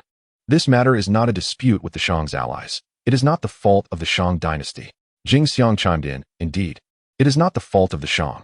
What we mean is that since Xiao Yu has survived, we should treat this incident as a minor issue and not pursue it further. Xiao Yu himself shares this sentiment. At present, the critical plans of our Eastern Sea Dragon clan are being finalized. It would be best not to stir unnecessary troubles unless the two esteemed princes insist on an inquiry.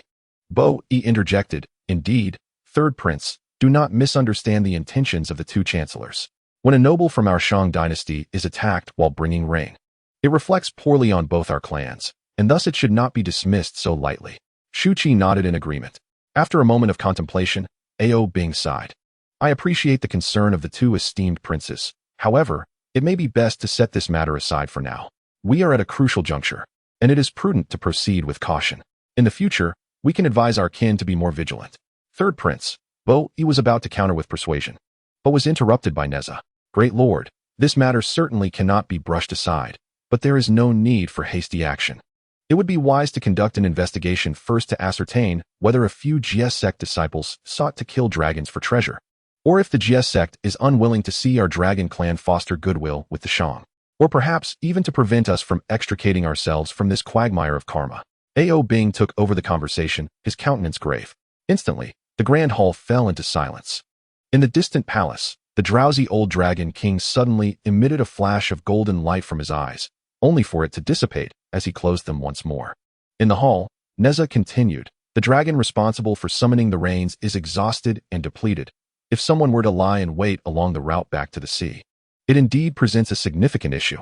Shu Qi suggested, we previously discussed this matter. Why not instruct all military camps within the kingdom to remain vigilant for any disturbances overhead?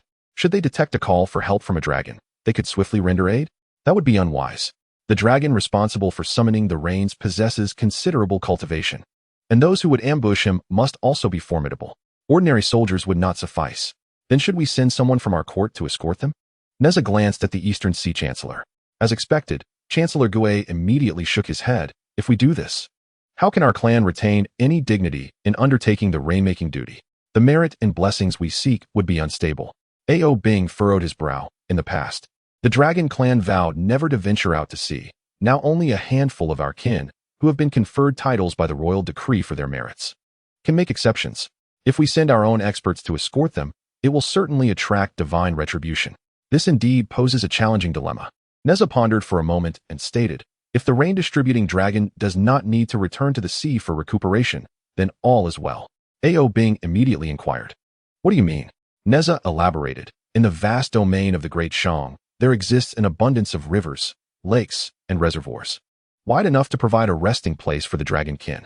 If the king and the dragon king jointly decree to bestow nobility upon the rain-distributing dragon, granting it dominion over these water-rich lakes or rivers, we might as well designate titles such as Lake Marquis or River Lord for these lands. Furthermore, the temples originally modeled after the city god temples, which were mandated to be constructed in every city, may instead be built by the banks of rivers and lakes, transforming them into temples for the Lake Marquis and River Lord.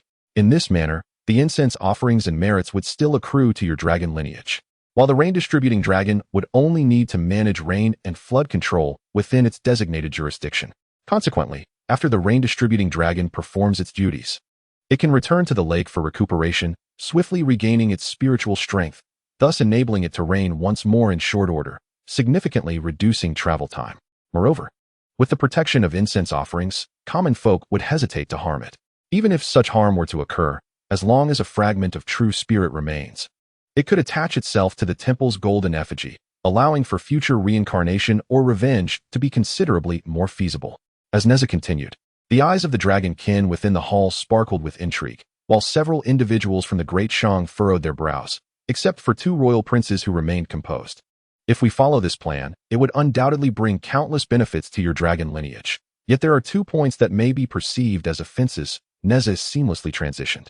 Chapter 40. The turmoil of the sea. If one of these offenses pertains to the dismantling of my father's Dragon King temple in favor of the Lake Marquis and River Lord temples, then my brother Neza need not worry.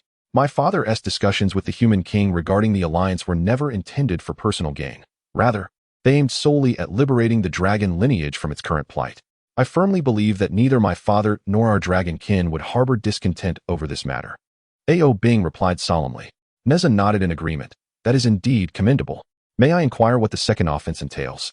Just as Neza was about to speak, Prince Boyi patted Neza's shoulder and interjected, since the third prince has guessed the first point, let us allow the old man to speculate on the second. Neza understood the elder's intent and nodded in acknowledgement. Ao Bing then said, please, Prince, enlighten us. If the rain-distributing dragon accepts the title of nobility from the Great Shang and acquires a fief, then in stark contrast to the titular position of drought envoy held by the third prince, it would signify a monumental difference. In other words, the future Lake Marquis and River Lord would emerge from your dragon lineage, yet they would be subjects of the Great Shang, bound to adhere to our regulations. He continued. Firstly, with the acquisition of a fief, should there be an invasion from foreign lands, the lord of the fief must not abandon it, but instead stand firm in defense. Secondly, once a fief is granted, without a royal command, one cannot leave the fief at will. To put it more plainly, the third prince may interpret it as being confined within set borders.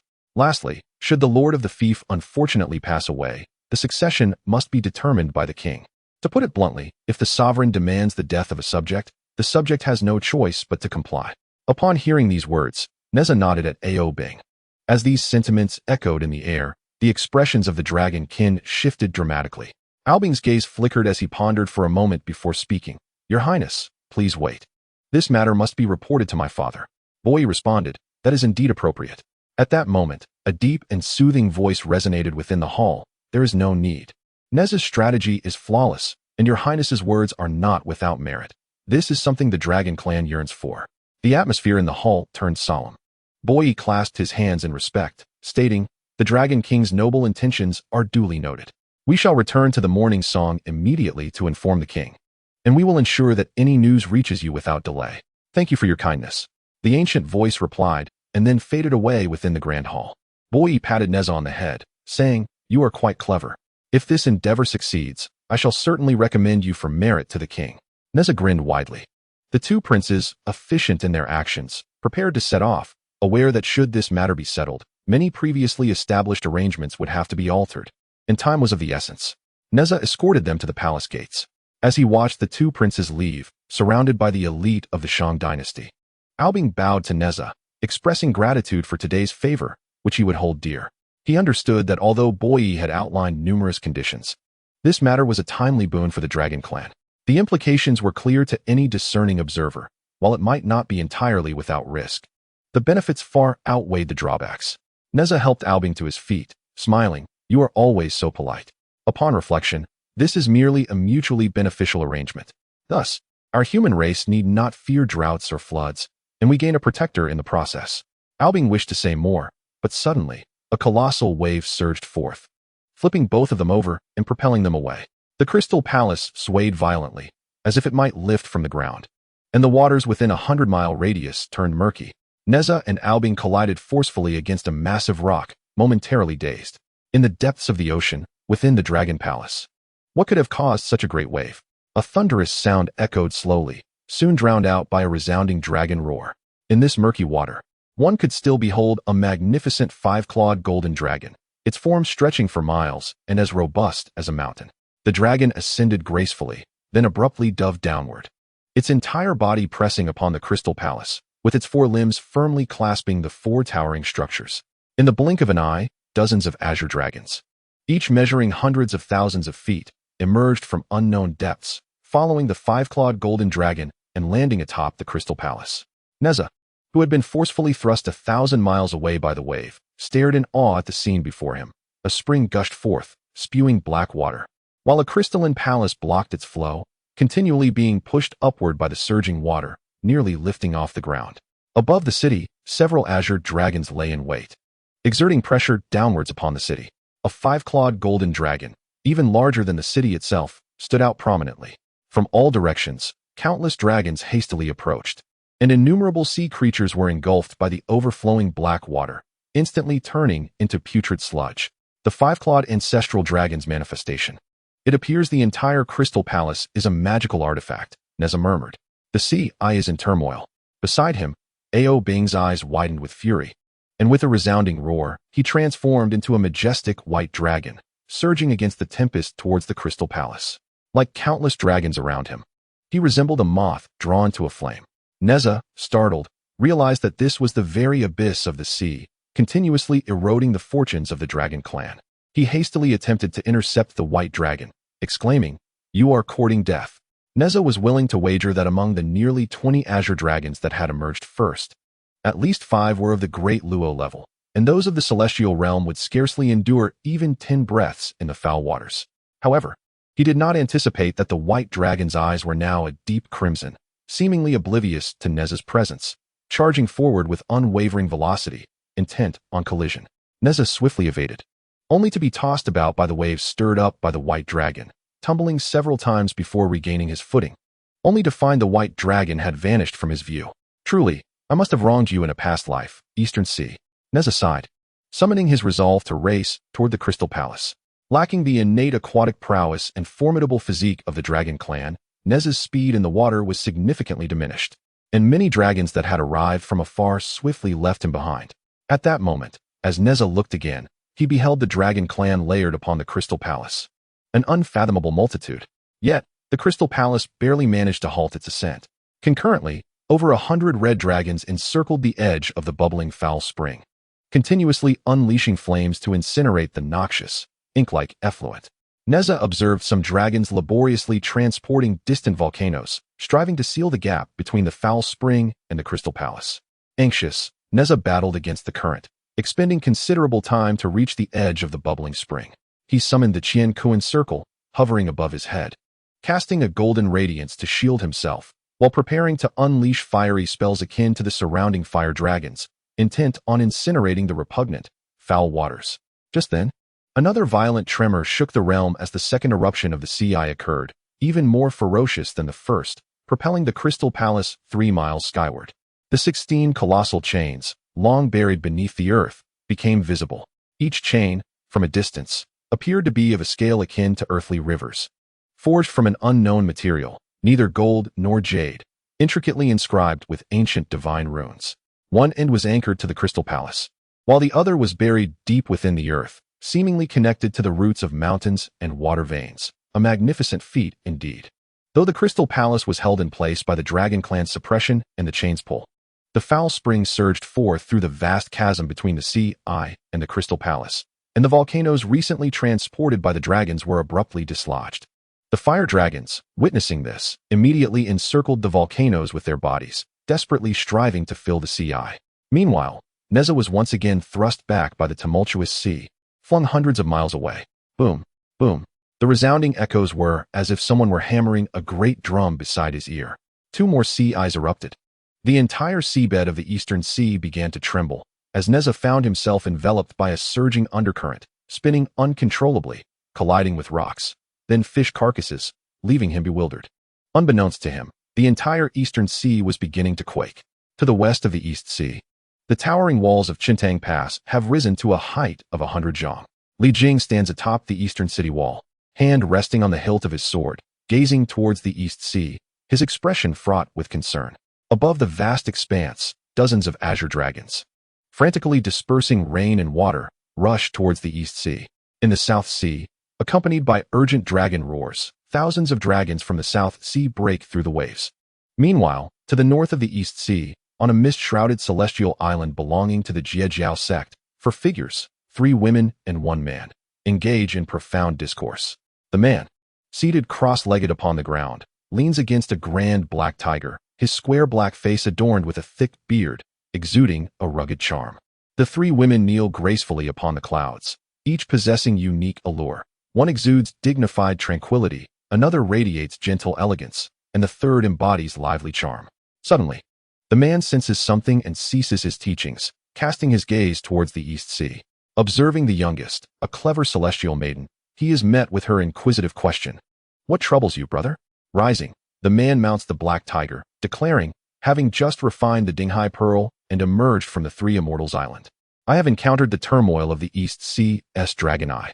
It seems that fate itself directs me to offer assistance." The dignified woman, her lips parting slightly, replies, "Brother, you have always been one to act with righteousness. As our Jiejiao shares a border with the East Sea, we must lend our aid." The man lets out a hearty laugh, "Wait here, my dear sisters. I shall return shortly." With that, the black tiger leaps into the clouds, vanishing in an instant. At that moment, a mournful wail emanates from the crystal palace of the East Sea. An elderly azure dragon, its whiskers long and scales dim, circles the palace before resolutely plunging into the dragon eye. Its colossal form unleashes formidable powers, nearly sealing the passage.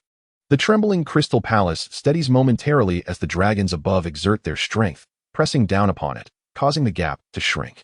However, it is not long before the polluted waters wash away the dragon's flesh and blood, eroding its bones. The crystal palace, which had slightly lowered, is again thrust upward, and the chains binding it grow ever longer. Thus, a being of nearly infinite lifespan, a great Luo golden immortal, is lost. Yet this seems merely a harbinger. One after another, 6 more azure dragons depart the crystal palace, diving into the dragon eye. Neza stands in stunned silence. Is this the fate that the dragon clan must bear throughout their lives? At that moment, a golden light emanates from within Neza's embrace, illuminating his attire. The surrounding waters immediately calm, and he gently descends to the ground. Reaching into his bosom, he retrieves a small iron rod.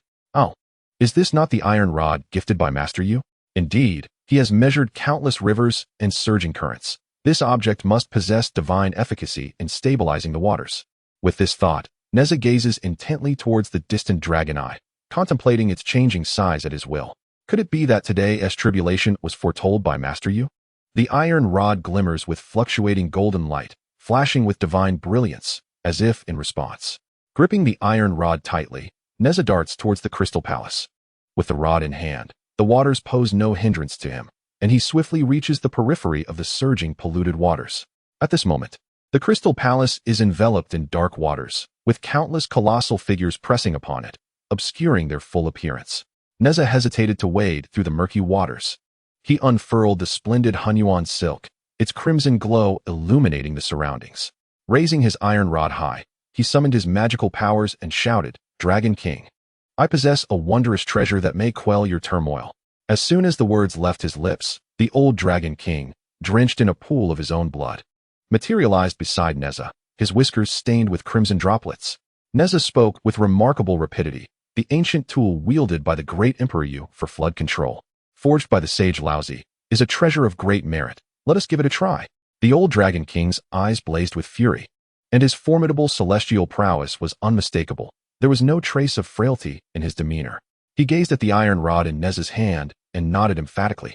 Grasping Neza's shoulder, the old Dragon King vanished from their location, only to reappear above the crystal palace, soaring through the skies.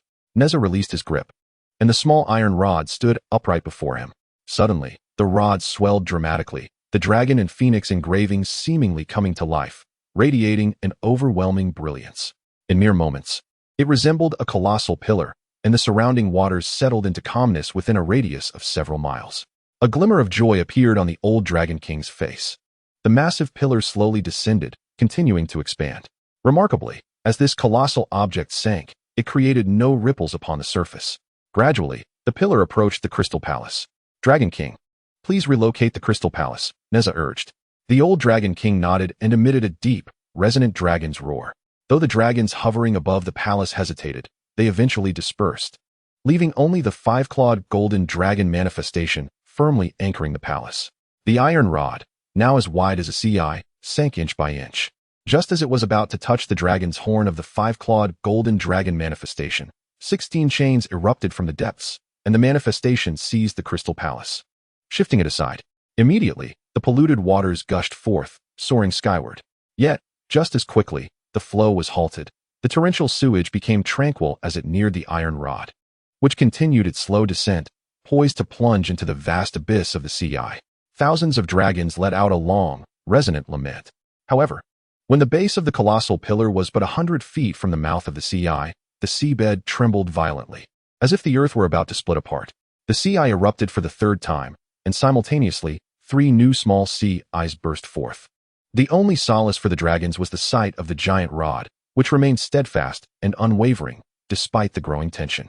Observing the impasse, the old Dragon King focused his thoughts, and the 5-clawed golden dragon manifestation relinquished its hold on the crystal palace, coiling around the iron pillar like a serpent.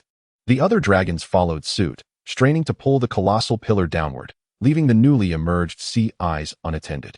This sea eye beneath the crystal palace was the source of the mother spring. If it remained obstructed, no resolution could be found elsewhere.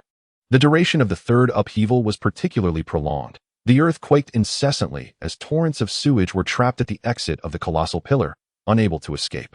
A tremendous force began to fracture the earth surrounding the sea eye, with black sewage oozing forth from the fissures. Neza gazed downwards, comprehending that a fissure had formed a sprawling web centered around the eye of the sea. Should it break through the surface, the overwhelming karmic repercussions would undoubtedly condemn the dragon clan to eternal despair. The innumerable dragons clinging to the iron pillar understood this truth instinctively and strained to push down the iron rod, blood seeping from the gaps in their scales. Truly, the timing was fortuitous. Suddenly, a robust voice of a middle-aged man resonated from the depths of the sea. Following this, radiant orbs of 5 colors illuminated the surroundings, blinding the dragons. 24 luminous spheres encircled the iron pillar, and as this treasure emerged, the entire expanse of the ocean seemed to solidify. Where the light shone, all fluctuations were forcibly quelled, even the gushing foul waters momentarily stilled, as a terrifying pressure caused the seabed within a 1,000-mile radius to sink abruptly by a fathom. Descend, the old dragon king bellowed.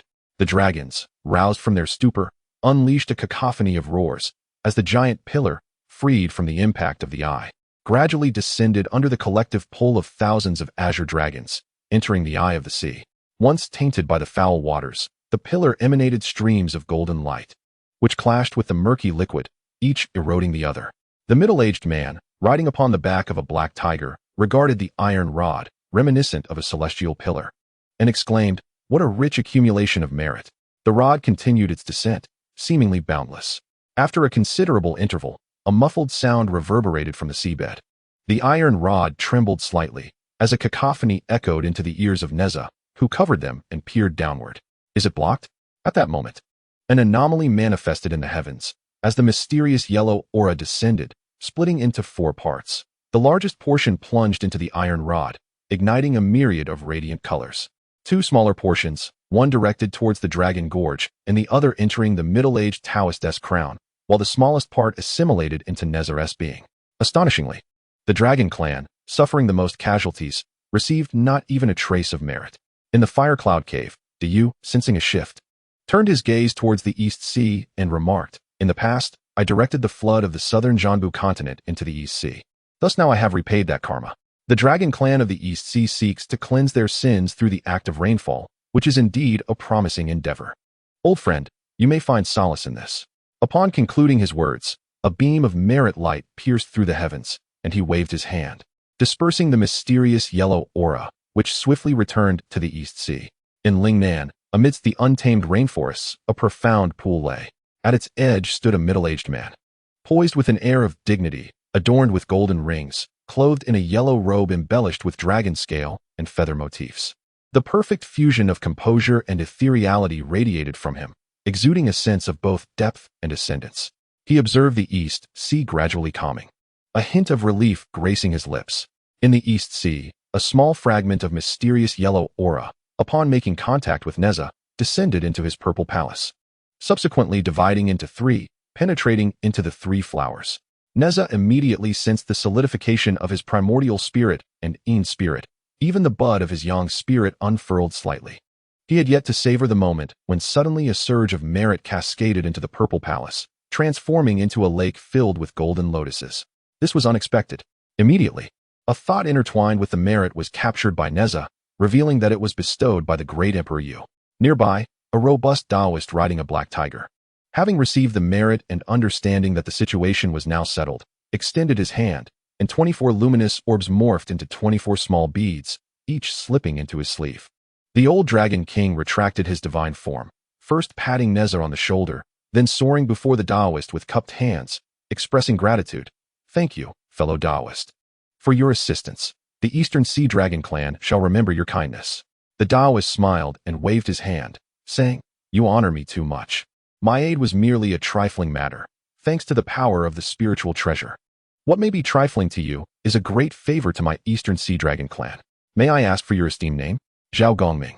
A glint of brilliance flashed in the Dragon King's eyes. He was indeed the foremost of the outer sect of the Lord of the Luo Fu Cave Heaven, Zhao Gongming. The middle-aged Taoist laughed heartily. I did not expect the Dragon King to have heard of my name. Your name is certainly resounding. Please allow me a moment to tidy up, and then I shall invite you to the Crystal Palace for a discussion. Zhao Gongming nodded with a smile. Please, Dragon King. The original location of the Crystal Palace had now been overtaken by a colossal pillar, and the dragons had dispersed to fill the other, less significant sea eyes. The Crystal Palace, originally forged by the Dragon Clan to seal the sea eyes, possessed formidable sealing power and could not be relocated casually. With a grand sweep of his sleeve, the old Dragon King guided the Crystal Palace to the nearest sea eye, where it settled gracefully upon it. He then summoned a round-mouthed, square-bottomed vessel adorned with fire patterns. Its mouth glimmered with red light as the black polluted spring that had overflowed from the sea was automatically drawn into the vessel. Simultaneously, the guards and servants of the Dragon Palace began to level the ground and clarify the murky waters. Soon, this maritime domain regained its tranquility. Had it not been for the relocation of the Crystal Palace and the imposing thousand-zhang divine pillar, one might believe that nothing had transpired. Yet, none of the dragons present would forget that in a short span, 2 great Luo Jingxian and 5 Jingxian had filled the sea eye, while 28 fiery red dragons, masters of the fire arts, were transformed into black water by the polluted spring, sustaining both light and severe injuries, with countless dragons depleted of their spiritual essence. As for the lower-ranked aquatic beings torn asunder by the tumultuous waters, their numbers were incalculable. Neza let out a sigh of relief. Such celestial power was indeed terrifying. He glanced at the Taoist on the tiger in the distance, realizing that to wield such overwhelming might, those 24 luminous beads must undoubtedly be innate spiritual treasures, and the one capable of effortlessly commanding them must at least possess the great Luo realm. Zhao Gongming of the Outer Sect? He had not heard of him before. Coincidentally, the Taoist was also gazing at Neza, prompting Neza to bow from afar in greeting, only to be pleasantly surprised as the man reciprocated with a salutation of equal standing. Neza inwardly marveled. Here was another formidable being capable of discerning the mark of the goddess. After collecting the polluted spring, the old Dragon King connected the Crystal Palace with the underwater currents and ley lines, and soon, everything was nearly in order. At this moment, the Dragon Clan from the South China Sea, hastily arriving, found themselves momentarily stunned by the tranquil scene before them. The old Dragon King expressed his gratitude and provided explanations, ultimately allowing only the South Sea Dragon King Ao Qin to remain, while the rest of the clan returned home. When the dozen or so rain dragons returned from the heart of the Great Shang to the East Sea, the old Dragon King's countenance darkened ominously, and he waved his sleeve, commanding, "Return." The dragons, puzzled by the circumstances, observed that all was well in the East Sea and promptly made their way back to the Great Shang. Shortly thereafter, a young dragon clad in crimson scales approached Neza with great respect, stating, "The clan leader requests the third prince to enter the Crystal Palace." Neza nodded and inquired, "What of Ao Bing?" The young dragon replied, "The third prince has fainted from exhaustion and is currently recuperating in the Crystal Palace." "Ah, very well, let us proceed." Within the Crystal Palace, Ao Guang, Ao Qin, Zhao Gongming, and Neza took their seats. Neza surveyed the undamaged interior, curious about its pristine condition. Sensing his thoughts, Ao Guang explained, "The Crystal Palace is protected by a unique restriction that links all spiritual entities within to the palace itself. If one is harmed, all are harmed." Neza nodded, intrigued. It was no wonder the ancient tales spoke of the Dragon Clan's fondness for treasure, with such a method at their disposal. Coupled with countless years of accumulation, the resilience of the Crystal Palace likely rivaled that of the primordial. Meanwhile, Zhao Gongming gazed at a towering pillar radiating golden light and marveled, "What is the name of this treasure?" "Truly, it is a remarkable divine artifact for calming the seas." Neza responded, "This object was nameless until it was utilized by our human ancestor, the Great Yu, in his water management endeavors. Henceforth, let us call it the divine treasure for calming the seas." Zhao Gongming chuckled, stroking his beard. "Then I have fortuitously acquired a treasure. Though I wonder if it is the one forged by my esteemed master." Neza nodded in affirmation. Zhao Gongming's eyes sparkled with admiration, but his attention shifted from the treasure to Neza, remarking, "Young friend, you possess remarkable fortitude." Simultaneously, Ao Guang also turned to Neza, nodding with a smile. Neza, however, modestly declined to take credit, attributing the display of the treasure's spirit to its innate nature. The others concurred. Yet it was clear that no one genuinely believed it was merely the treasure's spirit at play. After all, how many could truly part with such precious artifacts? After a time, Zhao Gongming stood to take his leave. Ao Guang offered his thanks. but Zhao Gongming insisted that no reward could equate to the merit he had gained. He felt abundantly blessed. Despite Ao Guang's repeated persuasion, Zhao Gongming resolutely declined, mounting his black tiger with a flourish and departing. Ao Qin praised, "What a genuine character."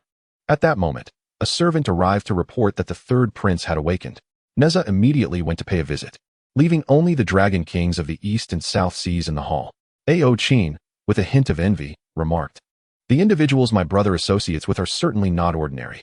Ao Guang replied with a smile, "Zhao Daoist's sudden arrival for assistance was unexpected, and as for Neza, he is not a connection of mine, but rather a friend of Binger."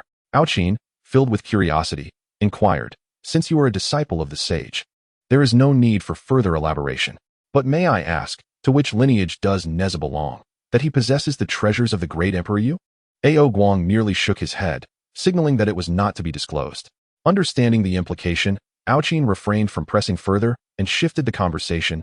"Brother, logically speaking, the boundary between the Great Shang and our South Sea is considerably more extensive than that of the East Sea. Why then has the human king quietly forged an alliance with the East Sea?" Ao Guang cast a sidelong glance at Ao Qin, remarking, "Who asked you to maintain such an aloof demeanor? I personally sought this out. Oh dear brother, you must involve the South Sea this time." Presently, the North Sea is under the protection of the Taoist sect, the West Sea has the Buddhist sect as its backing, and you have allied with the human king, leaving the South Sea isolated. Ao Qin lamented in distress. Ao Guang, with a semblance of a smile, responded, "Oh, I have heard that the compassionate navigator of the Chan sect has been frequently traversing the South Sea of late."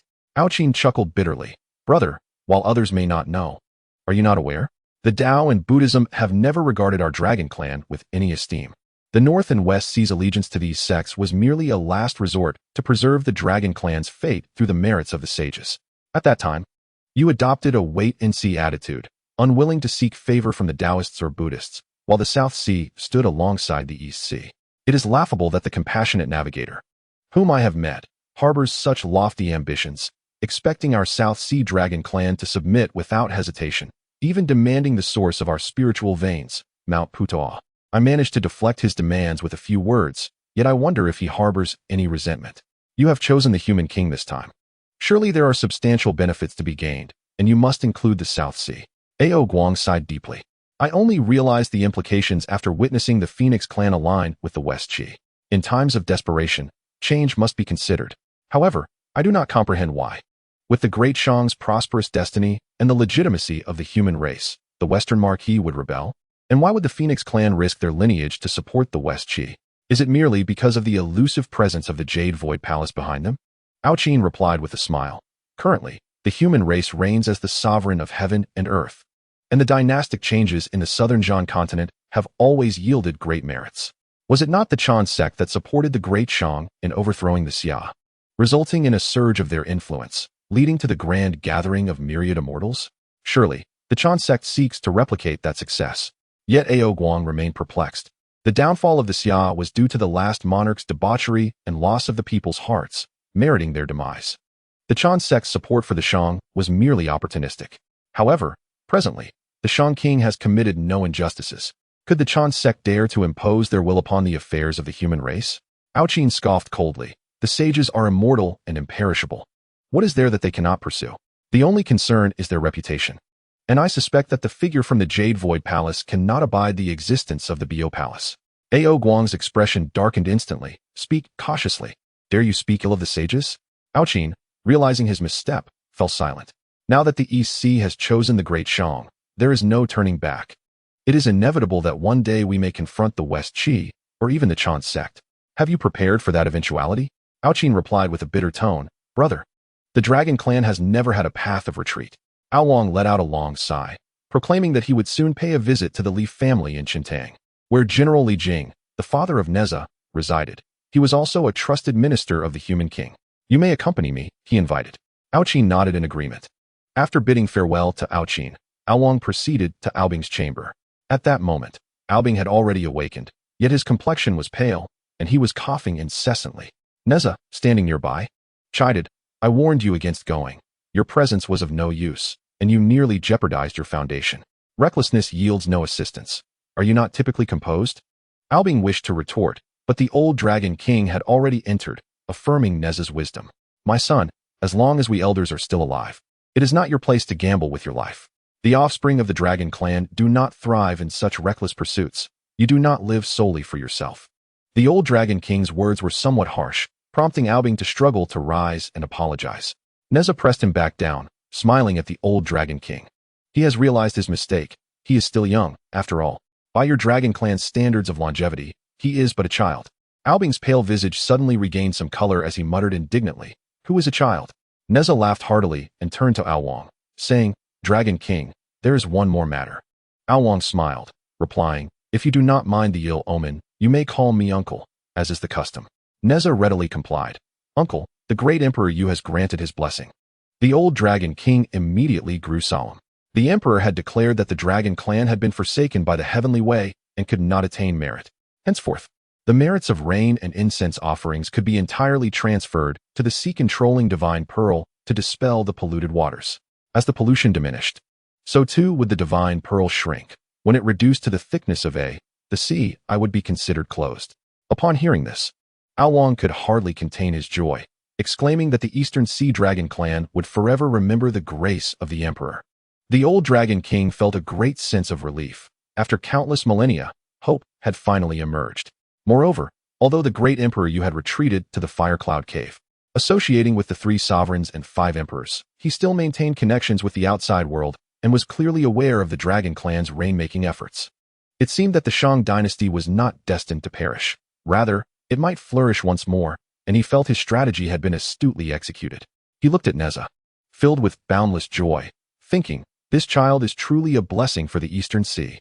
Neza, your sacrifice for the sea-controlling divine pearl signifies a tremendous bond. If there is anything you desire, take whatever you wish from the treasures of the Eastern Sea." Neza pondered for a moment and replied, "Nephew is indeed in need of a certain item. I hope uncle can assist." "Speak swiftly. I lack a long weapon. It is rather inconvenient in combat." "A long weapon? Spear, halberd, fork, staff, or spade? What do you desire?" "A spear, preferably a long one, made of resilient material that does not shatter at the slightest impact. Yet it should not be of hardwood or metal, as such materials are too brittle and cannot hold power nor deliver finesse. It should not be too soft, either, lest the force fails to reach the spearhead. One must apply pressure to the spear's tail, causing the shaft to tremble, and thus the spearhead blossoms. As for the spearhead, the sharper, the better, no need to elaborate. It should possess a fiery affinity and the ability to change in size at will." Upon hearing this, Aobing chuckled. "You certainly have quite a few requests." Neza scratched his head, acknowledging the difficulty of the task, for if it were otherwise, he would not have arrived empty-handed thus far. "The essence lies in the staff. It is essential to showcase my skills. My father has procured numerous fine spears for me, yet none feel right. Either they cannot withstand the force or fail to transmit the power I wield." Aobing closed his eyes in contemplation, reminiscing whether there existed such a magnificent spear or precious material within the dragon palace. However, the old dragon king pondered deeply, his brow furrowing further. With the vast treasures of the palace, he could not immediately find a suitable match. At that moment, Aobing, reclining on the bed, suddenly exclaimed, "Father, what about that object on Fire Essence Mountain?" The old dragon king's eyes brightened at the mention, realizing how he had overlooked that divine artifact. "Indeed, it is feasible." Neza, filled with curiosity, inquired, "What is it?" The old dragon king replied with a smile, "This object is quite distant from the dragon palace, and that location poses a natural disadvantage to me, making it inconvenient to accompany you. Let Aobing lead you there tomorrow." Neza, eager with anticipation, nodded in agreement. The following day, 3,000 miles east of the Crystal Palace, there lay a mountain range, stretching for 800 miles, its rocks displaying a reddish-brown hue, devoid of vegetation, and no fish swimming nearby. Sensing the mildly warm waters, Neza curiously asked, "What is this place?" Aobing gazed at the undulating mountains, suppressing the excitement within, and replied, "This is the resting place of our ancestor, the Candle Dragon." Neza's pupils constricted at the mention of the Candle Dragon. Aobing nodded solemnly and bowed deeply to the mountain range, which was the very form of the ancestor. "Is this not the primordial essence that once illuminated the heavens and divided the yin and yang, establishing warmth and cold in the chaotic era before the manifestation of the heavenly Tao?" Indeed, Neza was utterly astonished. This spirit was born alongside the heavens and the earth, possessing unparalleled power. It was said in ancient times that after the primordial father Pangu cleaved the chaos, The pure essence ascended to become the sky, while the turbid essence descended to form the earth. With the emergence of heaven and earth came creation, giving rise to the earliest three innate beings. Legend has it that when heaven and earth were forcibly separated, they yearned to reunite and re-enter chaos. Pangu, in his determination, supported heaven and earth apart, yet darkness engulfed the realm, igniting his impatience, thus giving rise to the first innate being, the desire demon. The desire demon, formless and shapeless, was birthed from Pangu's negative emotions, persistently disturbing his mind, compelling him to abandon the endless endeavor of holding heaven and earth apart. Weary and worn, Pangu finally unleashed the first sound of the cosmos, a profound jah. This utterance held the utmost sanctity, a bane to all evils and malevolence, instantly dispelling the desire demon, which then disintegrated into the cosmos, merging into the nascent heavenly Tao, transforming into the heart demon that future beings would dread. Following the demise of the desire demon, the second innate being emerged, none other than the candle dragon. When the candle dragon opened its eyes, light flooded the world. When it closed them, darkness enveloped all. The cycle of day and night began, alleviating Pangu's restlessness. It was from this phenomenon that Pangu deduced he would need 657,000 days to sustain heaven and earth, at which point they would be separated by 90,000 miles, a distance too great to ever reunite. After 6,570,000 days, the primordial deity Pangu exhausted his strength and passed away, transforming into a vibrant and boundless primordial land. The candle dragon and another innate being were suddenly engulfed by profound sorrow. In the wake of Pangu's demise, the candle dragon, with fire essence in its mouth illuminating the heavens, established the alternation of yin and yang, ensuring that the sun, born from the left eye of the Father God, would grace the sky during the day, while the moon, birthed from the right eye, would roam the night, thus bringing perpetual light to the world. Furthermore, by exhaling and inhaling, the candle dragon determined the cycles of winter and summer, giving rise to the four seasons. Having accomplished these feats, the candle dragon could no longer suppress the grief within its heart and chose to sever its own life. All of this was recounted to Neza by the sage Emperor Fuxi when Neza was but a child. Little did he expect to encounter the remains of the candle dragon here. Neza, unwavering in his belief in his master's words, knelt down and performed a profound bow before the skeletal remains. Ao Bing then revealed a startling secret. After the ancestor of the candle dragon severed its life at the bottom of the East Sea, the remnants of its soul and essence clung to a nascent primordial aura on the surface of the East Sea, evolving over millennia into a spirit cluster that bore a striking resemblance to its ancestor. Neza surmised the outcome and softly inquired, "Is it the ancestor dragon?" Ao Bing nodded affirmatively. Chapter 43. Silver Flower Fire Tree. Ao Bing led Neza to the end of the mountain ridge, where a rugged, towering mountain stood, featuring a massive cave from which a river of crimson lava flowed. Following the river of lava for about a quarter of an hour, they reached the conclusion of their journey. Here stood a peculiar tree that immediately captured Neza's attention. The tree, approximately 2 zhang tall, was entirely crimson, upright without any lateral branches, and faintly revealed flames flowing like water within its trunk. At its pinnacle, a cluster of flowers resembling crescent moons blossomed, with dozens of petals radiating silver light and cold gleams. What is this? The Silver Flower Fire Tree, originally an ordinary primordial spiritual root, was among many spiritual woods that claimed to be primordial. Aside from the 5 exceptional ones and a few lotus flowers that had achieved transformation, most were rather unremarkable. However, after the demise of the candle dragon's ancestor here, this Silver Flower Fire Tree absorbed the residual essence from the ancestor's remains, resulting in unexpected transformations. Neza circled the peculiar tree, inquiring curiously, "What changes?" Ao Bing smiled and suggested, "Why not try touching it?" Oh, Neza, now even more intrigued and trusting of Ao Bing's intentions, cautiously reached out to touch it. As his fingers approached within an inch of the Silver Flower Fire Tree, an unforeseen event occurred. The small tree erupted with a burst of fiery energy, causing Neza to retract his hand in reflex. Simultaneously, the appearance of the spiritual root underwent a dramatic transformation. The 2 zhang long trunk shrank to an 8-foot-long staff, slender enough to grasp, dark in hue yet glowing with a deep red sheen. The cluster of silver flowers at the top converged into a brilliant blade, measuring 1 foot and 6 inches, radiating a cold light. In Neza's eyes, a dazzling brilliance sparkled, and he felt no pain in his hand as he gazed intently at this seemingly unadorned artifact, exclaiming repeatedly, "What a treasure! What a spear!" With a fervent excitement, Neza rubbed his hands together while asking Ao Bing, how do we claim this spear? The task of subduing the weapon proved to be quite troublesome. Otherwise, it wouldn't have taken so long for you to arrive. Neza's enthusiasm waned as he acknowledged the truth in this statement. After all, why would the Dragon Palace of the East Sea leave its treasures unguarded? He inquired. What makes it so troublesome? This spiritual root has developed sentience, Ao Bing explained, allowing it to shift freely between the forms of a fiery tree and a weapon.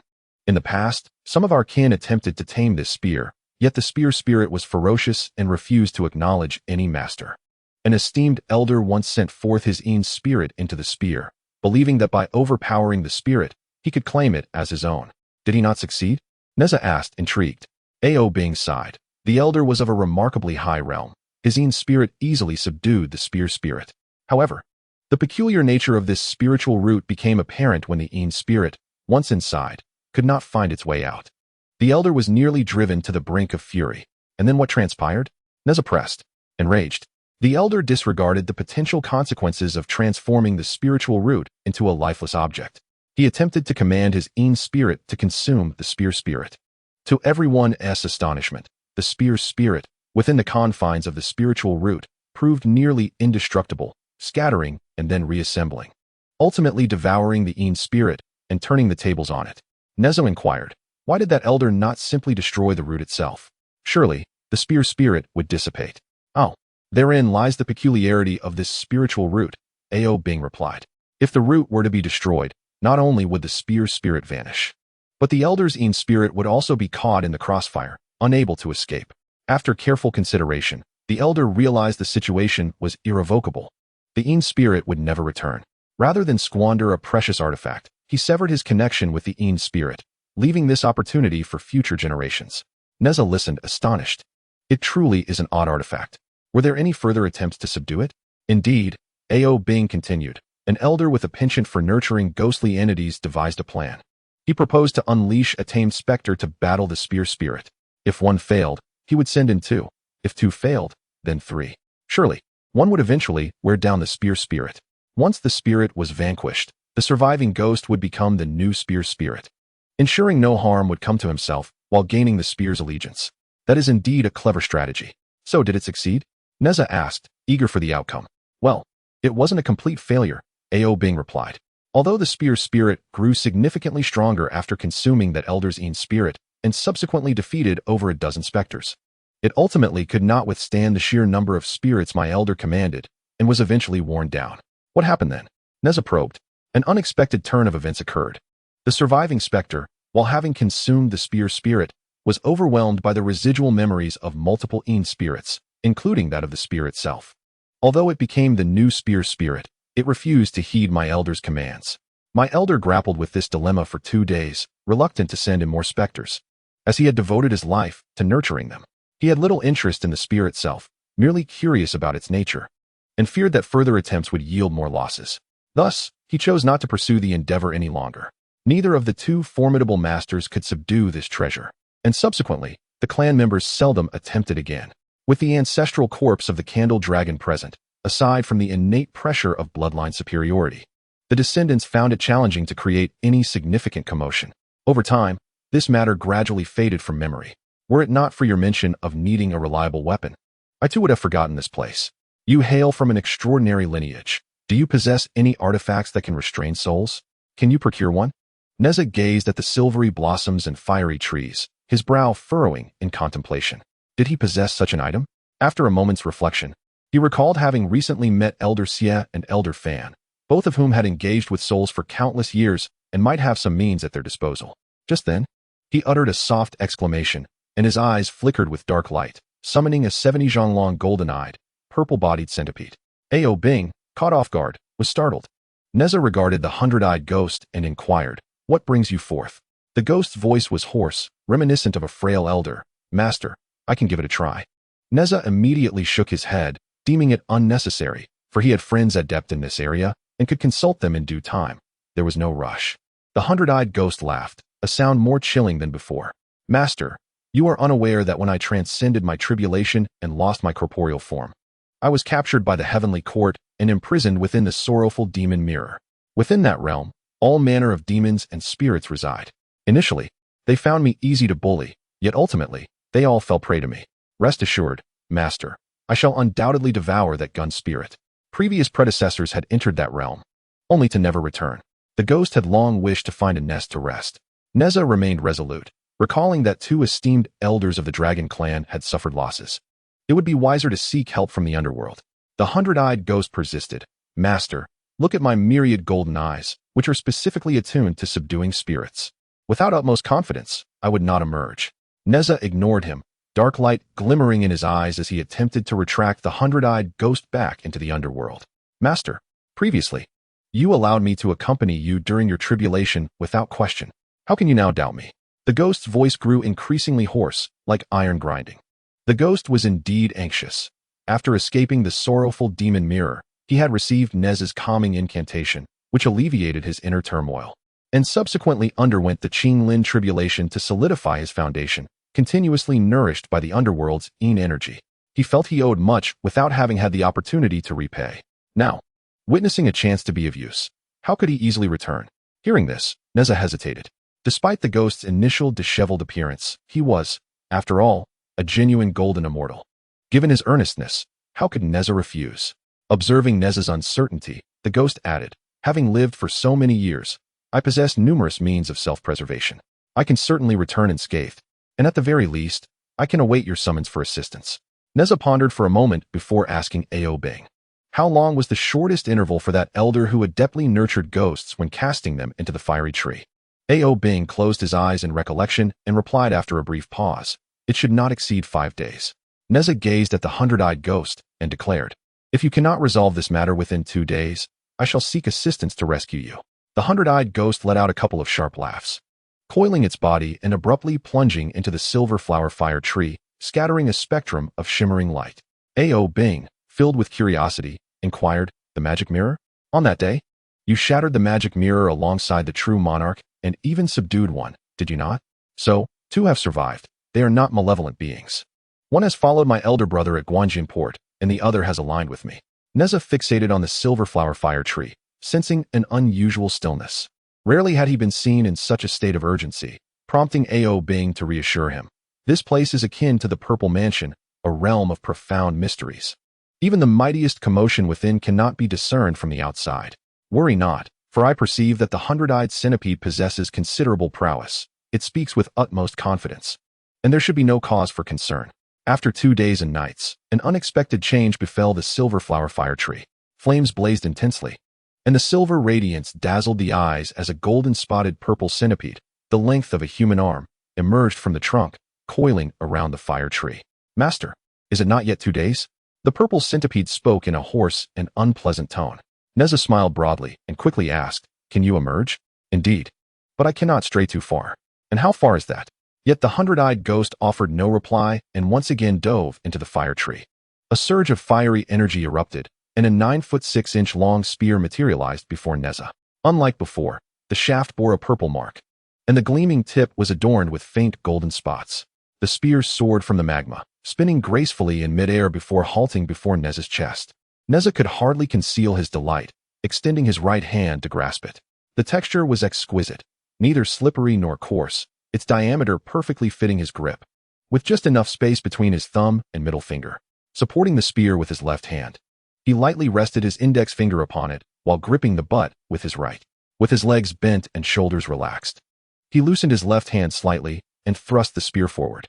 It shot forth like a meteor, and as he twisted his right hand back, pulling it to his waist, the spear trembled in his left hand, the tip blossoming like a flower. The sound resonated like a dragon's roar. With his left hand lifting the spear and the right hand guiding its intricate spins, the spearhead transformed into a magnificent white lotus. The surrounding waters were drawn into a whirlpool by the force of the spear, creating several undercurrents that surged with increasing ferocity, swiftly disturbing an area of 100 feet around him.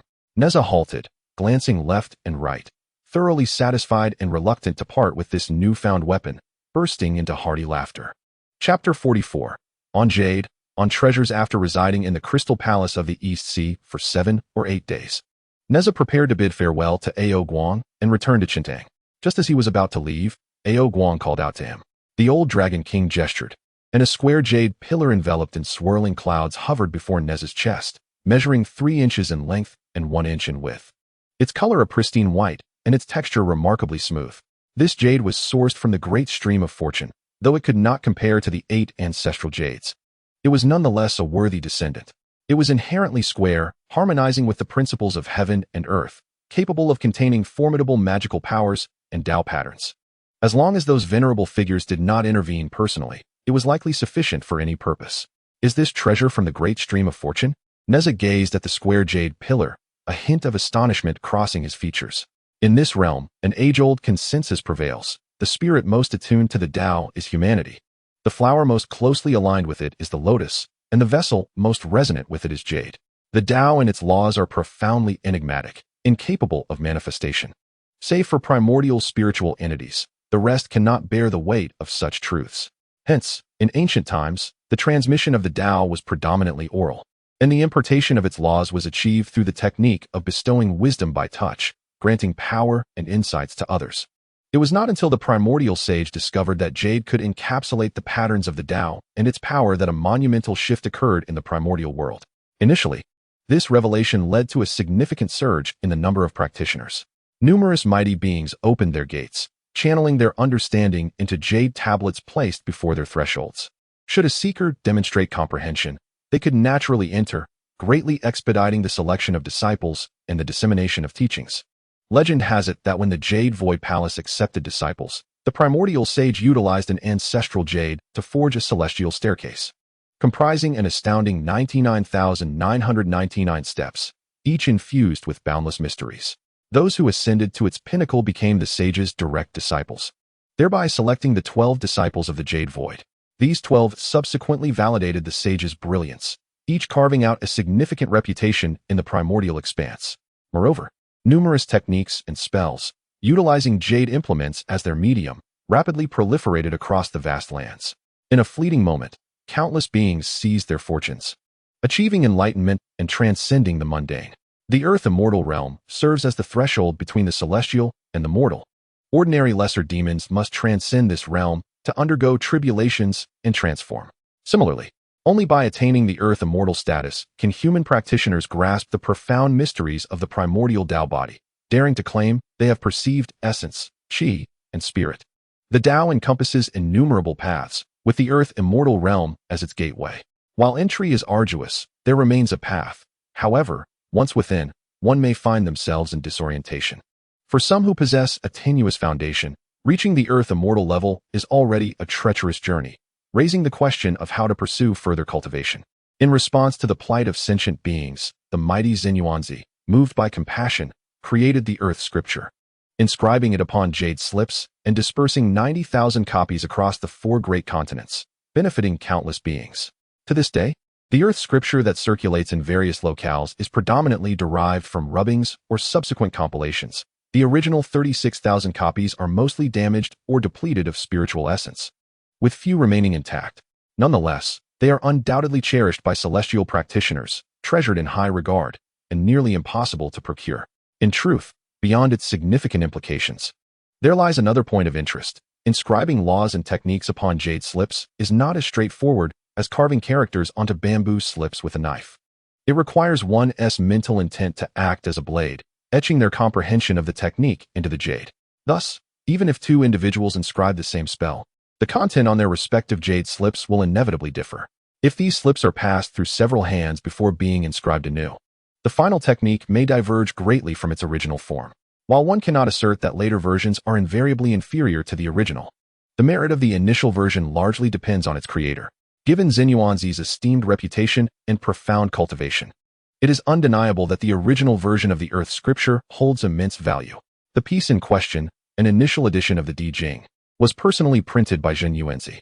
It was acquired by Li Jing after he learned that the Holy Emperor had instructed Neza to study the Di Jing, which required considerable effort to obtain, ultimately sourced from the treasured collection of the esteemed minister Mei Bo of Chaoguo. Furthermore, the barriers to talisman crafting and artifact refinement have been significantly lowered, no longer relying on innate precious materials. Additionally, spiritual energy can now be stored and summoned, leading to the term external dantian to describe the spiritual jade.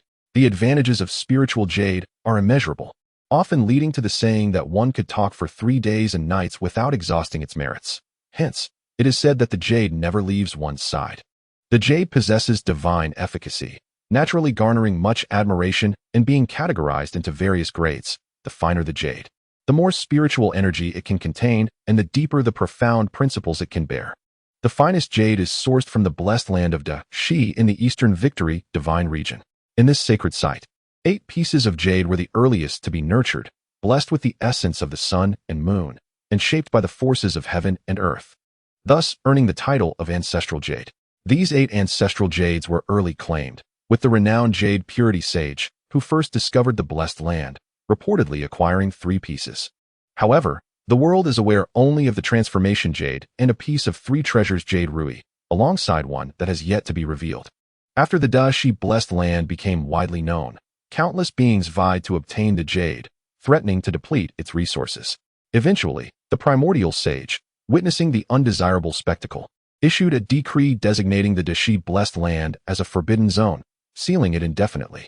Since then, the jade from Dashi has become exceedingly rare, particularly the finest specimens. Neza never anticipated that he would have the fortune to witness it today. Indeed, the depth of the Dragon Palace's heritage is unparalleled. Neza refrained from accepting, expressing that such a gift was excessively precious. The Dragon King feigned displeasure, asserting that for the council of appointing the Lake Marquis and River Lord, the Dragon Clan would consider even a piece of ancestral jade insufficient, as this treasure would merely languish in the Dragon Palace. If I am not mistaken, you possess many treasures, yet lack a principal item for suppression and protection. This jade aptly compensates for that deficiency. Ao Guang pressed the precious jade into Neza's hands. This piece resonating with the 6 extremes, pure and flawless. Its optimal use is to invite 6 individuals, harmonized with the 4 corners and the heavens above, to inscribe sacred texts on the 6 faces of the jade pillar. If executed properly, it could transform into a postnatal supreme treasure seal. Your uncle. Shamelessly occupy the eastern position. As Neza grasped the jade pillar, he noted its smooth texture and, upon closer inspection, discovered 8 rare characters inscribed in ancient dragon script. Having been enlightened by the Holy Emperor and the Empress since childhood, Neza recognized both the ancient dragon script and phoenix seal. He softly recited, "Old dragon brings rain. Wind and thunder heed the command." Ao Guang showed no surprise at Neza's recognition of the characters, merely smiling and encouraging him to accept the gift. Neza, his fingers caressing the white jade and filled with delight, finally relented and accepted it. Subsequently, Ao Bing escorted Neza to the ocean's surface, from where he made his way home. Upon arriving at the Li residence, Neza briefly recounted the recent events concerning the East Sea's Eye, mentioning that the old Dragon King would soon send a formal invitation for a visit and also shared his suggestion regarding the appointment of the Lake Marquis and River Lord. Li Jing responded with a cheerful nod throughout. During a family meal, Mrs. Yin mentioned her intention to visit the Jiang family of Donglu, noting that it was time to return the visit, especially since the lady of the Ho residence had called first. She inquired if Neza would like to accompany her. Neza, filled with joy, exclaimed, "Perfect. Mother, you can deliver a message for me, and I shall avoid the trip myself." Mrs. Yin scoffed, indignantly replying, "If you wish to go, then go yourself. As your mother, I am to be a proper future mother-in-law. How can I be the one to convey secret messages for you two? It is truly shameless." Neza widened his eyes in surprise and retorted, "What are you saying, mother? I merely wish for you to deliver a private letter to a senior at Taishan." Mrs. Yin paused, but quickly feigned indifference, saying, "Very well. Just write it out for me." Neza shook his head in resignation. Early the next morning, Neza handed his mother the meticulously written letter intended for the Queen of the Bixia. In this missive, he outlined the current state of affairs across the world and briefly discussed the plans of the saints from the Fire Cloud Cave.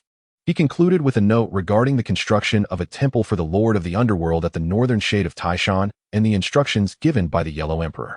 Neza instructed, "After you pay your respects at the Imperial Shrine, simply toss this jade slip down the cliff." Subsequently, he made his way to the still-sealed city god temple to summon the black and white impermanents to convey some messages. Once these tasks were completed, Neza informed Li Jing that he intended to enter seclusion for a period of 3 months at the least, and up to a year at most. Li Jing nodded, assuring Neza to focus solely on his cultivation without any worries.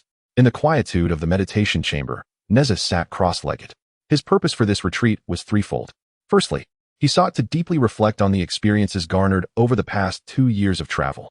Secondly, He aimed to diligently study the three sovereigns' refining spirit treatise obtained from the Fire Cloud Cave to plan his future cultivation and the formation of Dharma manifestations. The third objective was to refine treasures.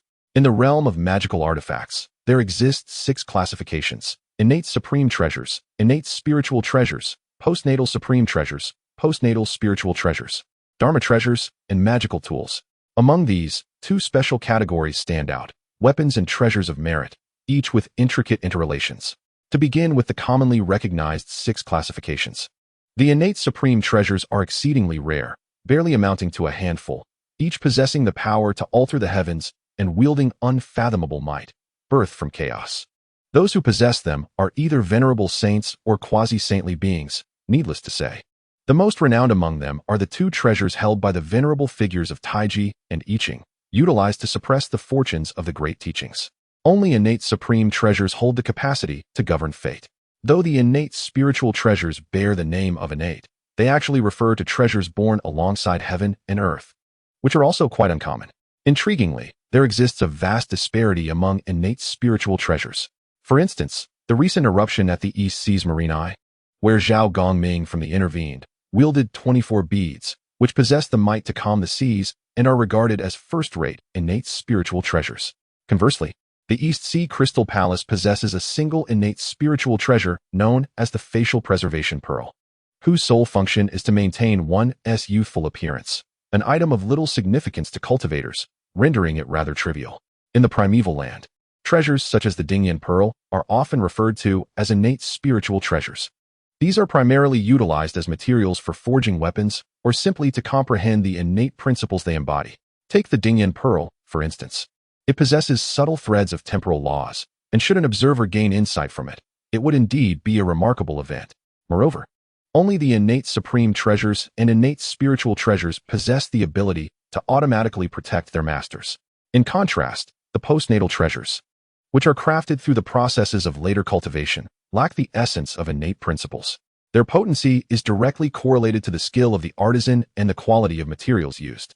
Both postnatal supreme treasures and postnatal spiritual treasures are forged from innate materials. Thus, fundamentally, there is no distinction between them. Hence, a saying has long circulated in the primeval land: the renown of postnatal supreme treasures is earned through their deeds. In other words, those that gain notoriety in the postnatal realm are deemed supreme treasures, while those that remain unknown are merely spiritual treasures. The most illustrious postnatal supreme treasure is undoubtedly the Fan Tian seal, acclaimed as the foremost seal in the world. Forged from half of the body of the Buzhou mountain by the sage of Yuqing, possessing power that surpasses many innate spiritual treasures. Only innate and postnatal treasures can be internalized, nurtured day and night, allowing for communication. Following these are magical treasures and artifacts, which, being of postnatal origin, wield far lesser power compared to the aforementioned 4 categories. Practitioners above the celestial level seldom employ magical treasures or artifacts. These are primarily found among earthly immortals and human immortals, respectively. Furthermore, the treasures of merit are a unique and rare category, typically held by influential figures commanding substantial power. These merit treasures possess the essence of Tao, enabling one to comprehend the heavenly principles, and their actions bear no karmic consequences. At their pinnacle, they transcend all laws. An example is the earthly mystical tower, manifested from the merits of creation, said to be impervious to all but a sage, rivaling innate supreme treasures in significance. Moreover, merit treasures are at least classified as postnatal spiritual treasures, and there has been no record of merit artifacts. The wooden branch held by the human emperor Swerin, though an ordinary object, is regarded as an extraordinary postnatal merit treasure due to its connection with the merit of fire creation. Similarly, the treasure known as the Dinghai Shenzhen, located at the bottom of the Eastern Sea, is also a postnatal merit treasure.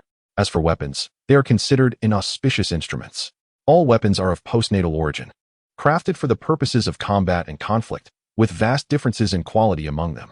The most common, such as the long knives wielded by soldiers, are classified as weapons but do not even qualify as artifacts. The pinnacle lies in the 4 infamous celestial swords, whose power rivals that of innate supreme treasures. Weapons, being inauspicious, cannot be upgraded or refined. They must be carried personally or stored within spatial treasures. However, there are exceptions, such as the spear newly acquired by Neza and the 3-pronged blade of the true monarch of Clear Source, which are transformations of spiritual roots and dragon entities, residing between the innate and postnatal realms, embodying extraordinary mysteries. Chapter 45. Enfeoffment of Mountains and Rivers. Presently, Neza possesses a considerable array of treasures. The earliest among them, the Qian Kuan Circle and the Hunyuan Silk, are both innate spiritual treasures. If we disregard the trivialities, the innate spiritual treasures can be classified into 3 tiers.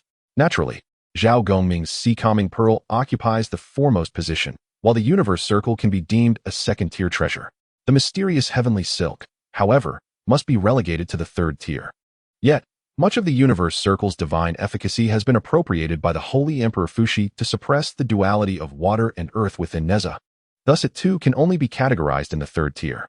The silver lock bestowed upon the Son of Man, a postnatal spiritual treasure, contains a small space, which Neza has long contemplated utilizing to recreate a miniature realm of earth, water, wind, and fire, evolving it into a cave heaven. However, his abilities and opportunities have yet to align, so he remains patient for now. The 5 Poisons Armor, a postnatal spiritual treasure acquired from the Southern Marquis Yi Chongyu, was specially sought by the Shang King to protect against the curses and venomous insects of the 9 Miao barbarians. Later, the 5 Emperors of Fire Cloud Cave each infused a strand of spiritual light into it. Its true efficacy remains unknown to Neza. The Universe Bow, crafted by the esteemed Lady of Azure Clouds, has proven its worth by slaying the great sorcerer Qiyu with its accompanying Thunder Arrow. As a unified weapon, it can indeed be classified as a 1st-tier postnatal treasure, whereas the Xianyuan Bao alone would only qualify as a 1st-tier postnatal spiritual treasure. The Flying Lian Banner, the primordial essence of the ancient demon god Philian, is also a postnatal treasure. The Candlelight Spear, originally a primordial spiritual root buried in the land of the Candle Dragon, has been named by Neza as Candlelight to express gratitude for the Candle Dragon's creation as it illuminated the gates of heaven. It occupies a unique position between the innate and postnatal realms and, in terms of weaponry, can be classified as a 1st-tier postnatal spiritual treasure. The 6 Extreme Seal, gifted by the Dragon King of the Eastern Sea, is fundamentally a piece of innate spiritual jade from the Great Stream Blessed Land, currently ranking as a postnatal spiritual treasure. In total, there are 8 treasures, 2 innate and 6 postnatal. Considering Neza's celestial status, this assemblage is undoubtedly extravagant. Among these 8 artifacts, the latter 4 have been recently acquired by Neza and have yet to undergo refinement. This seclusion is primarily dedicated to that purpose. Refinement is divided into 3 types: soul refinement, energy refinement, and blood refinement. Only innate items can undergo soul refinement, which is placed within the Purple Mansion to safeguard the primordial spirit. Postnatal items can be energy refined, stored within the Dantian's orifices, to be purged and attuned through one's true essence. Weapons can only undergo blood refinement, allowing for a mastery akin to an extension of one's own limbs. Each method possesses its own merits. None is superior to the others. Neza's Universe Circle and mysterious Heavenly Silk had previously been energy refined within the Dantian, but now, with the acquisition of the 3 Sovereigns Refining Spirit Treatise, which includes methods for soul refinement, it is imperative to transfer them to the Purple Mansion through this new approach. Neza intends to blood refine the 5 Poisons Armor and Universe Bow. The Flying Lian Banner and Silver Lock will naturally undergo energy refinement. Through the Earth Cannon, Neza has gleaned energy and blood refinement techniques from the Seeking Dragon and Gazing into the Abyss chapters. The Flying Lian Banner is best placed within the Wind Palace orifice, merging the real and the ethereal to ward off external malevolence. The Silver Lock may be positioned within the Labor Palace orifice, with hopes that one day it might foster a grand manifestation of a world within his grasp. As for the Candlelight Spear and 6 Extreme Seal, due to their unique materials, Neza wishes to first experiment with soul refinement. If unsuccessful, he will then proceed with blood and energy refinement respectively. With a plan in mind, Neza diligently practices the refinement of his treasures while simultaneously contemplating the 3 Sovereigns Refining Spirit Treatise. 8 months later, within the quiet meditation chamber, Neza sits cross-legged, utterly still. Before him, the celestial bow and the 5 Poisons Armor hovered, faintly radiating a sanguine glow. As for the microcosm of the human body, it had undergone a significant transformation. Within the Purple Mansion, the crystalline soul lake sparkled as ever, with 3 blossoms of intertwined red lotuses standing gracefully, while countless golden lotus flowers swayed gently in the absence of wind. However, the dome of this diminutive world was tinged with a delicate, ethereal blush on one side. A golden crow soared amidst the morning glow, while on the other, a jade rabbit frolicked in the evening light. This was the manifestation of the innate spiritual treasure, the primordial silk, within the purple mansion. Nestled atop a lotus pod, the little spirit, in a deep slumber, wore a resplendent golden collar around its neck, undoubtedly the celestial circle. Beside the soul lake stood a small tree with red branches and silver flowers, quietly erect, adorned with a barely discernible purple worm. At the center of the soul lake, a white square seal floated upon the water's surface. A closer inspection would reveal a slender golden dragon on one side of the seal, conjuring clouds and rain, accompanied by fierce thunder and gales, invoking the sensation of a mustard seed encompassing Mount Sumeru. The candlelight spear and the 6 extreme seal had also been successfully soul-forged. In the Feng Fu point at the back of the head, countless wisps of fine wind drifted, while at the center of the palm lay a nebulous, grayish space. The Philian banner and the silver lock had also been absorbed into the body. Neza rose, stretching languidly, accompanied by a series of crackling sounds akin to popping beans. He waved his hand over the 5 poisons armor and the celestial bow, causing the 2 treasures to vanish. As he opened the door, Li Jing arrived. Smiling as he remarked, "You've certainly spent a considerable time in seclusion." "What is it, father?" "How long have I been in seclusion?" "Over 8 months. A significant task has been entrusted to you, and if you do not emerge soon, I shall have to enter and summon you myself." "Oh, what task did uncle assign me?" "Has mother returned?" "Your mother returned long ago. The journey took merely a month." 3 months ago, Princes Boyi and Shuqing rested at the manor for a night on their way to the Eastern Sea, expressing a desire to see you. However, upon learning of your seclusion, they let the matter rest. Shortly after their departure, the king issued a decree to the realm, bestowing titles to the 5 peaks and the 4 towns, as well as the 5 lakes and the 4 rivers. He also sent a confidential edict to Qintang, summoning you to Chaoga to heed his command. Li Jing elaborated further. In the past, the term mountain was often used interchangeably. A slightly larger hill could be referred to as a mountain. However, the king decreed that within the boundaries of the Great Shang, only 5 mountains could be designated as peaks, serving as the pinnacle of all mountains, henceforth to be distinctly recognized. These are the Eastern Peak, Mount Tai, the Southern Peak, Mount Hung, the Western Peak, Mount Hua, the Northern Peak, Mount Hung, and the Central Peak, Mount Song. Additionally, 5 towns were assigned to mountains: the Eastern Town, Mount Yi, the Western Town, Mount Wu, the Central Town, Mount Hua, the Southern Town, Mount Kuaiji, and the Northern Town, Mount Yuelu. However, these 5 mountains seem to have been granted titles without any specified status, and they were not as grand or renowned as the 5 peaks. The 4 rivers are the 4 great waterways leading to the sea: the Yangtze, the Yellow River, the Ji, and the Huai, each extending over 10,000 miles, representing the foremost watercourses of the southern Jianbu continent. The 5 lakes are the largest 5 lakes within the territory of the Great Shang, and also the most significant on the southern Jianbu map: Dongting Lake, Poyang Lake, Taihu Lake, Chaohu Lake, and Hengze Lake, standing as the chief among lakes. The decree arrived unexpectedly, and no one was aware of the motives behind the actions of the human king. However, discontent brewed in the West Qi, which led to the submission of a memorial. The contents of this memorial were nothing more than questioning the merits and capabilities of the Shang king, who dared to divide the realm, an audacity unmatched even by ancient emperors. It further stated that the Shang king established the city god temple first and then divided the lands, which seemed to squander the fortunes of humanity and hinted at an insatiable desire for glory. Nonetheless, the relationship between the Shang and West Qi had reached a point of near rupture, and the human king was disinclined to respond.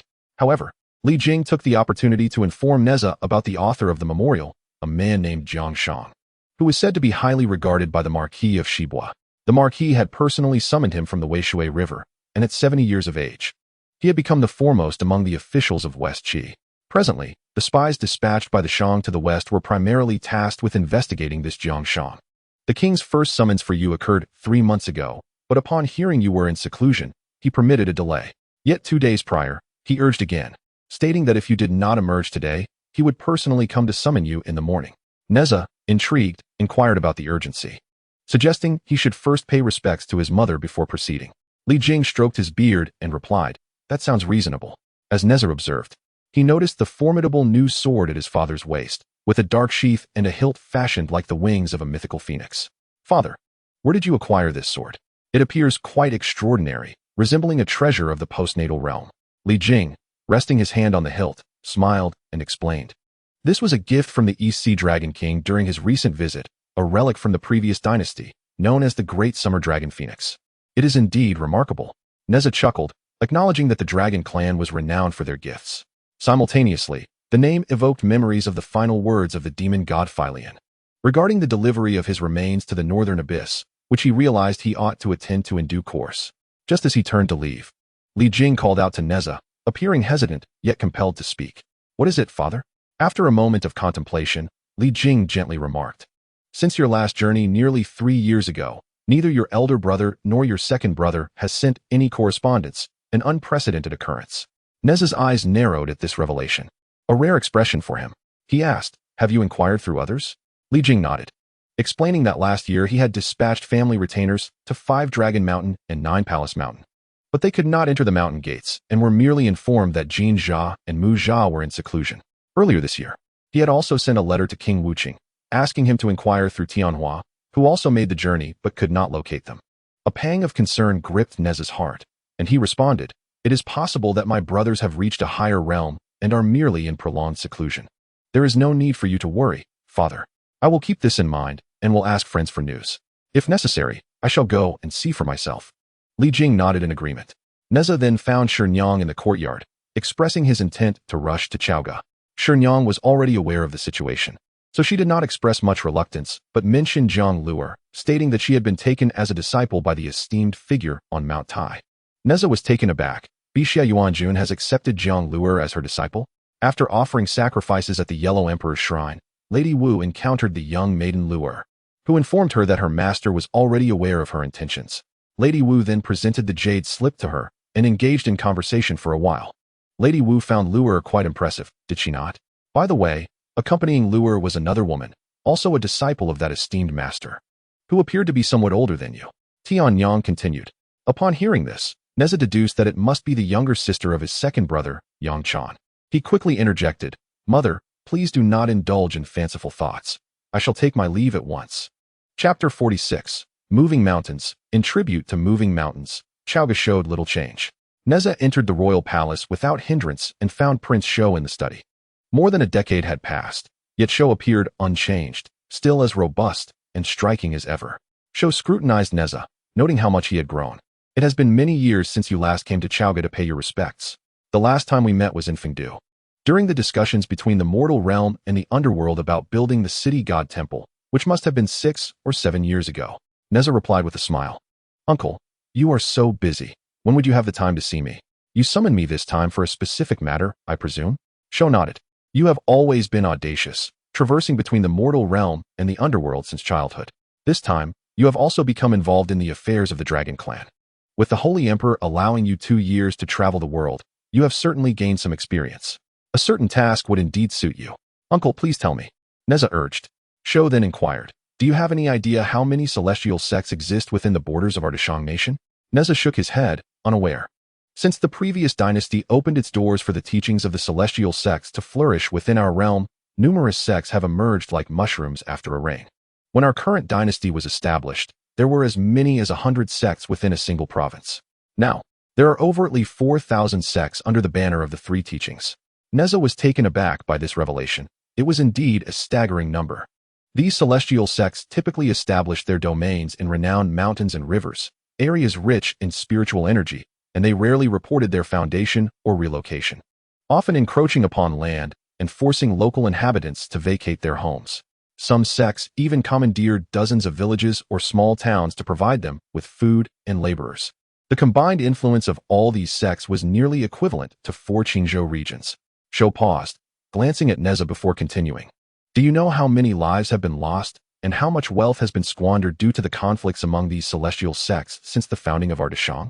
Neza felt a tightening in his chest and shook his head again, still in ignorance. According to records, there have been 120,000 direct casualties, with 43,000 households exterminated and 270,000 acres of fertile land and forest destroyed. Moreover, Deshang has spent an amount equivalent to 100 times the annual tax revenue of Qilu to relocate and compensate the refugees affected by these sectarian conflicts. Neza exclaimed in disbelief, "How can there be so many?" The discourse unfolds in a profound manner, detailing events that transpired within the past 3 centuries. Prior to this period, The three teachings, though not exactly akin to a harmonious family, maintained a respectful distance akin to rivers that do not intrude upon one another.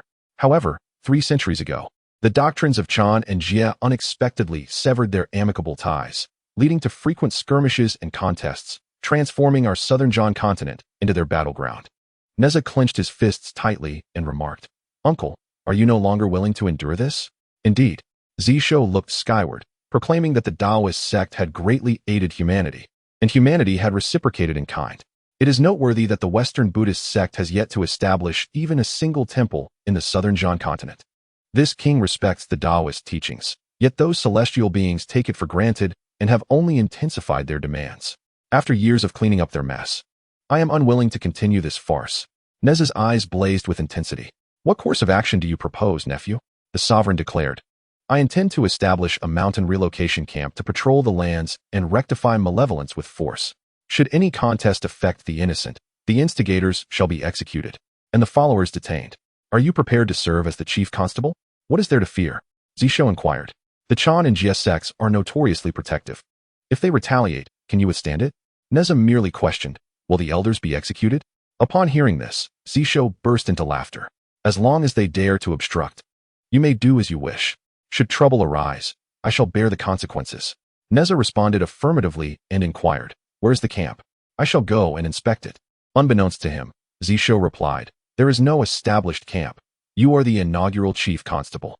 You must recruit individuals yourself, with a full complement of 1,000.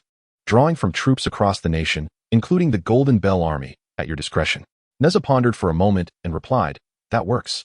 How I recruit is of no concern to you." "Indeed, it is not," Zisho affirmed, "and you may select your steeds and weaponry as you see fit." Neza immediately stated, "I require 200 scouts from the Night Owl camp of the Northern Long Forest Army, and another 200 from the Southern Red Monkey Army. Furthermore, the Wind Chase Army stationed a squad of crossbowmen in Chintang years ago, known as the Dragon Subduing Crossbow. They should number around 200, and I will summon them as well. The remaining 400, let me contemplate." Zisho chuckled, "You truly know how to make selections. Very well. I shall comply with your requests. But why not include the great halberd warriors of the Western Ding Mountain Army and the Golden Bell Army of King Wucheng? The Ding Mountain Army has pressing duties and shall be spared the trouble. I dare not request the Golden Bell Army. 600 will suffice." "Very well," the sovereign replied. "I shall promptly dispatch these 600 soldiers.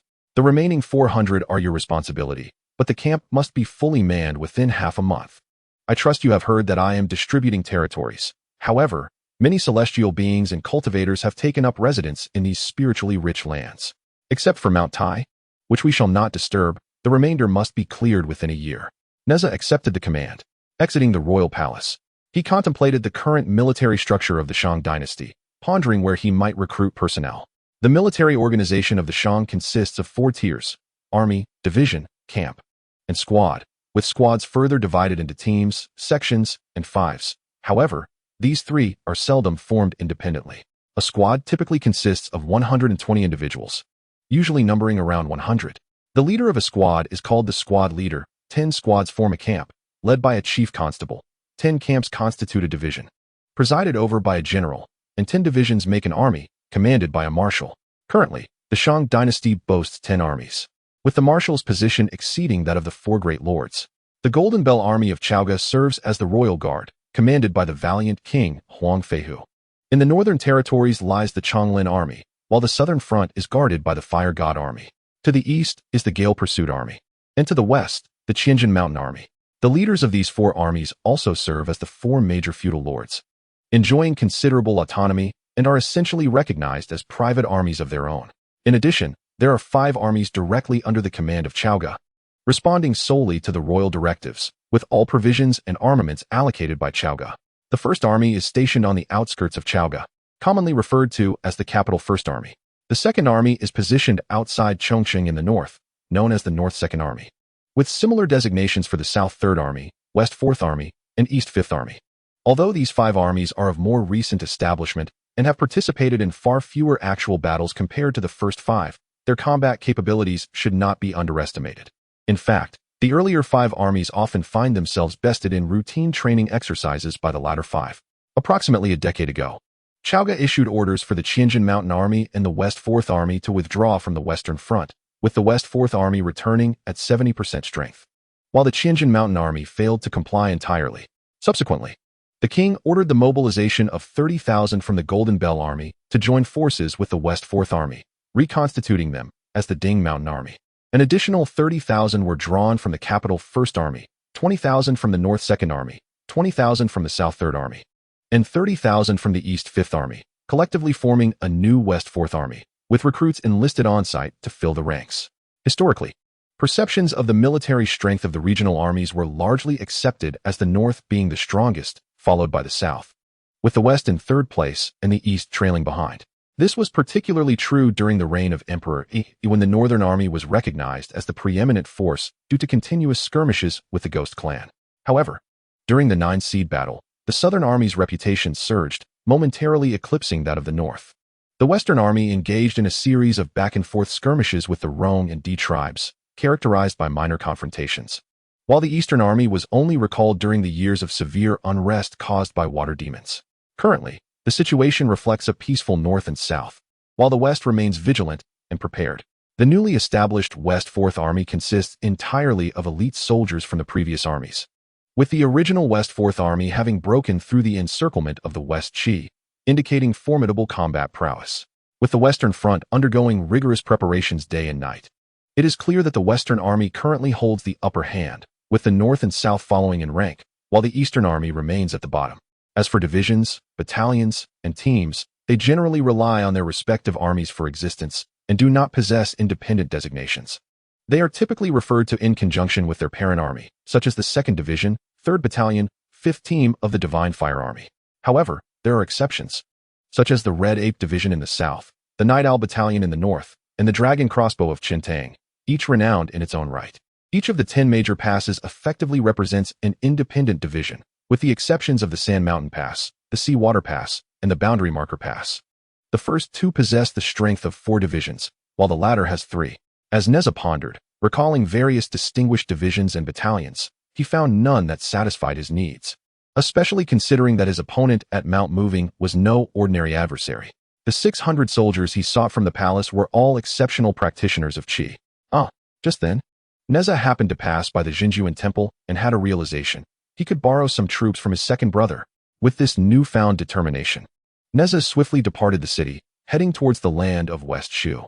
By the banks of the Min River, clouds descend as Neza hastens towards the mouth of the Guanjing River, with the Calamity Star seemingly delighting in this place, racing even faster than Neza. Second brother, Neza cried out loudly. As a gentle breeze swept by, Yang Jian appeared at the entrance of the courtyard, smiling warmly as he welcomed Neza inside. No sooner had they settled down than Neza eagerly exclaimed, "Second brother, I earnestly request your assistance with a task." "What task?" "Brother, how many grasshead gods do you command?" Yang Jian inquired with a smile. "What is your interest in this?" "Hee, my uncle has tasked me with a certain undertaking that you once accomplished." "Oh, what might that be?" "To purify the mountains and waters." A glimmer of light flickered in Jinjuan's eyes as he softly remarked, "Is the king of humanity finally ready to take action?" Neza nodded affirmatively. "Yet I do not possess the extraordinary abilities of my second brother, who can instill fear across vast territories. My uncle has instructed me to establish a mountain moving camp specifically for this purpose, but I find myself somewhat lacking in personnel. Might my second brother be so kind as to send me a contingent of 200 of his comrades to assist? Moving mountains? Yang Jian mused to himself. Indeed, a fine name. After moving the mountains, there remain no immortal beings. Missing Duzi, the true monarch displayed no hesitation, nodding in agreement, and inquired, "What realm do you desire? Is there a preference for offense or defense? And are there specific requirements regarding the elemental attributes?" Upon hearing this, Neza remarked, "There is no need for an elevated realm. Celestial beings of any kind will suffice. It would be preferable if they possess skills in self-preservation, and knowledge of medicine would be an added advantage." Yang Jian nodded in agreement and turned to Yang Xian, who stood at a distance, saying, "You have heard Neza's words. Go and have the sixth brother select individuals for this task.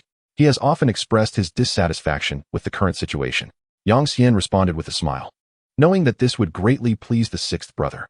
"There is one more matter," Neza continued, as he waved his hand, causing a remarkable little tree to sprout from the ground. Entwined around it was a purple centipede, which spoke human words, exclaiming, "Second master." Yang Jian focused his gaze and discerned the significance. "The hundred-eyed ghost? What is the matter?" Neza recounted the entire sequence of events, explaining that the hundred-eyed ghost could not stray more than 3 miles from the fire tree. Moreover, I have refined this spear with my soul. Should my purple mansion suffer injury, he too would share in the misfortune. I feel remorse for him. With my elder brother's keen insight, he might devise a strategy that serves 2 purposes. Before Yang Jian could utter a word, the hundred-eyed ghost spoke. There is no need for my master and the second lord to be concerned. I, the old ghost, am currently living quite comfortably, with my innate spiritual roots as my vessel, and protected by my master's soul power and magical prowess. There is no cause for alarm. However, I must mention that I have recently sensed something. It appears that the tribulation of transformation is approaching. Neza responded in astonishment. You can still undergo transformation? Yang Jian was somewhat taken aback. The ability of a spirit tool to transform into human form is a phenomenon characteristic of innate spiritual treasures. If this were indeed the case, transitioning from acquired to innate would be a tremendous fortune. It is certainly preferable to your previous appearance, which was neither distinctly demon nor ghost. Upon hearing this, Neza was equally delighted. The goddess possesses a Chinquan cauldron, reputed to have the power to convert the acquired into the innate. I shall beseech her. Surely she will assist you in achieving your transformation. The hundred-eyed specter chuckled hoarsely, a sight most terrifying. Neza inquired further, what about the great water buffalo? Let his brethren behold him as well. The old specter's eyes sparkled with intrigue. Yang Jian suddenly cast a solemn expression. He was not at Guanjiao, but had been sent to Wuxia to gather stones as punishment. Neza glanced at the hundred-eyed ghost and cautiously inquired, what is the matter? With a disdainful hum, Yang Jian refrained from elaborating on the matter. At that moment, Zhu Zizhen, seated nearby, leaned closer to Neza and whispered, that old bull is quite the libertine. Not long ago, he was caught in an affair with the concubine of the 3-headed flood dragon. When the dragon discovered the tryst, a fierce brawl ensued, with waves rising higher than the Jinjuan temple. Neza's eyes widened in astonishment. The hundred-eyed ghost immediately burrowed into the fiery tree, conveying to Neza the urgency to retract it back to the purple mansion. Chapter 47. Enlisting soldiers. Yang Jian swept his hand across the table, revealing a long, earthy yellow whip. This is the Dare Mountain Whip, he declared. It can obstruct the spiritual energy of mountains and sever the roots of the earth's veins. Take it. It may prove useful. Upon hearing this, Neza understood that this treasure was specifically designed to counteract mountain protection formations, and thus he accepted it without hesitation. Suddenly recalling another matter, Neza produced the 6 extreme seal and placed it upon the table. Upon seeing it, the Jinjuan exclaimed in admiration, what a magnificent piece of jade. Ah, the old dragon commands the rain. The winds and thunder heed its call. This is indeed a mark of the dragon clan. Neza nodded, acknowledging that this jade originated from the auspicious land of Dashi, a gift from the Dragon King of the East Sea, with the emblem left by the Dragon King himself. The Dragon King mentioned that this seal subtly aligns with the 6 extremes, suggesting that if a person of great stature and unity were to leave their mark on this jade, it might transform into an extraordinary treasure. Haha, dear brother. Having presided over Shishu for many years, you could indeed be considered a figure of such unity, could you not? Yang Jian smiled and remarked, what stature do I possess? Behold this mark. The Dragon King is undoubtedly of the great Luo Dao realm. How could I dare to inscribe my name after him? However, Neza remains resolute. Dear second brother, there is no need for modesty, for you are no ordinary golden immortal. Who can say where the future may lead? This year, you still hold the top position on the Chaoga list. Speaking of the Chaoga list, it vexes Neza. Indeed, he is prominently featured this year, still the foremost among celestial beings. However, all those who previously graced the celestial list have now ascended to the ranks of the profound immortals. Presently, Neza finds himself surrounded by a host of unfamiliar faces. Aside from the 2 princes, Yin Jiao and Yin Hong, and Deng Chanyu and Hong Jin from the 3 Mountains Pass, he recognizes none other than a few names: Long Ji, Han Du Long, Shui Yihu, Wei Hu, and a certain Bai He Tong Zi. Neza, in an effort to smooth things over, offered a multitude of compliments, and Yang Jian, with a sense of resignation, acquiesced. Neza, beaming with delight, presented the 6 extreme seal. Yang Jian cradled the seal in his left hand, contemplating the side that would command the old dragon to summon rain and the winds and thunder to obey. After a moment's reflection, the true monarch formed a plan. He extended his right hand, fingers together, and touched the seal. At the point where his fingers met the white jade, a minuscule yet radiant white light flickered to life. This white light danced upon the jade, vibrant and ethereal, and as the true monarch lifted his fingers, the light vanished. In that very instant, The six extremes seal blazed with brilliant luminescence, releasing pure spiritual energy that transformed the tea chamber into a realm shrouded in mist. Moments later, lush emerald peaks gradually emerged, as a winding river meandered quietly at the foot of the mountains. The mountains were not towering, nor was the river wide, yet clouds and mist entwined before the spectators, enveloping them in a mystical embrace. Though diminished countless times in scale, those present immediately recognized that this was indeed the enchanting land of Shishu. Upon closer listening, faint sounds of chirping birds, croaking frogs, and playful fish could be discerned. The mirage lingered for a few breaths before dissipating silently. Yang Jian, smiling, returned the six extremes seal to Neza. Neza accepted it, looking down to inspect the seal, which bore the same 8 characters in a pale azure hue, arranged in 2 lines and inscribed in 2 distinct scripts. The left 4 characters were in the insect bird seal, while the right 4 were in the flower fish seal, both elegantly crafted with an effortless grace, embodying the poetic charm of Beishan and Shushui, towering and shimmering. Neza felt a deep admiration. This 6 extreme seal had been refined by his soul forging technique, yet he had sensed nothing of the divine intent left by his elder brother. The prowess of the first among the 3 generations was evident. Yang Jian remarked, "You need not seek another for your southern seal. Let our elder brother assist you. As the son of the phoenix, he naturally belongs to the south, and having guarded the foremost southern pass, the Sand Mountain Pass, for many years, he is indeed well versed in this domain." Neza's eyes brightened. "Thank you, second brother." At that moment, a sudden commotion and laughter erupted from outside, followed by a melodious and delicate voice calling out, "Second master, little Six has arrived." Accompanied by a gentle fragrance, a young man with oiled hair, a fair face, and a white robe, adorned with peach blossoms in his ears, breezed into the tea room. "Second master, all the brothers are gathered. Is this the little third master?" The fair young man inquired with a smile. Neza, having encountered countless oddities, found no surprise in the newcomer's appearance. He clasped his hands in gratitude, saying, "Thank you for your assistance, but there is no need for such titles. Simply call me Neza." During Neza's stay at Guanjinka last year, he had become well acquainted with 5 of the 7 brothers of Meishan, but the eldest, Yuan Hong, and the 6th, Chong Hao, were absent at that time. Thus, he surmised this must be the 6th, whose true form was that of a white python. The fair young man's spring-like eyes sparkled even more brightly, seemingly illuminating the entire tea room. He chuckled, "Little third master is indeed little third master. Just as with second master, you may call me little Six." Neza replied, "But second brother did not call you little Six. He referred to you as old Six. If I call you little Six, would I not be presuming myself to be older than second brother? I shall call you old Six instead, or perhaps Chong Lu Gu will suffice." At this, Yang Jian coughed a few times, and Zhu Zizhen awkwardly turned his head away. Neza, somewhat puzzled, glanced at Chong Hao, who gazed at Yang Jian with a deeply mournful expression, his eyes brimming with unspoken grievances. Yang Jian coughed again. "Third brother, you may address him as he wishes." Neza, with a peculiar expression, hesitated before nodding. "Now, little Six, let us go meet the brothers," Chong Hao said, his countenance brightening immediately. As Neza and Chong Hao approached the entrance of Yang's residence, they beheld approximately 200 men clad in uniform rattan armor, standing in a haphazard manner. Their appearances varied greatly, and their weaponry was a colorful assortment. Though overall they appeared relaxed, a fierce aura emanated from them. Upon seeing Neza emerge, the crowd collectively shouted, "Little third master." Among those present, many were familiar faces, having encountered Neza the previous year, even engaging in mutual sparring. Those who had not met him before were already aware of his remarkable feat from last year, and thus held him in high regard, especially as he was a sworn brother of the second elder, which made everyone appear quite amiable. Standing before the crowd, Neza addressed them, "Esteemed friends, you are all followers of my elder brother, and your skills are undoubtedly impressive. While I may not match the prowess of my elder brother, I assure you, I am not lacking either. Together, we shall undertake a mission akin to what my elder brother did in the past, driving away the mountain deities who are reluctant to vacate their abodes. As soldiers, sustenance will be provided, and I guarantee that there will be ample rewards for everyone. I also pledge that as long as one is not utterly annihilated, I will surely bring you back. If any of you have requests or reservations, do not hesitate to voice them."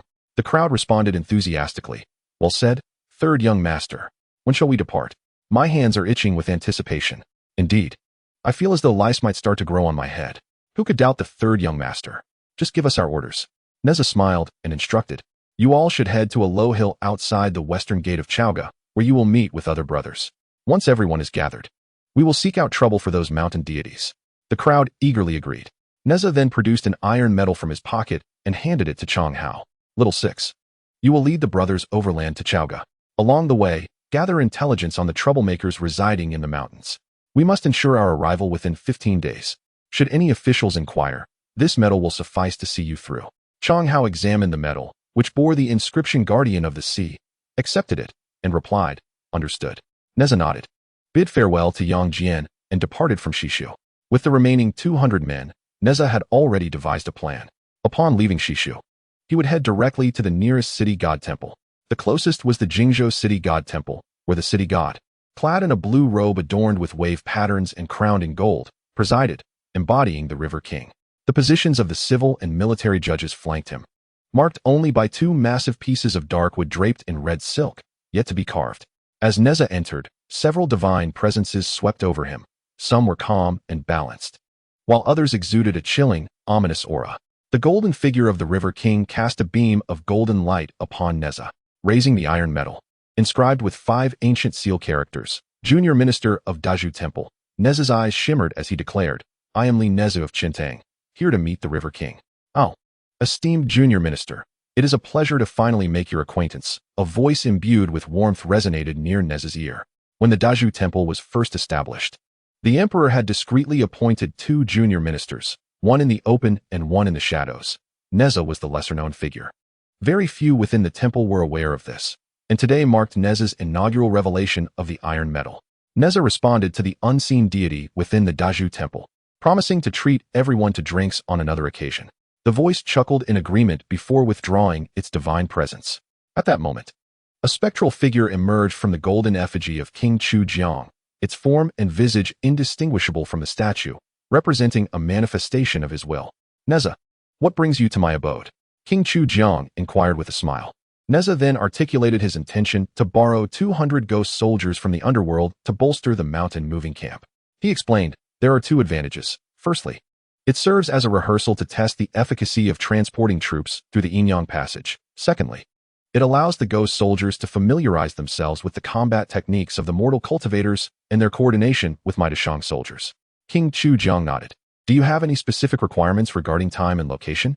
Their cultivation levels should not be excessively high. Celestial beings and earth immortals will suffice. With an emphasis on the latter, we shall officially establish the camp and raise the flag outside the western city gate of Chaoga in 15 days. Understood. You shall receive updates, he replied. Chapter 48. Assembly. Upon exiting the Changwang Temple in Jingzhou, Neza found himself in possession of a black orb, akin to the jade conch previously bestowed upon him by Ao Bing, capable of transmitting messages. Earlier, Yang Jian had also gifted him a similar artifact, a wooden bell. Such items are quite rare, as their crafting is immensely intricate, primarily composed of magical prohibitions, demanding high-quality materials and skilled artisans, thus rendering them seldom forged. More importantly, once one attains the realm of the profound immortal, their senses become acute, allowing them to hear the celestial sounds of the universe. If they learn a technique for long-distance communication, leaving a spiritual tether in the opponent's soul lake or heart lake, such artifacts become unnecessary. The black orb in Neza's grasp could traverse the realms of yin and yang, making it a remarkable treasure. Suddenly, he recalled something, stowed away the orb, and retrieved the wooden bell gifted by his elder brother, Yang Jian. Elder brother? He called out, and immediately, the bell flashed with a blue light, emanating Yang Jian's voice. What is it, third brother? I nearly forgot to mention. Could you assist me with another matter? What is it? Speak. My elder brother, Jin Jia, and my second brother, Mu Jia, have been studying under the esteemed teachings of Manjushri and Samantabhadra since childhood, yet they have been silent for the past 2 years. Could you investigate their whereabouts?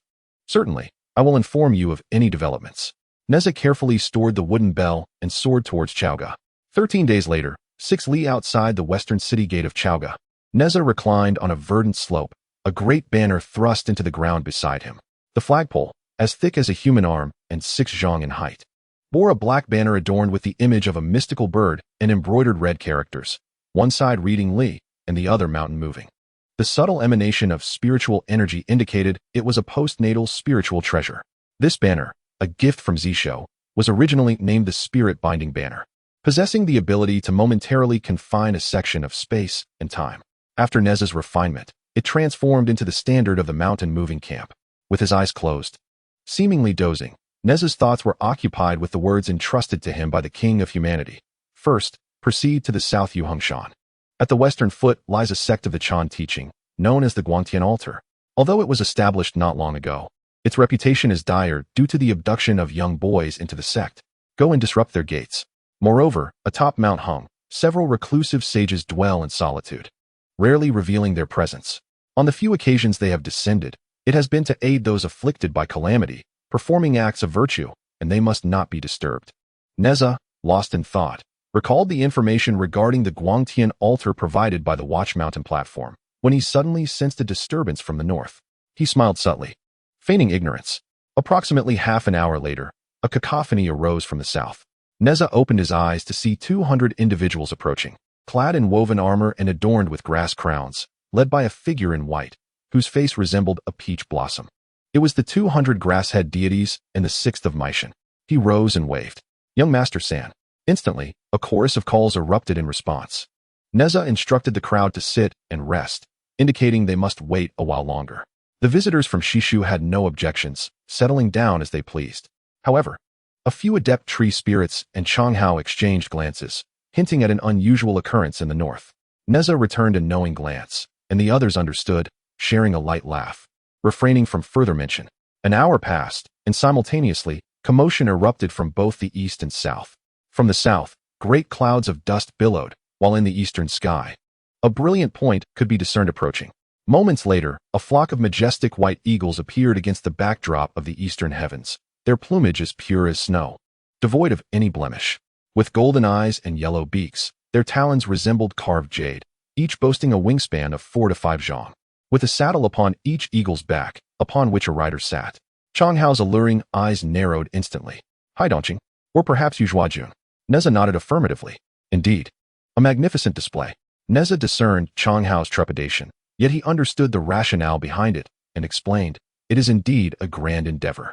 In order to cultivate a cadre of elite archers for the Dongbo Marquis, a significant sum was expended to procure a batch of Haidongqing chicks from the Beibo Marquis. This was no small fortune, amounting to 20 ships laden with fire mouse fur. Having previously taken refuge at the Jiang residence, and knowing that these archers had been stationed in Xintang for several years, Neza was privy to the intricacies of the matter. Haidongqing, revered as the most splendid of eagles, could only be glimpsed on the sheer cliffs by the Bohai Sea. Their graceful forms moving with astonishing speed and formidable strength, rivaling that of magical artifacts. Fierce and combative, with beaks like chisels and claws like hooks, they often hunted dragons at the mouth of the Jialong River. This explained why Changhao, whose true form was a white python, felt somewhat uneasy upon seeing the Haidongqing. It was an instinctive reaction, unrelated to one's cultivation level. The finest specimens of Haidongqing, entirely snow-white with similarly pure claws, are referred to as Yuzhuajun, perhaps due to their unparalleled elegance and absence of natural enemies. Coupled with the incompleteness of the Great Path, these eagles are exceedingly difficult to awaken and transform, as well as to tame as steeds. The previous Beibo Marquis was the first to capture Haidongqing, stealthily obtaining several chicks and training them. In times of war, he would release the Haidongqing above, enabling swift identification of enemy troop formations and command posts, achieving remarkable victories. Subsequently, the Beibo Marquis sought out the ancestral lineage of the Haidongqing, establishing a secret agreement whose specifics remain unknown. Yet each year the Northern Army receives hundreds of Haidongqing chicks. Decades ago, the coastal waters of the East China Sea were plagued by mischievous water spirits, during which the renowned Eastern Army, famed for its archery, also shone resplendently. In response, Lord Dongbo sought to assemble a premier cadre of archers to aid in harvests, and eventually turned his gaze towards the esteemed sea eagles of the Northern Army, requesting a few for his cause.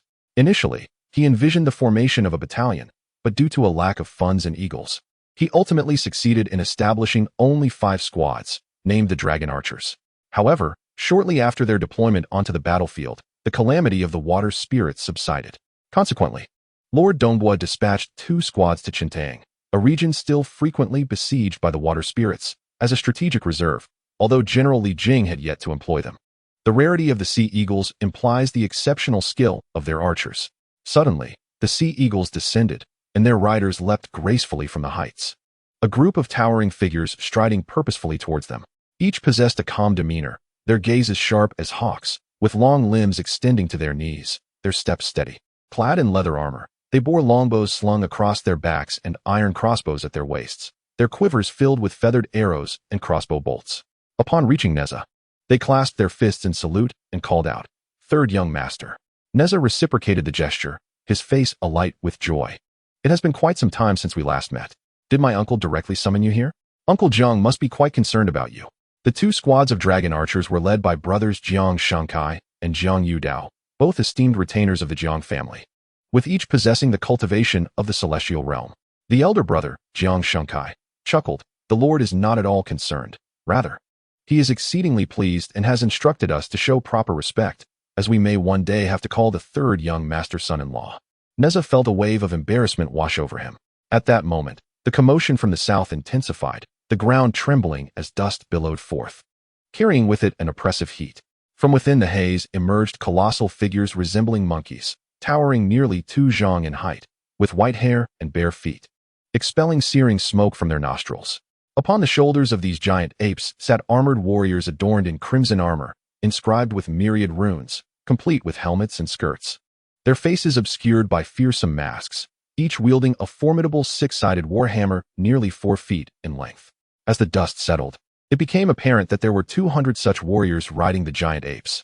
Jiang Shankai exclaimed, "These must be the blood descendants of Zhu Yan, the vanguard of the southern region's Red Ape Brigade. Third young master, I did not anticipate you would summon such a formidable contingent." Neza responded with a cheerful nod. The leading warrior dismounted from the giant ape's shoulder, causing the ground to rumble beneath him, the weight of his armor indeterminate. The warrior strode confidently towards Neza, adeptly securing his hammers behind his waist, and knelt on one knee, clasping his fists in salute. "I pay my respects to the commander. 200 soldiers of the Red Ape Brigade have been dispatched to heed your command." Neza stepped forward to assist the warrior, acknowledging his arduous journey.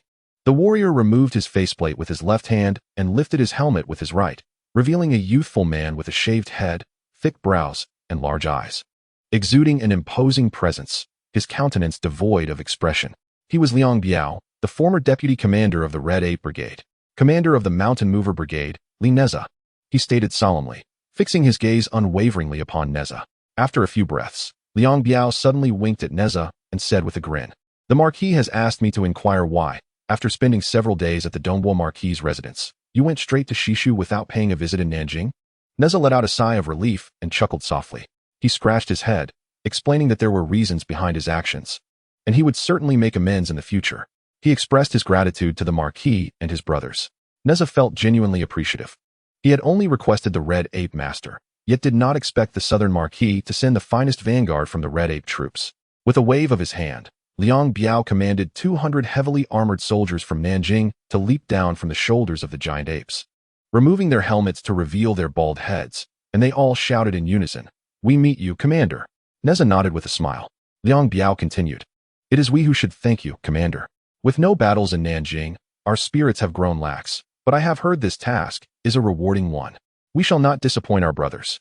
Jiang Shankai stepped forward, saying, "The Red Ape Master, I have long heard of your esteemed name." Liang Biao looked at Jiang Shankai and naturally noticed the expanse of white nearby, responding, "The reputation of the dragon crossbow is also well known." Chang Hao approached, his charming demeanor replaced by a more resolute appearance. The grass-headed deity under the command of the true monarch of Shishu was now also under the direction of the young master. The three exchanged smiles and introduced themselves. While the 200 grass-headed deities, 200 dragon crossbowmen, and 200 red ape warriors scrutinized each other, Liang Biao surveyed the surroundings and remarked, "Commander, you have summoned the grass-headed deities of Shishu, the dragon crossbow of the East Sea, and the red ape troops of Nanjing. Surely, the North must not be lacking in such company? What other esteemed beings might there be among the additional 200? Just as Neza was about to respond, he sensed something and turned his gaze towards the west gate of Chaoga. A dignitary from the great temple was approaching. He smiled and announced, "Here they come." Jiang, Chang, and Liang also turned to look. As the long-bearded official from the great temple drew closer, the expressions of the three grew increasingly vibrant. They noticed that behind the official, a multitude of translucent apparitions began to materialize, gradually solidifying into figures adorned with long knives and wielding black staffs, each bearing a pallid countenance. They marched in silence, resembling specters. The official arrived before Neza and performed a bow, stating, "I have brought them." Neza returned the gesture, saying, "Thank you for your efforts." The official waved his hand with a smile and floated away. Neza turned to Jiang, Chang, and Liang, saying, "These are brothers from the underworld." The three exchanged bewildered glances. At that moment, a burly figure emerged from the ranks of the ghostly soldiers, his face dark and clad in black attire, wielding an iron mace and bound in chains. Exuding an imposing aura, Jiang, Chang, and Liang exchanged puzzled looks, unable to discern the man's true nature. Neza, however, was overjoyed, rushing forward to embrace the man, exclaiming, "11, what brings you here?" 11, equally delighted, managed a smile and affectionately ruffled Neza's hair, for he had served his master in life. And now that the young master was to raise his banner, how could 11 not come? Neza was filled with joy, repeatedly expressing his delight. Ever since the age of 6, his inseparable companion, Shi, had returned to the underworld, leaving little Neza sorrowful for an extended period. Jiang, Chang, and Liang approached to pay their respects, but Shi merely acknowledged them with a dispassionate nod. With a wave of his hand, a leader-like ghostly soldier stepped forward from the ranks.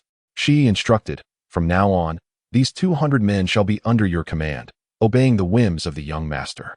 The ghost soldier immediately bowed, assuring him, "Rest assured, my lord." He then turned to Neza to pay his respects, acknowledging his master. Neza, feeling somewhat helpless, glanced at Shi before addressing the ghost soldier. "There is no need for such formality. We will be in each other's company often, so do relax." The ghost soldier promptly nodded in agreement. Shi, however, paid no heed and vanished from sight, reappearing in Neza's realm of the underworld, just as he had many years prior. Chapter 49. Awaiting orders. The ghost soldier introduced himself as a second-class ghost officer named Nichio. The underworld possessed two great rivers capable of nurturing souls, the Yellow Spring and the Nai River. Hence many ghostly beings bore the surnames Huang and Nai. Neza inquired whether there were any repercussions for wandering the mortal realm in a spectral form. Nichiong responded that the 200 ghost soldiers under his command belonged to the patrol division and were protected by the laws of heaven and earth, as well as the merits of incense offerings, rendering them unafraid of the yang energy. Neza nodded in understanding, surveying the 4 squads of 800 soldiers, each exuding a distinct aura. He chuckled, "I am aware that all of you are elite warriors. Now that I have forcibly gathered you together, I presume you secretly wish to measure your prowess against one another. Shall we engage in a contest?" The eyes of the 800 mountain-moving soldiers instantly gleamed with excitement. Liang Biao inquired, "Commander, what sort of contest do you have in mind?" Neza replied with a smile, "The brothers from the north have long since arrived. They are hidden around us, eager to play. Let us see which team can uncover them first." In a certain void, Sun Xiaofeng was not particularly surprised that the future commander had not noticed his arrival. After all, the spiritual concealment technique he had mastered was one of the few methods superior to the elemental concealment techniques, and combined with the unique breathing techniques of the Northern Army. He was confident that, as long as he did not exude any killing intent, even an ordinary celestial being would struggle to detect him. This lad, rumored to be the nephew of the king, did not seem to be a particularly exceptional young master. Observing the 200 disheveled divine soldiers approaching like a scattered bunch of grass, he felt somewhat indifferent. Sun Xiaofeng understood that although his subordinates, including himself, might appear to lack discipline, such disarray was typical only among seasoned veterans with over 10 years of experience in the Northern Army. This demeanor was characteristic of the strong and served as a form of disguise. However, the group clad in vine armor was different. They truly seemed to have come merely for a leisurely outing, their relaxed aura evident at first glance. Their movements were extremely casual, lacking the tightness that suggested a defensive or offensive formation. Upon hearing this group affectionately call out to Little Third Master, Sun Xiaofeng felt a tinge of disappointment. Suspecting that they, like the future officer, had joined the ranks through connections, he found himself perplexed as to why the commander would entrust him with leading his comrades on this journey. Regret began to seep into his thoughts, questioning his decision to have concealed himself and his brothers. If that young lad were to become incensed, it would surely tarnish everyone's reputation. Shortly thereafter, Sun Xiaofeng's gaze was drawn to the sight of the sea eagle soaring in the distance. His eyes ignited with fervor. This was a prized possession of the northern territories. Even within the night owl camp to which he belonged, there were but a few of such magnificent sea eagles. It was evident that they were equipped with the golden dragon crossbow. As he observed the agile warriors descending from the sky, a mixture of amusement and worry stirred within him. Amusement arose from the certainty that these elite soldiers would undoubtedly grant the young official due respect.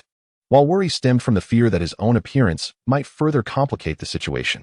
However, he was utterly unprepared for the revelation that the leader of the dragon crossbow addressed the young official as the third young master. A jolt of realization struck him. This young man must possess formidable connections. Had he unwittingly invited trouble upon himself? Shortly after, the formidable Southern Heavy Armor Brigade, riding on their towering white apes, made their entrance. The Red Ape Masters. Even though they hailed from opposite ends of the realm, Sun Xiaofeng had heard tales of them. Who exactly was this young man? Indeed, the leader of the Red Ape Masters soon found himself in a standoff with the young official, kneeling in submission to military law, only to later engage in a tense stare-down, a customary display of authority within the ranks. Should one falter, their standing among the soldiers would plummet, and they would find it impossible to regain their stature. Sun Xiaofeng nearly erupted in applause. This was the true demeanor of a fearsome warrior.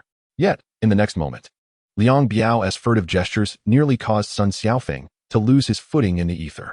Did he also have connections in the south? A sense of foreboding washed over him as he contemplated whether to discreetly retreat and approach with proper decorum. How could the commander have failed to provide any guidance before departing, dismissing the future lieutenant as merely an inexperienced youth? Was this not a deliberate attempt to lead him astray? Trouble was brewing. Sun Xiaofeng, having suffered countless hardships under the northern commander Cheng Ho, finally sensed the undercurrents of a conspiracy. Soon after, witnessing the peculiar spectral soldier's fearful demeanor towards the young lieutenant, he felt utterly numb. He yearned to remain hidden for eternity. Then, he heard the news that the brothers from the north had already arrived. In that instant, every hair on his body stood on end. At that moment, the four leaders, Jiang, Chang, Liang, and Nai, remained still, exchanging knowing smiles. Meanwhile, the 800 mountain-moving soldiers could no longer contain themselves. Some astute ones had already discerned the oddity, and, like ferocious tigers pouncing on sheep, surged towards the emptiness, wooden stakes, stones, mud, and puddles. A quarter of an hour later, 200 young soldiers clad in black, finely woven armor stood dejectedly before Neza, each appearing not to have crossed the threshold of 20. Chang Hao chuckled. A bunch of mere children? In total, there were 200 individuals. The grassroots soldiers apprehended over 60. The ghostly soldiers of the underworld captured more than 60. The dragon crossbow seized over 40, while the red ape heavy armor only found just over 30. With such impressive achievements, it was no wonder that Chang Hao wore a broad smile. Many within the military were similar, often comprising abandoned infants and orphans picked up along the march, as well as the descendants of high-ranking officers, raised within the military, who had all shown promise. Judging by their attire, they appeared to belong to the reserve team of the Night Owl Camp from the Northern Territory. The Scouts of the North were renowned throughout the nation, and the Night Owl Camp was reputed to be the foremost among them. Hence, it was only natural for their spirits to be high, and their skills, though adequate, lacked the refinement and real combat experience. Jiang Shenkai explained with a smile. Neza remarked, Uncle Chong is indeed a man who refuses to be at a disadvantage. When I requested some soldiers from him, he asked me to assist in training them. Jiang Shenkai chuckled but refrained from responding. Matters involving regional lords were best left to Neza to address, and his previous words had already served as a plea for leniency. At that moment, the air nearby rippled, and a youth of about 18 or 19 emerged, kneeling before Neza and proclaiming loudly, I, Sun Xiaofeng, Vice Captain of the Reserve Team of the Longlan Army Scouts, respectfully greet the Commander. In times of war, the penalty for a misstep is death. In times of peace, the punishment is still severe, and I accept my fate. The 200 young scouts from the north promptly knelt in unison, willingly accepting their punishment. Neza smiled and instructed them to rise, assisting Sun Xiaofeng to his feet. Though it was all in jest, military discipline could not be taken lightly, and there indeed needed to be a penalty. Sun Xiaofeng knelt again, insisting, I shall accept the punishment. However, these 200 brothers were merely following orders. I hope the commander will show some mercy. I am willing to take their place in punishment. Neza helped him up once more, saying there was no need for such excessive kneeling. Instead, he proposed, this land was originally a hunting ground for the royal family, temporarily allocated by the king to the mountain-moving camp for use as a base. You may set up camp here with your men, and consider it the penalty, to be completed before sunset. Sun Xiaofeng, overjoyed, bowed deeply in gratitude, thanking the commander. As night fell, the moonlight was as bright as snow. The scouts of the north set up their tents beautifully, and their culinary skills were not lacking. After dinner, Neza summoned Chang Hao, Jiang Shenkai, Liang Biao, Nai Qiong, and Sun Xiaofeng to his tent. The mountain-moving camp was newly established, and as everyone was still unfamiliar with one another, Personnel transfers would not be made for the time being. The 5 of you will lead your respective teams as before. The mountain moving camp is divided into 5 teams, and you shall serve as the team leaders, vice captains, and squad leaders, which you may decide amongst yourselves. After Neza finished speaking, the 5 men clasped their fists in salute, accepting the command. He continued, apart from the 200 brothers from the grassroots god, whom I personally informed. The remaining 4 teams should have been told what the mountain moving camp is about before their arrival. Jiang, Nai, and Liang all nodded, while Sun Xiaofeng timidly said, "The commander did not inform me." Neza was somewhat surprised and replied with a laugh, "You're playing with the gods." Playing with the gods? Sun Xiaofeng was utterly bewildered. Neza, however, did not elaborate further and continued, "Aside from Nai Qiong, the 4 of you came from different directions during your journey. Did any of you draw a map? I have already made arrangements with Xiaolu. What about the 3 of you?" Jiang Shinkai produced a jade tablet, inscribed with the names of the various celestial sects along the eastern route. Liang Biao nodded in agreement and revealed a similar jade tablet, followed by Sun Xiaofeng. Upon witnessing this, Neza inquired with curiosity, "Did you not claim to be unaware of our purpose? How then do you possess such records?" Sun Xiaofeng replied, "As a scout. It has become second nature to survey the terrain wherever I go. However, my annotations regarding the celestial sects are merely cursory, lacking in detailed investigation." Neza smiled and nodded. Subsequently extracting 5 jade slips from his robe, he handed them to the 5 individuals, stating, "These contain classified information from the Mountain Surveillance Office of Chaoga, detailing the celestial sections. You are to consolidate your maps upon returning and cross-reference them with this information to delineate the entrances to each celestial mountain." The group nodded, receiving the jade slips with eager anticipation in their eyes. Their first target was the Guangtiantin on Mount Hung of the Southern Yu. They were well aware that the sect would not yield easily, and force would be necessary. Upon your return, deliberate on the best strategy to assault the mountain. 3 prerequisites must be adhered to. First, no harm must come to mortals. Second, the tranquility of other hidden practitioners must not be disturbed. And third, the spiritual veins of Mount Hung must not be extensively damaged. We shall depart at dawn. Acknowledged. Chapter 50. Assault on the mountain the following day, just as dawn broke. The 5 teams assembled before Neza. Jiang Shunkai remarked, "Third young master, Guangtiantin is a branch of the Chan sect. Its founding patriarch is said to have been a named disciple of Zhu Lushan, known as Ra. He was only seen during the sect's inception and has since vanished from sight. According to his disciples, he has retreated to pursue enlightenment in the golden immortal realm. The essence of Guangtiantin lies in the essence of jade purity. The sect comprises over 6,000 members, with more than 5,000 disciples, predominantly mortals in the Qi refinement stage, alongside a few earth immortals. The peak master, elders, and offerings number nearly 1,000, with the majority being celestial immortals and fewer than 10 being profound immortals.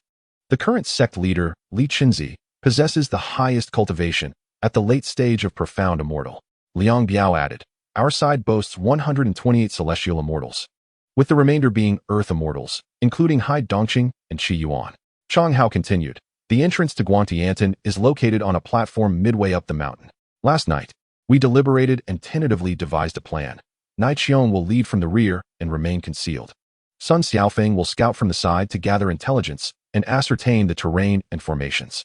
Once the information is relayed, Liang Biao will lead a frontal assault, while I will cover our brothers, breaching the mountain gate and collaborating with our comrades from the underworld to encircle them, with the dragon crossbow providing aerial support and surveillance." After listening, Neza nodded and added, "Excellent. We shall proceed as such, but 2 points must be heeded. First, we will inquire at the local prefecture to determine if any scouts have infiltrated ahead. Should that be the case, we must ensure their safety during the confrontation. Second, since they are indeed the disciples of Zhu Lushan, we must be wary of escape techniques, particularly earth escape." Sun Xiaofeng, "At your command. You are skilled in such techniques. Upon breaching the mountain gate, do not reveal yourself immediately. Instead, lead your subordinates to intercept those attempting to flee." Acknowledged. Neza nodded. "Very well. Return and prepare. We shall depart in 15 minutes. Understood." That night, within the confines of the Jingnan Prefecture, Fong Feng, the governor of Jingnan Prefecture, was a man in his 50s, exuding an air of elegance and possessing a well-proportioned visage. He meticulously examined the brass lion seal presented by Neza, inscribed with 2 lines of 6 characters proclaiming the title of the mountain-moving commander, as well as the golden inscription from the Watch Mountain platform. After his scrutiny, he returned both items to Neza. "Lieutenant Li, Please follow me, he instructed. Neza nodded and accompanied Fong Feng to his study. Upon arrival, Fong Feng opened a concealed door and retrieved a large bundle of bamboo slips. Lieutenant Li, all the documents regarding the Guangtiantan and the geographical records of Hongshan are contained within this. The prefecture had indeed deployed 8 spies, and it was these youths who had uncovered some of the sordid affairs associated with Guangtiantan. Neza accepted the bamboo slips, clasped his fists in gratitude, and assured Fong Feng. Rest assured, within the boundaries of the Great Shang Kingdom, the name Guangtiantan shall no longer be uttered. Fong Feng returned the gesture, wishing the lieutenant a triumphant return. After bidding farewell, Neza exited the prefectural office and journeyed to an unnamed valley on the eastern side of Hongshan. In this secluded glen, 1,000 mountain movers held their breath in anticipation. Neza distributed the clandestine records, painstakingly gathered over decades by the prefecture, to 5 squad leaders, stating, "Tomorrow morning, I shall summon the mountain to reveal the individuals concealed within. The Sun Xiaofeng and Nai Qiong teams will seize the opportunity to infiltrate and act according to plan." The following morning, Neza hovered before the grand entrance of Guangtiantan. The imposing gate faced south, flanked by 2 towering stone pillars adorned with myriad celestial creatures. Beyond the pillars lay a lengthy staircase leading to a series of ethereal abodes, intricately carved and resplendent with auspicious light.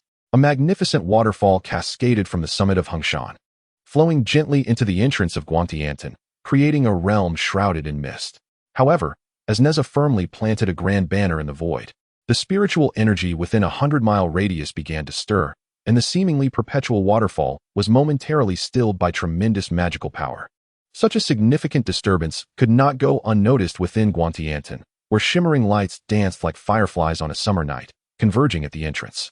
At the forefront stood a figure of celestial elegance, youthful in appearance yet with hair as white as a crane, clad in a robe of apricot yellow, holding a whisk. He regarded Neza with a smile, introducing himself as Zhong Yuan, the steward of Guangtiantan's outer sect. "Might I inquire as to the purpose of your visit? Have my disciples inadvertently offended you?" Neza responded with a smile. "Indeed, there has been a considerable offense." The Taoist continued to smile lightly. "May I ask who has caused such an offense to my young friend?" Neza produced a scroll of bamboo slips, cradled in his hands, and recited, "In the 32nd year of Emperor Yi, Pang Hong, a disciple of Guangtiantan, wreaked havoc in his hometown, annihilating 2 households and slaying 11 individuals.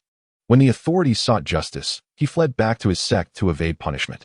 In the 37th year, Elder Bai Kuan of Guangtiantan, while refining elixirs, abducted 3 men and 3 women from Lianwan Township for use as alchemical subjects, leaving only 2 alive. In the 41st year, Guangtiantan encroached upon the jade mine of Yaoshui in Jingnan Prefecture. Enough, Zhong Yuan interjected sharply, casting a glance at the fluttering banner suspended in midair. "You fabricate such slanderous accusations against my sect's reputation. Do you consider Guangtiantan to be an easy target?" Neza merely cast a fleeting glance at him and continued reciting. "In the 45th year of Emperor Yi, the steward of the Guangtian altar, Zhongyuan, rode his frenzied 4-winged azure tiger, which devoured 21 people, with no compensation afterwards.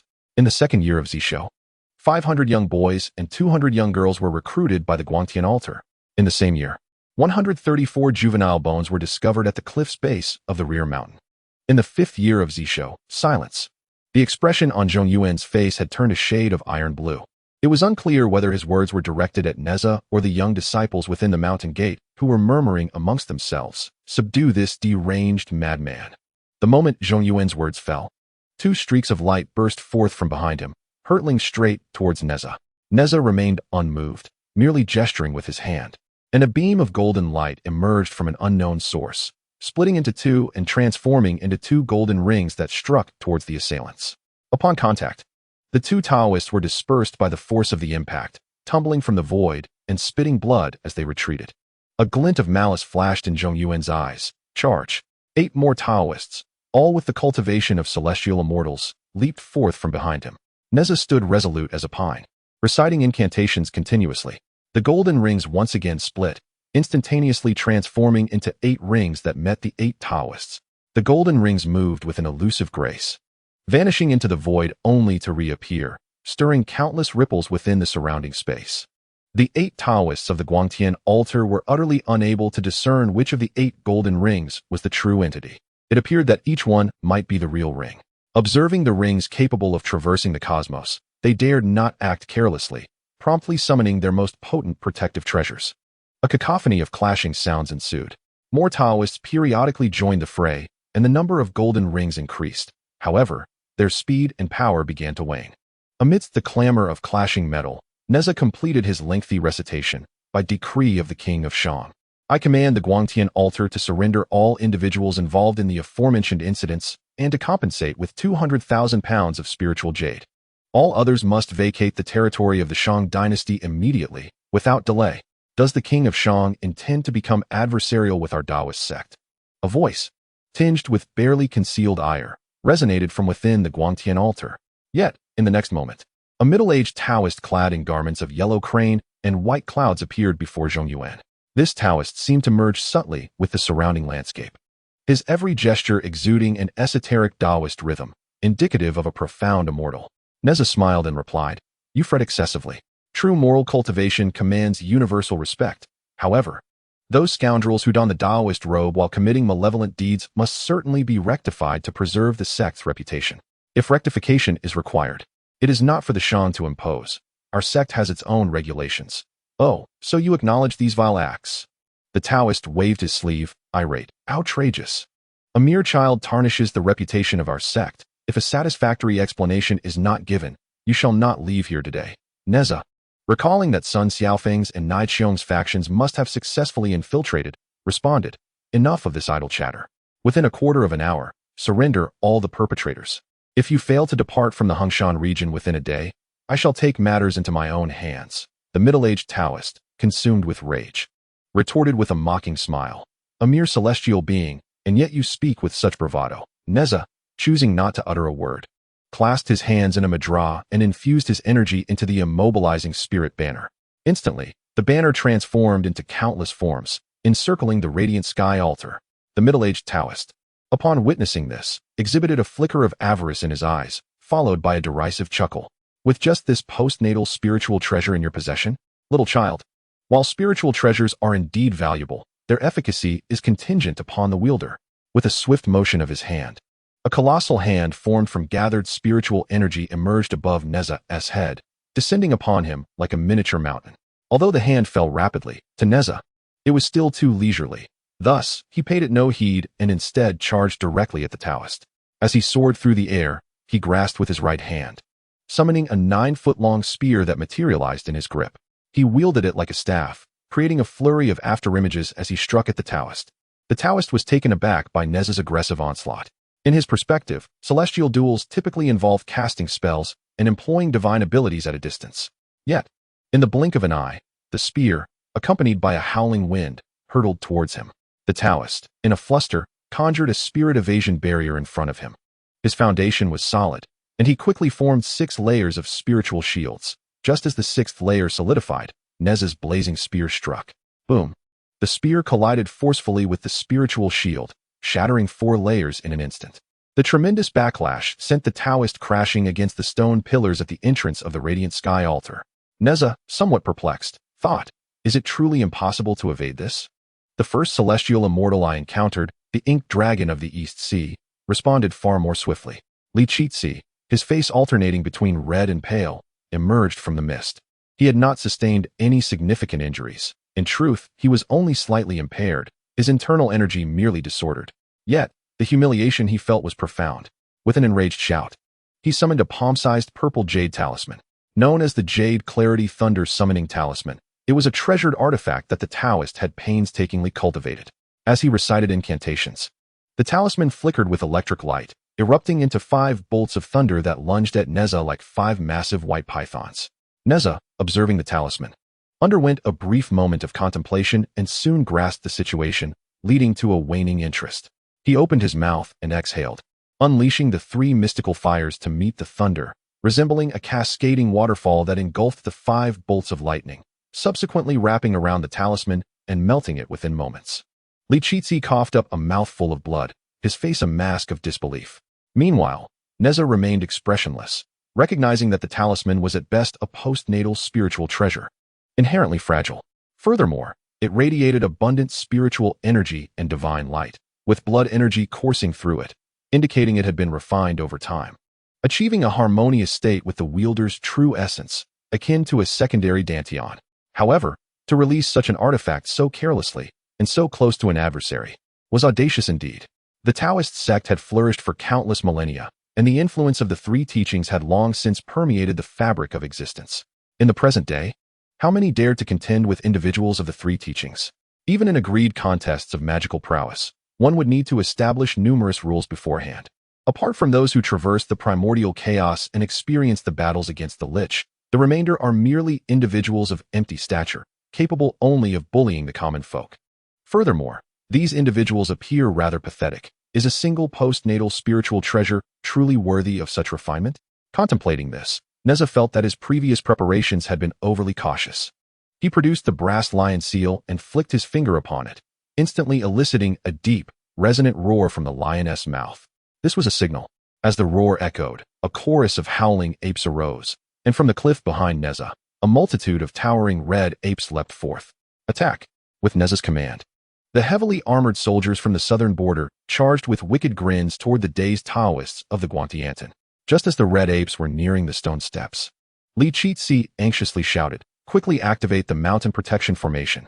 The outer sect manager, Zhong Yun, promptly retrieved a jade talisman, inscribed it with several incantations, and soon a pale yellow light shield enveloped the Guantiantan like an enormous inverted bowl.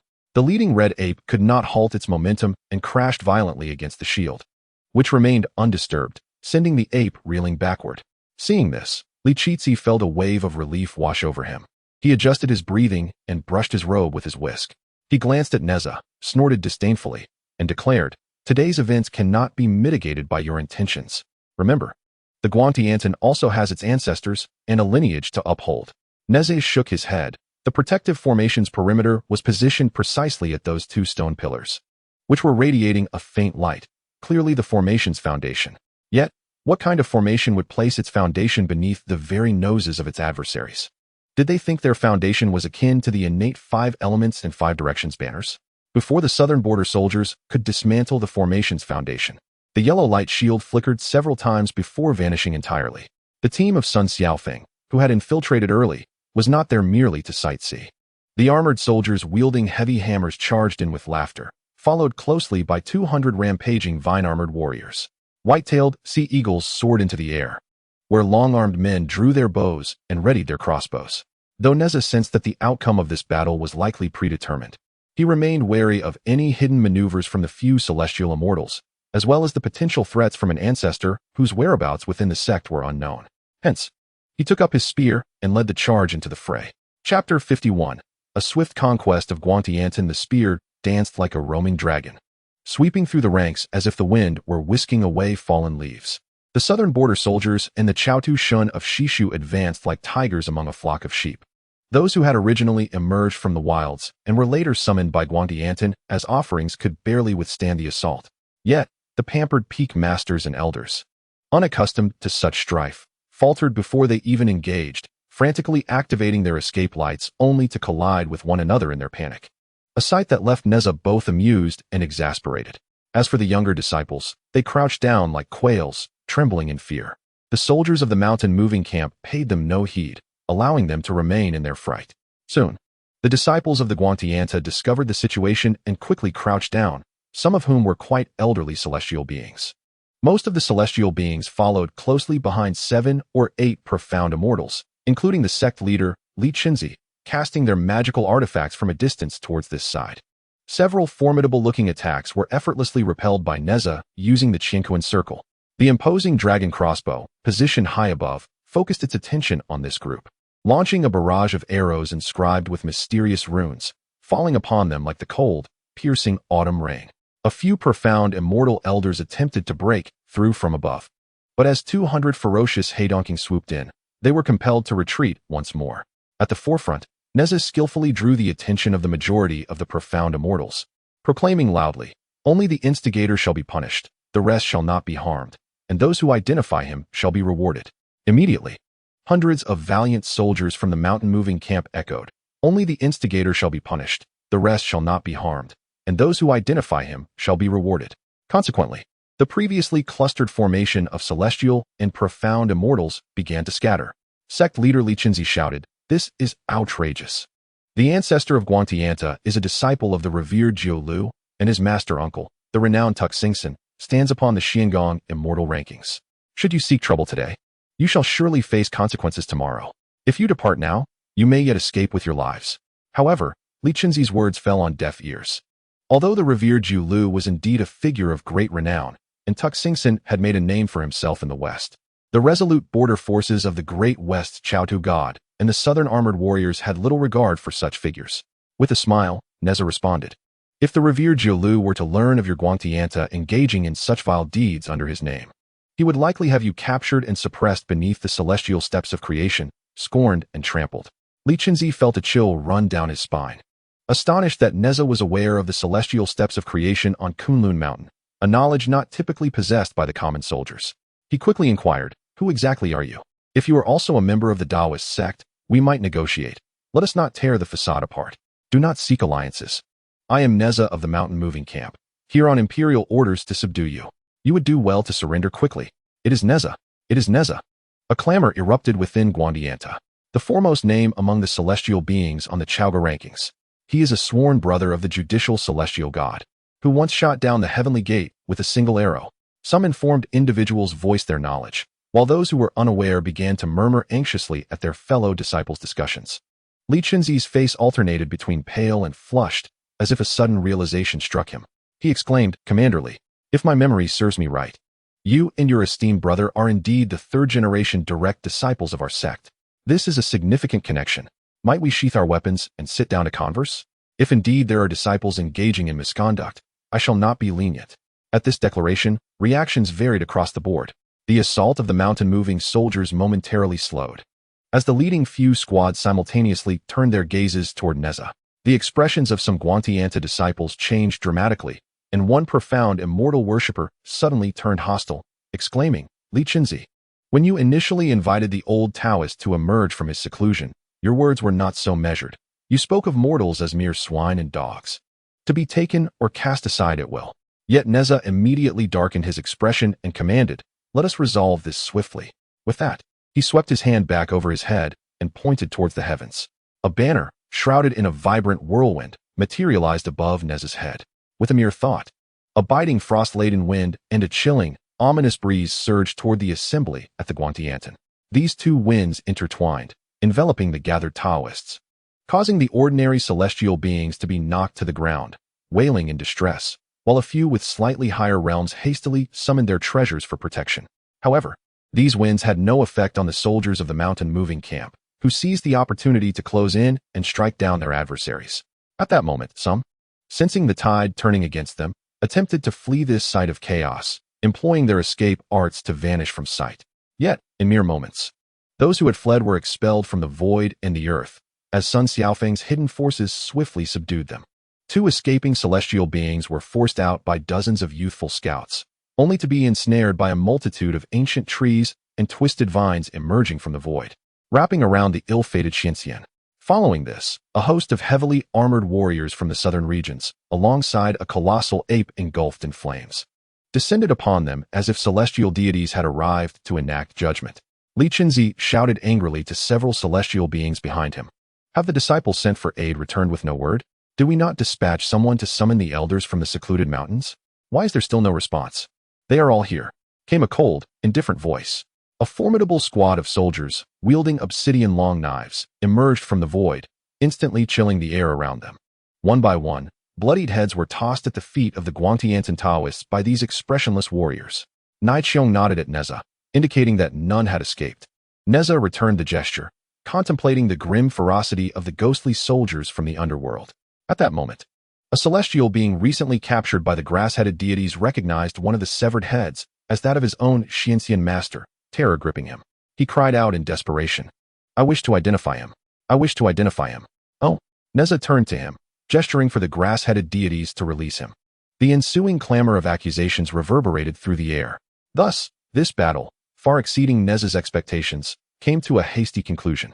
2 days later, as the mountain-moving camp escorted the evildoers from Guangtiantan to Mount Kuaiji, the world remained unaware that the Guangtiantan, which had long occupied Mount Hung, had been utterly vanquished.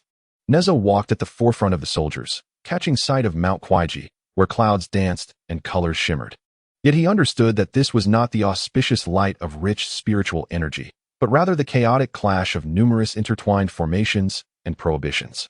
At the foot of Mount Quaiji stood a colossal stone tablet, upon which were inscribed two blood-red characters, Southern Suppression. Chapter 52. The Defense of Nantown. The stone monument towered over 20 zhong, resembling a small mountain. Its surface etched with two blood-red characters in grooves wide enough for a person to walk through, emanating an awe-inspiring aura. Behind the colossal stone stood a sprawling military camp. As Neza approached the monument, he discovered that someone was already awaiting him, a tall man clad in iron armor. This man stood at an impressive height of 8 feet, appearing to be in his 30s, with a rotund figure that made his belly appear alarmingly large, resembling a veritable iron tower. Amusingly, atop his head sprouted a tuft of red hair, styled into a small braid, while a small red-feathered bird perched upon his expansive belly. The man smiled at Neza, clasping his hands in greeting. He was Peng Liexiong, the former commander of the 7th Division of the Southern Army, now stationed at Nantown. As Neza observed the man approaching, a flicker of brilliance flashed in his eyes. The aura of magical power surrounding the man was indistinguishable, making it difficult to discern his level of cultivation. He bore some resemblance to those who practice refining essence and tempering the body, a method that had become rare following the decline of the Witch Clan. The world is replete with extraordinary individuals, and within the ranks of the Shang army, countless hidden talents remain undiscovered, Neza mused. He then returned the gesture. Introducing himself, deputy of the mountain moving camp, Li Neza. With a hearty laugh, Peng Liexiong's flesh jiggled, narrowing his eyes to mere slits. The defense of the 5 towns has commenced. It seems I, old Peng, have taken the lead. Your swift action, Deputy Li, marks you as a true young hero.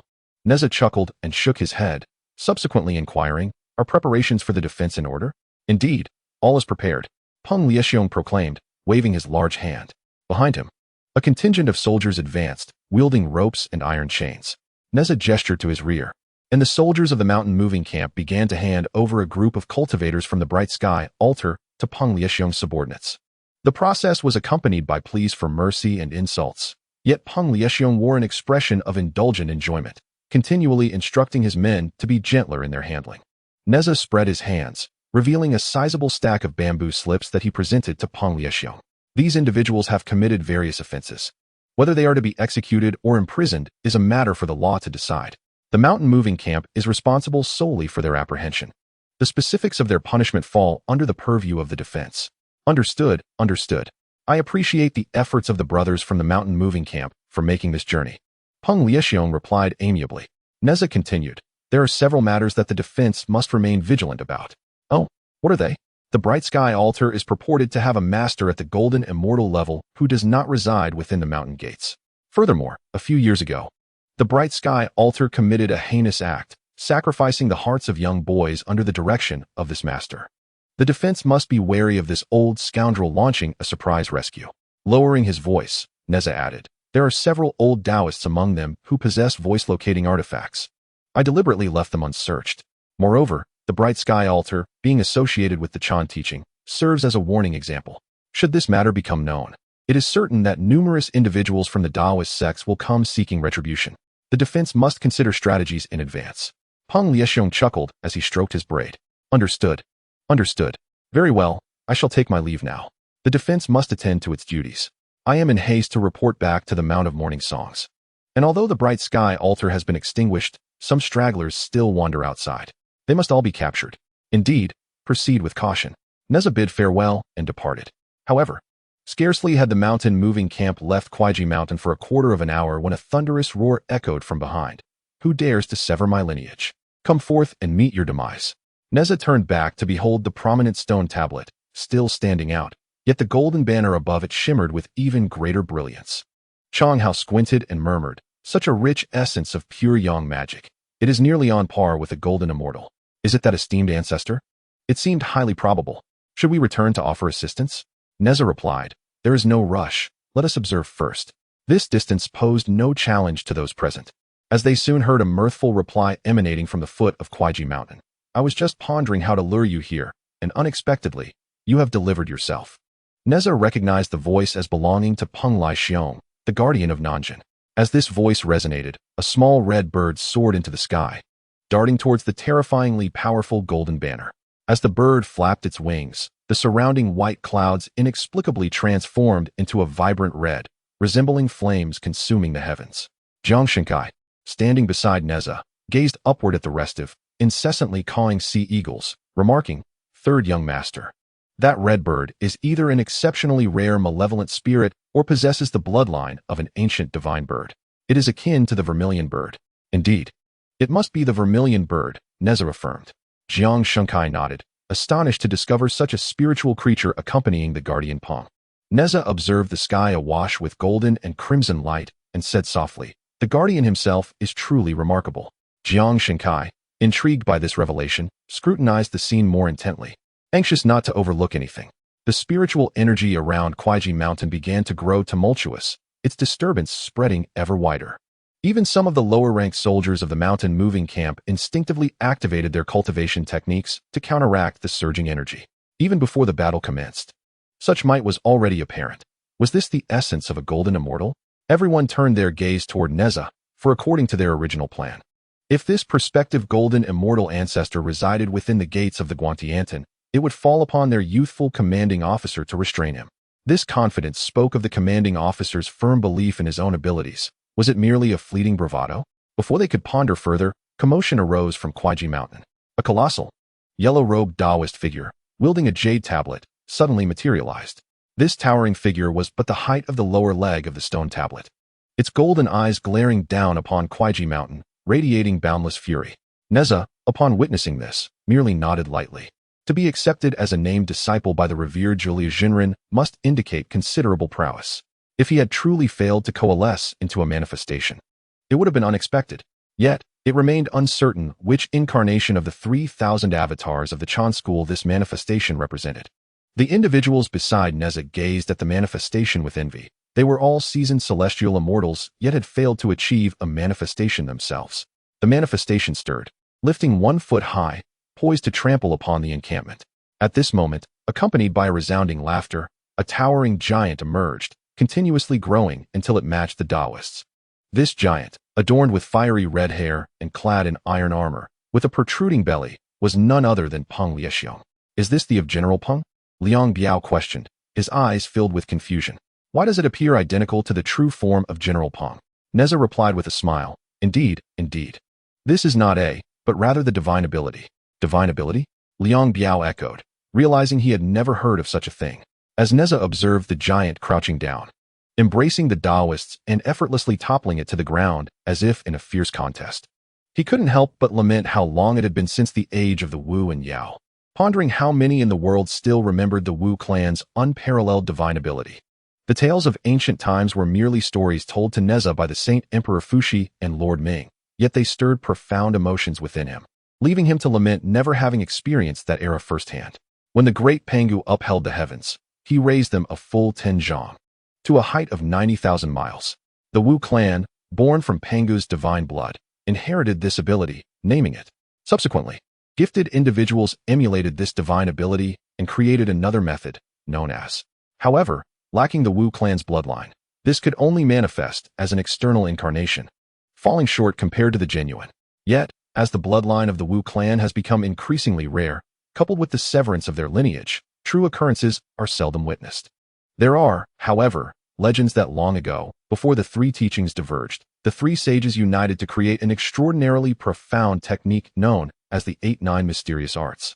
This included the divine ability, which could be performed without the Wu clan's bloodline, though it demanded extraordinarily high standards from practitioners, with few able to master it.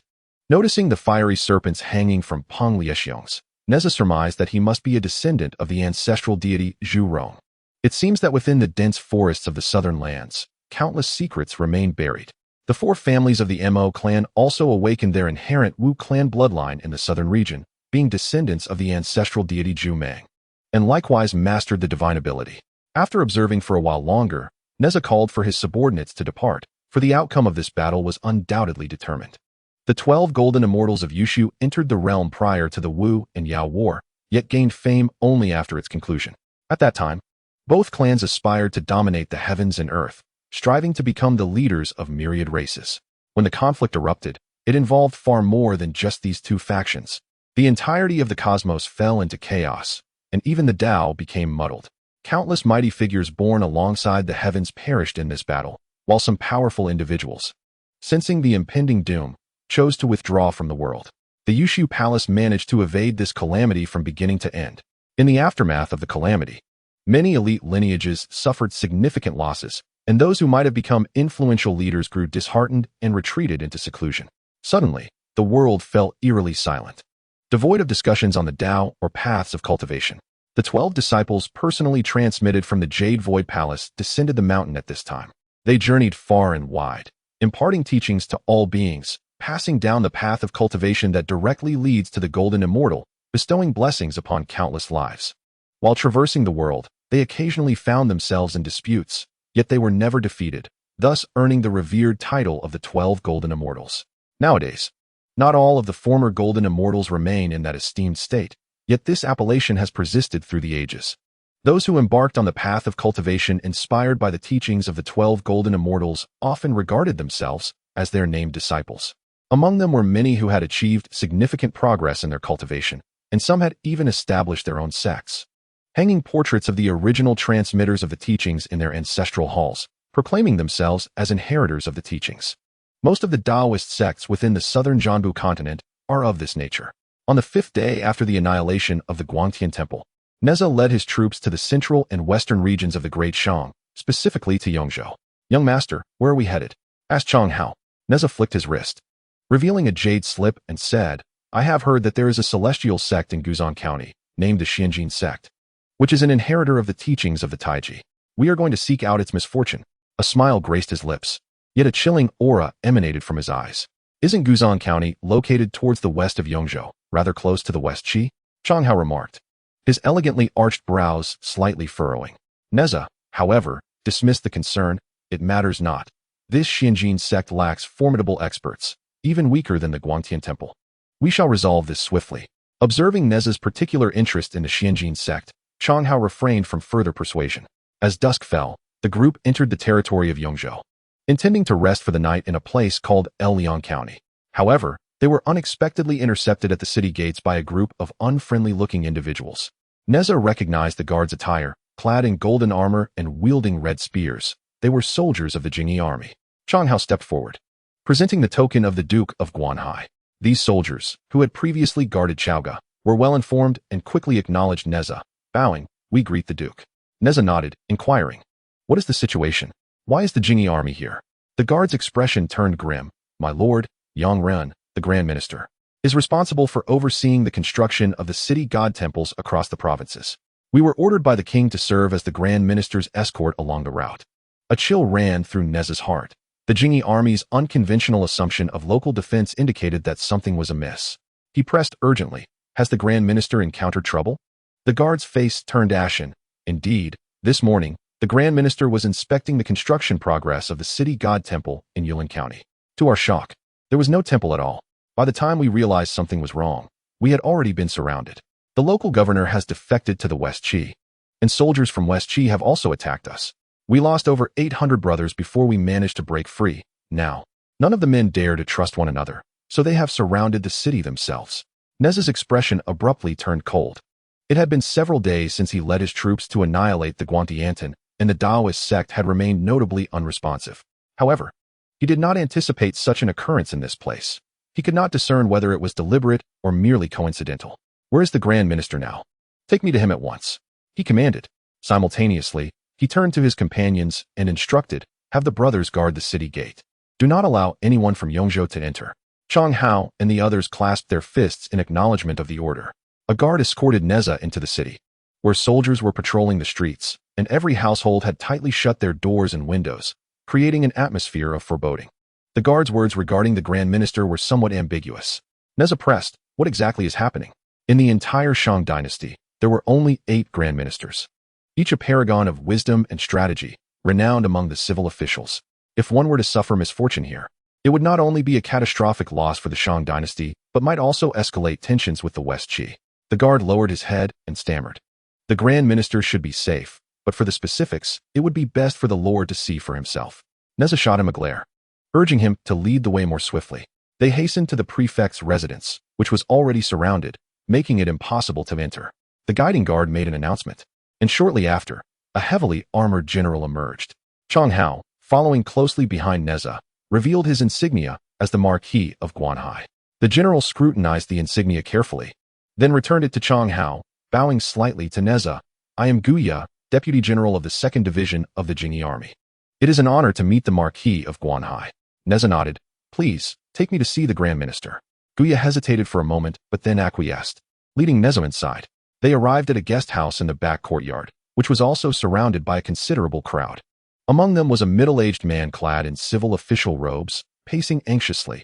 He appeared to be the prefect of Luoyang County. What is the situation? Guya inquired of the official. The official simply shook his head. Neza's heart sank. He stepped forward to enter the room, but was halted by Guya. My lord, Dr. Yang has instructed that we not enter. Neza, puzzled, responded, what on earth is going on? Why all this secrecy? Guya sighed, seemingly reluctant to speak, and said, I will ask if Dr. Yang is willing to see you. Neza gazed at the closed door, frowning helplessly in acquiescence. Guya approached the door and whispered a few words inside. There was no response. Guya turned back to Neza, shaking his head, growing increasingly agitated. Neza wondered what was unfolding. However, after a brief wait, the door unexpectedly creaked open. Neza quickly looked over, only to be taken aback by the peculiar appearance of the person who emerged. Though Neza considered himself well acquainted with the world, having encountered various monsters and demons, the bizarre figure now before him truly startled him. The man was clad in a purple official robe, his frame notably gaunt, the attire appearing somewhat oversized. A beard, streaked with white, adorned his chin, while atop his head rested a jade crown, securing silver hair. He stood upright, arms positioned behind him, exuding an air of dignity akin to that of an ancient pine in winter, exuding elegance and resilience. However, what was truly horrifying was the visage of this emaciated elder, marred by crimson blood, which had also stained his official garments. Most bizarrely, his eye sockets, gruesomely hollowed out, bore small arms that sprouted from each side, and within those tiny hands were eyes gazing back at the onlookers. Despite his advanced age, there lingered a peculiar concern for his physical form, his demeanor causing unease among those present. The elder spoke softly, his voice slightly hoarse, betraying his frailty. The eyes within those hands strained to convey tranquility, yet the profound sorrow that eclipsed his heart was all too palpable. Neza, momentarily lost in thought, soon regained his composure, his eyes immediately reddening. With a swift motion akin to the wind, he approached the elder. The arms from the eye sockets bent slightly, presenting their palms toward Neza, who, to his astonishment, perceived a semblance of mirth within those eyes. You are commendable. I have often heard the king speak of you. Neza felt a sharp pang in his nose, akin to a punch, as if something lodged in his throat rendered him speechless. Taking a deep breath and exhaling slowly, he eventually uttered, Who has harmed you? I shall ensure they find neither life nor death. This was none other than Yang Ran, the esteemed second among the 8 grand physicians, a venerable figure within the court. His reputation second only to that of the illustrious General Wan and the dual ministers, Mei Bo and Shuang Xiang. 11 years prior, he had relentlessly gathered evidence against the treacherous Fei Zhong and Yu Han, tirelessly working day and night for 2 consecutive months, ultimately overseeing their execution. A cause for jubilation among the populace. Now, in his mortal form, at the venerable age of 60, he traversed the realm, supervising the construction of city gods, his renowned wisdom known to all. Furthermore, it was well acknowledged that this elder was typically a stern and meticulous individual, one who would never allow a single strand of hair to stray from its place. Now, transformed into such a ghastly figure, it was a mystery how he had endured. Yang Ren motioned for Neza to wait a moment, then bowed respectfully to the governor of El Liang, saying, I would be grateful if you could prepare some warm water and clothing, allowing this old man a brief moment to tidy himself. The governor of El Liang, not one to be trifled with, quickly regained his composure, nodding in agreement, and personally directed his servants to make the necessary arrangements. Neza observed Yang Ren closely. Aside from his peculiar appearance, he seemed otherwise normal, and thus, he patiently awaited. After half an hour, Yang Ren, now dressed in a plain azure robe, entered the room. Neza, the chief guard Guya, and Governor LZ rose to their feet. Yang Ren nodded, and they all took their seats. Now that my appearance has improved, as an overseer of construction, I trust that this imposing visage will bolster my presence henceforth, the physician remarked with a smile. Yet, the others could hardly muster a smile. The room was enveloped in a profound silence. Guya glanced at Yang Ren, and upon receiving his consent, he began recounting the events that transpired earlier that morning to Neza, and the governor of Liang. They had set out early, as a journey lay ahead through Guzhong County between Yulin County and Liang County. Consequently, Yang Ren, along with 2,000 guards, departed at the hour of the tiger. Given Yulin County's proximity to the sphere of influence of the Western Qi, a larger contingent of guards accompanied them. Upon entering the city of Yulin, Yang Ren declined the governor's invitation to a banquet, insisting instead on visiting the city's temple of the city god. For the officials dispatched here from the Grand Temple had not communicated with the central authority for quite some time, raising suspicions in his heart. When the governor led Yang Ren and his entourage to a desolate plot of land, Guya, the leader of the guards, sensed something amiss. Protecting Yang Ren, he attempted to retreat, but at that moment, troops from the Western Qi emerged from all directions. Guya, a general capable of holding his own against thousands, and his elite soldiers, managed to shield the official as they broke through an encirclement that outnumbered them 5-1. After escaping Yulin, the remaining 1,000+ continued to escort Yang Ren towards Liang, where 3,000 troops from the capital still remained. However, while traversing Guzhong, two remarkably young Taoist priests suddenly appeared on the road, one clad in golden robes, the other in white, both wielding long spears, one enveloped in flames, the other crackling with electricity. One of these young priests engaged the already injured Guya, while the other charged directly towards Yang Ren, cutting down anyone who dared to obstruct him. The young priest with the flaming spear struck Yang Ren's face twice, causing him to lose his sight, blood gushing forth. And in an instant, he was bereft of breath. At that moment, Guya and his soldiers, driven to madness, surged forth to attack the two Taoist priests. The white-robed priest chuckled, saying, "My fellow Taoist, your recklessness in slaying mortals may lead to karmic repercussions." The golden-robed priest similarly laughed. "Master, he sent a message to me. It would be ill-mannered to refuse. A mere mortal, if he dies, so be it." The white-robed Taoist deftly evaded Guya's relentless assaults while retrieving 2 golden elixirs from his robes. "My master wishes to concoct a potion to revive the dead and transform flesh into bone. Here are 2 wasted elixirs. Let us see if unexpected changes occur. If he can be resurrected, it will spare you from karmic burdens." Master, he merely wished for the Shang dynasty to face a trial. There is no need to kill this man. The golden-robed Taoist, finding this reasoning sound, nodded in agreement. The white-robed priest then poured the 2 elixirs into the bloodied wounds on Yang Ren's face. As the elixirs dissolved, Yang Ren began to sprout hands from his eyes and eyes from his hands, yet he was indeed revived. The 2 young priests appeared quite pleased with this unexpected outcome, laughing heartily as they departed. The golden-robed priest remarked, "If the Shang continue to utilize this man, their reputation will be tarnished. If they do not, they will surely lose their minds and morals." How wonderful, how wonderful. Upon hearing this, Nez's expression darkened ominously, his emotions becoming difficult to contain, as the winds around him began to howl and flames roared. Chapter 54, The Xinjin Sect. Uncle Bai He, a native of Western Qi, must be the White Crane Boy. But who are the figures in golden and white robes? Neza pondered rapidly in his mind. He inquired, "Where's the Duke of Yongzhou?" The governor of Luoyang replied, "The residence of Lord Wei is situated in Haoshui County, which is quite a distance from here. He likely has not received the news yet." General Gu advised against alarming Lord Wei for the time being. Neza glanced at Guya and then asked the governor of Luoyang. The discontent in Yulin County is evident, and the Daoist sect in Guzhong County dares to act against the court officials. However, since the Grand Minister considers Luoyang as a fallback, it naturally indicates that your Luoyang County is aligned with the court. It appears that the division of Yongzhou is indeed a foregone conclusion. What then are the true intentions of the Duke of Yongzhou? How many troops does he have at his disposal? Governor LZ was at a loss for words. Minister Yang Ren interjected, "Duke Wei Yuebwa of Yongzhou should not possess any ulterior motives. A year ago, he relocated his entire family to Chaogu. As for troops, his own forces consist of 5,000 men, and he commands a total of 20,000 infantry across the 8 counties of Yongzhou, with the authority to borrow troops from the northern armies." Neza pondered, recognizing the validity of General Gu's concerns. The Duke of Yongzhou may not wish to act today, but regarding his subordinates' silence, it would not be unjust to hold him accountable for their ignorance. It would be prudent to first summon the Northern Duke and the Ding Mountain Army, while also requesting Duke Ji to escort you back to Chaogu. Guya immediately clasped his fists and said, "What Lord Guanhai has said is indeed correct. It would be wise for the minister to return to Chaogu first." Yang Ren observed the earnest expressions of those present and chuckled, "Very well, I am but a humble scholar and shall not complicate matters for you. After several years away from the capital, it is time I return."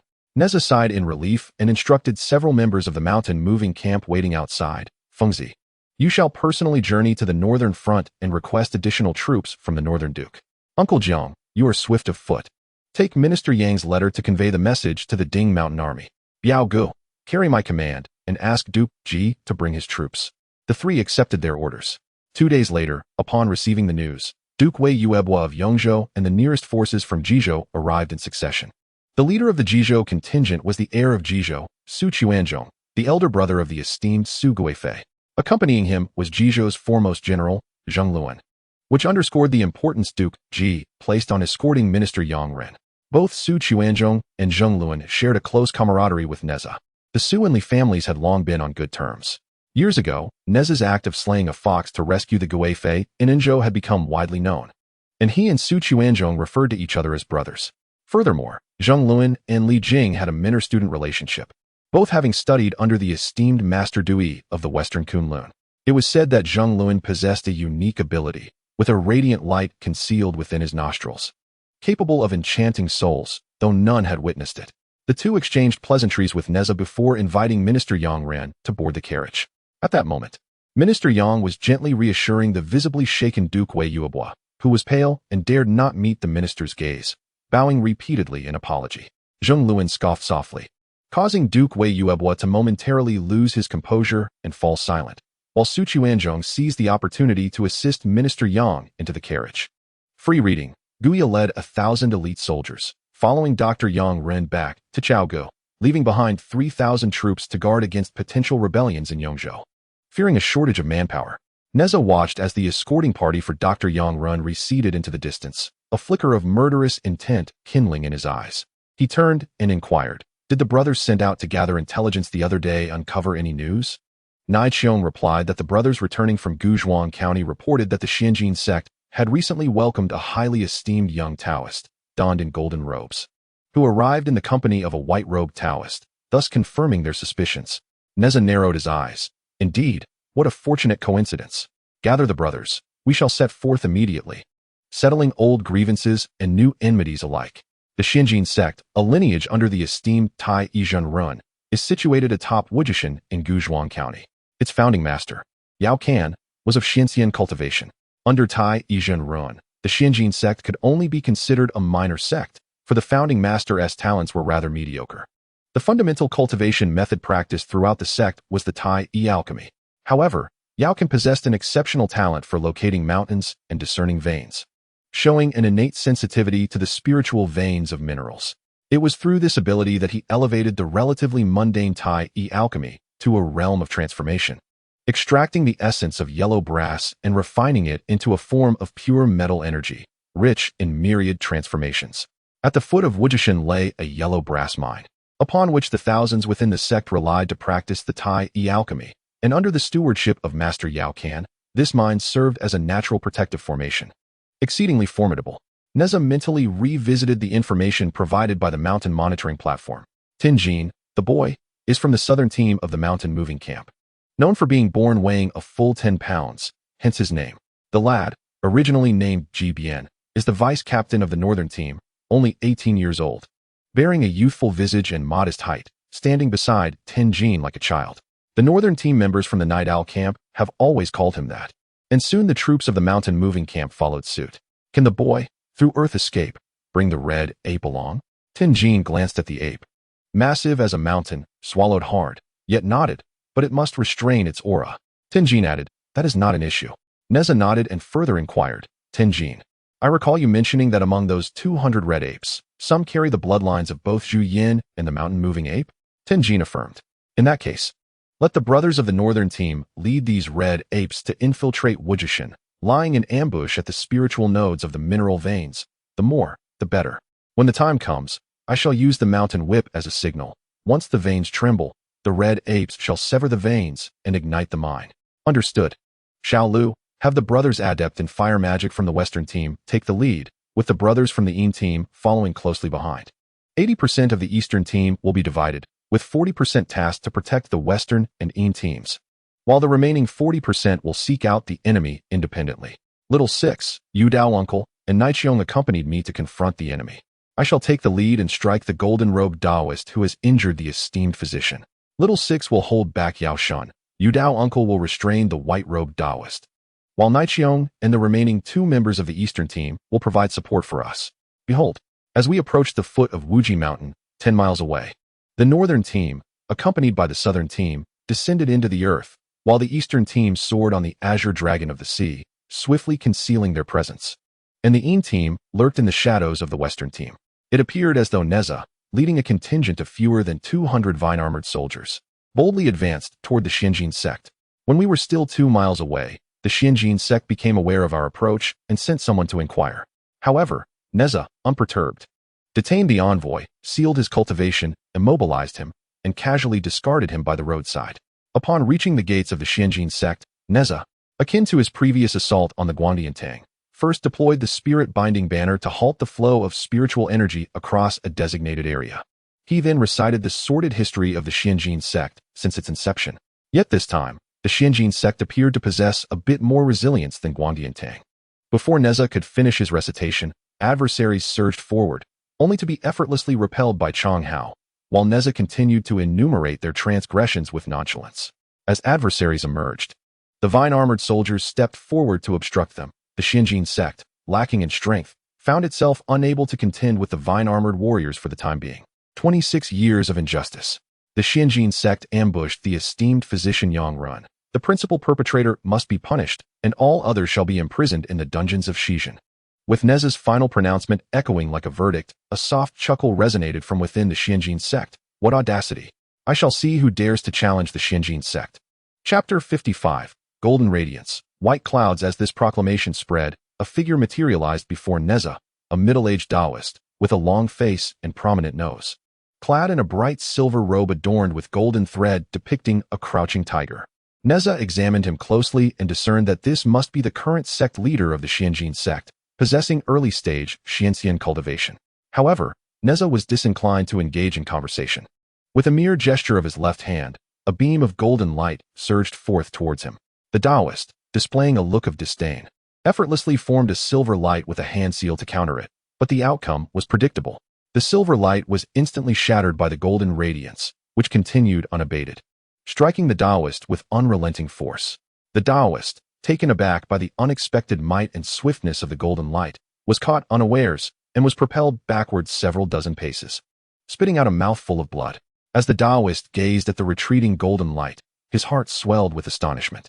At that moment, a voice filled with rage and disbelief emanated from behind the middle-aged Taoist, resonating like the clash of metal. The Qian Kuan Circle? How do you possess the Qian Kuan Circle? This voice approached with remarkable swiftness. A golden radiance ascended from deep within the Xianjin sect, cascading outward beyond the mountain gates, as if a miniature sun were concealed within the depths of the sect, bathing the sky in a golden hue. Subsequently, the vast expanse of golden light rapidly converged, ultimately coalescing into a singular figure, a young Taoist clad in golden robes. He appeared to be merely 16 or 17 years of age, with lips as red as coral and teeth as white as pearls, his countenance resembling that of a jade crown. The golden robe he donned shimmered with waves of resplendent light, reminiscent of the rosy glow reflected upon a pond stirred by the wind, dazzling to behold. From the moment he materialized, his gaze was fixed intently upon the golden halo swirling in the air, his eyes brimming with avarice and astonishment. As the figure in the golden robe revealed himself, a white cloud leisurely ascended from within the Xianjin sect, coalescing beside him into the form of a Taoist clad in white.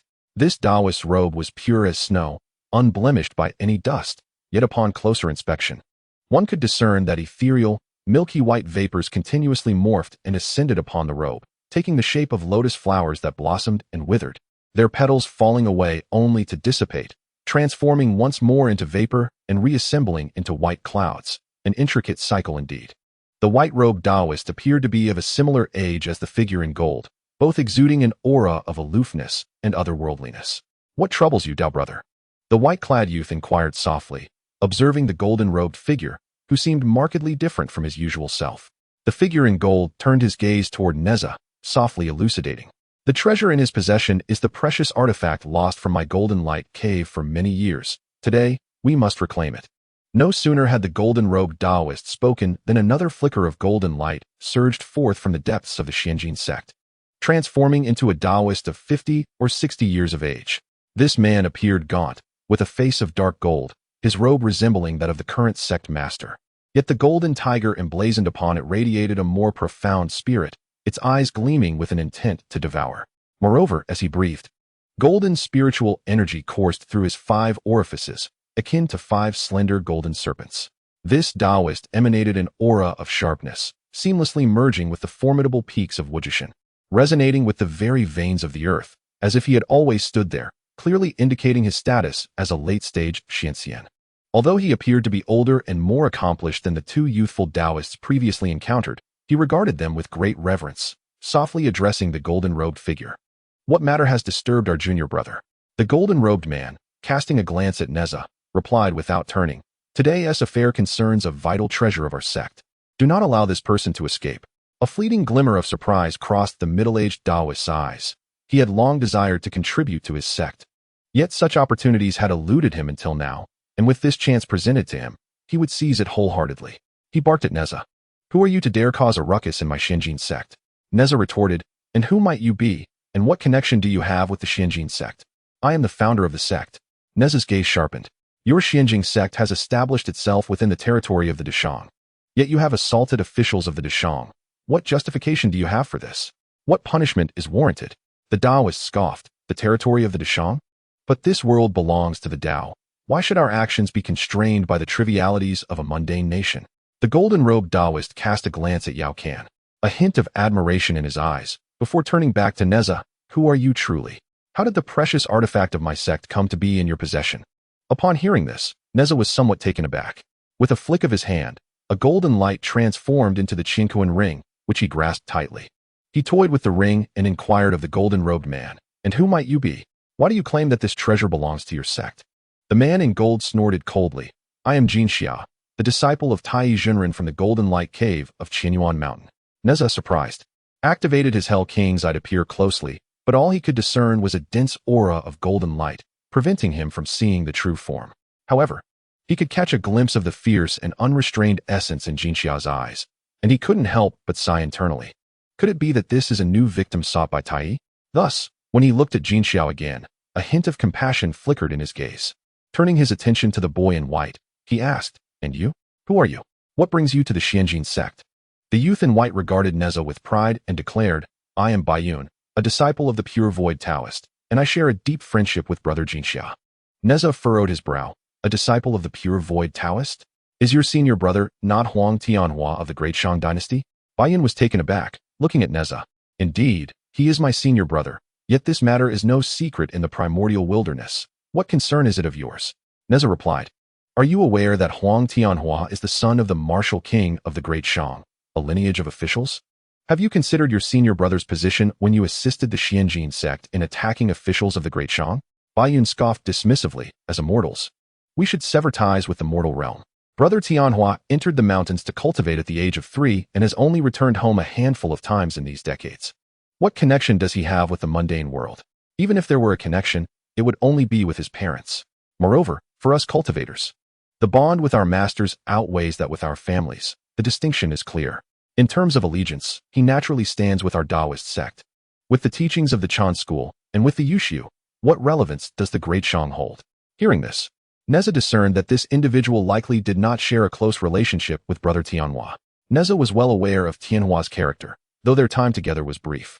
He was undoubtedly a person of deep familial loyalty. How could he, as this fellow suggested, show such disrespect towards his elders and disregard for the Shang kingdom? Neza's assumptions proved accurate. Baiyun had entered the sect even earlier than Huang Tianhua.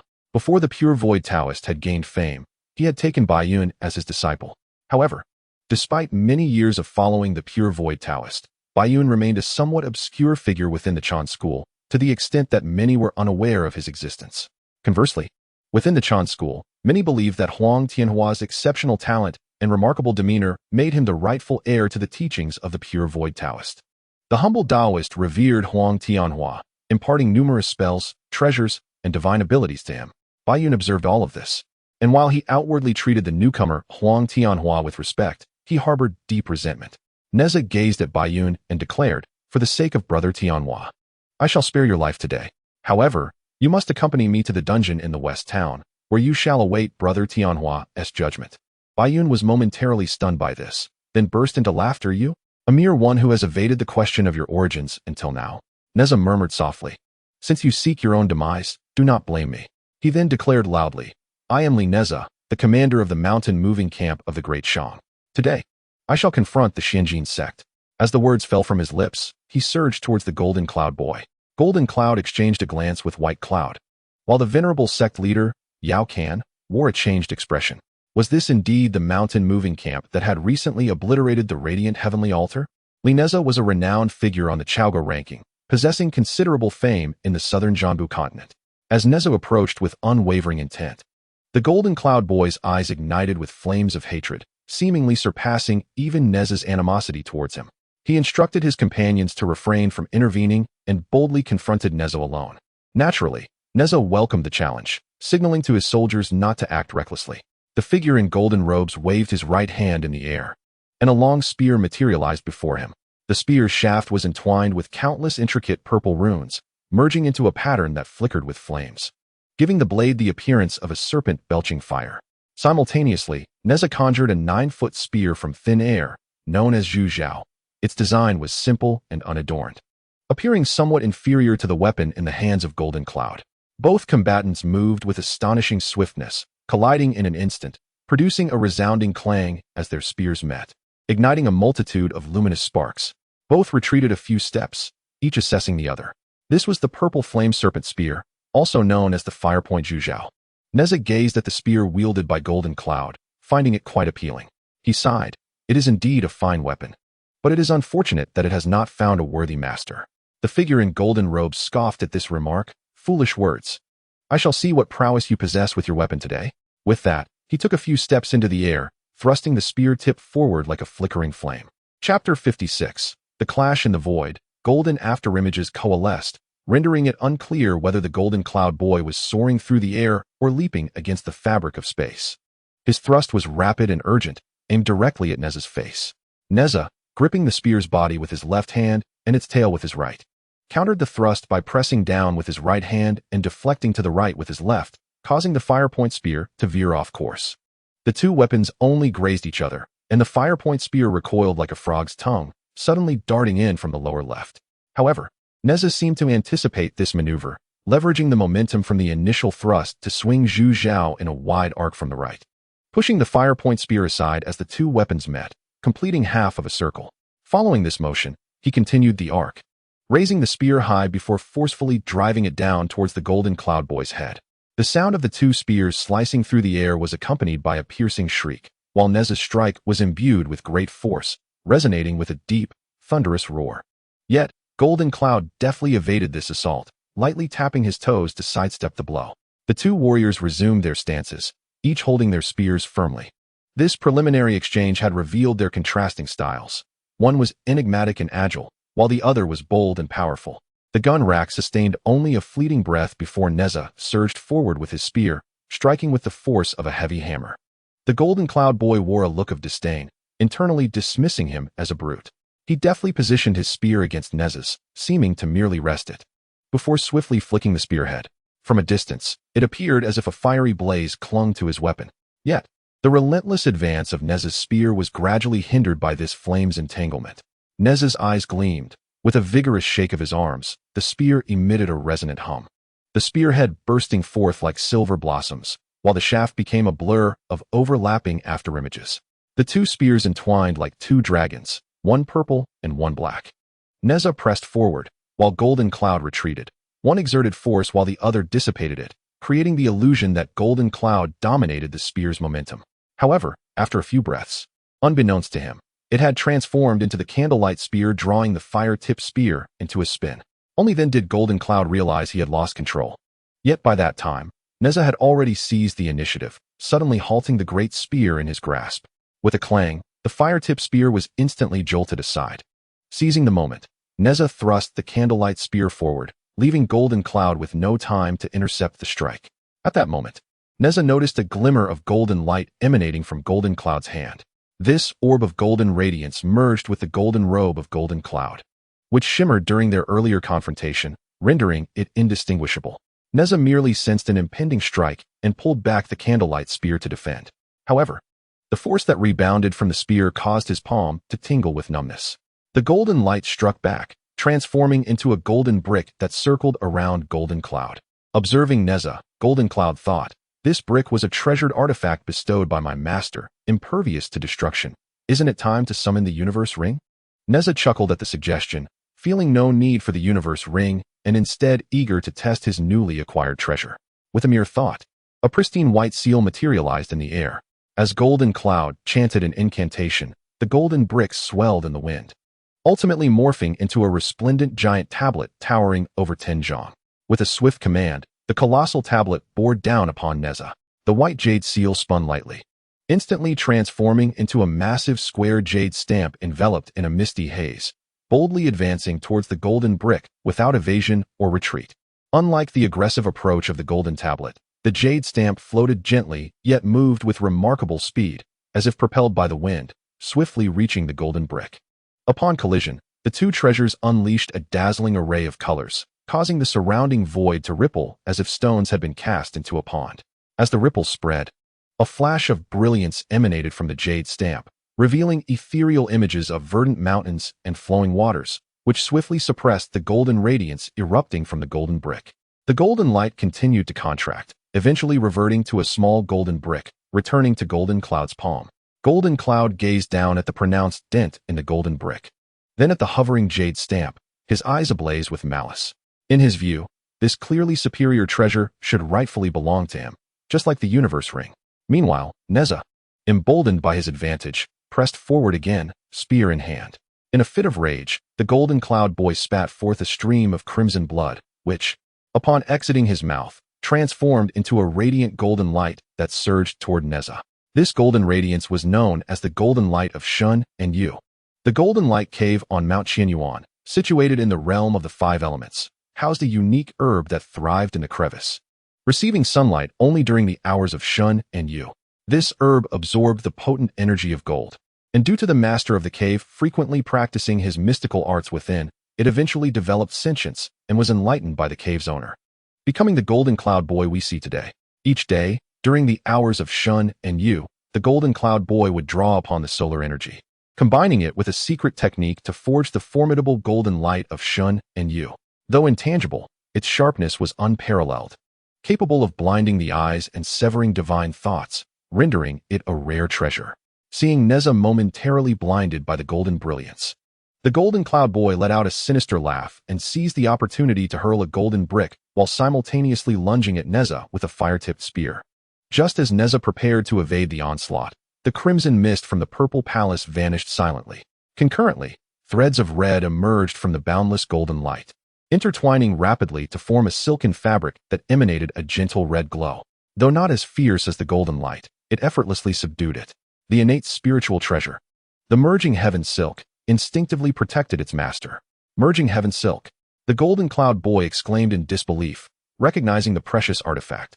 In the ancient past, the supreme being Tai had traversed the realms, accompanied by three treasures: the merging heaven silk, the Yin-Yang sword, and the universe sphere. Each of these artifacts represented extremes of strength and gentleness, all being innate treasures of great renown during that epoch.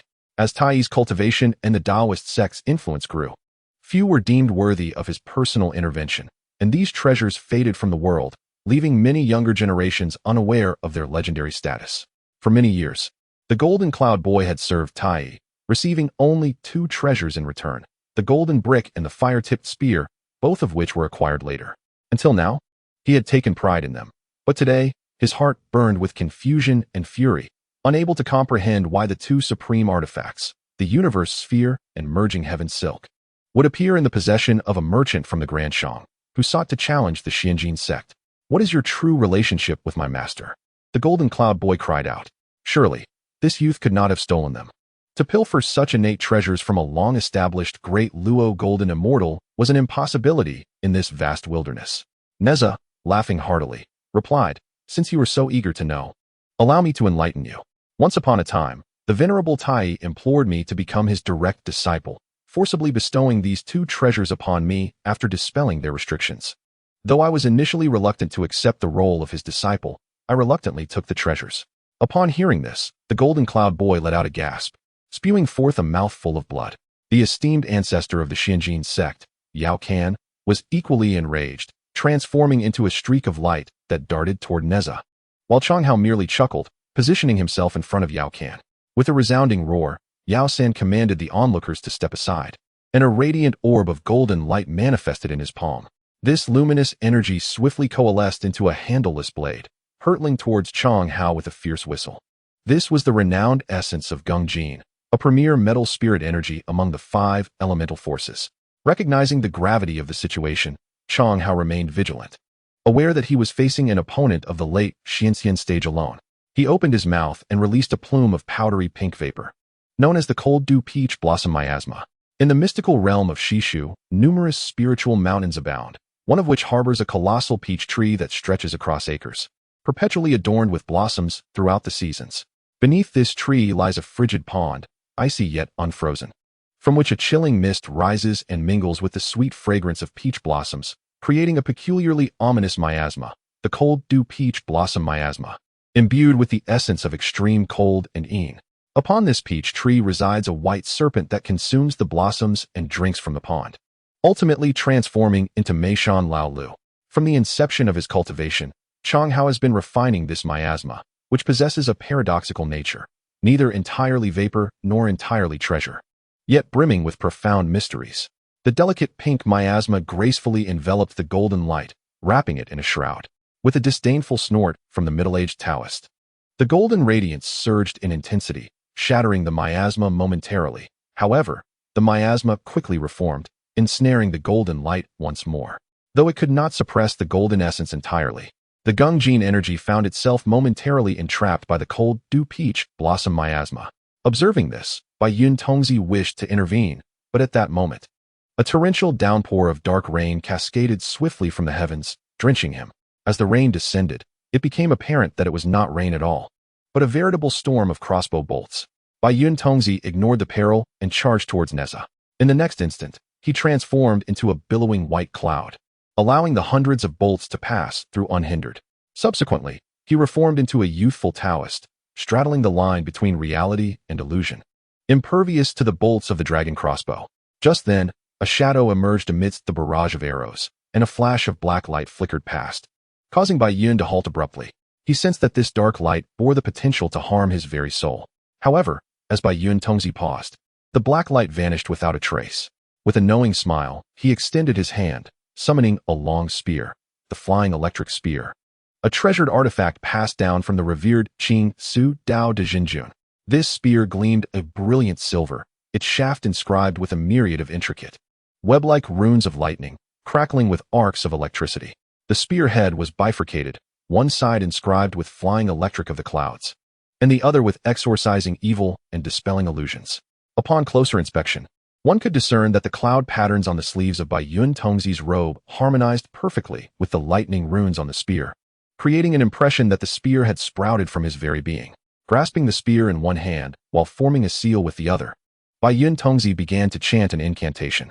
Immediately, the lightning runes on the Fadian gun detached from the weapon, vanishing into the void. In that very void, an explosion of countless tiny electric sparks erupted, shimmering silver light illuminating the darkness, compelling a shadow to emerge. Bai Yun Tongzi observed the menacing figure of the underworld general, oozing with ghostly energy as it fell from the sky. A soft chuckle escaped his lips, a mere specter, so audacious as to disturb the realm of the living. Utterly unaware of its impending doom, Naiqiong's eyes were as cold as 2 fathomless pools. With a flick of his right hand, he halted Jiang Yudao, who had descended from above to offer assistance, choosing to confront Bai Yun alone. Clad in dark attire, Naiqiong bore a long knife at his left waist, his left hand resting upon its hilt. The scabbard, obsidian in hue, housed a blade of considerable length, its hilt a murky yellow tone, also elongated, requiring both hands to wield. As he grasped the hilt with his left hand, he slowly drew the knife, accompanying the resonant sound of the blade being unsheathed. The onlookers faintly perceived the sound of water, a chilling sensation enveloping them, as if they were immersed in a vast river.